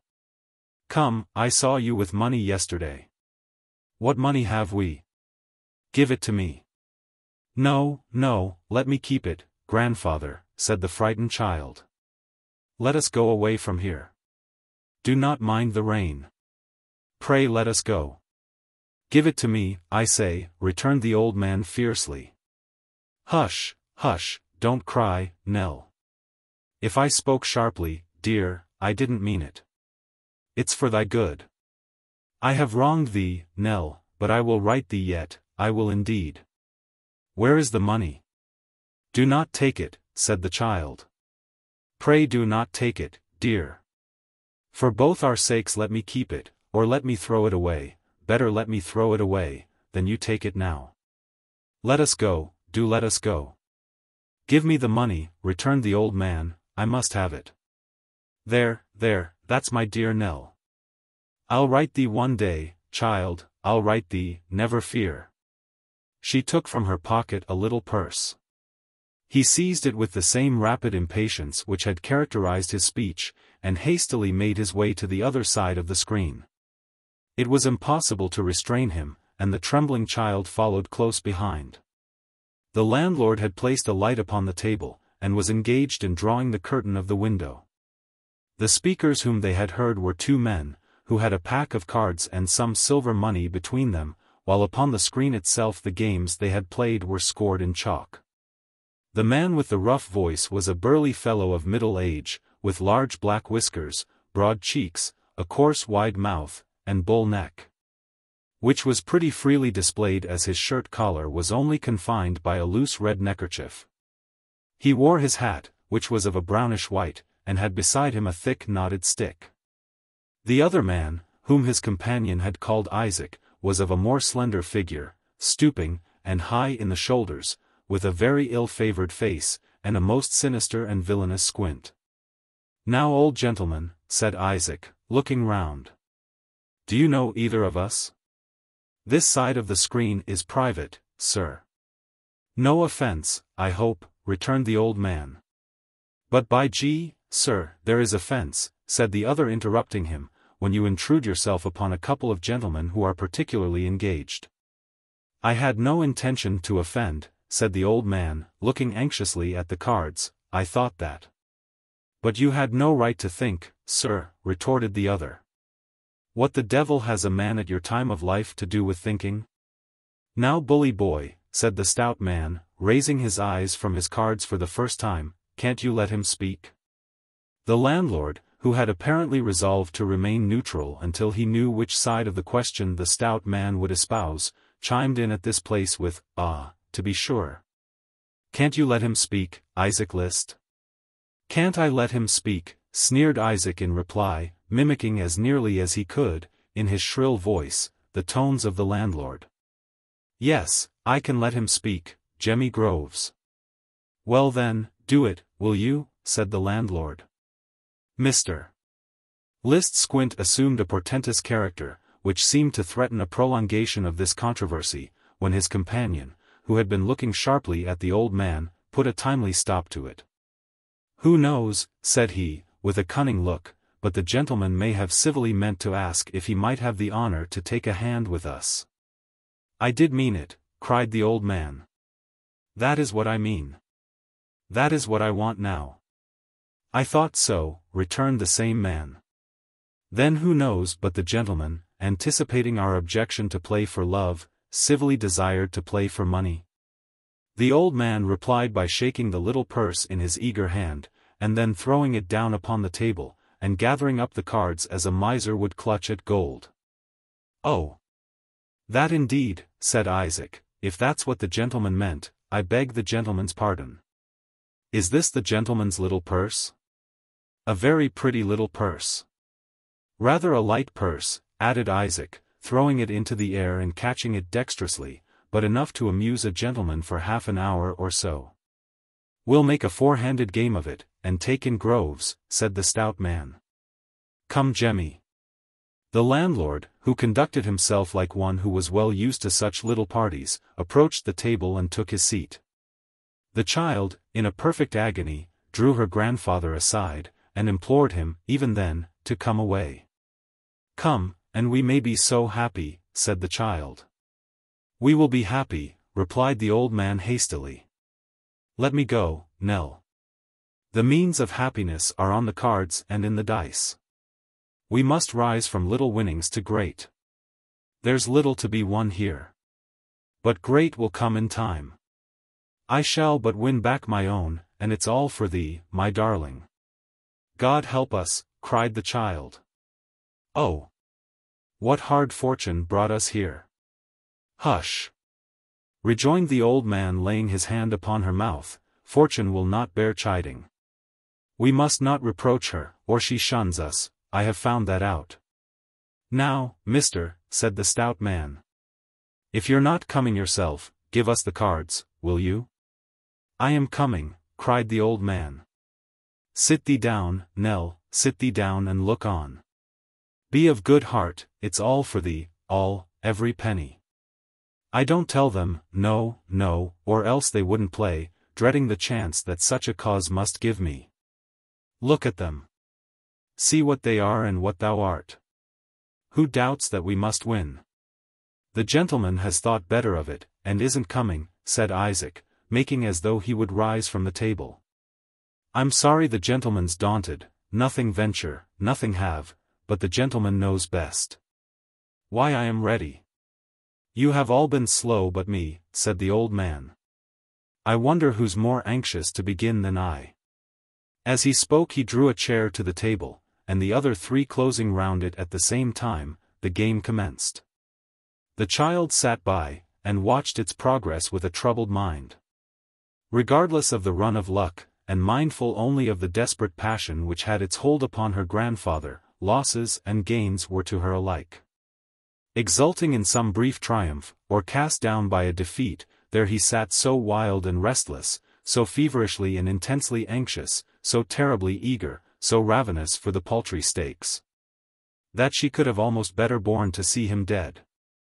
And yet she was the innocent cause of all this torture, and he, gambling with such a savage thirst for gain as the most insatiable gambler never felt, had not one selfish thought. On the contrary, the other three, knaves and gamesters by their trade, while intent upon their game, were yet as cool and quiet as if every virtue had been centered in their breasts. Sometimes one would look up to smile to another, or to snuff the feeble candle, or to glance at the lightning as it shot through the open window and fluttering curtain, or to listen to some louder peal of thunder than the rest, with a kind of momentary impatience, as if it put him out. But there they sat, with a calm indifference to everything but their cards, perfect philosophers in appearance, and with no greater show of passion or excitement than if they had been made of stone.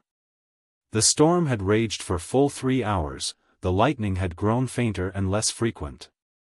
The thunder, from seeming to roll and break above their heads, had gradually died away into a deep hoarse distance, and still the game went on, and still the anxious child was quite forgotten. Chapter 30. At length the play came to an end, and Mr. Isaac List rose the only winner. Mat and the landlord bore their losses with professional fortitude. Isaac pocketed his gains with the air of a man who had quite made up his mind to win, all along, and was neither surprised nor pleased. Nell's little purse was exhausted. But, although it lay empty by his side, and the other players had now risen from the table, the old man sat poring over the cards, dealing them as they had been dealt before, and turning up the different hands to see what each man would have held if they had still been playing. He was quite absorbed in this occupation, when the child drew near and laid her hand upon his shoulder, telling him it was near midnight. "See the curse of poverty, Nell," he said, pointing to the packs he had spread out upon the table. "If I could have gone on a little longer, only a little longer, the luck would have turned on my side. Yes, it's as plain as the marks upon the cards.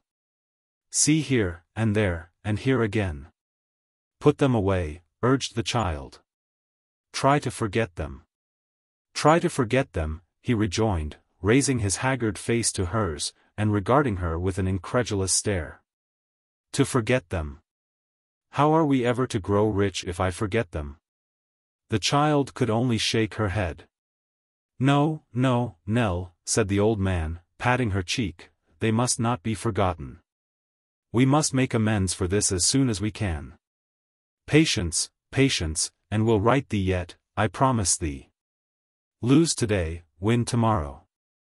And nothing can be won without anxiety and care, nothing.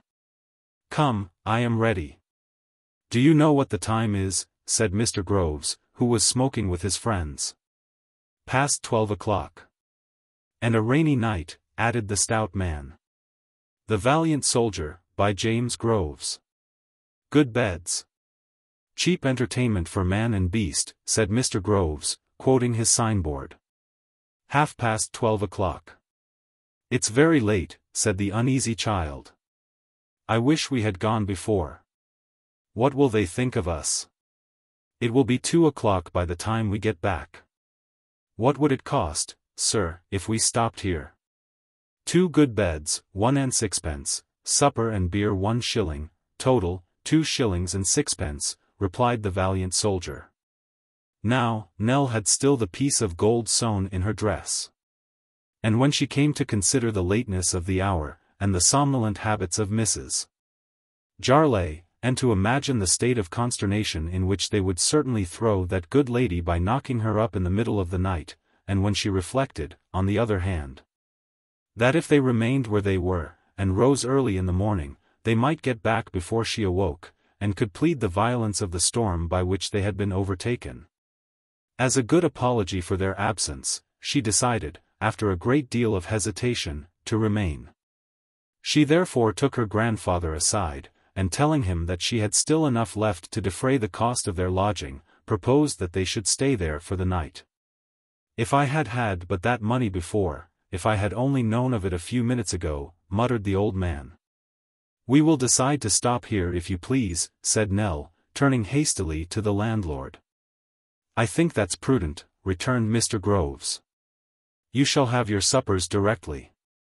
Accordingly, when Mr. Groves had smoked his pipe out, knocked out the ashes, and placed it carefully in a corner of the fireplace, with the bowl downwards, he brought in the bread and cheese, and beer, with many high encomiums upon their excellence, and bade his guests to fall to, and make themselves at home. Nell and her grandfather ate sparingly, for both were occupied with their own reflections.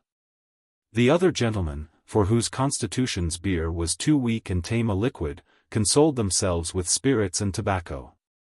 As they would leave the house very early in the morning, the child was anxious to pay for their entertainment before they retired to bed. But as she felt the necessity of concealing her little hoard from her grandfather, and had to change the piece of gold, she took it secretly from its place of concealment, and embraced an opportunity of following the landlord when he went out of the room, and tendered it to him in the little bar. "Will you give me the change here, if you please?" said the child. Mr. James Groves was evidently surprised, and looked at the money, and wrung it, and looked at the child, and at the money again, as though he had a mind to inquire how she came by it. The coin being genuine, however, and changed at his house, he probably felt, like a wise landlord, that it was no business of his. At any rate, he counted out the change, and gave it her. The child was returning to the room where they had passed the evening, when she fancied she saw a figure just gliding in at the door. There was nothing but a long dark passage between this door and the place where she had changed the money, and, being very certain that no person had passed in or out while she stood there, the thought struck her that she had been watched. But by whom?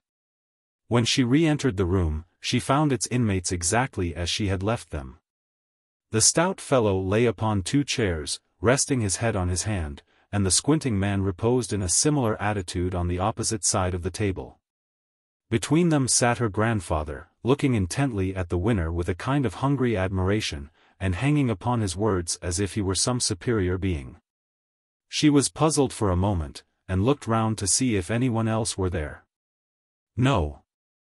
Then she asked her grandfather in a whisper whether anybody had left the room while she was absent. "No," he said, "nobody." It must have been her fancy then. And yet it was strange, that, without anything in her previous thoughts to lead to it, she should have imagined this figure so very distinctly. She was still wondering and thinking of it, when a girl came to light her to bed. The old man took leave of the company at the same time, and they went upstairs together. It was a great, rambling house, with dull corridors and wide staircases which the flaring candles seemed to make more gloomy. She left her grandfather in his chamber, and followed her guide to another, which was at the end of a passage, and approached by some half-dozen crazy steps. This was prepared for her. The girl lingered a little while to talk, and tell her grievances. She had not a good place, she said, the wages were low, and the work was hard. She was going to leave it in a fortnight. The child couldn't recommend her to another, she supposed. Indeed, she was afraid another would be difficult to get after living there, for the house had a very indifferent character. There was far too much card-playing, and such like. She was very much mistaken if some of the people who came there oftenest were quite as honest as they might be, but she wouldn't have it known that she had said so, for the world. Then there were some rambling allusions to a rejected sweetheart, who had threatened to go a-soldiering, a final promise of knocking at the door early in the morning, and good night. The child did not feel comfortable when she was left alone. She could not help thinking of the figure stealing through the passage downstairs. And what the girl had said did not tend to reassure her. The men were very ill-looking. They might get their living by robbing and murdering travelers. Who could tell? Reasoning herself out of these fears, or losing sight of them for a little while, there came the anxiety to which the adventures of the night gave rise. Here was the old passion awakened again in her grandfather's breast, and to what further distraction it might tempt him heaven only knew. What fears their absence might have occasioned already. Persons might be seeking for them even then. Would they be forgiven in the morning, or turned adrift again? Oh! Why had they stopped in that strange place? It would have been better, under any circumstances, to have gone on. At last, sleep gradually stole upon her, a broken, fitful sleep, troubled by dreams of falling from high towers, and waking with a start and in great terror. A deeper slumber followed this, and then, what? That figure in the room. A figure was there. Yes, she had drawn up the blind to admit the light when it should dawn, and there, between the foot of the bed and the dark casement, it crouched and slunk along. Groping its way with noiseless hands, and stealing round the bed. She had no voice to cry for help, no power to move, but lay still, watching it. On it came, on, silently and stealthily, to the bed's head. The breath so near her pillow, that she shrunk back into it, lest those wandering hands should light upon her face. Back again it stole to the window, then turned its head towards her. The dark form was a mere blot upon the lighter darkness of the room, but she saw the turning of the head, and felt and knew how the eyes looked and the ears listened. There it remained, motionless as she. At length, still keeping the face towards her, it busied its hands in something, and she heard the chink of money. Then, on it came again, silent and stealthy as before, and, replacing the garments it had taken from the bedside, dropped upon its hands and knees, and crawled away. How slowly it seemed to move, now that she could hear but not see it, creeping along the floor. It reached the door at last, and stood upon its feet. The steps creaked beneath its noiseless tread, and it was gone. The first impulse of the child was to fly from the terror of being by herself in that room, to have somebody by, not to be alone, and then her power of speech would be restored. With no consciousness of having moved, she gained the door. There was the dreadful shadow, pausing at the bottom of the steps. She could not pass it. She might have done so, perhaps, in the darkness, without being seized, but her blood curdled at the thought. The figure stood quite still, and so did she, not boldly, but of necessity.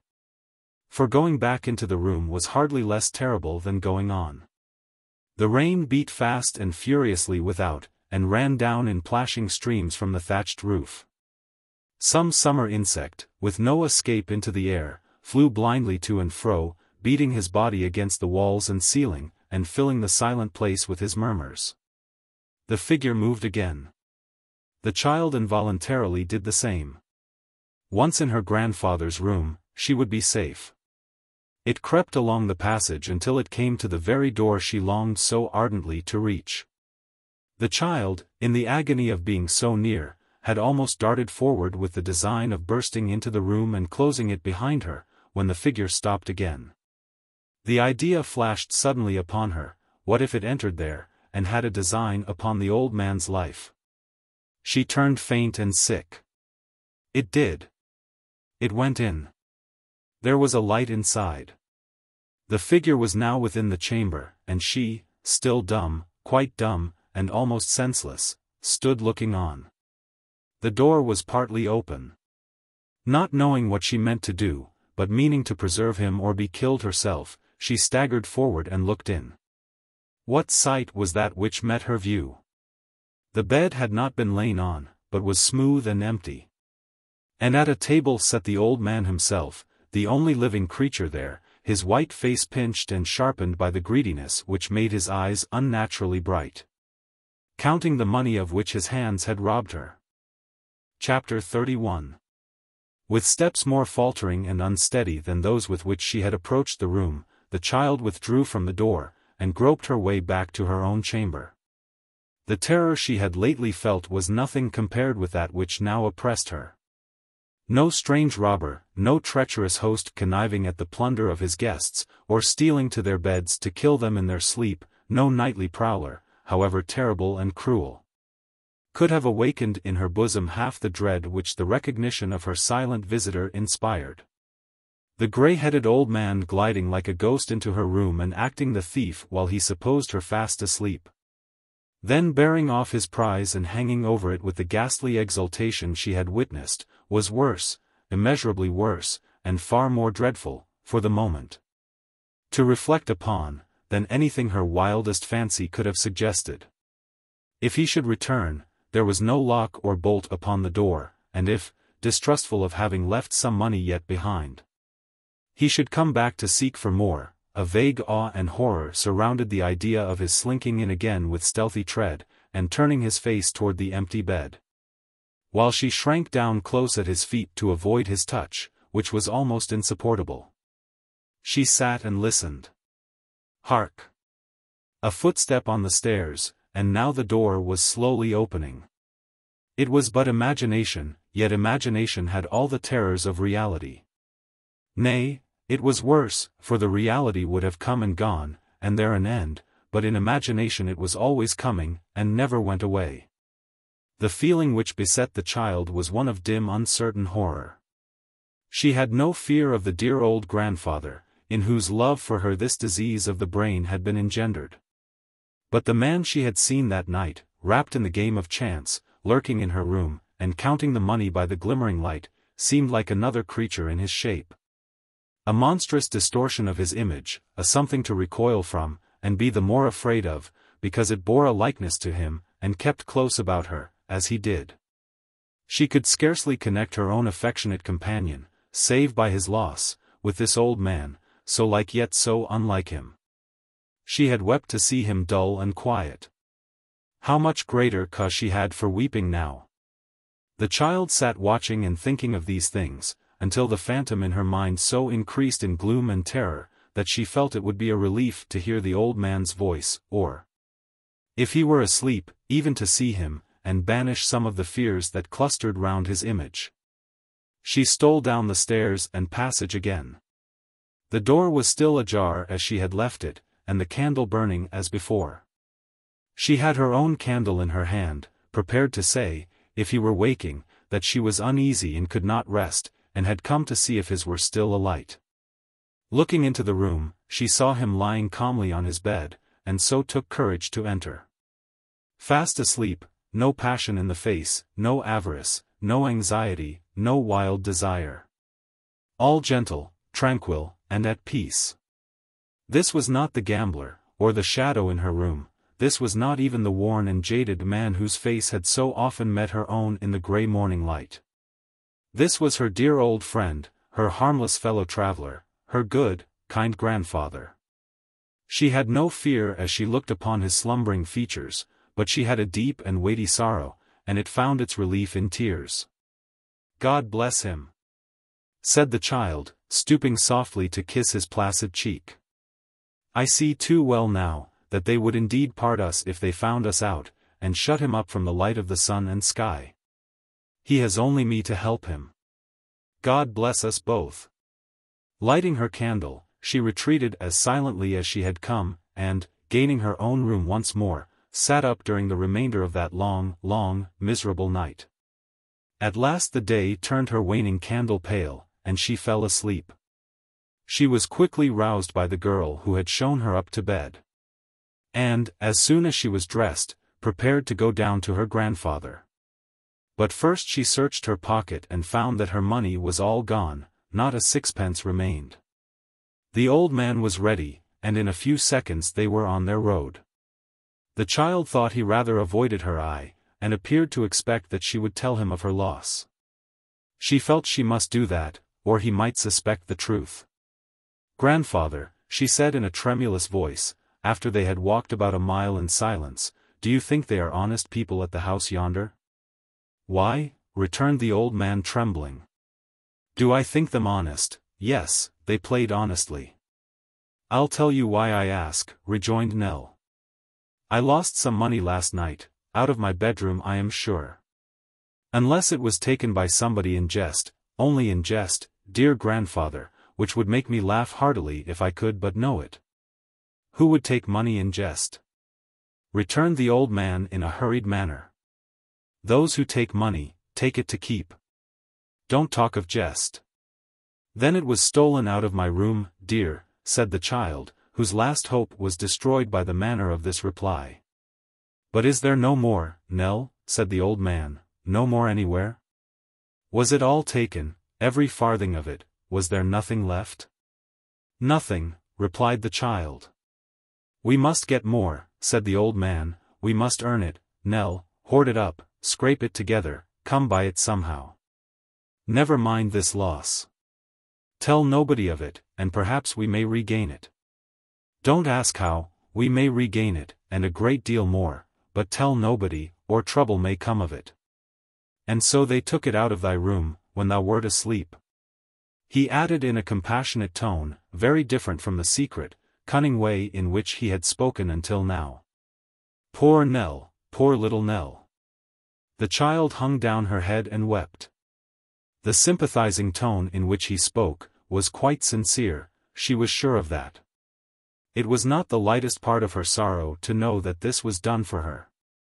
"Not a word about it to anyone but me," said the old man, "no, not even to me," he added hastily, "for it can do no good. All the losses that ever were, are not worth tears from thy eyes, darling. Why should they be, when we will win them back?" "Let them go," said the child looking up. "Let them go, once and forever, and I would never shed another tear if every penny had been £1,000. "Well, well," returned the old man, checking himself as some impetuous answer rose to his lips, "she knows no better.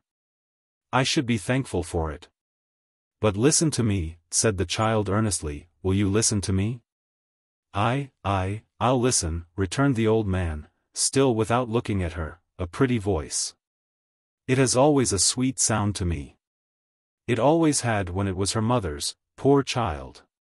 "Let me persuade you, then, oh, do let me persuade you," said the child, "to think no more of gains or losses, and to try no fortune but the fortune we pursue together." "We pursue this aim together," retorted her grandfather, still looking away and seeming to confer with himself. "Whose image sanctifies the game?" "Have we been worse off," resumed the child, "since you forgot these cares, and we have been traveling on together? Have we not been much better and happier without a home to shelter us, than ever we were in that unhappy house, when they were on your mind?" "She speaks the truth," murmured the old man in the same tone as before. "It must not turn me, but it is the truth, no doubt it is. Only remember what we have been since that bright morning when we turned our backs upon it for the last time," said Nell. "Only remember what we have been since we have been free of all those miseries, what peaceful days and quiet nights we have had, what pleasant times we have known, what happiness we have enjoyed. If we have been tired or hungry, we have been soon refreshed, and slept the sounder for it.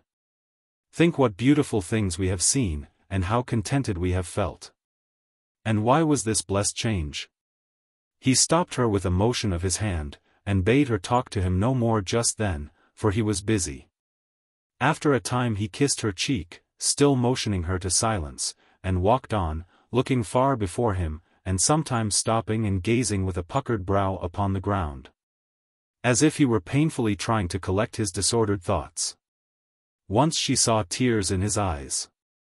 When he had gone on thus for some time, he took her hand in his as he was accustomed to do, with nothing of the violence or animation of his late manner. And so, by degrees so fine that the child could not trace them, settled down into his usual quiet way, and suffered her to lead him where she would. When they presented themselves in the midst of the stupendous collection, they found, as Nell had anticipated, that Mrs. Jarley was not yet out of bed, and that, although she had suffered some uneasiness on their account overnight, and had indeed sat up for them until past 11 o'clock, she had retired in the persuasion, that, being overtaken by storm at some distance from home, they had sought the nearest shelter, and would not return before morning. Nell immediately applied herself with great assiduity to the decoration and preparation of the room, and had the satisfaction of completing her task, and dressing herself neatly, before the beloved of the royal family came down to breakfast. "We haven't had," said Mrs. Jarley when the meal was over, "more than 8 of Miss Monflathers's young ladies all the time we've been here, and there's 26 of them. As I was told by the cook when I asked her a question or two and put her on the free list. We must try with a parcel of new bills, and you shall take it, my dear, and see what effect that has upon the proposed expedition being one of paramount importance." Mrs. Jarley adjusted Nell's bonnet with her own hands, and declaring that she certainly did look very pretty, and reflected credit on the establishment, dismissed her with many commendations, and certain needful directions as to the turnings on the right which she was to take, and the turnings on the left which she was to avoid. Thus instructed, Nell had no difficulty in finding out Miss Monflathers's boarding and day establishment, which was a large house, with a high wall, and a large garden gate with a large brass plate, and a small grating through which Miss Monflathers's parlour-maid inspected all visitors before admitting them. For nothing in the shape of a man, no, not even a milkman, was suffered, without special license, to pass that gate. Even the tax-gatherer, who was stout, and wore spectacles and a broad-brimmed hat, had the taxes handed through the grating. More obdurate than gate of adamant or brass, this gate of Miss Monflathers's frowned on all mankind. The very butcher respected it as a gate of mystery, and left off whistling when he rang the bell. As Nell approached the awful door, it turned slowly upon its hinges with a creaking noise, and, forth from the solemn grove beyond, came a long file of young ladies, 2 and 2. All with open books in their hands, and some with parasols likewise. And last of the goodly procession came Miss Monflathers, bearing herself a parasol of lilac silk, and supported by 2 smiling teachers, each mortally envious of the other, and devoted unto Miss Monflathers. Confused by the looks and whispers of the girls, Nell stood with downcast eyes and suffered the procession to pass on, until Miss Monflathers, bringing up the rear, approached her, when she curtsied and presented her little packet. On receipt whereof Miss Monflathers commanded that the line should halt. "You're the waxwork child, are you not?" said Miss Monflathers. "Yes, ma'am," replied Nell, colouring deeply, for the young ladies had collected about her, and she was the centre on which all eyes were fixed. "And don't you think you must be a very wicked little child," said Miss Monflathers, who was of rather uncertain temper, and lost no opportunity of impressing moral truths upon the tender minds of the young ladies, "to be a waxwork child at all?" Poor Nell had never viewed her position in this light, and not knowing what to say, remained silent, blushing more deeply than before. "Don't you know," said Miss Monflathers, "that it's very naughty and unfeminine, and a perversion of the properties wisely and benignantly transmitted to us, with expansive powers to be roused from their dormant state through the medium of cultivation?" The 2 teachers murmured their respectful approval of this home thrust, and looked at Nell as though they would have said that there indeed Miss Monflathers had hit her very hard. Then they smiled and glanced at Miss Monflathers, and then, their eyes meeting, they exchanged looks which plainly said that each considered herself smiler in ordinary to Miss Monflathers, and regarded the other as having no right to smile, and that her so doing was an act of presumption and impertinence. "Don't you feel how naughty it is of you," resumed Miss Monflathers, "to be a waxwork child, when you might have the proud consciousness of assisting, to the extent of your infant powers, the manufactures of your country, of improving your mind by the constant contemplation of the steam engine, and of earning a comfortable and independent subsistence of from 2 and 9pence to 3 shillings per week? Don't you know that the harder you are at work, the happier you are?" "How doth the little," murmured one of the teachers, in quotation from Dr. Watts. Said Miss Monflathers, turning smartly round. Who said that? Of course the teacher who had not said it, indicated the rival who had, whom Miss Monflathers frowningly requested to hold her peace. By that means throwing the informing teacher into raptures of joy. The little busy bee, said Miss Monflathers, drawing herself up, is applicable only to genteel children. In books, or work, or healthful play. Is quite right as far as they are concerned, and the work means painting on velvet, fancy needlework, or embroidery. In such cases as these, pointing to Nell, with her parasol, and in the case of all poor people's children, we should read it thus. In work, work, work. In work alway. Let my first years be past. That I may give for every day some good account at last. A deep hum of applause rose not only from the two teachers, but from all the pupils, who were equally astonished to hear Miss Monflathers improvising after this brilliant style. For although she had been long known as a politician, she had never appeared before as an original poet. Just then somebody happened to discover that Nell was crying, and all eyes were again turned towards her. There were indeed tears in her eyes, and drawing out her handkerchief to brush them away, she happened to let it fall. Before she could stoop to pick it up, one young lady of about 15 or 16, who had been standing a little apart from the others, as though she had no recognized place among them, sprang forward and put it in her hand. She was gliding timidly away again, when she was arrested by the governess. It was Miss Edwards who did that, I know, said Miss Monflathers predictively. Now I am sure that was Miss Edwards. It was Miss Edwards, and everybody said it was Miss Edwards, and Miss Edwards herself admitted that it was. Is it not, said Miss Monflathers, putting down her parasol to take a severer view of the offender, a most remarkable thing, Miss Edwards, that you have an attachment to the lower classes which always draws you to their sides? Or, rather, is it not a most extraordinary thing that all I say and do will not wean you from propensities which your original station in life have unhappily rendered habitual to you? You extremely vulgar-minded girl? I really intended no harm, ma'am, said a sweet voice. It was a momentary impulse, indeed. An impulse, repeated Miss Monflathers scornfully. I wonder that you presume to speak of impulses to me. Both the teachers assented. I am astonished. Both the teachers were astonished. I suppose it is an impulse which induces you to take the part of every groveling and debased person that comes in your way. Both the teachers supposed so too. But I would have you know, Miss Edwards, resumed the governess in a tone of increased severity, that you cannot be permitted, if it be only for the sake of preserving a proper example and decorum in this establishment, that you cannot be permitted, and that you shall not be permitted, to fly in the face of your superiors in this exceedingly gross manner. If you have no reason to feel a becoming pride before waxwork children, there are young ladies here who have, and you must either defer to those young ladies or leave the establishment. Miss Edwards. This young lady, being motherless and poor, was apprenticed at the school, taught for nothing, teaching others what she learnt for nothing, boarded for nothing, lodged for nothing, and set down and rated as something immeasurably less than nothing, by all the dwellers in the house.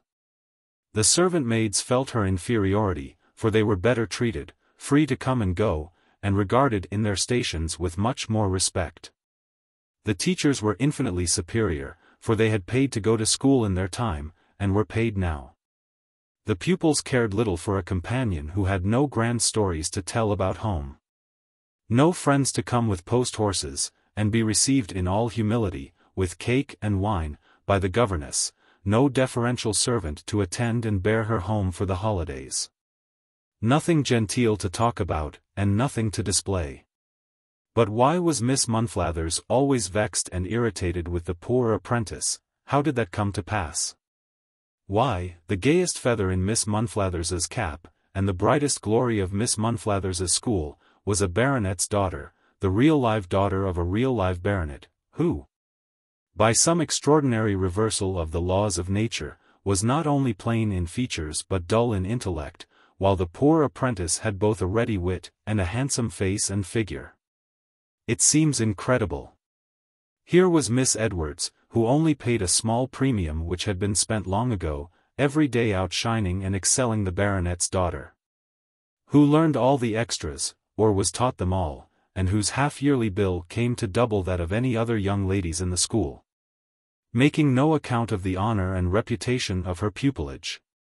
Therefore, and because she was a dependent, Miss Monflathers had a great dislike to Miss Edwards, and was spiteful to her, and aggravated by her, and, when she had compassion on little Nell, verbally fell upon and maltreated her as we have already seen.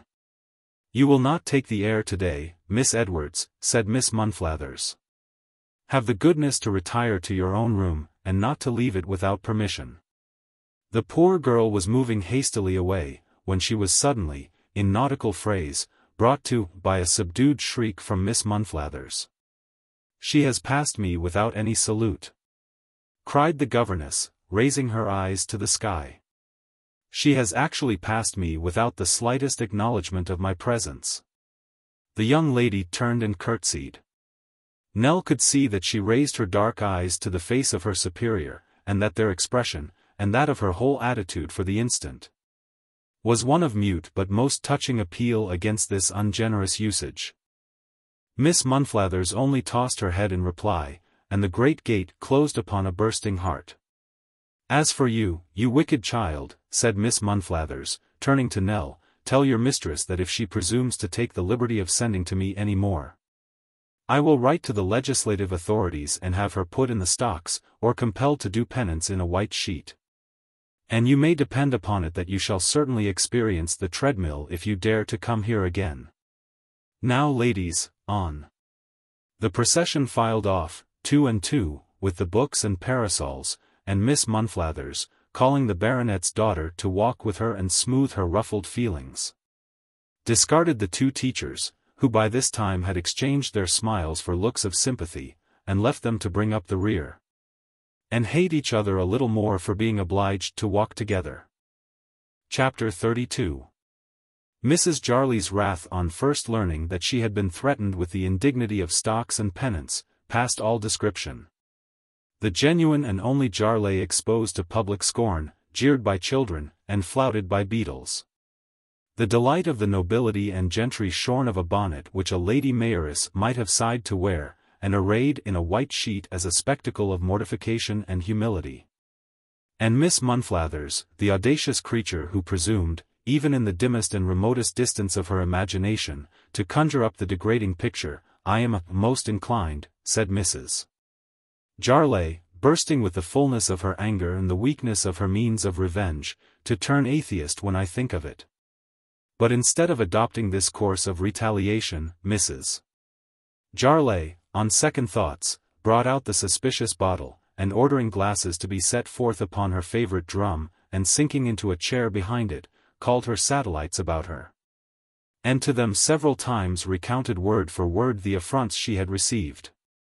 This done, she begged them in a kind of deep despair to drink, then laughed, then cried, then took a little sip herself, then laughed and cried again, and took a little more.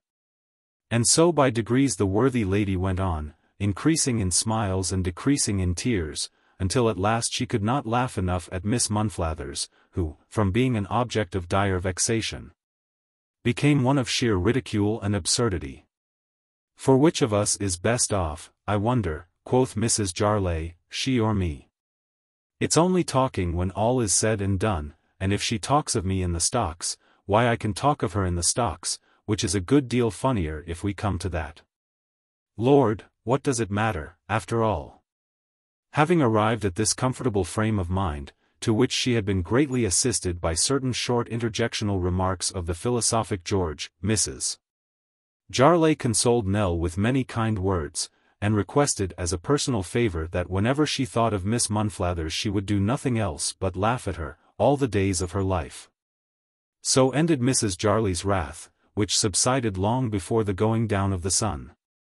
Nell's anxieties, however, were of a deeper kind, and the checks they imposed upon her cheerfulness were not so easily removed. That evening, as she had dreaded, her grandfather stole away, and did not come back until the night was far spent. Worn out as she was, and fatigued in mind and body, she sat up alone, counting the minutes, until he returned, penniless, broken-spirited, and wretched, but still hotly bent upon his infatuation. "Get me money," he said wildly, as they parted for the night. "I must have money, Nell. It shall be paid thee back with gallant interest one day, but all the money that comes unto thy hands, must be mine, not for myself, but to use for thee. Remember, Nell, to use for thee." What could the child do, with the knowledge she had, but give him every penny that came into her hands, lest he should be tempted on to rob their benefactress? If she told the truth, so thought the child, he would be treated as a madman. If she did not supply him with money, he would supply himself. Supplying him, she fed the fire that burnt him up, and put him perhaps beyond recovery. Distracted by these thoughts, borne down by the weight of the sorrow which she dared not tell, tortured by a crowd of apprehensions whenever the old man was absent, and dreading alike his stay and his return, the color forsook her cheek, her eye grew dim, and her heart was oppressed and heavy. All her old sorrows had come back upon her, augmented by new fears and doubts. By day they were ever present to her mind, by night they hovered round her pillow, and haunted her in dreams. It was natural that, in the midst of her affliction, she should often revert to that sweet young lady of whom she had only caught a hasty glance, but whose sympathy, expressed in one slight brief action, dwelt in her memory like the kindnesses of years. She would often think, if she had such a friend as that to whom to tell her griefs, how much lighter her heart would be, that if she were but free to hear that voice, she would be happier. Then she would wish that she were something better, that she were not quite so poor and humble, that she dared address her without fearing a repulse. And then feel that there was an immeasurable distance between them, and have no hope that the young lady thought of her any more.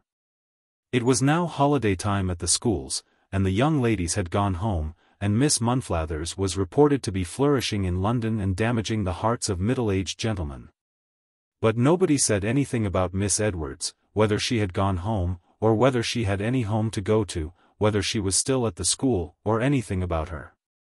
But one evening, as Nell was returning from a lonely walk, she happened to pass the inn where the stagecoaches stopped, just as one drove up, and there was the beautiful girl she so well remembered, pressing forward to embrace a young child whom they were helping down from the roof.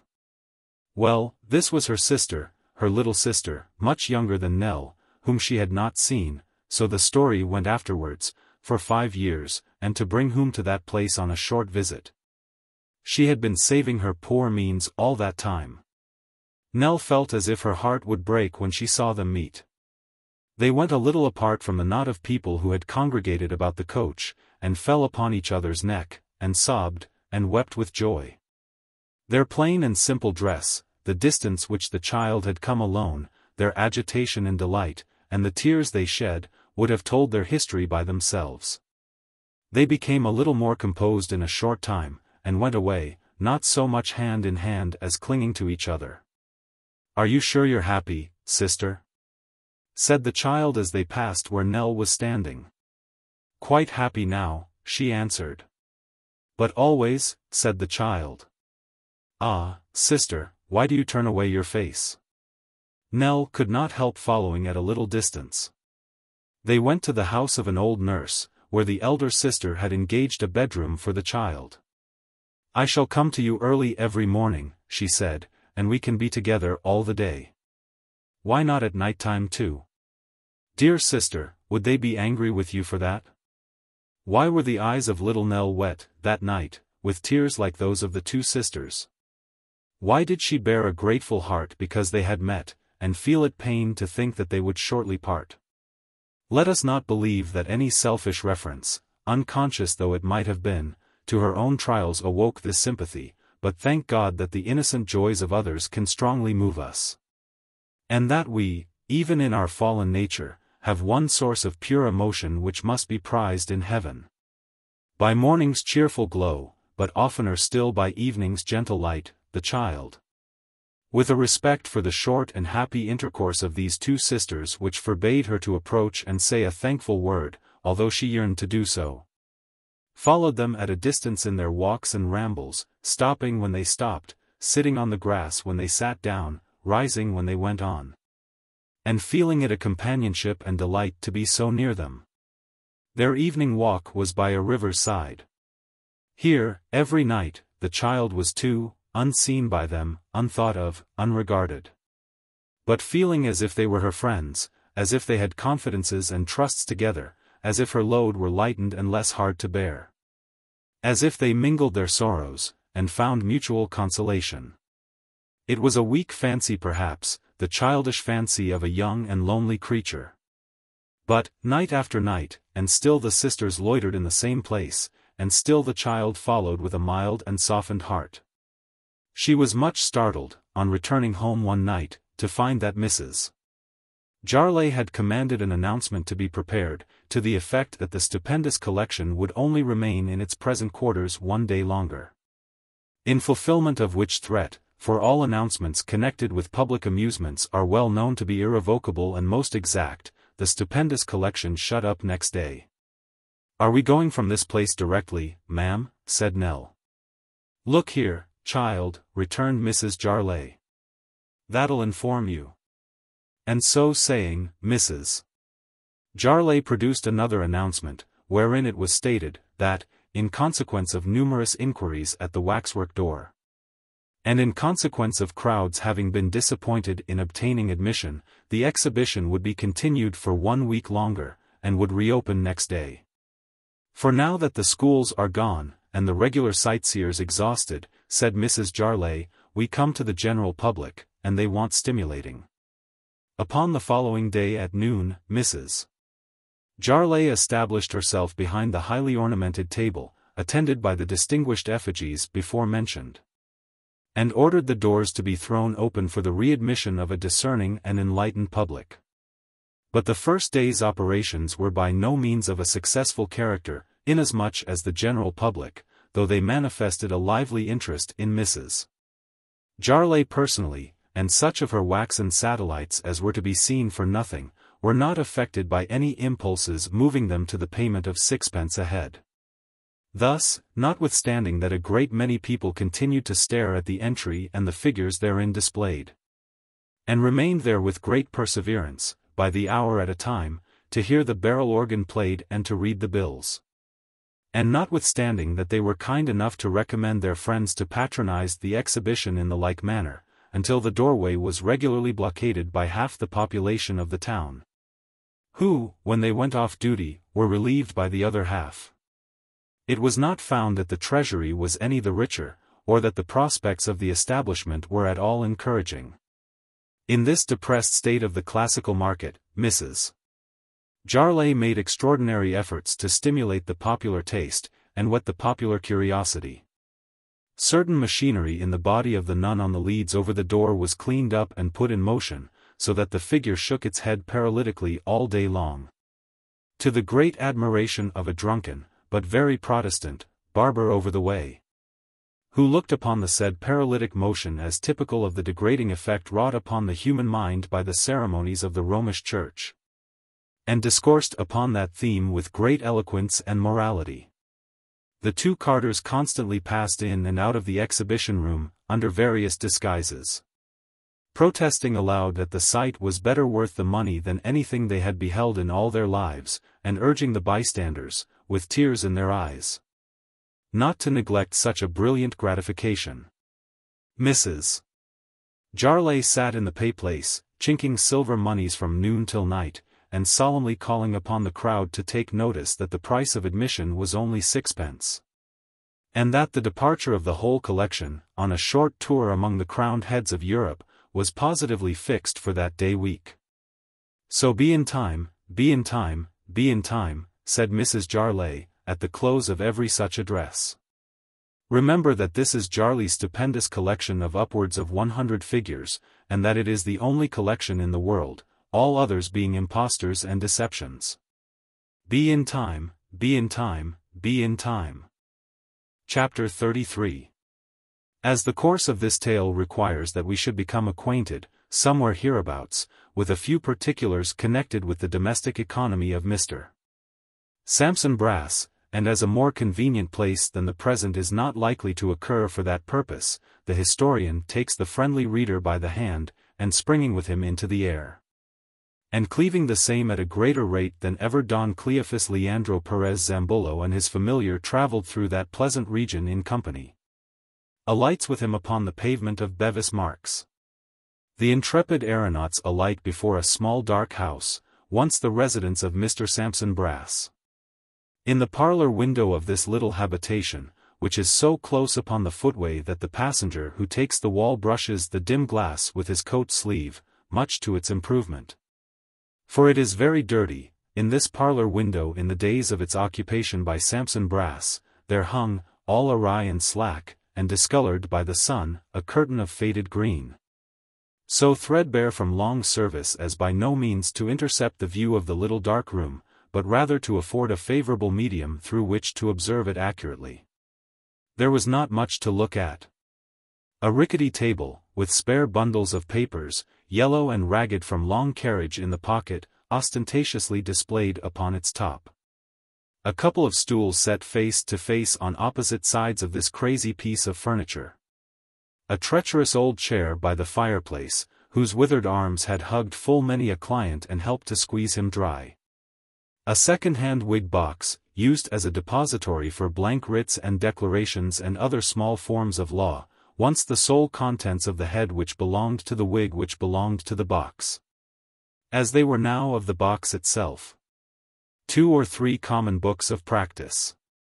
A jar of ink, a pounce box, a stunted hearth broom, a carpet trodden to shreds but still clinging with the tightness of desperation to its tacks, these, with the yellow wainscot of the walls, the smoke-discoloured ceiling, the dust and cobwebs, were among the most prominent decorations of the office of Mr. Sampson Brass. But this was mere still life, of no greater importance than the plate, Brass, solicitor, upon the door, and the bill, first floor to let to a single gentleman, which was tied to the knocker. The office commonly held 2 examples of animated nature, more to the purpose of this history, and in whom it has a stronger interest and more particular concern. Of these, one was Mr. Brass himself, who has already appeared in these pages.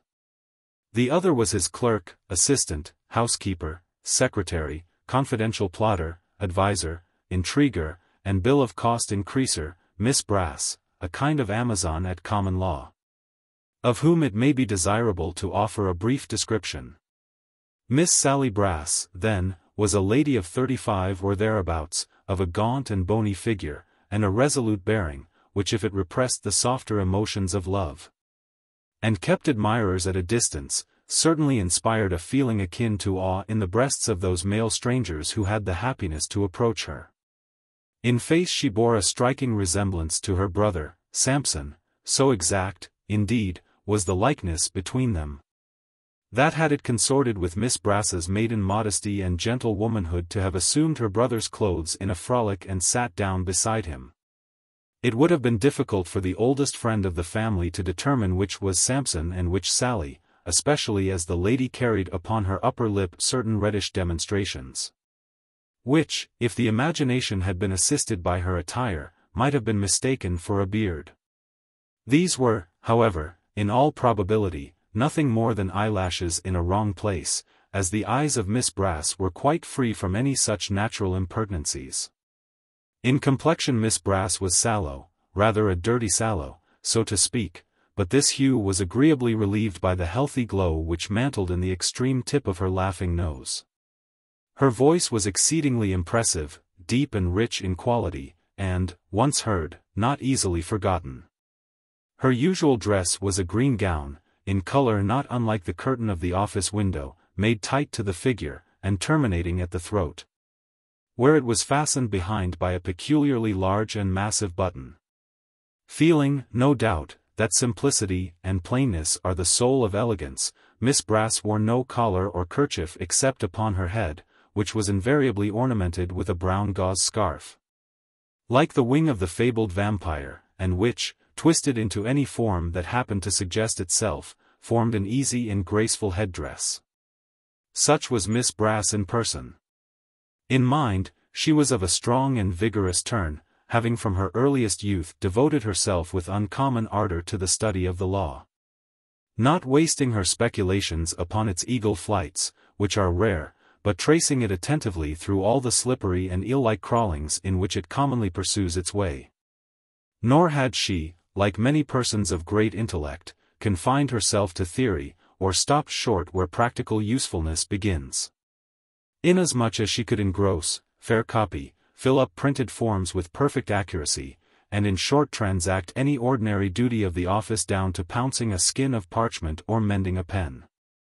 It is difficult to understand how, possessed of these combined attractions, she should remain Miss Brass.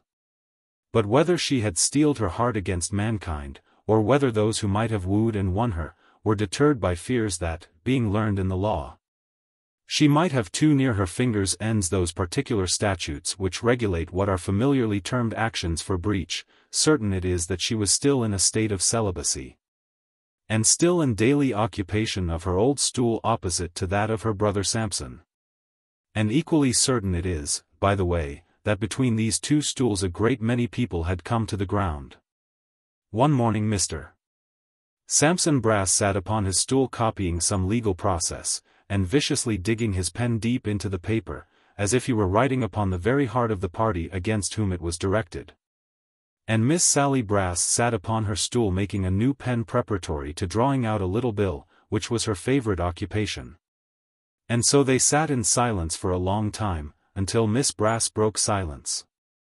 "Have you nearly done, Sammy?" said Miss Brass. For in her mild and feminine lips, Sampson became Sammy, and all things were softened down. "No," returned her brother. "It would have been all done though, if you had helped at the right time." "Oh yes, indeed," cried Miss Sally, "you want my help, don't you, you, too, that are going to keep a clerk?" "Am I going to keep a clerk for my own pleasure, or because of my own wish, you provoking rascal?" said Mr. Brass, putting his pen in his mouth, and grinning spitefully at his sister. "What do you taunt me about going to keep a clerk for?" It may be observed in this place, lest the fact of Mr. Brass calling a lady a rascal should occasion any wonderment or surprise, that he was so habituated to having her near him in a man's capacity, that he had gradually accustomed himself to talk to her as though she were really a man. And this feeling was so perfectly reciprocal, that not only did Mr. Brass often call Miss Brass a rascal, or even put an adjective before the rascal, but Miss Brass looked upon it as quite a matter of course, and was as little moved as any other lady would be by being called an angel. "What do you taunt me, after 3 hours' talk last night, with going to keep a clerk for?" repeated Mr. Brass, grinning again with the pen in his mouth, like some nobleman's or gentleman's crest. "Is it my fault?" "All I know is," said Miss Sally, smiling drily, for she delighted in nothing so much as irritating her brother, "that if every one of your clients is to force us to keep a clerk, whether we want to or not, you had better leave off business, strike yourself off the roll, and get taken in execution as soon as you can." "Have we got any other client like him?" said Brass. "Have we got another client like him, now, will you answer me that?" "Do you mean in the face?" said his sister. "Do I mean in the face?" sneered Sampson Brass, reaching over to take up the bill book, and fluttering its leaves rapidly.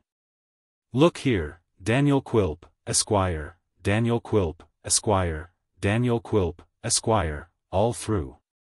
Whether should I take a clerk that he recommends, and says, 'This is the man for you,' or lose all this, Miss Sally deigned to make no reply, but smiled again, and went on with her work. "But I know what it is," resumed Brass after a short silence. "You're afraid you won't have as long a finger in the business as you've been used to have. Do you think I don't see through that? The business wouldn't go on very long, I expect, without me," returned his sister composedly.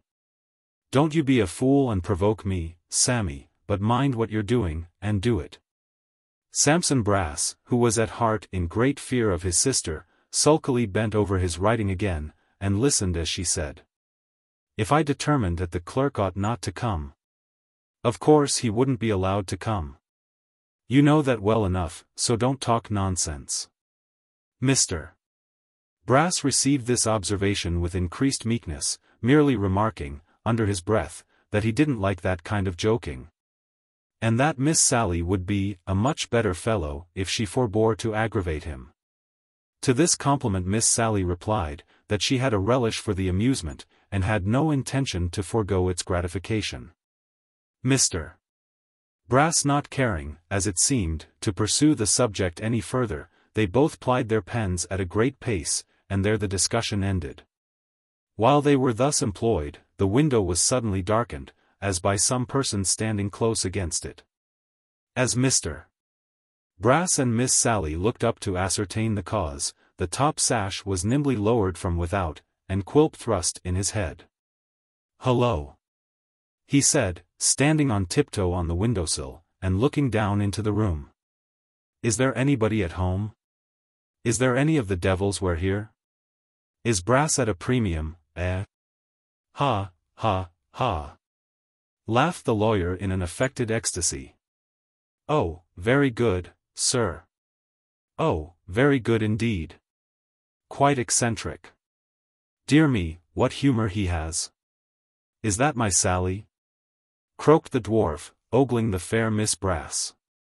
"Is it justice with the bandage off her eyes, and without the sword and scales? Is it the strong arm of the law? Is it the Virgin of Bevis? What an amazing flow of spirits," cried Brass. "Upon my word, it's quite extraordinary." "Open the door," said Quilp. "I've got him here. Such a clerk for you, Brass, such a prize, such an ace of trumps. Be quick and open the door, or, if there's another lawyer near and he should happen to look out of window, he'll snap him up before your eyes, he will." It is probable that the loss of the phoenix of clerks, even to a rival practitioner, would not have broken Mr. Brass's heart. But, pretending great alacrity, he rose from his seat, and going to the door, returned, introducing his client, who led by the hand no less a person than Mr. Richard Swiveller. "There she is," said Quilp, stopping short at the door, and wrinkling up his eyebrows as he looked towards Miss Sally. "There is the woman I ought to have married, there is the beautiful Sarah, there is the female who has all the charms of her sex and none of their weaknesses. Oh Sally, Sally." To this amorous address Miss Brass briefly responded, "Bother." "Hard-hearted as the metal from which she takes her name," said Quilp. "Why don't she change it, melt down the brass, and take another name?" "Hold your nonsense, Mr. Quilp, do," returned Miss Sally, with a grim smile. "I wonder you're not ashamed of yourself before a strange young man." "The strange young man," said Quilp, handing Dick Swiveller forward, "is too susceptible himself, not to understand me well. This is Mr. Swiveller, my intimate friend, a gentleman of good family and great expectations, but who, having rather involved himself by youthful indiscretion, is content for a time to fill the humble station of a clerk, humble, but here most enviable. What a delicious atmosphere! If Mr. Quilp spoke figuratively, and meant to imply that the air breathed by Miss Sally Brass was sweetened and rarefied by that dainty creature, he had doubtless good reason for what he said. But if he spoke of the delights of the atmosphere of Mr. Brass's office in a literal sense, he had certainly a peculiar taste, as it was of a close and earthy kind, and, besides being frequently impregnated with strong whiffs of the second-hand wearing apparel exposed for sale in Duke's Place and Houndsditch, had a decided flavour of rats and mice, and a taint of mouldiness. Perhaps some doubts of its pure delight presented themselves to Mr. Swiveller, as he gave vent to one or two short abrupt sniffs, and looked incredulously at the grinning dwarf. "Mr. Swiveller," said Quilp, being pretty well accustomed to the agricultural pursuits of sowing wild oats, "Miss Sally prudently considers that half a loaf is better than no bread. To be out of harm's way he prudently thinks is something too, and therefore he accepts your brother's offer. Brass, Mr. Swiveller is yours." "I am very glad, sir," said Mr. Brass, "very glad indeed. Mr. Swiveller, sir, is fortunate to have your friendship. You may be very proud, sir, to have the friendship of Mr. Quilp.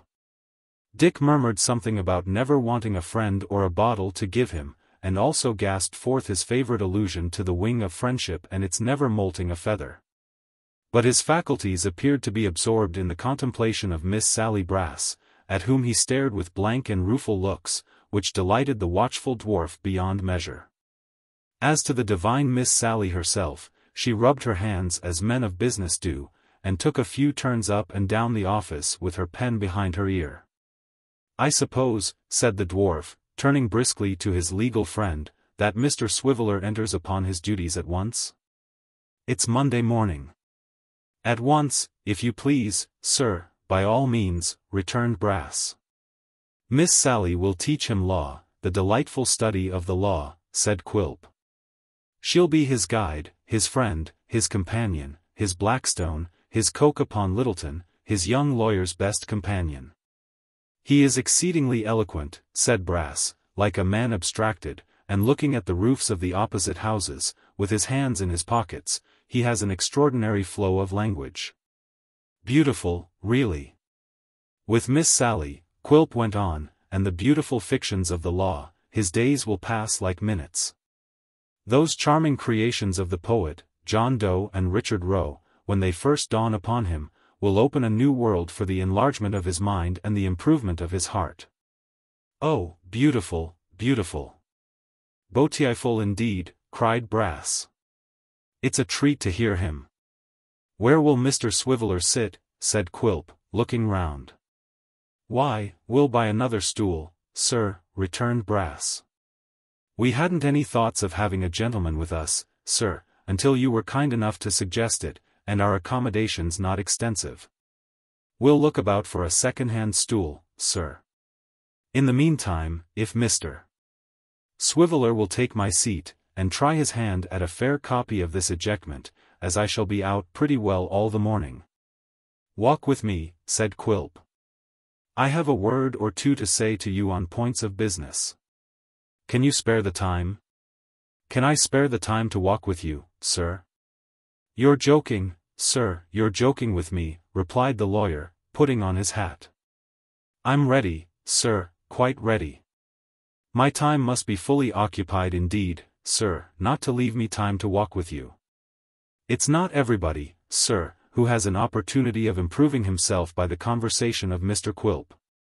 The dwarf glanced sarcastically at his brazen friend, and, with a short dry cough, turned upon his heel to bid adieu to Miss Sally. After a very gallant parting on his side, and a very cool and gentlemanly sort of one on hers, he nodded to Dick Swiveller, and withdrew with the attorney. Dick stood at the desk in a state of utter stupefaction, staring with all his might at the beauteous Sally, as if she had been some curious animal whose like had never lived. When the dwarf got into the street, he mounted again upon the windowsill, and looked into the office for a moment with a grinning face, as a man might peep into a cage. Dick glanced upward at him, but without any token of recognition. And long after he had disappeared, still stood gazing upon Miss Sally Brass, seeing or thinking of nothing else, and rooted to the spot. Miss Brass, being by this time deep in the bill of costs, took no notice whatever of Dick, but went scratching on, with a noisy pen, scoring down the figures with evident delight. And working like a steam engine. There stood Dick, gazing now at the green gown, now at the brown headdress, now at the face, and now at the rapid pen, in a state of stupid perplexity. Wondering how he got into the company of that strange monster, and whether it was a dream and he would ever wake. At last he heaved a deep sigh, and began slowly pulling off his coat. Mr. Swiveller pulled off his coat, and folded it up with great elaboration, staring at Miss Sally all the time. Then put on a blue jacket with a double row of gilt buttons, which he had originally ordered for aquatic expeditions, but had brought with him that morning for office purposes. And, still keeping his eye upon her, suffered himself to drop down silently upon Mr. Brass's stool. Then he underwent a relapse, and becoming powerless again, rested his chin upon his hand, and opened his eyes so wide that it appeared quite out of the question that he could ever close them any more. When he had looked so long that he could see nothing, Dick took his eyes off the fair object of his amazement, turned over the leaves of the draft he was to copy, dipped his pen into the inkstand. And at last, and by slow approaches, began to write. But he had not written half a dozen words when, reaching over to the inkstand to take a fresh dip, he happened to raise his eyes. And there was the intolerable brown headdress, there was the green gown, there, in short, was Miss Sally Brass, arrayed in all her charms, and more tremendous than ever. This happened so often, that Mr. Swiveller by degrees began to feel strange influences creeping over him, horrible desires to annihilate this Sally Brass, mysterious promptings to knock her headdress off and try how she looked. Without it. There was a very large ruler on the table, a large, black, shining ruler. Mr. Swiveller took it up and began to rub his nose with it. From rubbing his nose with the ruler, to poising it in his hand and giving it an occasional flourish after the tomahawk manner, the transition was easy and natural. In some of these flourishes it went close to Miss Sally's head, the ragged edges of the headdress fluttered with the wind it raised. Advance it but an inch, and that great brown knot was on the ground, yet still the unconscious maiden worked away, and never raised her eyes. Well, this was a great relief. It was a good thing to write doggedly and obstinately until he was desperate. And then snatch up the ruler and whirl it about the brown headdress with the consciousness that he could have it off if he liked. It was a good thing to draw it back, and rub his nose very hard with it, if he thought Miss Sally was going to look up. And to recompense himself with more hearty flourishes when he found she was still absorbed. By these means Mr. Swiveller calmed the agitation of his feelings, until his applications to the ruler became less fierce and frequent. And he could even write as many as half a dozen consecutive lines without having recourse to it, which was a great victory. Chapter 34. In course of time, that is to say, after a couple of hours or so, of diligent application, Miss Brass arrived at the conclusion of her task. And recorded the fact by wiping her pen upon the green gown, and taking a pinch of snuff from a little round tin box which she carried in her pocket. Having disposed of this temperate refreshment, she arose from her stool, tied her papers into a formal packet with red tape, and taking them under her arm, marched out of the office. Mr. Swiveller had scarcely sprung off his seat and commenced the performance of a maniac hornpipe, when he was interrupted, in the fullness of his joy at being again alone, by the opening of the door. And the reappearance of Miss Sally's head. "I am going out," said Miss Brass. "Very good, ma'am," returned Dick. "And don't hurry yourself on my account to come back, ma'am," he added inwardly. "If anybody comes on office business, take their messages, and say that the gentleman who attends to that matter isn't in at present, will you?" said Miss Brass. "I will, ma'am," replied Dick. "I shan't be very long," said Miss Brass, retiring. "I'm sorry to hear it, ma'am," rejoined Dick when she had shut the door. "I hope you may be unexpectedly detained, ma'am. If you could manage to be run over, ma'am, but not seriously, so much the better." Uttering these expressions of goodwill with extreme gravity, Mr. Swiveller sat down in the client's chair and pondered, then took a few turns up and down the room and fell into the chair again. "So I'm Brass's clerk, am I?" said Dick. "Brass's clerk, eh? And the clerk of Brass's sister, clerk to a female dragon. Very good, very good. What shall I be next?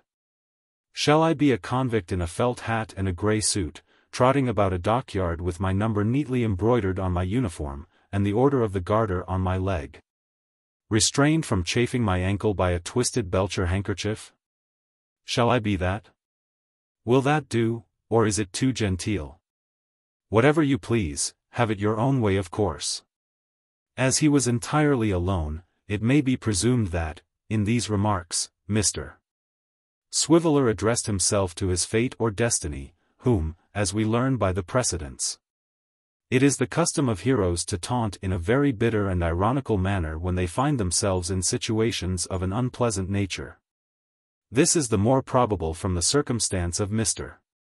Swiveller directing his observations to the ceiling which these bodiless personages are usually supposed to inhabit, except in theatrical cases, when they live in the heart of the great chandelier. Quilp offers me this place, which he says he can insure me, resumed Dick after a thoughtful silence, and telling off the circumstances of his position, one by one, upon his fingers. Fred, who, I could have taken my affidavit, would not have heard of such a thing, backs Quilp to my astonishment, and urges me to take it also, staggerer, number 1. My aunt in the country stops the supplies, and writes an affectionate note to say that she has made a new will, and left me out of it, staggerer, number 2. No money, no credit. No support from Fred, who seems to turn steady all at once, notice to quit the old lodgings, staggerers 3, 4, 5, and 6. Under an accumulation of staggerers, no man can be considered a free agent. No man knocks himself down. If his destiny knocks him down, his destiny must pick him up again. Then I'm very glad that mine has brought all this upon itself, and I shall be as careless as I can and make myself quite at home to spite it. So go on, my buck, said Mr. Swiveller, taking his leave of the ceiling with a significant nod, and let us see which of us will be tired first.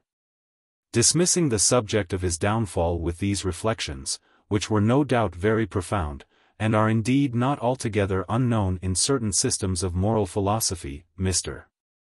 Swiveller shook off his despondency and assumed the cheerful ease of an irresponsible clerk. As a means towards his composure and self-possession, he entered into a more minute examination of the office than he had yet had time to make, looked into the wig-box, the books, and ink-bottle. Untied and inspected all the papers, carved a few devices on the table with the sharp blade of Mr. Brass's penknife, and wrote his name on the inside of the wooden coal-scuttle. Having, as it were, taken formal possession of his clerkship in virtue of these proceedings, he opened the window and leaned negligently out of it until a beer-boy happened to pass, whom he commanded to set down his tray and to serve him with a pint of mild porter, which he drank upon the spot and promptly paid for, with the view of breaking ground for a system of future credit and opening a correspondence tending thereto, without loss of time. Then 3 or 4 little boys dropped in on legal errands from 3 or 4 attorneys of the brass grade, whom Mr. Swiveller received and dismissed with about as professional a manner, and as correct and comprehensive an understanding of their business, as would have been shown by a clown in a pantomime under similar circumstances. These things done and over, he got upon his stool again and tried his hand at drawing caricatures of Miss Brass with a pen and ink, whistling very cheerfully all the time. He was occupied in this diversion when a coach stopped near the door, and presently afterwards there was a loud double knock. As this was no business of Mr. Swiveller's, the person not ringing the office bell, he pursued his diversion with perfect composure, notwithstanding that he rather thought there was nobody else in the house. In this, however, he was mistaken. For after the knock had been repeated with increased impatience, the door was opened, and somebody with a very heavy tread went up the stairs and into the room above. Mr. Swiveller was wondering whether this might be another Miss Brass, twin sister to the dragon, when there came a rapping of knuckles at the office door. "Come in," said Dick. "Don't stand upon ceremony. The business will get rather complicated if I've many more customers. Come in." "Oh, please," said a little voice very low down in the doorway, "will you come and show the lodgings?" Dick leant over the table, and descried a small slipshod girl in a dirty coarse apron and bib, which left nothing of her visible but her face and feet. She might as well have been dressed in a violin case. "Why, who are you?" said Dick. To which the only reply was, "Oh, please will you come and show the lodgings?" There never was such an old-fashioned child in her looks and manner. She must have been at work from her cradle. She seemed as much afraid of Dick as Dick was amazed at her. "I haven't got anything to do with the lodgings," said Dick. "Tell M to call again." "Oh, but please will you come and show the lodgings," returned the girl. "It's 18 shillings a week and us finding plate and linen. Boots and clothes is extra, and fires in wintertime is 8d. a day. Why don't you show yourself? You seem to know all about said Dick. Miss Sally said I wasn't to, because people wouldn't believe the attendance was good if they saw how small I was first. Well, but they'll see how small you are afterwards, won't they? Said Dick. Ah. But then they'll have taken for a fortnight certain, replied the child with a shrewd look. And people don't like moving when they're once settled. This is a queer sort of thing, muttered Dick, rising. What do you mean to say you are, the cook? Yes, I do plain cooking, replied the child. I'm housemaid too, I do all the work of the house. I suppose Brass and the dragon and I do the dirtiest part of it, thought Dick. And he might have thought much more, being in a doubtful and hesitating mood, but that the girl again urged her request. And certain mysterious bumping sounds on the passage and staircase seemed to give note of the applicant's impatience. Richard Swiveller, therefore, sticking a pen behind each ear, and carrying another in his mouth as a token of his great importance and devotion to business, hurried out to meet and treat with the single gentleman. He was a little surprised to perceive that the bumping sounds were occasioned by the progress upstairs of the single gentleman's trunk, which, being nearly twice as wide as the staircase, and exceedingly heavy withal, it was no easy matter for the united exertions of the single gentleman and the coachman to convey up the steep ascent. But there they were, crushing each other, and pushing and pulling with all their might, and getting the trunk tight and fast in all kinds of impossible angles. And to pass them was out of the question. For which sufficient reason, Mr. Swiveller followed slowly behind, entering a new protest on every stair against the house of Mr. Sampson Brass being thus taken by storm. To these remonstrances, the single gentleman answered not a word, but when the trunk was at last got into the bedroom, sat down upon it and wiped his bald head and face with his handkerchief. He was very warm, and well he might be. For, not to mention the exertion of getting the trunk upstairs, he was closely muffled up in winter garments, though the thermometer had stood all day at 81 in the shade. I believe, sir, said Richard Swiveller, taking his pen out of his mouth, that you desire to look at these apartments. They are very charming apartments, sir. They command an uninterrupted view of over the way, and they are within 1 minute's walk of the corner of the street. There is exceedingly mild porter, sir, in the immediate vicinity, and the contingent advantages are extraordinary. What's the rent? Said the single gentleman. £1 per week, replied Dick, improving on the terms. I'll take The boots and clothes are extras, said Dick. And the fires in winter time are all agreed to, answered the single gentleman. 2 weeks certain, said Dick, are the 2 weeks, cried the single gentleman gruffly, eyeing him from top to toe. 2 years. I shall live here for 2 years. Here. £10 down. The bargain's made. Why, you see, said Dick, my name's not Brass, Anne. Who said it was? My name's not Brass. What then? The name of the master of the house is, said Dick. I'm glad of it, returned the single gentleman, it's a good name for a lawyer. Coachman, you may go. So may you, sir. Mr. Swiveller was so much confounded by the single gentleman riding roughshod over him at this rate, that he stood looking at him almost as hard as he had looked at Miss Sally. The single gentleman, however, was not in the slightest degree affected by this circumstance, but proceeded with perfect composure to unwind the shawl which was tied round his neck, and then to pull off his boots. Freed of these encumbrances, he went on to divest himself of his other clothing, which he folded up piece by piece, and ranged in order upon the trunk. Then he pulled down the window blinds, drew the curtains, wound up his watch, and, quite leisurely and methodically, got into bed. Take down the bill, were his parting words, as he looked out from between the curtains, and let nobody call me till I ring the bell. With that the curtains closed, and he seemed to snore immediately. This is a most remarkable and supernatural sort of house, said Mr. Swiveller, as he walked into the office with the bill in his hand. She-dragons in the business, conducting themselves like professional gentlemen. Plain cooks of 3 feet high appearing mysteriously from underground, strangers walking in and going to bed without leave or license in the middle of the day. If he should be one of the miraculous fellows that turn up now and then, and has gone to sleep for 2 years, I shall be in a pleasant situation. It's my destiny, however, and I hope Brass may like it. I shall be sorry if he don't. But it's no business of mine, I have nothing whatever to do with it. Chapter 35. Mr. Brass on returning home received the report of his clerk with much complacency and satisfaction, and was particular in inquiring after the £10 note. Which proving on examination to be a good and lawful note of the Governor and Company of the Bank of England, increased his good humour considerably. Indeed he so overflowed with liberality and condescension, that in the fullness of his heart he invited Mr. Swiveller to partake of a bowl of punch with him at that remote and indefinite period which is currently denominated one of these days. And paid him many handsome compliments on the uncommon aptitude for business which his conduct on the first day of his devotion to it had so plainly evinced. It was a maxim with Mr. Brass that the habit of paying compliments kept a man's tongue oiled without any expense.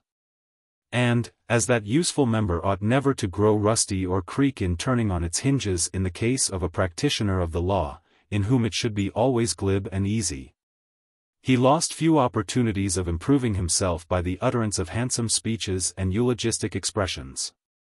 And this had passed into such a habit with him, that, if he could not be correctly said to have his tongue at his fingers' ends, he might certainly be said to have it anywhere but in his face. Which, being, as we have already seen, of a harsh and repulsive character, was not oiled so easily, but frowned above all the smooth speeches.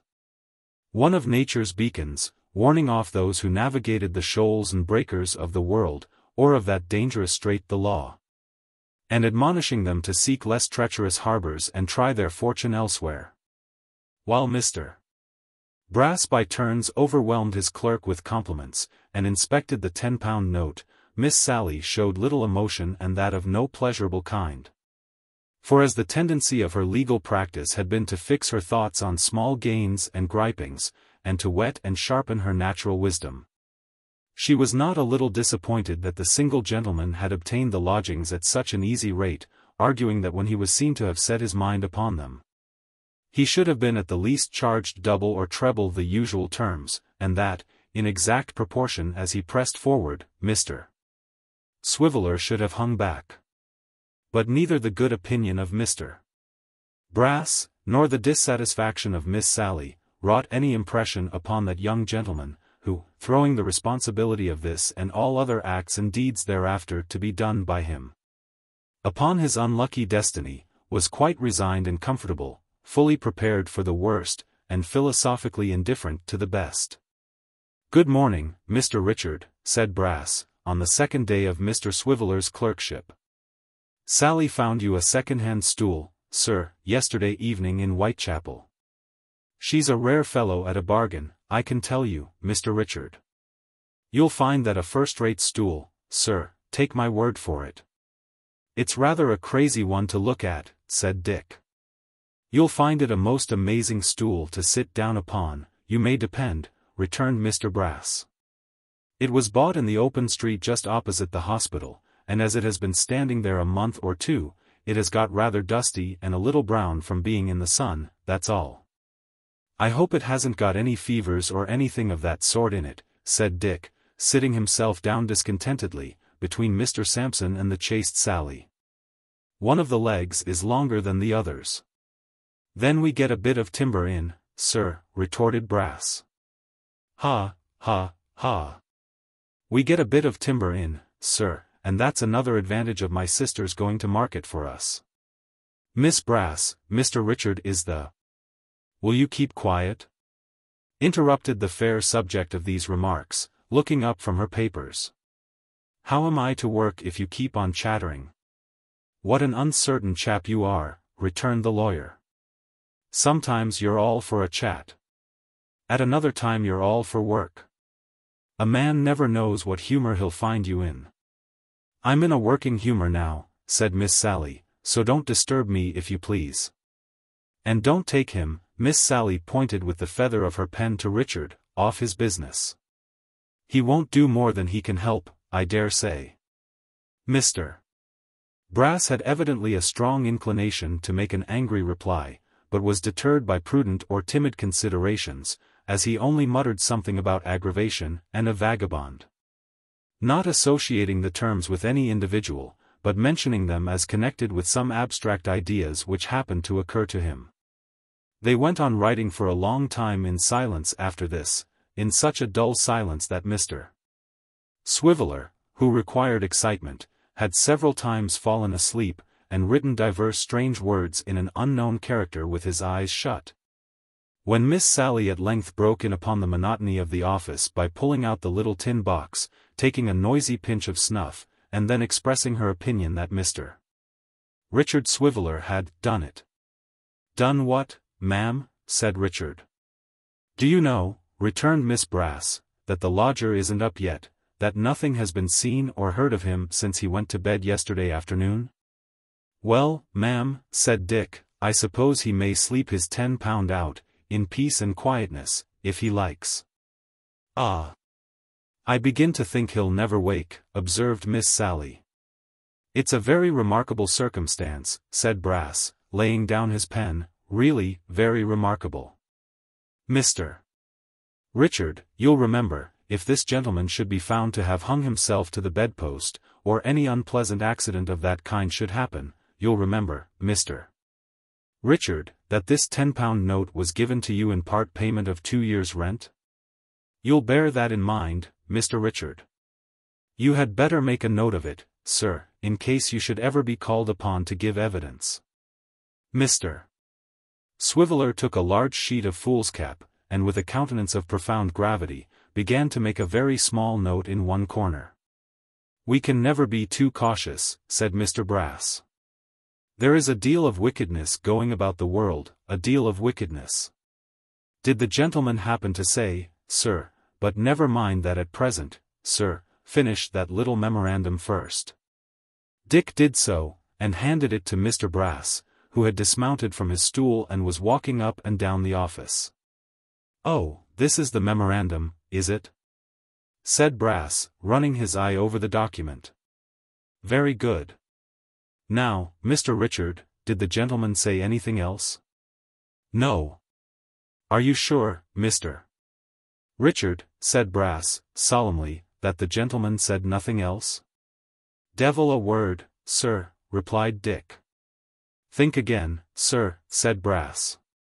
It's my duty, sir, in the position in which I stand, and as an honorable member of the legal profession, the first profession in this country, sir, or in any other country, or in any of the planets that shine above us at night and are supposed to be inhabited, it's my duty, sir, as an honorable member of that profession, not to put to you a leading question in a matter of this delicacy and importance. Did the gentleman, sir, who took the first floor of you yesterday afternoon, and who brought with him a box of property, say anything more than is set down in this memorandum? Come, don't be a fool, said Miss Sally. Dick looked at her, and then at Brass, and then at Miss Sally again, and still said no. Pooh, pooh. Deuce take it, Mr. Richard, how dull you are, cried Brass, relaxing into a smile. Did he say anything about his property, there? That's the way to put it, said Miss Sally, nodding to her brother. Did he say, for instance, added Brass, in a kind of comfortable, cozy tone, I don't assert that he did say so, mind. I only ask you, to refresh your memory, did he say, for instance, that he was a stranger in London, that it was not his humor or within his ability to give any references, that he felt we had a right to require them, and that, in case anything should happen to him, at any time, he particularly desired that whatever property he had upon the premises should be considered mine, as some slight recompense for the trouble and annoyance I should sustain, and were you, in short, added Brass, still more comfortably and cozily than before, Were you induced to accept him on my behalf, as a tenant, upon those conditions? Certainly not, replied Dick. Why then, Mr. Richard, said Brass, darting at him a supercilious and reproachful look, it's my opinion that you've mistaken your calling, and will never make a lawyer. Not if you live 1,000 years, added Miss Sally. Whereupon the brother and sister took each a noisy pinch of snuff from the little tin box, and fell into a gloomy thoughtfulness.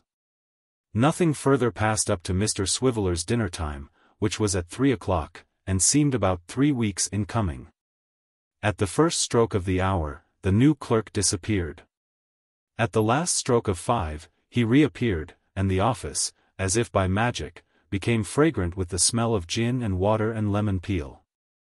Mr. Richard, said Brass, this man's not up yet. Nothing will wake him, sir. What's to be done? I should let him have his sleep out, returned Dick. Sleep out, cried Brass, why he has been asleep now, 26 hours. We have been moving chests of drawers over his head, we have knocked double knocks at the street door, we have made the servant girl fall downstairs several times, she's a lightweight. And it don't hurt her much, but nothing wakes him. Perhaps a ladder, suggested Dick, and getting in at the first-floor window. But then there's a door between, besides, the neighborhood would be up in arms, said Brass. What do you say to getting on the roof of the house through the trapdoor, and dropping down the chimney, suggested Dick. That would be an excellent plan, said Brass, if anybody would be, and here he looked very hard at Mr. Swiveller, would be kind, and friendly, and generous enough, to undertake it. I dare say it would not be anything like as disagreeable as one supposes. Dick had made the suggestion, thinking that the duty might possibly fall within Miss Sally's department. As he said nothing further, and declined taking the hint, Mr. Brass was fain to propose that they should go upstairs together, and make a last effort to awaken the sleeper by some less violent means, which, if they failed on this last trial, must positively be succeeded by stronger measures. Mr. Swiveller, assenting, armed himself with his stool and the large ruler, and repaired with his employer to the scene of action, where Miss Brass was already ringing a handbell with all her might. And yet without producing the smallest effect upon their mysterious lodger. There are his boots, Mr. Richard, said Brass. Very obstinate-looking articles they are too, quoth Richard Swiveller. And truly they were as sturdy and bluff a pair of boots as one would wish to see. As firmly planted on the ground as if their owner's legs and feet had been in them, and seeming, with their broad soles and blunt toes, to hold possession of their place by main force. I can't see anything but the curtain of the bed, said Brass, applying his eye to the keyhole of the door. Is he a strong man, Mr. Richard? Very, answered Dick. It would be an extremely unpleasant circumstance if he was to bounce out suddenly, said Brass. Keep the stairs clear. I should be more than a match for him of course, but I'm the master of the house, and the laws of hospitality must be respected. Hullo there. Hullo, hullo. While Mr. Brass, with his eye curiously twisted into the keyhole, uttered these sounds as a means of attracting the lodger's attention, and while Miss Brass plied the handbell, Mr. Swiveller put his stool close against the wall by the side of the door, and mounting on the top and standing bolt upright, so that if the lodger did make a rush, he would most probably pass him in its onward fury, began a violent battery with the ruler upon the upper panels of the door. Captivated with his own ingenuity, and confident in the strength of his position, which he had taken up after the method of those hardy individuals who open the pit and gallery doors of theatres on crowded nights, Mr. Swiveller rained down such a shower of blows that the noise of the bell was drowned. And the small servant, who lingered on the stairs below, ready to fly at a moment's notice, was obliged to hold her ears lest she should be rendered deaf for life. Suddenly the door was unlocked on the inside and flung violently open. The small servant fled to the coal cellar, Miss Sally dived into her own bedroom, Mr. Brass, who was not remarkable for personal courage, ran into the next street, and finding that nobody followed him, armed with a poker or other offensive weapon, put his hands in his pockets, walked very slowly all at once, and whistled. Meanwhile Mr. Swiveller, on the top of the stool, drew himself into as flat a shape as possible against the wall, and looked, not unconcernedly, down upon the single gentleman, who appeared at the door growling and cursing in a very awful manner, and, with the boots in his hand, seemed to have an intention of hurling them downstairs on speculation. This idea, however, he abandoned, and he was turning into his room again, still growling vengefully, when his eyes met those of the watchful Richard. "Have you been making that horrible noise?" said the single gentleman. "I have been helping, sir," returned Dick, keeping his eye upon him, and waving the ruler gently in his right hand, as an indication of what the single gentleman had to expect if he attempted any violence. "How dare you then?" said the lodger. To this, Dick made no other reply than by inquiring whether the lodger held it to be consistent with the conduct and character of a gentleman to go to sleep for 26 hours at a stretch, and whether the peace of an amiable and virtuous family was to weigh as nothing in the balance. "Is my peace nothing?" said the single gentleman. "Is their peace nothing, sir?" returned Dick.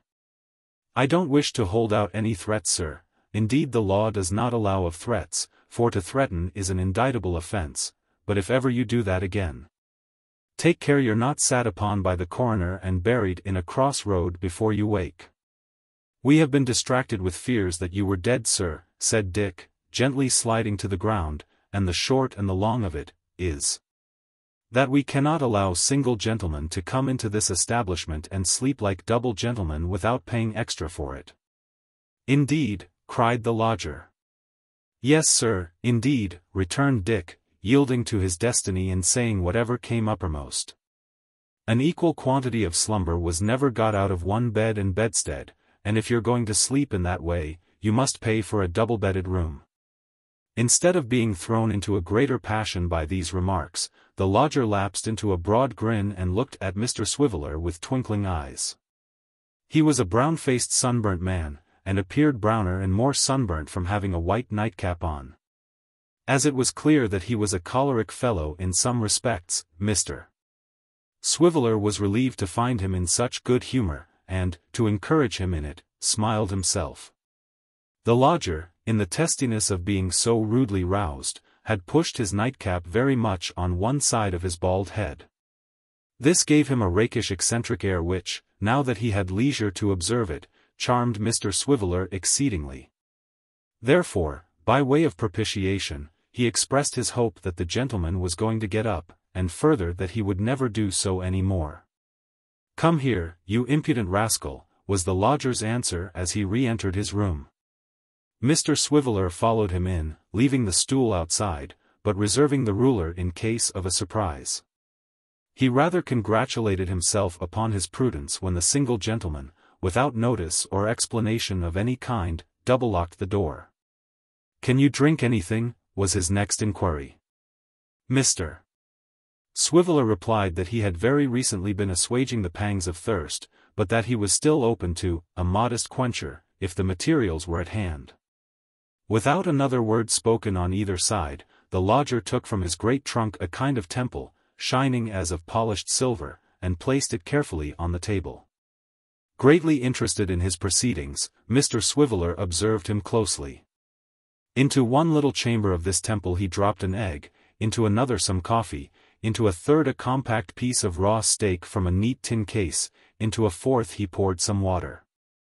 Then, with the aid of a phosphorus box and some matches, he procured a light and applied it to a spirit lamp which had a place of its own below the temple. Then he shut down the lids of all the little chambers, then he opened them. And then, by some wonderful and unseen agency, the steak was done, the egg was boiled, the coffee was accurately prepared, and his breakfast was ready. "Hot water," said the lodger, handing it to Mr. Swiveller with as much coolness as if he had a kitchen fire before him, "extraordinary rum, sugar, and a travelling glass. Mix for yourself. And make haste." Dick complied, his eyes wandering all the time from the temple on the table which seemed to do everything, to the great trunk which seemed to hold everything.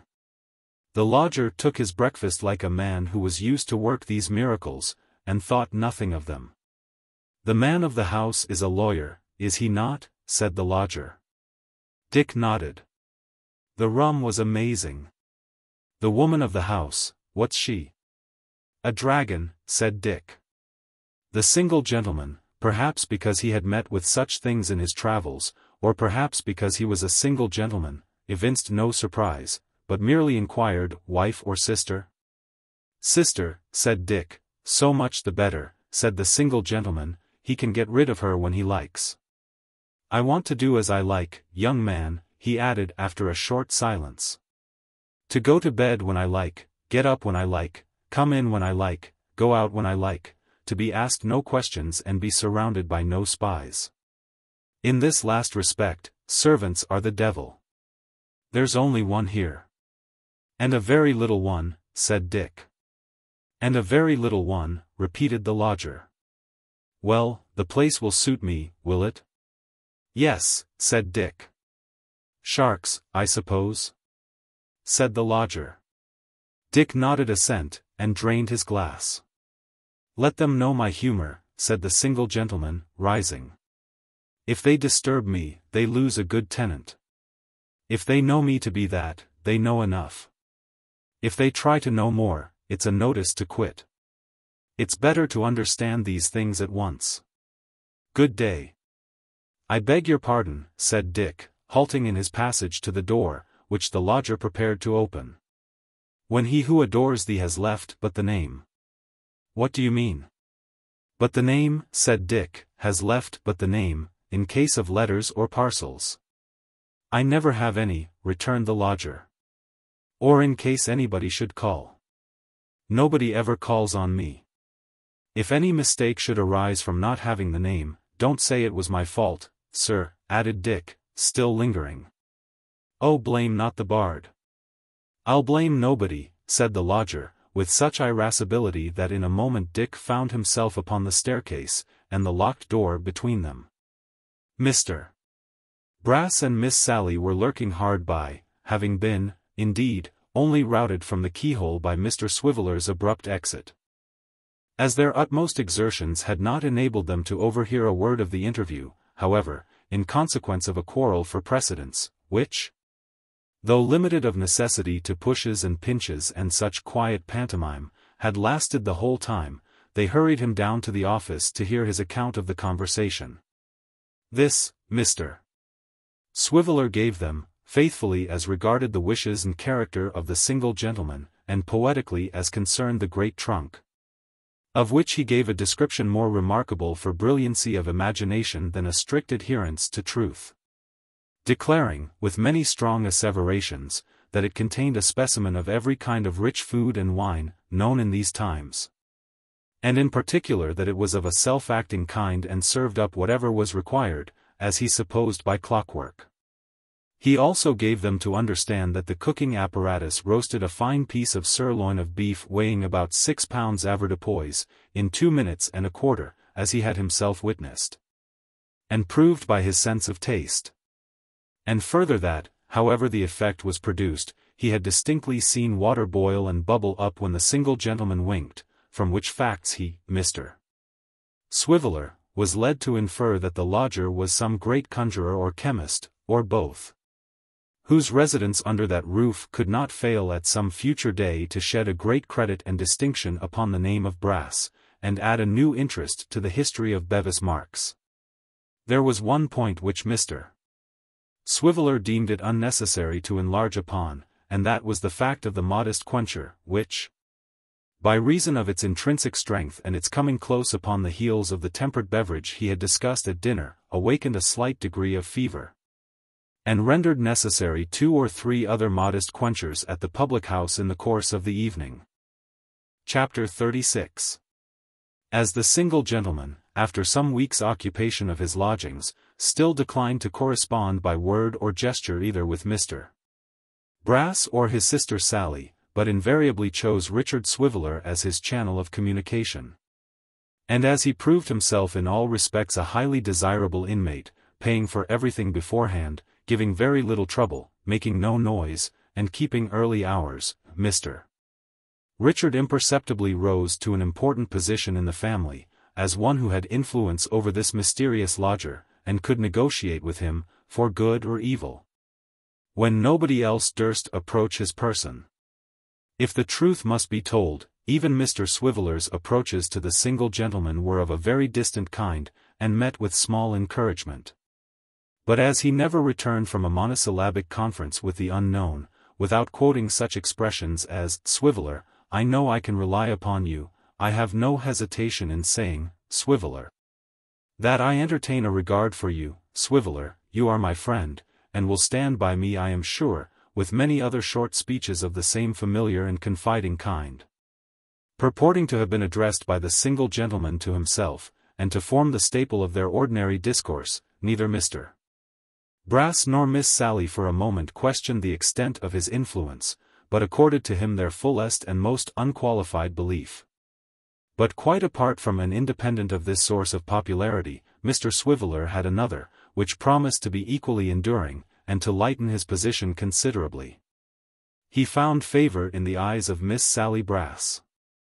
Let not the light scorners of female fascination erect their ears to listen to a new tale of love which shall serve them for a jest. For Miss Brass, however accurately formed to be beloved, was not of the loving kind. That amiable virgin, having clung to the skirts of the law from her earliest youth, having sustained herself by their aid, as it were, in her first running alone, and maintained a firm grasp upon them ever since, had passed her life in a kind of legal childhood. She had been remarkable, when a tender prattler, for an uncommon talent in counterfeiting the walk and manner of a bailiff, in which character she had learned to tap her little playfellows on the shoulder, and to carry them off to imaginary sponging houses, with a correctness of imitation which was the surprise and delight of all who witnessed her performances, and which was only to be exceeded by her exquisite manner of putting an execution into her doll's house, and taking an exact inventory of the chairs and tables. These artless sports had naturally soothed and cheered the decline of her widowed father, a most exemplary gentleman, called Old Foxy by his friends from his extreme sagacity, who encouraged them to the utmost, and whose chief regret on finding that he drew near to Houndsditch churchyard was that his daughter could not take out an attorney's certificate and hold a place upon the roll. Filled with this affectionate and touching sorrow, he had solemnly confided her to his son Sampson as an invaluable auxiliary. And from the old gentleman's decease to the period of which we treat, Miss Sally Brass had been the prop and pillar of his business. It is obvious that, having devoted herself from infancy to this one pursuit and study, Miss Brass could know but little of the world, otherwise than in connection with the law. And that from a lady gifted with such high tastes, proficiency in those gentler and softer arts in which women usually excel, was scarcely to be looked for. Miss Sally's accomplishments were all of a masculine and strictly legal kind. They began with the practice of an attorney and they ended with it. She was in a state of lawful innocence, so to speak. The law had been her nurse, and, as bandy-legs or such physical deformities in children are held to be the consequence of bad nursing, so, if in a mind so beautiful any moral twist or bandiness could be found, Miss Sally Brass's nurse was alone to blame. It was upon this lady, then, that Mr. Swiveller burst in full freshness as something new and hitherto undreamed of, lighting up the office with scraps of song and merriment, conjuring with inkstands and boxes of wafers, catching 3 oranges in one hand, balancing stools upon his chin and penknives on his nose, and constantly performing 100 other feats of equal ingenuity. For with such unbendings did Richard, in Mr. Brass's absence, relieve the tedium of his confinement. These social qualities, which Miss Sally first discovered by accident, gradually made such an impression upon her, that she would entreat Mr. Swiveller to relax as though she were not by, which Mr. Swiveller, nothing loath, would readily consent to do. By these means a friendship sprung up between them. Mr. Swiveller gradually came to look upon her as her brother Sampson did, and as he would have looked upon any other clerk. He imparted to her the mystery of going the odd man or plain Newmarket for fruit, ginger beer, baked potatoes, or even a modest quencher, of which Miss Brass did not scruple to partake. He would often persuade her to undertake his share of writing in addition to her own. Nay, he would sometimes reward her with a hearty slap on the back, and protest that she was a devilish good fellow, a jolly dog, and so forth. All of which compliments Miss Sally would receive in entire good part and with perfect satisfaction. One circumstance troubled Mr. Swiveller's mind very much, and that was that the small servant always remained somewhere in the bowels of the earth under Bevis marks, and never came to the surface unless the single gentleman rang his bell, when she would answer it and immediately disappear again. She never went out, or came into the office, or had a clean face, or took off the coarse apron, or looked out of any one of the windows, or stood at the street door for a breath of air, or had any rest or enjoyment whatever. Nobody ever came to see her, nobody spoke of her, nobody cared about her. Mr. Brass had said once, that he believed she was a love child, which means anything but a child of love, and that was all the information Richard Swiveller could obtain. "It's of no use asking the dragon," thought Dick one day, as he sat contemplating the features of Miss Sally Brass. "I suspect if I asked any questions on that head, our alliance would be at an end. I wonder whether she is a dragon by the by, or something in the mermaid way. She has rather a scaly appearance. But mermaids are fond of looking at themselves in the glass, which she can't be. And they have a habit of combing their hair, which she hasn't. No, she's a dragon." "Where are you going, old fellow?" said Dick aloud, as Miss Sally wiped her pen as usual on the green dress, and uprose from her seat. "To dinner," answered the dragon. "To dinner," thought Dick, "that's another circumstance. I don't believe that small servant ever has anything to eat." "Sammy won't be home," said Miss Brass. "Stop till I come back. I shan't be long." Dick nodded and followed Miss Brass with his eyes to the door, and with his ears to a little back parlor, where she and her brother took their meals. "Now," said Dick, walking up and down with his hands in his pockets, "I'd give something, if I had it, to know how they use that child, and where they keep her. My mother must have been a very inquisitive woman. I have no doubt I'm marked with a note of interrogation somewhere. My feelings I smother, but thou hast been the cause of this anguish, upon my word," said Mr. Swiveller, checking himself and falling thoughtfully into the client's chair, "should like to know how they use her." After running on in this way for some time, Mr. Swiveller softly opened the office door with the intention of darting across the street for a glass of the mild porter. At that moment he caught a parting glimpse of the brown headdress of Miss Brass flitting down the kitchen stairs. "And by Jove," thought Dick, "she's going to feed the servant. Now or never." First peeping over the handrail and allowing the headdress to disappear in the darkness below, he groped his way down, and arrived at the door of a back kitchen immediately after Miss Brass had entered the same, bearing in her hand a cold leg of mutton. It was a very dark miserable place, very low, and very damp, the walls disfigured by 1,000 rents and blotches.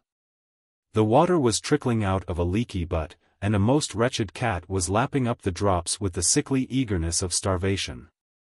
The grate, which was a wide one, was wound and screwed up tight, so as to hold no more than a little thin sandwich of fire.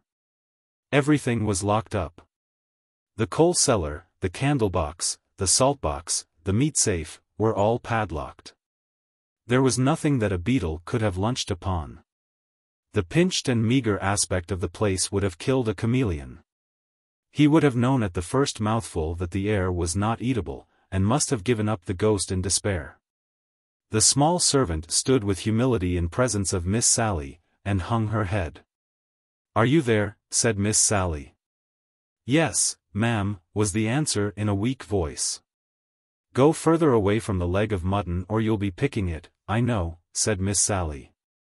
The girl withdrew into a corner, while Miss Brass took a key from her pocket, and opening the safe, brought from it a dreary waste of cold potatoes, looking as eatable as Stonehenge. This she placed before the small servant, ordering her to sit down before it, and then, taking up a great carving knife, made a mighty show of sharpening it upon the carving fork. "Do you see this?" said Miss Brass, slicing off about 2 square inches of cold mutton after all this preparation, and holding it out on the point of the fork. The small servant looked hard enough at it with her hungry eyes to see every shred of it, small as it was, and answered, "Yes." "Then don't you ever go and say," retorted Miss Sally, "that you hadn't meat here. There, eat it up." This was soon done. "Now, do you want any more?" said Miss Sally. The hungry creature answered with a faint "no." They were evidently going through an established form. "You've been helped once to meat," said Miss Brass, summing up the facts. "You have had as much as you can eat, you're asked if you want any more, and you answer, 'No.' Then don't you ever go and say you were allowanced, mind that." With those words, Miss Sally put the meat away and locked the safe, and then drawing near to the small servant, overlooked her while she finished the potatoes. It was plain that some extraordinary grudge was working in Miss Brass's gentle breast, and that it was this which impelled her, without the smallest present cause, to rap the child with the blade of the knife, now on her hand, now on her head, and now on her back, as if she found it quite impossible to stand so close to her without administering a few slight knocks. But Mr. Swiveller was not a little surprised to see his fellow clerk, after walking slowly backwards towards the door as if she were trying to withdraw herself from the room but could not accomplish it, dart suddenly forward, and falling on the small servant give her some hard blows with her clenched hand. The victim cried, but in a subdued manner as if she feared to raise her voice, and Miss Sally, comforting herself with a pinch of snuff, ascended the stairs. Just as Richard had safely reached the office. Chapter 37. The single gentleman among his other peculiarities, and he had a very plentiful stock of which he every day furnished some new specimen, took a most extraordinary and remarkable interest in the exhibition of punch. If the sound of a punch's voice, at ever so remote a distance, reached Bevis Marks, the single gentleman, though in bed and asleep, would start up, and hurrying on his clothes, make for the spot with all speed, and presently return at the head of a long procession of idlers, having in the midst the theatre and its proprietors. Straightway, the stage would be set up in front of Mr. Brass's house, the single gentleman would establish himself at the first-floor window, and the entertainment would proceed with all its exciting accompaniments of fife and drum and shout, to the excessive consternation of all sober votaries of business in that silent thoroughfare. It might have been expected that when the play was done, both players and audience would have dispersed. But the epilogue was as bad as the play, for no sooner was the devil dead, than the manager of the puppets and his partner were summoned by the single gentleman to his chamber, where they were regaled with strong waters from his private store, and where they held with him long conversations, the purport of which no human being could fathom. But the secret of these discussions was of little importance. It was sufficient to know that while they were proceeding the concourse without still lingered round the house, that boys beat upon the drum with their fists, and imitated punch with their tender voices, that the office window was rendered opaque by flattened noses, and the keyhole of the street door luminous with eyes, that every time the single gentleman or either of his guests was seen at the upper window, or so much as the end of one of their noses was visible, there was a great shout of execration from the excluded mob, who remained howling and yelling, and refusing consolation, until the exhibitors were delivered up to them to be attended elsewhere. It was sufficient, in short, to know that Bevis Marks was revolutionized by these popular movements, and that peace and quietness fled from its precincts. Nobody was rendered more indignant by these proceedings than Mr. Sampson Brass, who, as he could by no means afford to lose so profitable an inmate, deemed it prudent to pocket his lodger's affront along with his cash, and to annoy the audiences who clustered round his door by such imperfect means of retaliation as were open to him, and which were confined to the trickling down of foul water on their heads from unseen watering pots, pelting them with fragments of tile and mortar from the roof of the house, and bribing the drivers of hackney cabriolets to come suddenly round the corner and dash in among them precipitately. It may at first sight be matter of surprise to the thoughtless few that Mr. Brass, being a professional gentleman, should not have legally indicted some party or parties, active in the promotion of the nuisance.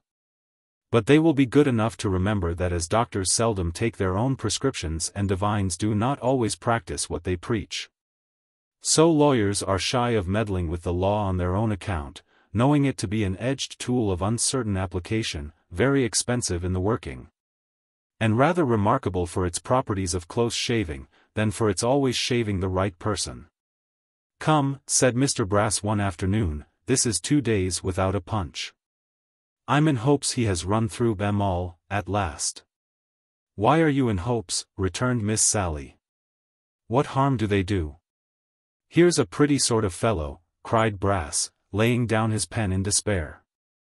"Now here's an aggravating animal." "Well, what harm do they do?" retorted Sally. "What harm?" cried Brass. "Is it no harm to have a constant hallooing and hooting under one's very nose, distracting one from business, and making one grind one's teeth with vexation?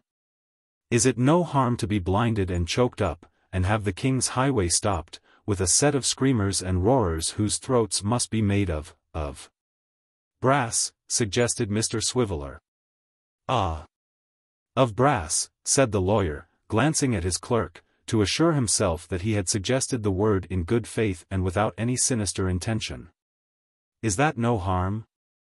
The lawyer stopped short in his invective, and listening for a moment, and recognizing the well-known voice, rested his head upon his hand, raised his eyes to the ceiling, and muttered faintly, "There's another." Up went the single gentleman's window directly.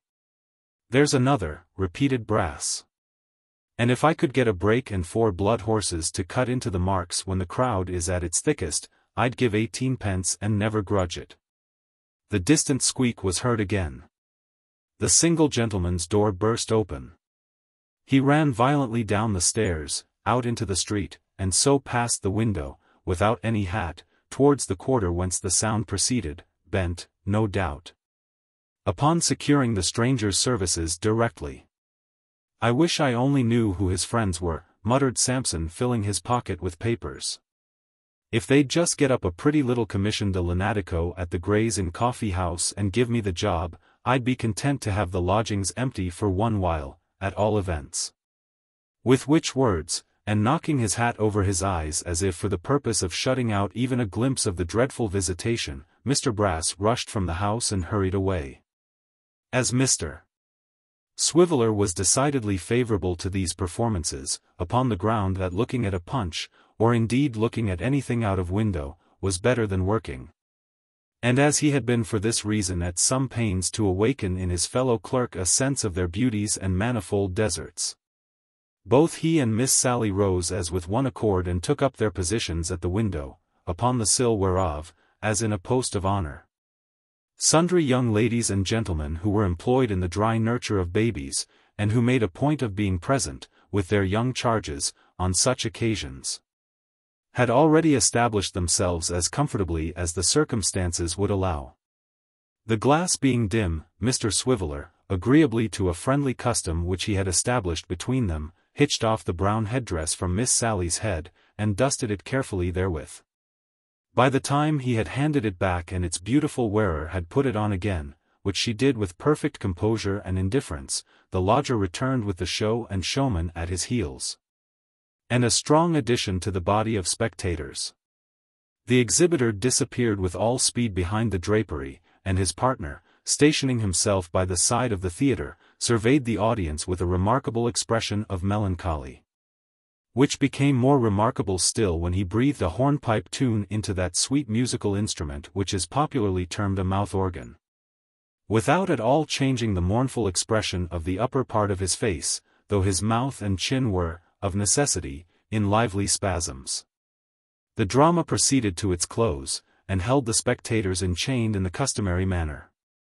The sensation which kindles in large assemblies, when they are relieved from a state of breathless suspense and are again free to speak and move, was yet ripe, when the lodger, as usual, summoned the men upstairs.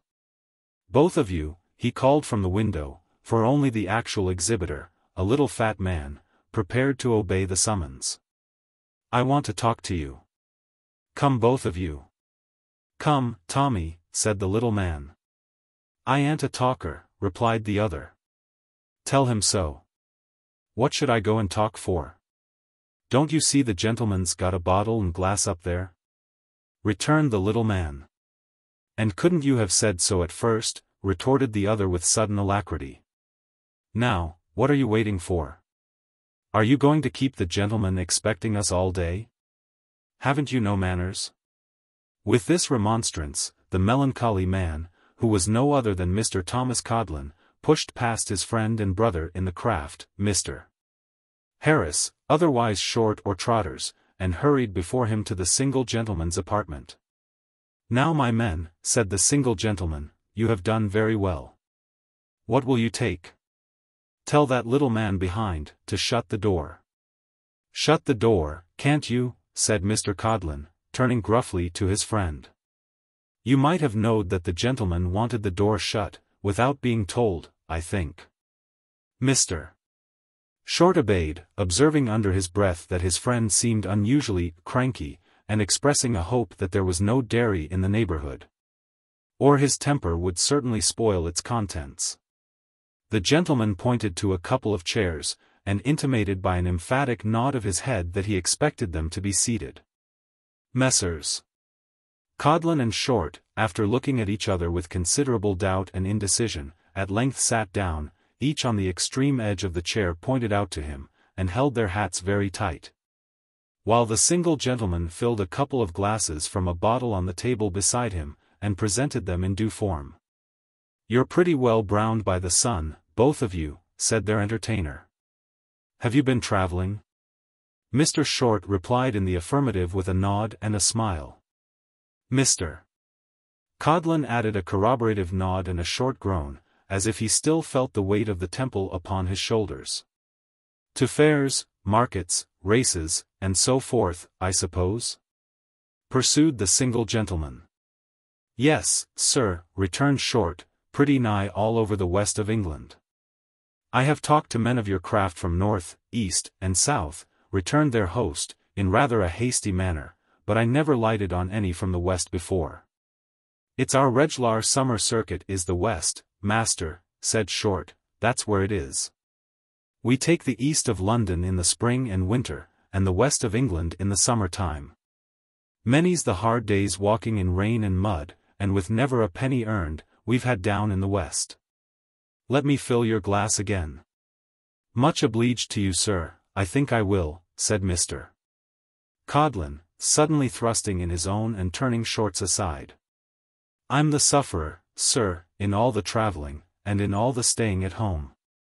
In town or country, wet or dry, hot or cold, Tom Codlin suffers. But Tom Codlin isn't to complain for all that. Oh, no.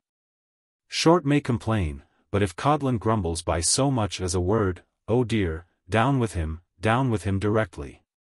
It isn't his place to grumble. That's quite out of the question.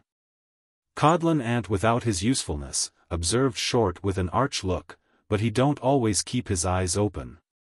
He falls asleep sometimes, you know.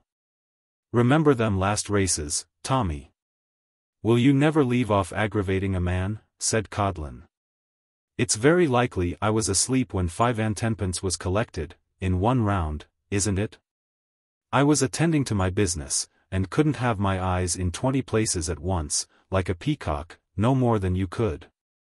If I ain't a match for an old man and a young child, you ain't neither, so don't throw that out against me, for the cap fits your head quite as correct as it fits mine." "You may as well drop the subject, Tom," said Short. "It isn't particular agreeable to the gentleman, I dare say." "Then you shouldn't have brought it up," returned Mr. Codlin. "And I ask the gentleman's pardon on your account, as a giddy chap that likes to hear himself talk, and don't much care what he talks about, so that he does talk." Their entertainer had sat perfectly quiet in the beginning of this dispute, looking first at one man and then at the other, as if he were lying in wait for an opportunity of putting some further question, or reverting to that from which the discourse had strayed. But from the point where Mr. Codlin was charged with sleepiness, he had shown an increasing interest in the discussion, which now attained a very high pitch. "You are the two men I want," he said, "the two men I have been looking for, and searching after. Where are that old man and that child you speak of?" "Sir," said Short, hesitating, and looking towards his friend. "The old man and his grandchild who travelled with you, where are they? It will be worth your while to speak out, I assure you. Much better worth your while than you believe. They left you, you say, at those races, as I understand. They have been traced to that place, and they're lost sight of. Have you no clue, can you suggest no clue, to their recovery?" "Did I always say, Thomas," cried Short, turning with a look of amazement to his friend, "that there was sure to be an inquiry after them two travellers?" "You said," returned Mr. Codlin. "Did I always say that that blessed child was the most interesting I ever see? Did I always say I loved her, and doted on her? Pretty creetur, I think I hear her now. Codlin's my friend, she says, with a tear of gratitude trickling down her little eye. Codlin's my friend, she says, not Short. Short's very well, she says, I've no quarrel with Short.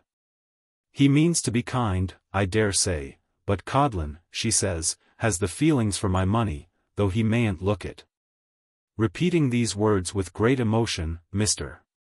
Codlin rubbed the bridge of his nose with his coat sleeve, and shaking his head mournfully from side to side, left the single gentleman to infer that, from the moment when he lost sight of his dear young charge, his peace of mind and happiness had fled.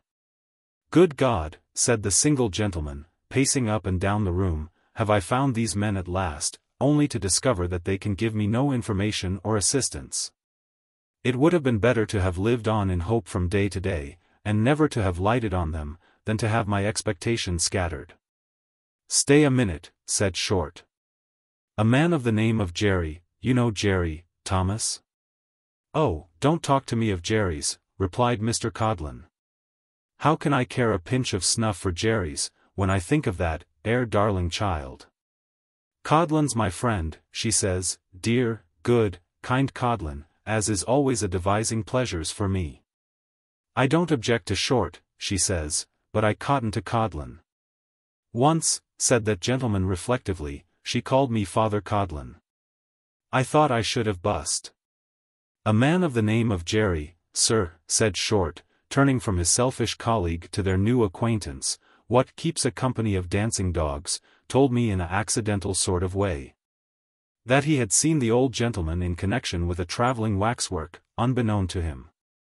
As they'd given us the slip, and nothing had come of it, and this was down in the country that he'd been seen, I took no measures about it, and asked no questions, but I can, if you like." "Is this man in town?" said the impatient single gentleman. "Speak faster." "No, he isn't, but he will be tomorrow, for he lodges in our house," replied Mr. Short rapidly. "Then bring him here," said the single gentleman. "Here's a sovereign apiece. If I can find these people through your means, it is but a prelude to 20 more. Return to me tomorrow, and keep your own counsel upon this subject, though I need hardly tell you that, for you'll do so for your own sakes. Now, give me your address, and leave me." The address was given, the two men departed, the crowd went with them, and the single gentleman for 2 mortal hours walked in uncommon agitation up and down his room, over the wondering heads of Mr. Swiveller and Miss Sally Brass. Chapter 38. Kit, for it happens at this juncture, not only that we have breathing time to follow his fortunes, but that the necessities of these adventures so adapt themselves to our ease and inclination as to call upon us imperatively to pursue the track we most desire to take. Kit, while the matters treated of in the last 15 chapters were yet in progress, was, as the reader may suppose, gradually familiarizing himself more and more with Mr. and Mrs. Garland, Mr. Abel, the pony, and Barbara, and gradually coming to consider them one and all as his particular private friends, and Abel Cottage Finchley as his own proper home. Stay, the words are written, and may go, but if they convey any notion that Kit, in the plentiful board and comfortable lodging of his new abode, began to think slightingly of the poor fare and furniture of his old dwelling, they do their office badly and commit injustice. Who so mindful of those he left at home, albeit they were but a mother and 2 young babies, as Kit? What boastful father in the fullness of his heart ever related such wonders of his infant prodigy, as Kit never wearied of telling Barbara in the evening time, concerning little Jacob? Was there ever such a mother as Kit's mother, on her son's showing? Or was there ever such comfort in poverty as in the poverty of Kit's family, if any correct judgment might be arrived at, from his own glowing account?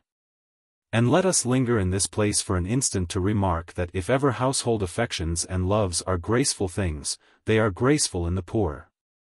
The ties that bind the wealthy and the proud to home may be forged on earth, but those which link the poor man to his humble hearth are of the true metal and bear the stamp of heaven. The man of high descent may love the halls and lands of his inheritance as a part of himself, as trophies of his birth and power. His associations with them are associations of pride and wealth and triumph. The poor man's attachment to the tenement he holds, which strangers have held before, and may tomorrow occupy again, has a worthier root, struck deep into a purer soil. His household gods are of flesh and blood, with no alloy of silver, gold, or precious stone. He has no property but in the affections of his own heart. And when they endear bare floors and walls, despite of rags and toil and scanty meals, that man has his love of home from God, and his rude hut becomes a solemn place. Oh! If those who rule the destinies of nations would but remember this, if they would but think how hard it is for the very poor to have engendered in their hearts that love of home from which all domestic virtues spring. When they live in dense and squalid masses where social decency is lost, or rather never found, if they would but turn aside from the wide thoroughfares and great houses, and strive to improve the wretched dwellings in byways where only poverty may walk, many low roofs would point more truly to the sky than the loftiest steeple that now rears proudly up from the midst of guilt, and crime, and horrible disease, to mock them by its contrast. In hollow voices from workhouse, hospital, and jail, this truth is preached from day to day, and has been proclaimed for years. It is no light matter, no outcry from the working vulgar, no mere question of the people's health and comforts that may be whistled down on Wednesday nights. In love of home, the love of country has its rise. And who are truer patriots or the best in time of need, those who venerate the land, owning its wood, and stream, and earth, and all that they produce? Or those who love their country, boasting not a foot of ground in all its wide domain? Kit knew nothing about such questions, but he knew that his old home was a very poor place and that his new one was very unlike it. And yet he was constantly looking back with grateful satisfaction and affectionate anxiety, and often indited square-folded letters to his mother, enclosing a shilling or 18 pence or such other small remittance, which Mr. Abel's liberality enabled him to make. Sometimes, being in the neighborhood, he had leisure to call upon her, and then great was the joy and pride of Kit's mother, and extremely noisy the satisfaction of little Jacob and the baby, and cordial the congratulations of the whole court, who listened with admiring ears to the accounts of Abel Cottage, and could never be told too much of its wonders and magnificence. Although Kit was in the very highest favor with the old lady and gentleman, and Mr. Abel, and Barbara, it is certain that no member of the family evinced such a remarkable partiality for him as the self-willed pony, who, from being the most obstinate and opinionated pony on the face of the earth, was in his hands the meekest and most tractable of animals. It is true that in exact proportion as he became manageable by Kit he became utterly ungovernable by anybody else, as if he had determined to keep him in the family at all risks and hazards. And that, even under the guidance of his favorite, he would sometimes perform a great variety of strange freaks and capers to the extreme discomposure of the old lady's nerves. But as Kit always represented that this was only his fun, or a way he had of showing his attachment to his employers, Mrs. Garland gradually suffered herself to be persuaded into the belief, in which she at last became so strongly confirmed that if in one of these ebullitions he had overturned the chaise, she would have been quite satisfied that he did it with the very best intentions. Besides becoming in a short time a perfect marvel in all stable matters, Kit soon made himself a very tolerable gardener, a handy fellow within doors, and an indispensable attendant on Mr. Abel, who every day gave him some new proof of his confidence and approbation. Mr. Witherden the notary, too, regarded him with a friendly eye, and even Mr. Chuckster would sometimes condescend to give him a slight nod, or to honor him with that peculiar form of recognition which is called taking a sight, or to favor him with some other salute combining pleasantry with patronage. One morning Kit drove Mr. Abel to the notary's office as he sometimes did, and having set him down at the house, was about to drive off to a livery stable hard by, when this same Mr. Chuckster emerged from the office door, and cried "Woaa," dwelling upon the note a long time, for the purpose of striking terror into the pony's heart, and asserting the supremacy of man over the inferior animals. "Pull up, Snobby," cried Mr. Chuckster, addressing himself to Kit. "You're wanted inside here." "Has Mr. Abel forgotten anything, I wonder?" said Kit as he dismounted. "Ask no questions, Snobby," returned Mr. Chuckster, "but go and see. Woaa then, will you? If that pony was mine, I'd break him." "You must be very gentle with him, if you please," said Kit, "or you'll find him troublesome. You'd better not keep on pulling his ears, please. I know he won't like it." To this remonstrance Mr. Chuckster deigned no other answer, than addressing Kit with a lofty and distant air as "young feller," and requesting him to cut, and come again with all speed. The "young feller" complying, Mr. Chuckster put his hands in his pockets, and tried to look as if he were not minding the pony, but happened to be lounging there by accident. Kit scraped his shoes very carefully, for he had not yet lost his reverence for the bundles of papers and the tin boxes, and tapped at the office door, which was quickly opened by the notary himself. "Oh! Come in, Christopher," said Mr. Witherden. "Is that the lad?" asked an elderly gentleman, but of a stout, bluff figure, who was in the room. "That's the lad," said Mr. Witherden. "He fell in with my client, Mr. Garland, sir, at this very door.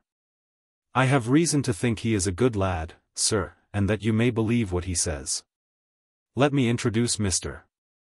Abel Garland, sir, his young master, my articled pupil, sir, and most particular friend." "My most particular friend, sir," repeated the notary, drawing out his silk handkerchief and flourishing it about his face. "Your servant, sir," said the stranger gentleman. "Yours, sir, I'm sure," replied Mr. Abel mildly. "You were wishing to speak to Christopher, sir?" "Yes, I was. Have I your permission?" "By all means. My business is no secret."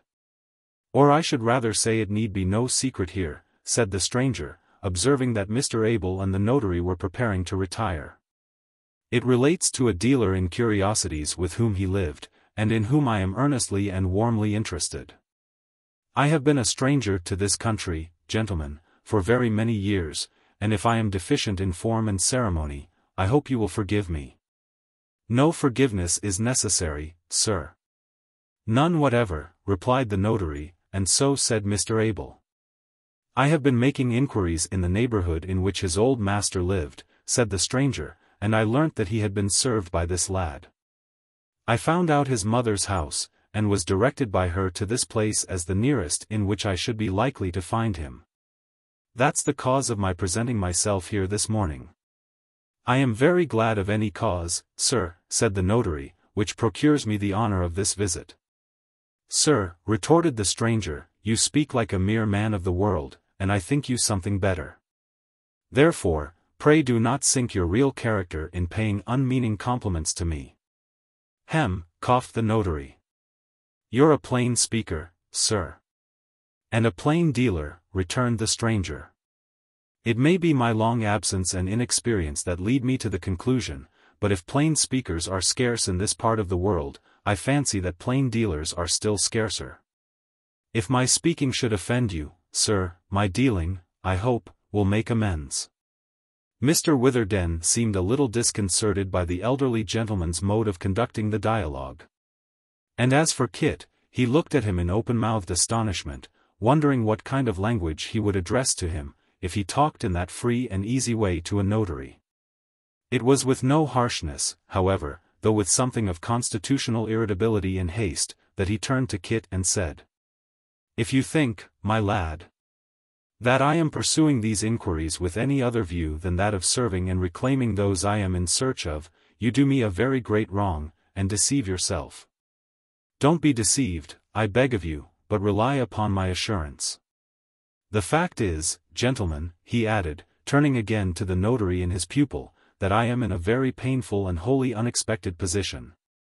I came to this city with a darling object at my heart, expecting to find no obstacle or difficulty in the way of its attainment. I find myself suddenly checked and stopped short in the execution of my design, by a mystery which I cannot penetrate. Every effort I have made to penetrate it, has only served to render it darker and more obscure. And I am afraid to stir openly in the matter, lest those whom I anxiously pursue, should fly still further from me. I assure you that if you could give me any assistance, you would not be sorry to do so, if you knew how greatly I stand in need of it, and what a load it would relieve me from." There was a simplicity in this confidence which occasioned it to find a quick response in the breast of the good-natured notary, who replied, in the same spirit, that the stranger had not mistaken his desire, and that if he could be of service to him, he would most readily. Kit was then put under examination and closely questioned by the unknown gentleman touching his old master and the child, their lonely way of life, their retired habits, and strict seclusion. The nightly absence of the old man, the solitary existence of the child at those times, his illness and recovery, Quilp's possession of the house, and their sudden disappearance, were all the subjects of much questioning and answer. Finally, Kit informed the gentleman that the premises were now to let, and that a board upon the door referred all inquirers to Mr. Sampson Brass, solicitor, of Bevis Marks, from whom he might perhaps learn some further particulars. "Not by inquiry," said the gentleman shaking his head. "I live there." "Live at Brass's the attorney's," cried Mr. Witherden in some surprise, having professional knowledge of the gentleman in question. "Aye," was the reply. "I entered upon his lodgings t'other day, chiefly because I had seen this very board. It matters little to me where I live, and I had a desperate hope that some intelligence might be cast in my way there, which would not reach me elsewhere. Yes, I live at Brass's, more shame for me, I suppose?" "That's a mere matter of opinion," said the notary, shrugging his shoulders. "He is looked upon as rather a doubtful character." "Doubtful?" echoed the other. "I am glad to hear there's any doubt about it. I suppose that had been thoroughly settled, long ago. But will you let me speak a word or two with you in private?" Mr. Witherden consenting, they walked into that gentleman's private closet, and remained there in close conversation for some quarter of an hour, when they returned into the outer office. The stranger had left his hat in Mr. Witherden's room, and seemed to have established himself in this short interval on quite a friendly footing.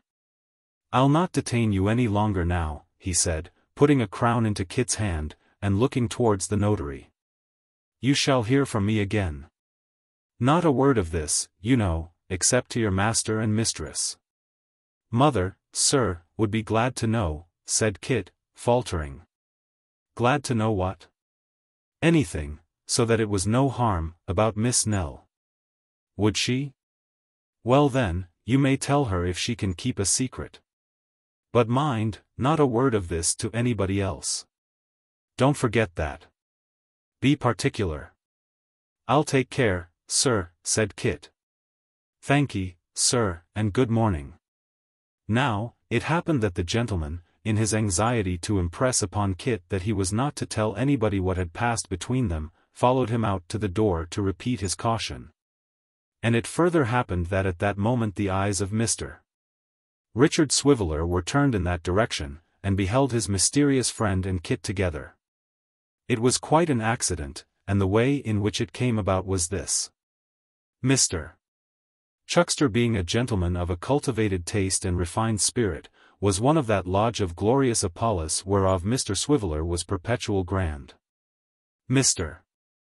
Swiveller, passing through the street in the execution of some brazen errand, and beholding one of his glorious brotherhood intently gazing on a pony, crossed over to give him that fraternal greeting with which perpetual grands are by the very constitution of their office bound to cheer and encourage their disciples. He had scarcely bestowed upon him his blessing, and followed it with a general remark touching the present state and prospects of the weather, when lifting up his eyes, he beheld the single gentleman of Bevis Marks in earnest conversation with Christopher Nubbles. "Hullo," said Dick, "who is that?" "He called to see my governor this morning," replied Mr. Chuckster, "and beyond that I don't know him from Adam." "At least you know his name?" said Dick. To which Mr. Chuckster replied, with an elevation of speech becoming a glorious Apollo, that he was everlastingly blessed, if he did. "All I know, my dear feller," said Mr.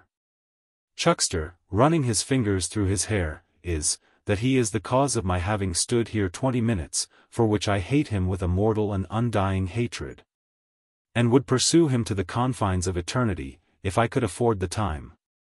While they were thus discoursing, the subject of their conversation, who had not appeared to recognize Mr. Richard Swiveller, re-entered the house, and Kit came down the steps and joined them. To whom Mr. Swiveller again propounded his inquiry with no better success.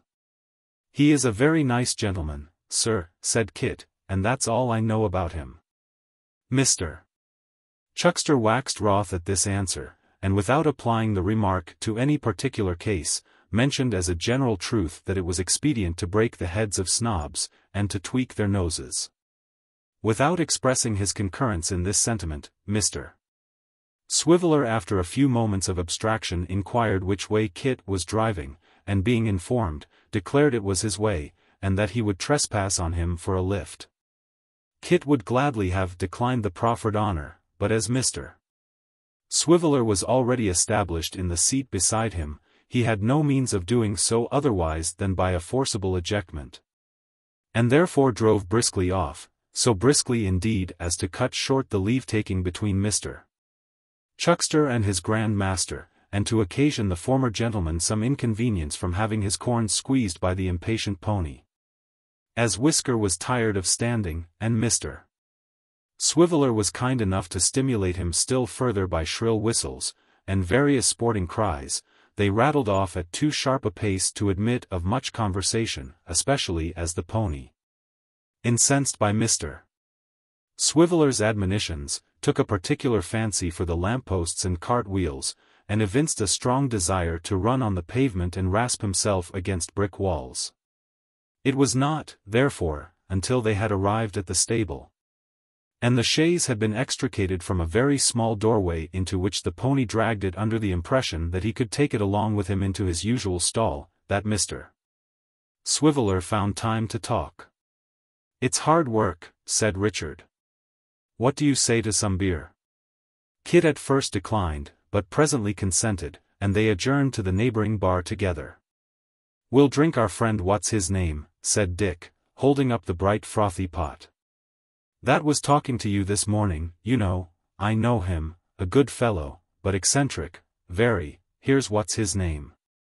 Kit pledged him. "He lives in my house," said Dick. "At least in the house occupied by the firm in which I'm a sort of a managing partner, a difficult fellow to get anything out of, but we like him, we like him." "I must be going, sir, if you please," said Kit, moving away. "Don't be in a hurry, Christopher," replied his patron, "we'll drink your mother." "Thank you, sir." "An excellent woman that mother of yours, Christopher," said Mr. Swiveller. "Who ran to catch me when I fell, and kissed the place to make it well." "My mother." "A charming woman. He's a liberal sort of fellow. We must get him to do something for your mother." "Does he know her, Christopher?" Kit shook his head, and glancing slyly at his questioner, thanked him, and made off before he could say another word. "Humph," said Mr. Swiveller pondering, "this is queer. Nothing but mysteries in connection with Brass's house. I'll keep my own counsel, however. Everybody and anybody has been in my confidence as yet, but now I think I'll set up in business for myself. Queer, very queer. After pondering deeply and with a face of exceeding wisdom for some time, Mr. Swiveller drank some more of the beer, and summoning a small boy who had been watching his proceedings, poured forth the few remaining drops as a libation upon the gravel. And bade him carry the empty vessel to the bar with his compliments, and above all things to lead a sober and temperate life, and abstain from all intoxicating and exciting liquors.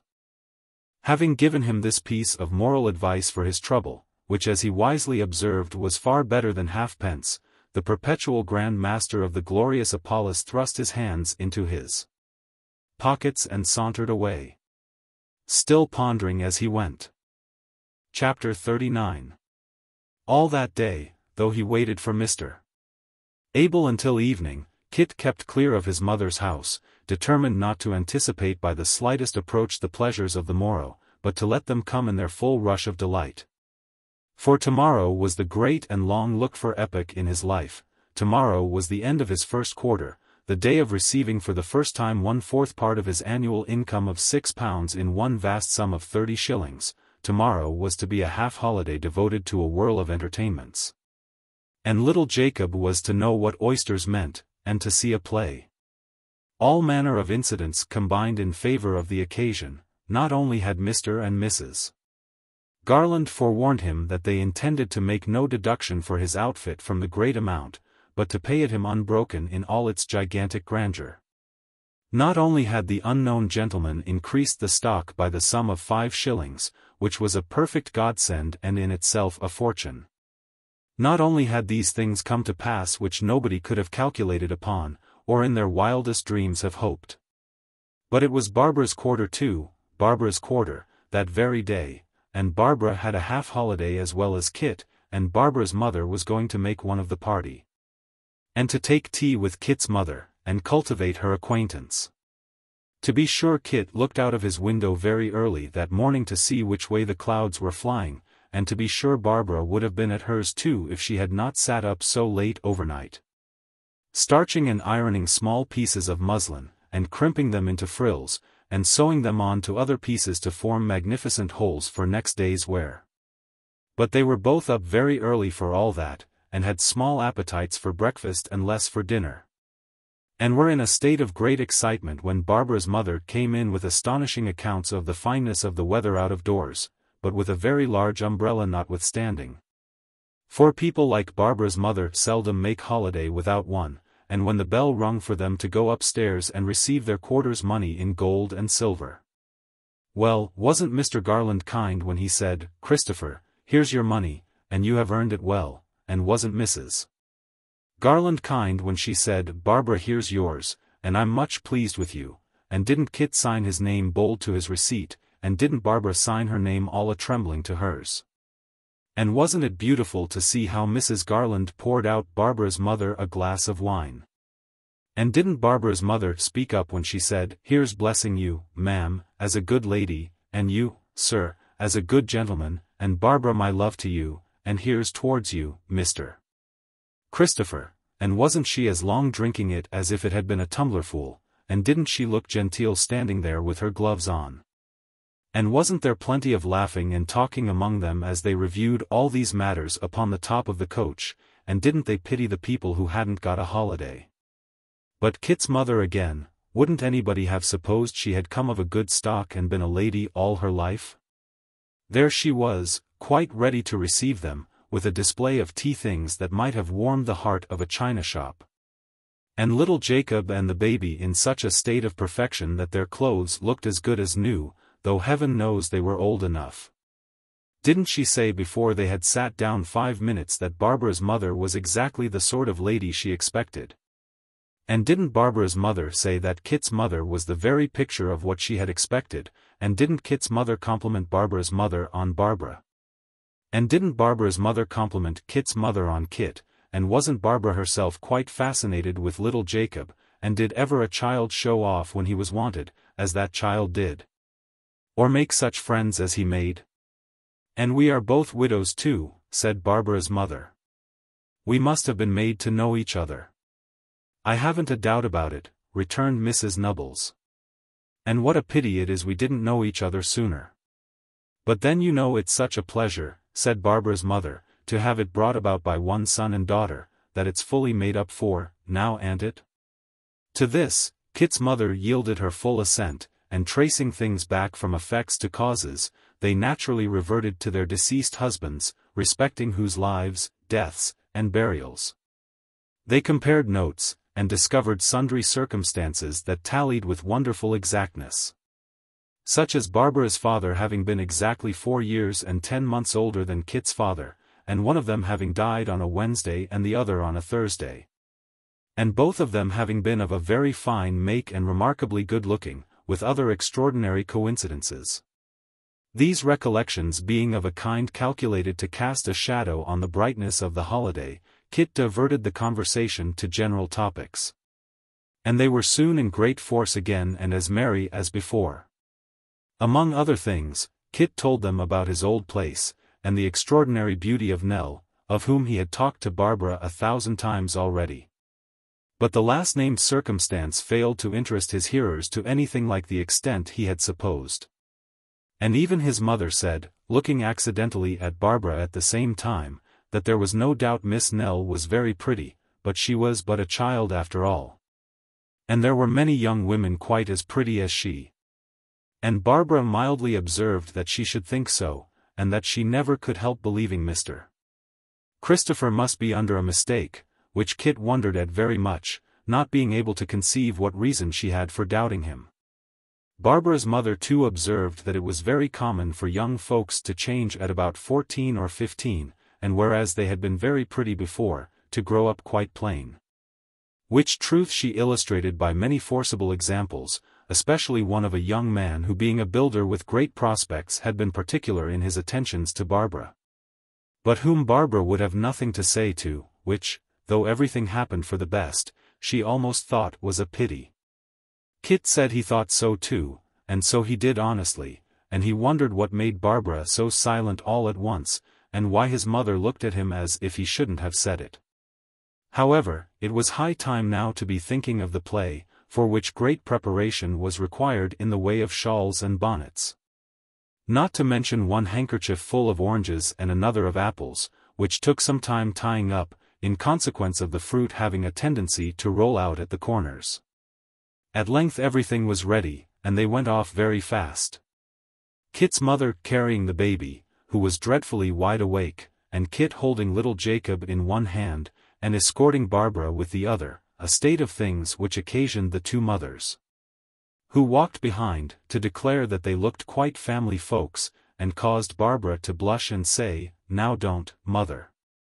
But Kit said she had no call to mind what they said, and indeed she need not have had, if she had known how very far from Kit's thoughts any love-making was. Poor Barbara! At last they got to the theatre, which was Astley's. And in some 2 minutes after they had reached the yet unopened door, little Jacob was squeezed flat, and the baby had received divers concussions. And Barbara's mother's umbrella had been carried several yards off and passed back to her over the shoulders of the people. And Kit had hit a man on the head with the handkerchief of apples for scourging his parent with unnecessary violence, and there was a great uproar. But when they were once past the pay place and tearing away for very life with their checks in their hands, and above all, when they were fairly in the theatre, and seated in such places that they couldn't have had better if they had picked them out and taken them beforehand. All this was looked upon as quite a capital joke, and an essential part of the entertainment. Dear, dear, what a place it looked, that Astley's! With all the paint, gilding, and looking-glass, the vague smell of horses suggestive of coming wonders, the curtain that hid such gorgeous mysteries, the clean white sawdust down in the circus. The company coming in and taking their places, the fiddlers looking carelessly up at them while they tuned their instruments, as if they didn't want the play to begin, and knew it all beforehand. What a glow was that which burst upon them all, when that long, clear, brilliant row of lights came slowly up. And what the feverish excitement when the little bell rang and the music began in good earnest, with strong parts for the drums, and sweet effects for the triangles. Well might Barbara's mother say to Kit's mother that the gallery was the place to see from, and wonder it wasn't much dearer than the boxes.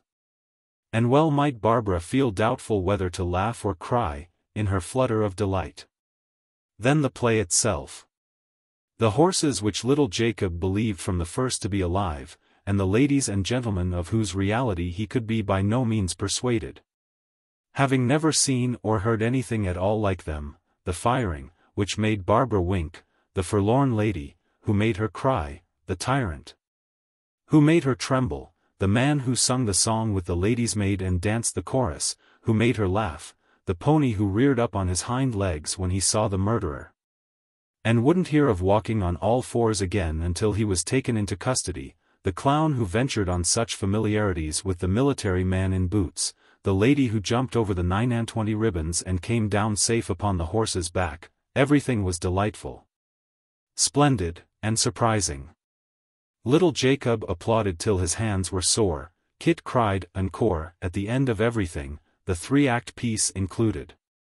And Barbara's mother beat her umbrella on the floor, in her ecstasies, until it was nearly worn down to the gingham. In the midst of all these fascinations, Barbara's thoughts seemed to have been still running upon what Kit had said at tea-time, for when they were coming out of the play, she asked him, with an hysterical simper, if Miss Nell was as handsome as the lady who jumped over the ribbons. As handsome as her, said Kit. Double as handsome. Oh, Christopher! I'm sure she was the beautifulest creature ever was, said Barbara. Nonsense, returned Kit. She was well enough, I don't deny that, but think how she was dressed and painted, and what a difference that made. Why, you are a good deal better looking than her, Barbara. Oh, Christopher! Said Barbara, looking down. You are, any day, said Kit, and so's your mother. Poor Barbara! What was all this though, even all this, to the extraordinary dissipation that ensued, when Kit, walking into an oyster shop as bold as if he lived there, and not so much as looking at the counter or the man behind it, led his party into a box, a private box, fitted up with red curtains, white tablecloth, and cruet stand complete, and ordered a fierce gentleman with whiskers, who acted as waiter and called him, Christopher Nubbles, sir, to bring 3 dozen of his largest-sized oysters, and to look sharp about it. Yes, Kit told this gentleman to look sharp, and he not only said he would look sharp, but he actually did, and presently came running back with the newest loaves, and the freshest butter, and the largest oysters, ever seen. Then said Kit to this gentleman, a pot of beer, just so, and the gentleman, instead of replying, Sir, did you address that language to me, only said, pot o' beer, sir? Yes, sir, and went off and fetched it, and put it on the table in a small decanter stand, like those which blind men's dogs carry about the streets in their mouths to catch the halfpence in. And both Kit's mother and Barbara's mother declared as he turned away that he was one of the slimmest and gracefullest young men she had ever looked upon. Then they fell to work upon the supper in earnest. And there was Barbara, that foolish Barbara, declaring that she couldn't eat more than 2, and wanting more pressing than you would believe before she would eat 4. Though her mother and Kit's mother made up for it pretty well, and ate and laughed and enjoyed themselves so thoroughly that it did Kit good to see them, and made him laugh and eat likewise from strong sympathy. But the greatest miracle of the night was little Jacob, who ate oysters as if he had been born and bred to the business, sprinkled the pepper and the vinegar with a discretion beyond his years, and afterwards built a grotto on the table with the shells.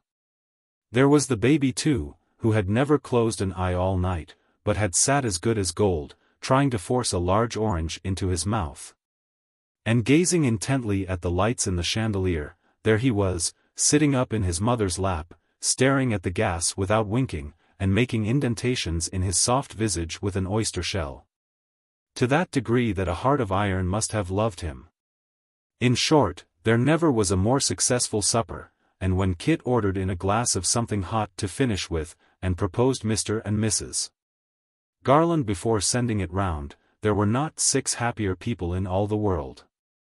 But all happiness has an end, hence the chief pleasure of its next beginning, and as it was now growing late, they agreed it was time to turn their faces homewards. So, after going a little out of their way to see Barbara and Barbara's mother safe to a friend's house where they were to pass the night, Kit and his mother left them at the door. With an early appointment for returning to Finchley next morning, and a great many plans for next quarter's enjoyment. Then Kit took little Jacob on his back, and giving his arm to his mother, and a kiss to the baby, they all trudged merrily home together.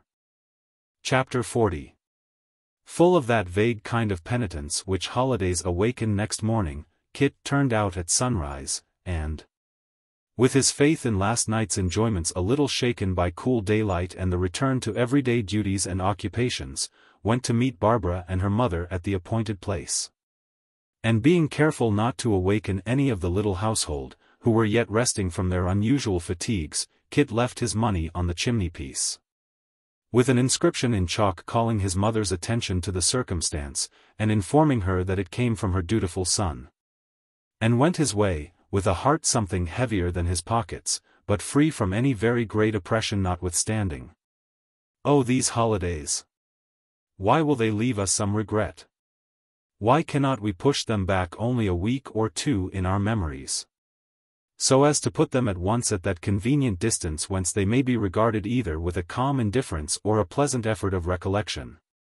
Why will they hang about us like the flavor of yesterday's wine, suggestive of headaches and lassitude, and those good intentions for the future, which under the earth form the everlasting pavement of a large estate, and upon it usually endure until dinner-time or thereabouts?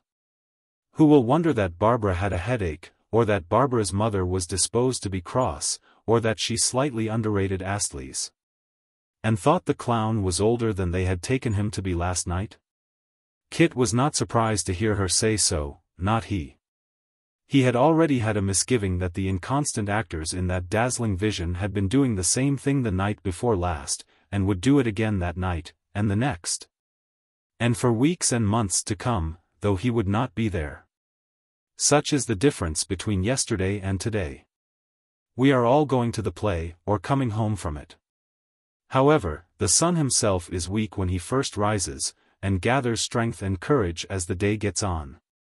By degrees, they began to recall circumstances more and more pleasant in their nature, until, what between talking, walking, and laughing, they reached Finchley in such good heart, that Barbara's mother declared she never felt less tired or in better spirits, and so said Kit. Barbara had been silent all the way, but she said so too. Poor little Barbara! She was very quiet. They were at home in such good time that Kit had rubbed down the pony and made him as spruce as a racehorse, before Mr. Garland came down to breakfast, which punctual and industrious conduct the old lady, and the old gentleman, and Mr. Abel, highly extolled. At his usual hour, or rather at his usual minute and second, for he was the soul of punctuality, Mr. Abel walked out, to be overtaken by the London coach, and Kit and the old gentleman went to work in the garden. This was not the least pleasant of Kit's employments, for on a fine day they were quite a family party, the old lady sitting hard by with her work-basket on a little table, the old gentleman digging, or pruning, or clipping about with a large pair of shears, or helping Kit in some way or other with great assiduity, and Whisker looking on from his paddock in placid contemplation of them all. Today they were to trim the grapevine, so Kit mounted halfway up a short ladder, and began to snip and hammer away, while the old gentleman, with a great interest in his proceedings, handed up the nails and shreds of cloth as he wanted them. The old lady and Whisker looked on as usual. "Well, Christopher," said Mr. Garland, "and so you have made a new friend, eh?" "I beg your pardon, sir," returned Kit, looking down from the ladder. "You have made a new friend, I hear from Mr. Abel," said the old gentleman, "at the office?" "Oh, yes sir, yes. He behaved very handsome, sir." "I'm glad to hear it," returned the old gentleman with a smile. "He is disposed to behave more handsomely still though, Christopher." "Indeed, sir. It's very kind in him, but I don't want him to, I'm sure," said Kit, hammering stoutly at an obdurate nail. "He is rather anxious," pursued the old gentleman, "to have you in his own service, take care what you're doing, or you will fall down and hurt yourself. To have me in his service, sir!" cried Kit, who had stopped short in his work and faced about upon the ladder like some dexterous tumbler. "Why, sir, I don't think he can be in earnest when he says that." "Oh! But he is indeed," said Mr. Garland. "And he has told Mr. Abel so." "I never heard of such a thing," muttered Kit, looking ruefully at his master and mistress. "I wonder at him, that I do." "You see, Christopher," said Mr. Garland, "this is a point of much importance to you, and you should understand and consider it in that light. This gentleman is able to give you more money than not, I hope, to carry through the various relations of master and servant, more kindness and confidence, but certainly, Christopher, to give you more money." "Well," said Kit, "after that, sir—" "Wait a moment," interposed Mr. Garland. "That is not all. You were a very faithful servant to your old employers, as I understand, and should this gentleman recover them, as it is his purpose to attempt doing by every means in his power, I have no doubt that you, being in his service, would meet with your reward.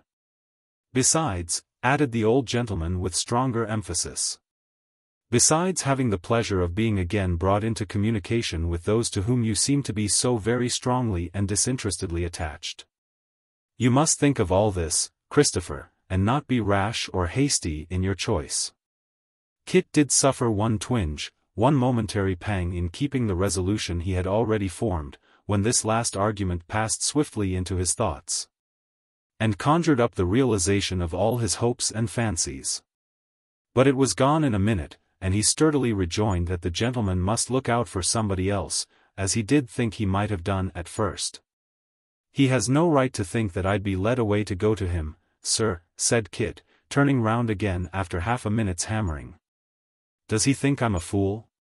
"He may, perhaps, Christopher, if you refuse his offer," said Mr. Garland gravely. "Then let him, sir," retorted Kit. "What do I care, sir, what he thinks? Why should I care for his thinking, sir, when I know that I should be a fool, and worse than a fool, sir, to leave the kindest master and mistress that ever was or can be, who took me out of the streets a very poor and hungry lad indeed, poorer and hungrier perhaps than ever you think for, sir, to go to him or anybody?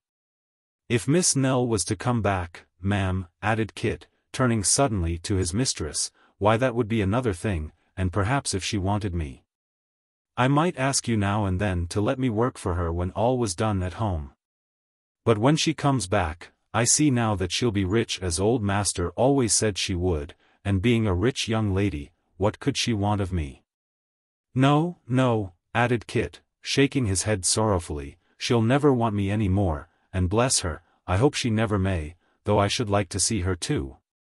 Here Kit drove a nail into the wall, very hard, much harder than was necessary, and having done so, faced about again. "There's the pony, sir," said Kit, "Whisker, ma'am, and he knows so well I'm talking about him that he begins to neigh directly, sir.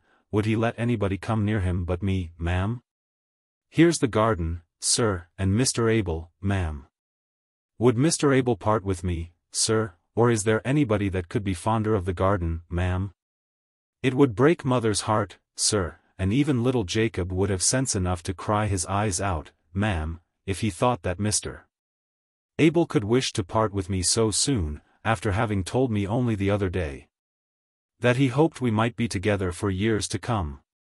There is no telling how long Kit might have stood upon the ladder, addressing his master and mistress by turns, and generally turning towards the wrong person, if Barbara had not at that moment come running up to say that a messenger from the office had brought a note, which, with an expression of some surprise at Kit's oratorical appearance, she put into her master's hand.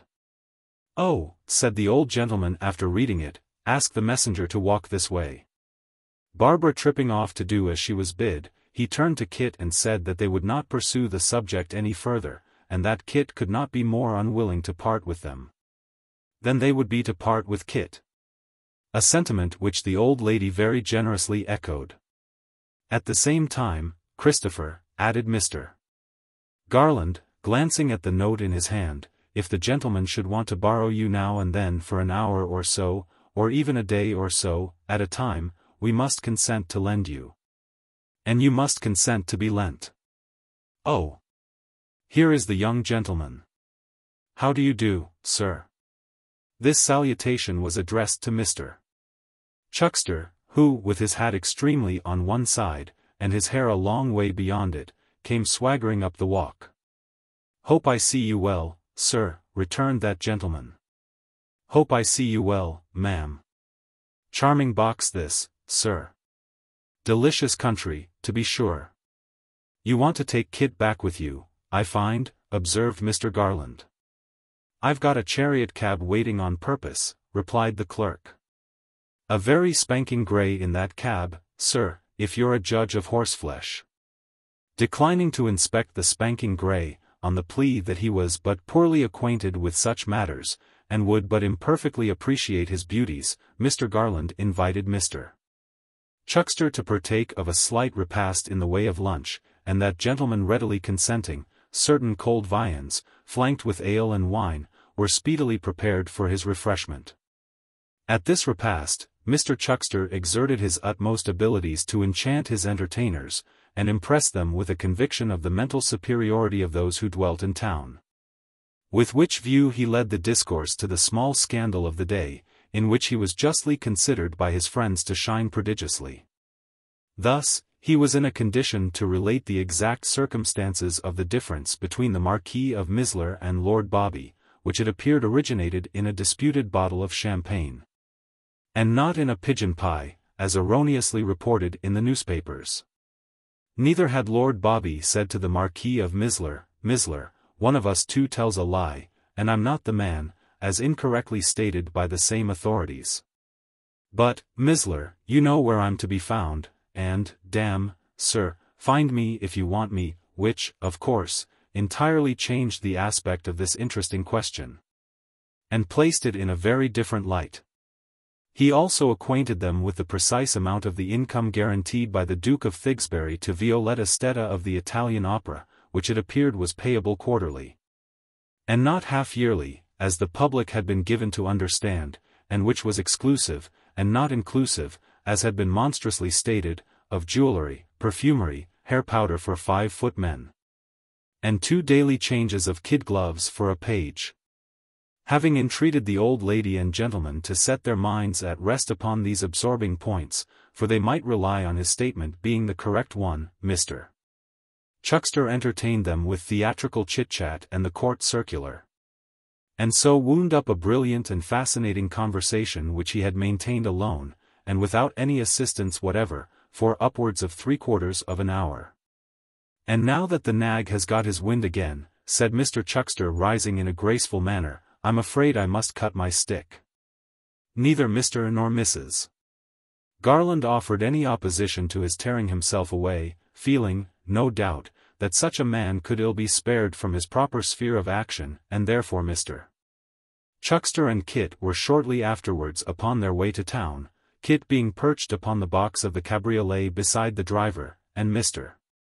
Chuckster seated in solitary state inside, with one of his boots sticking out at each of the front windows. When they reached the notary's house, Kit followed into the office, and was desired by Mr. Abel to sit down and wait, for the gentleman who wanted him had gone out, and perhaps might not return for some time. This anticipation was strictly verified, for Kit had had his dinner, and his tea, and had read all the lighter matter in the law list, and the post office directory, and had fallen asleep a great many times, before the gentleman whom he had seen before, came in. Which he did at last in a very great hurry. He was closeted with Mr. Witherden for some little time, and Mr. Abel had been called in to assist at the conference, before Kit, wondering very much what he was wanted for, was summoned to attend them. Christopher, said the gentleman, turning to him directly he entered the room, I have found your old master and young mistress. No, sir. Have you, though? Returned Kit, his eyes sparkling with delight. Where are they, sir? How are they, sir? Are they near here? A long way from here, returned the gentleman, shaking his head. But I am going away tonight to bring them back, and I want you to go with me.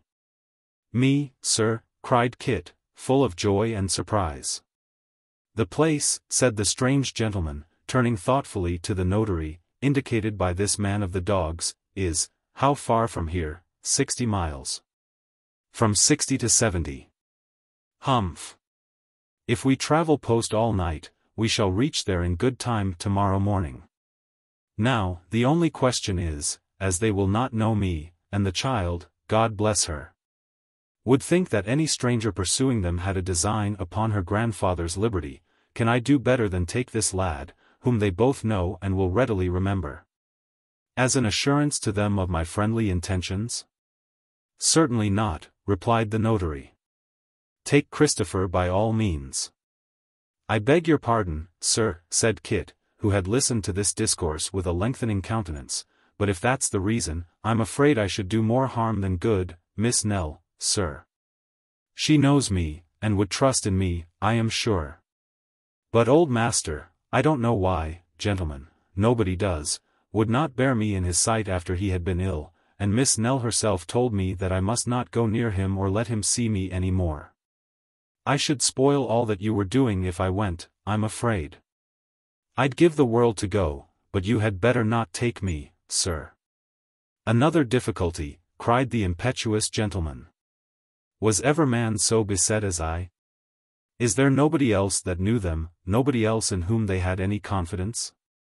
Solitary as their lives were, is there no one person who would serve my purpose? Is there, Christopher? Said the notary. Not one, sir, replied Kit. Yes, though, there's my mother. Did they know her? Said the single gentleman. Know her, sir? Why, she was always coming backwards and forwards. They were as kind to her as they were to me.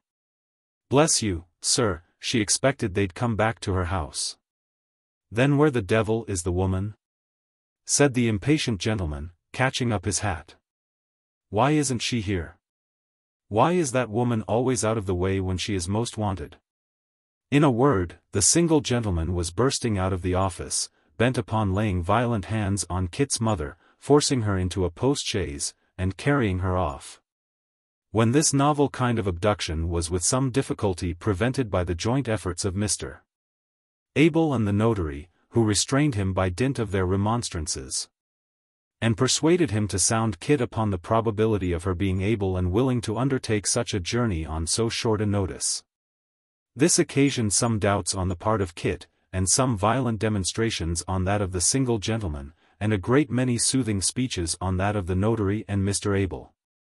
The upshot of the business was, that Kit, after weighing the matter in his mind and considering it carefully, promised, on behalf of his mother, that she should be ready within 2 hours from that time to undertake the expedition, and engaged to produce her in that place, in all respects equipped and prepared for the journey, before the specified period had expired. Having given this pledge, which was rather a bold one, and not particularly easy of redemption, Kit lost no time in sallying forth, and taking measures for its immediate fulfillment.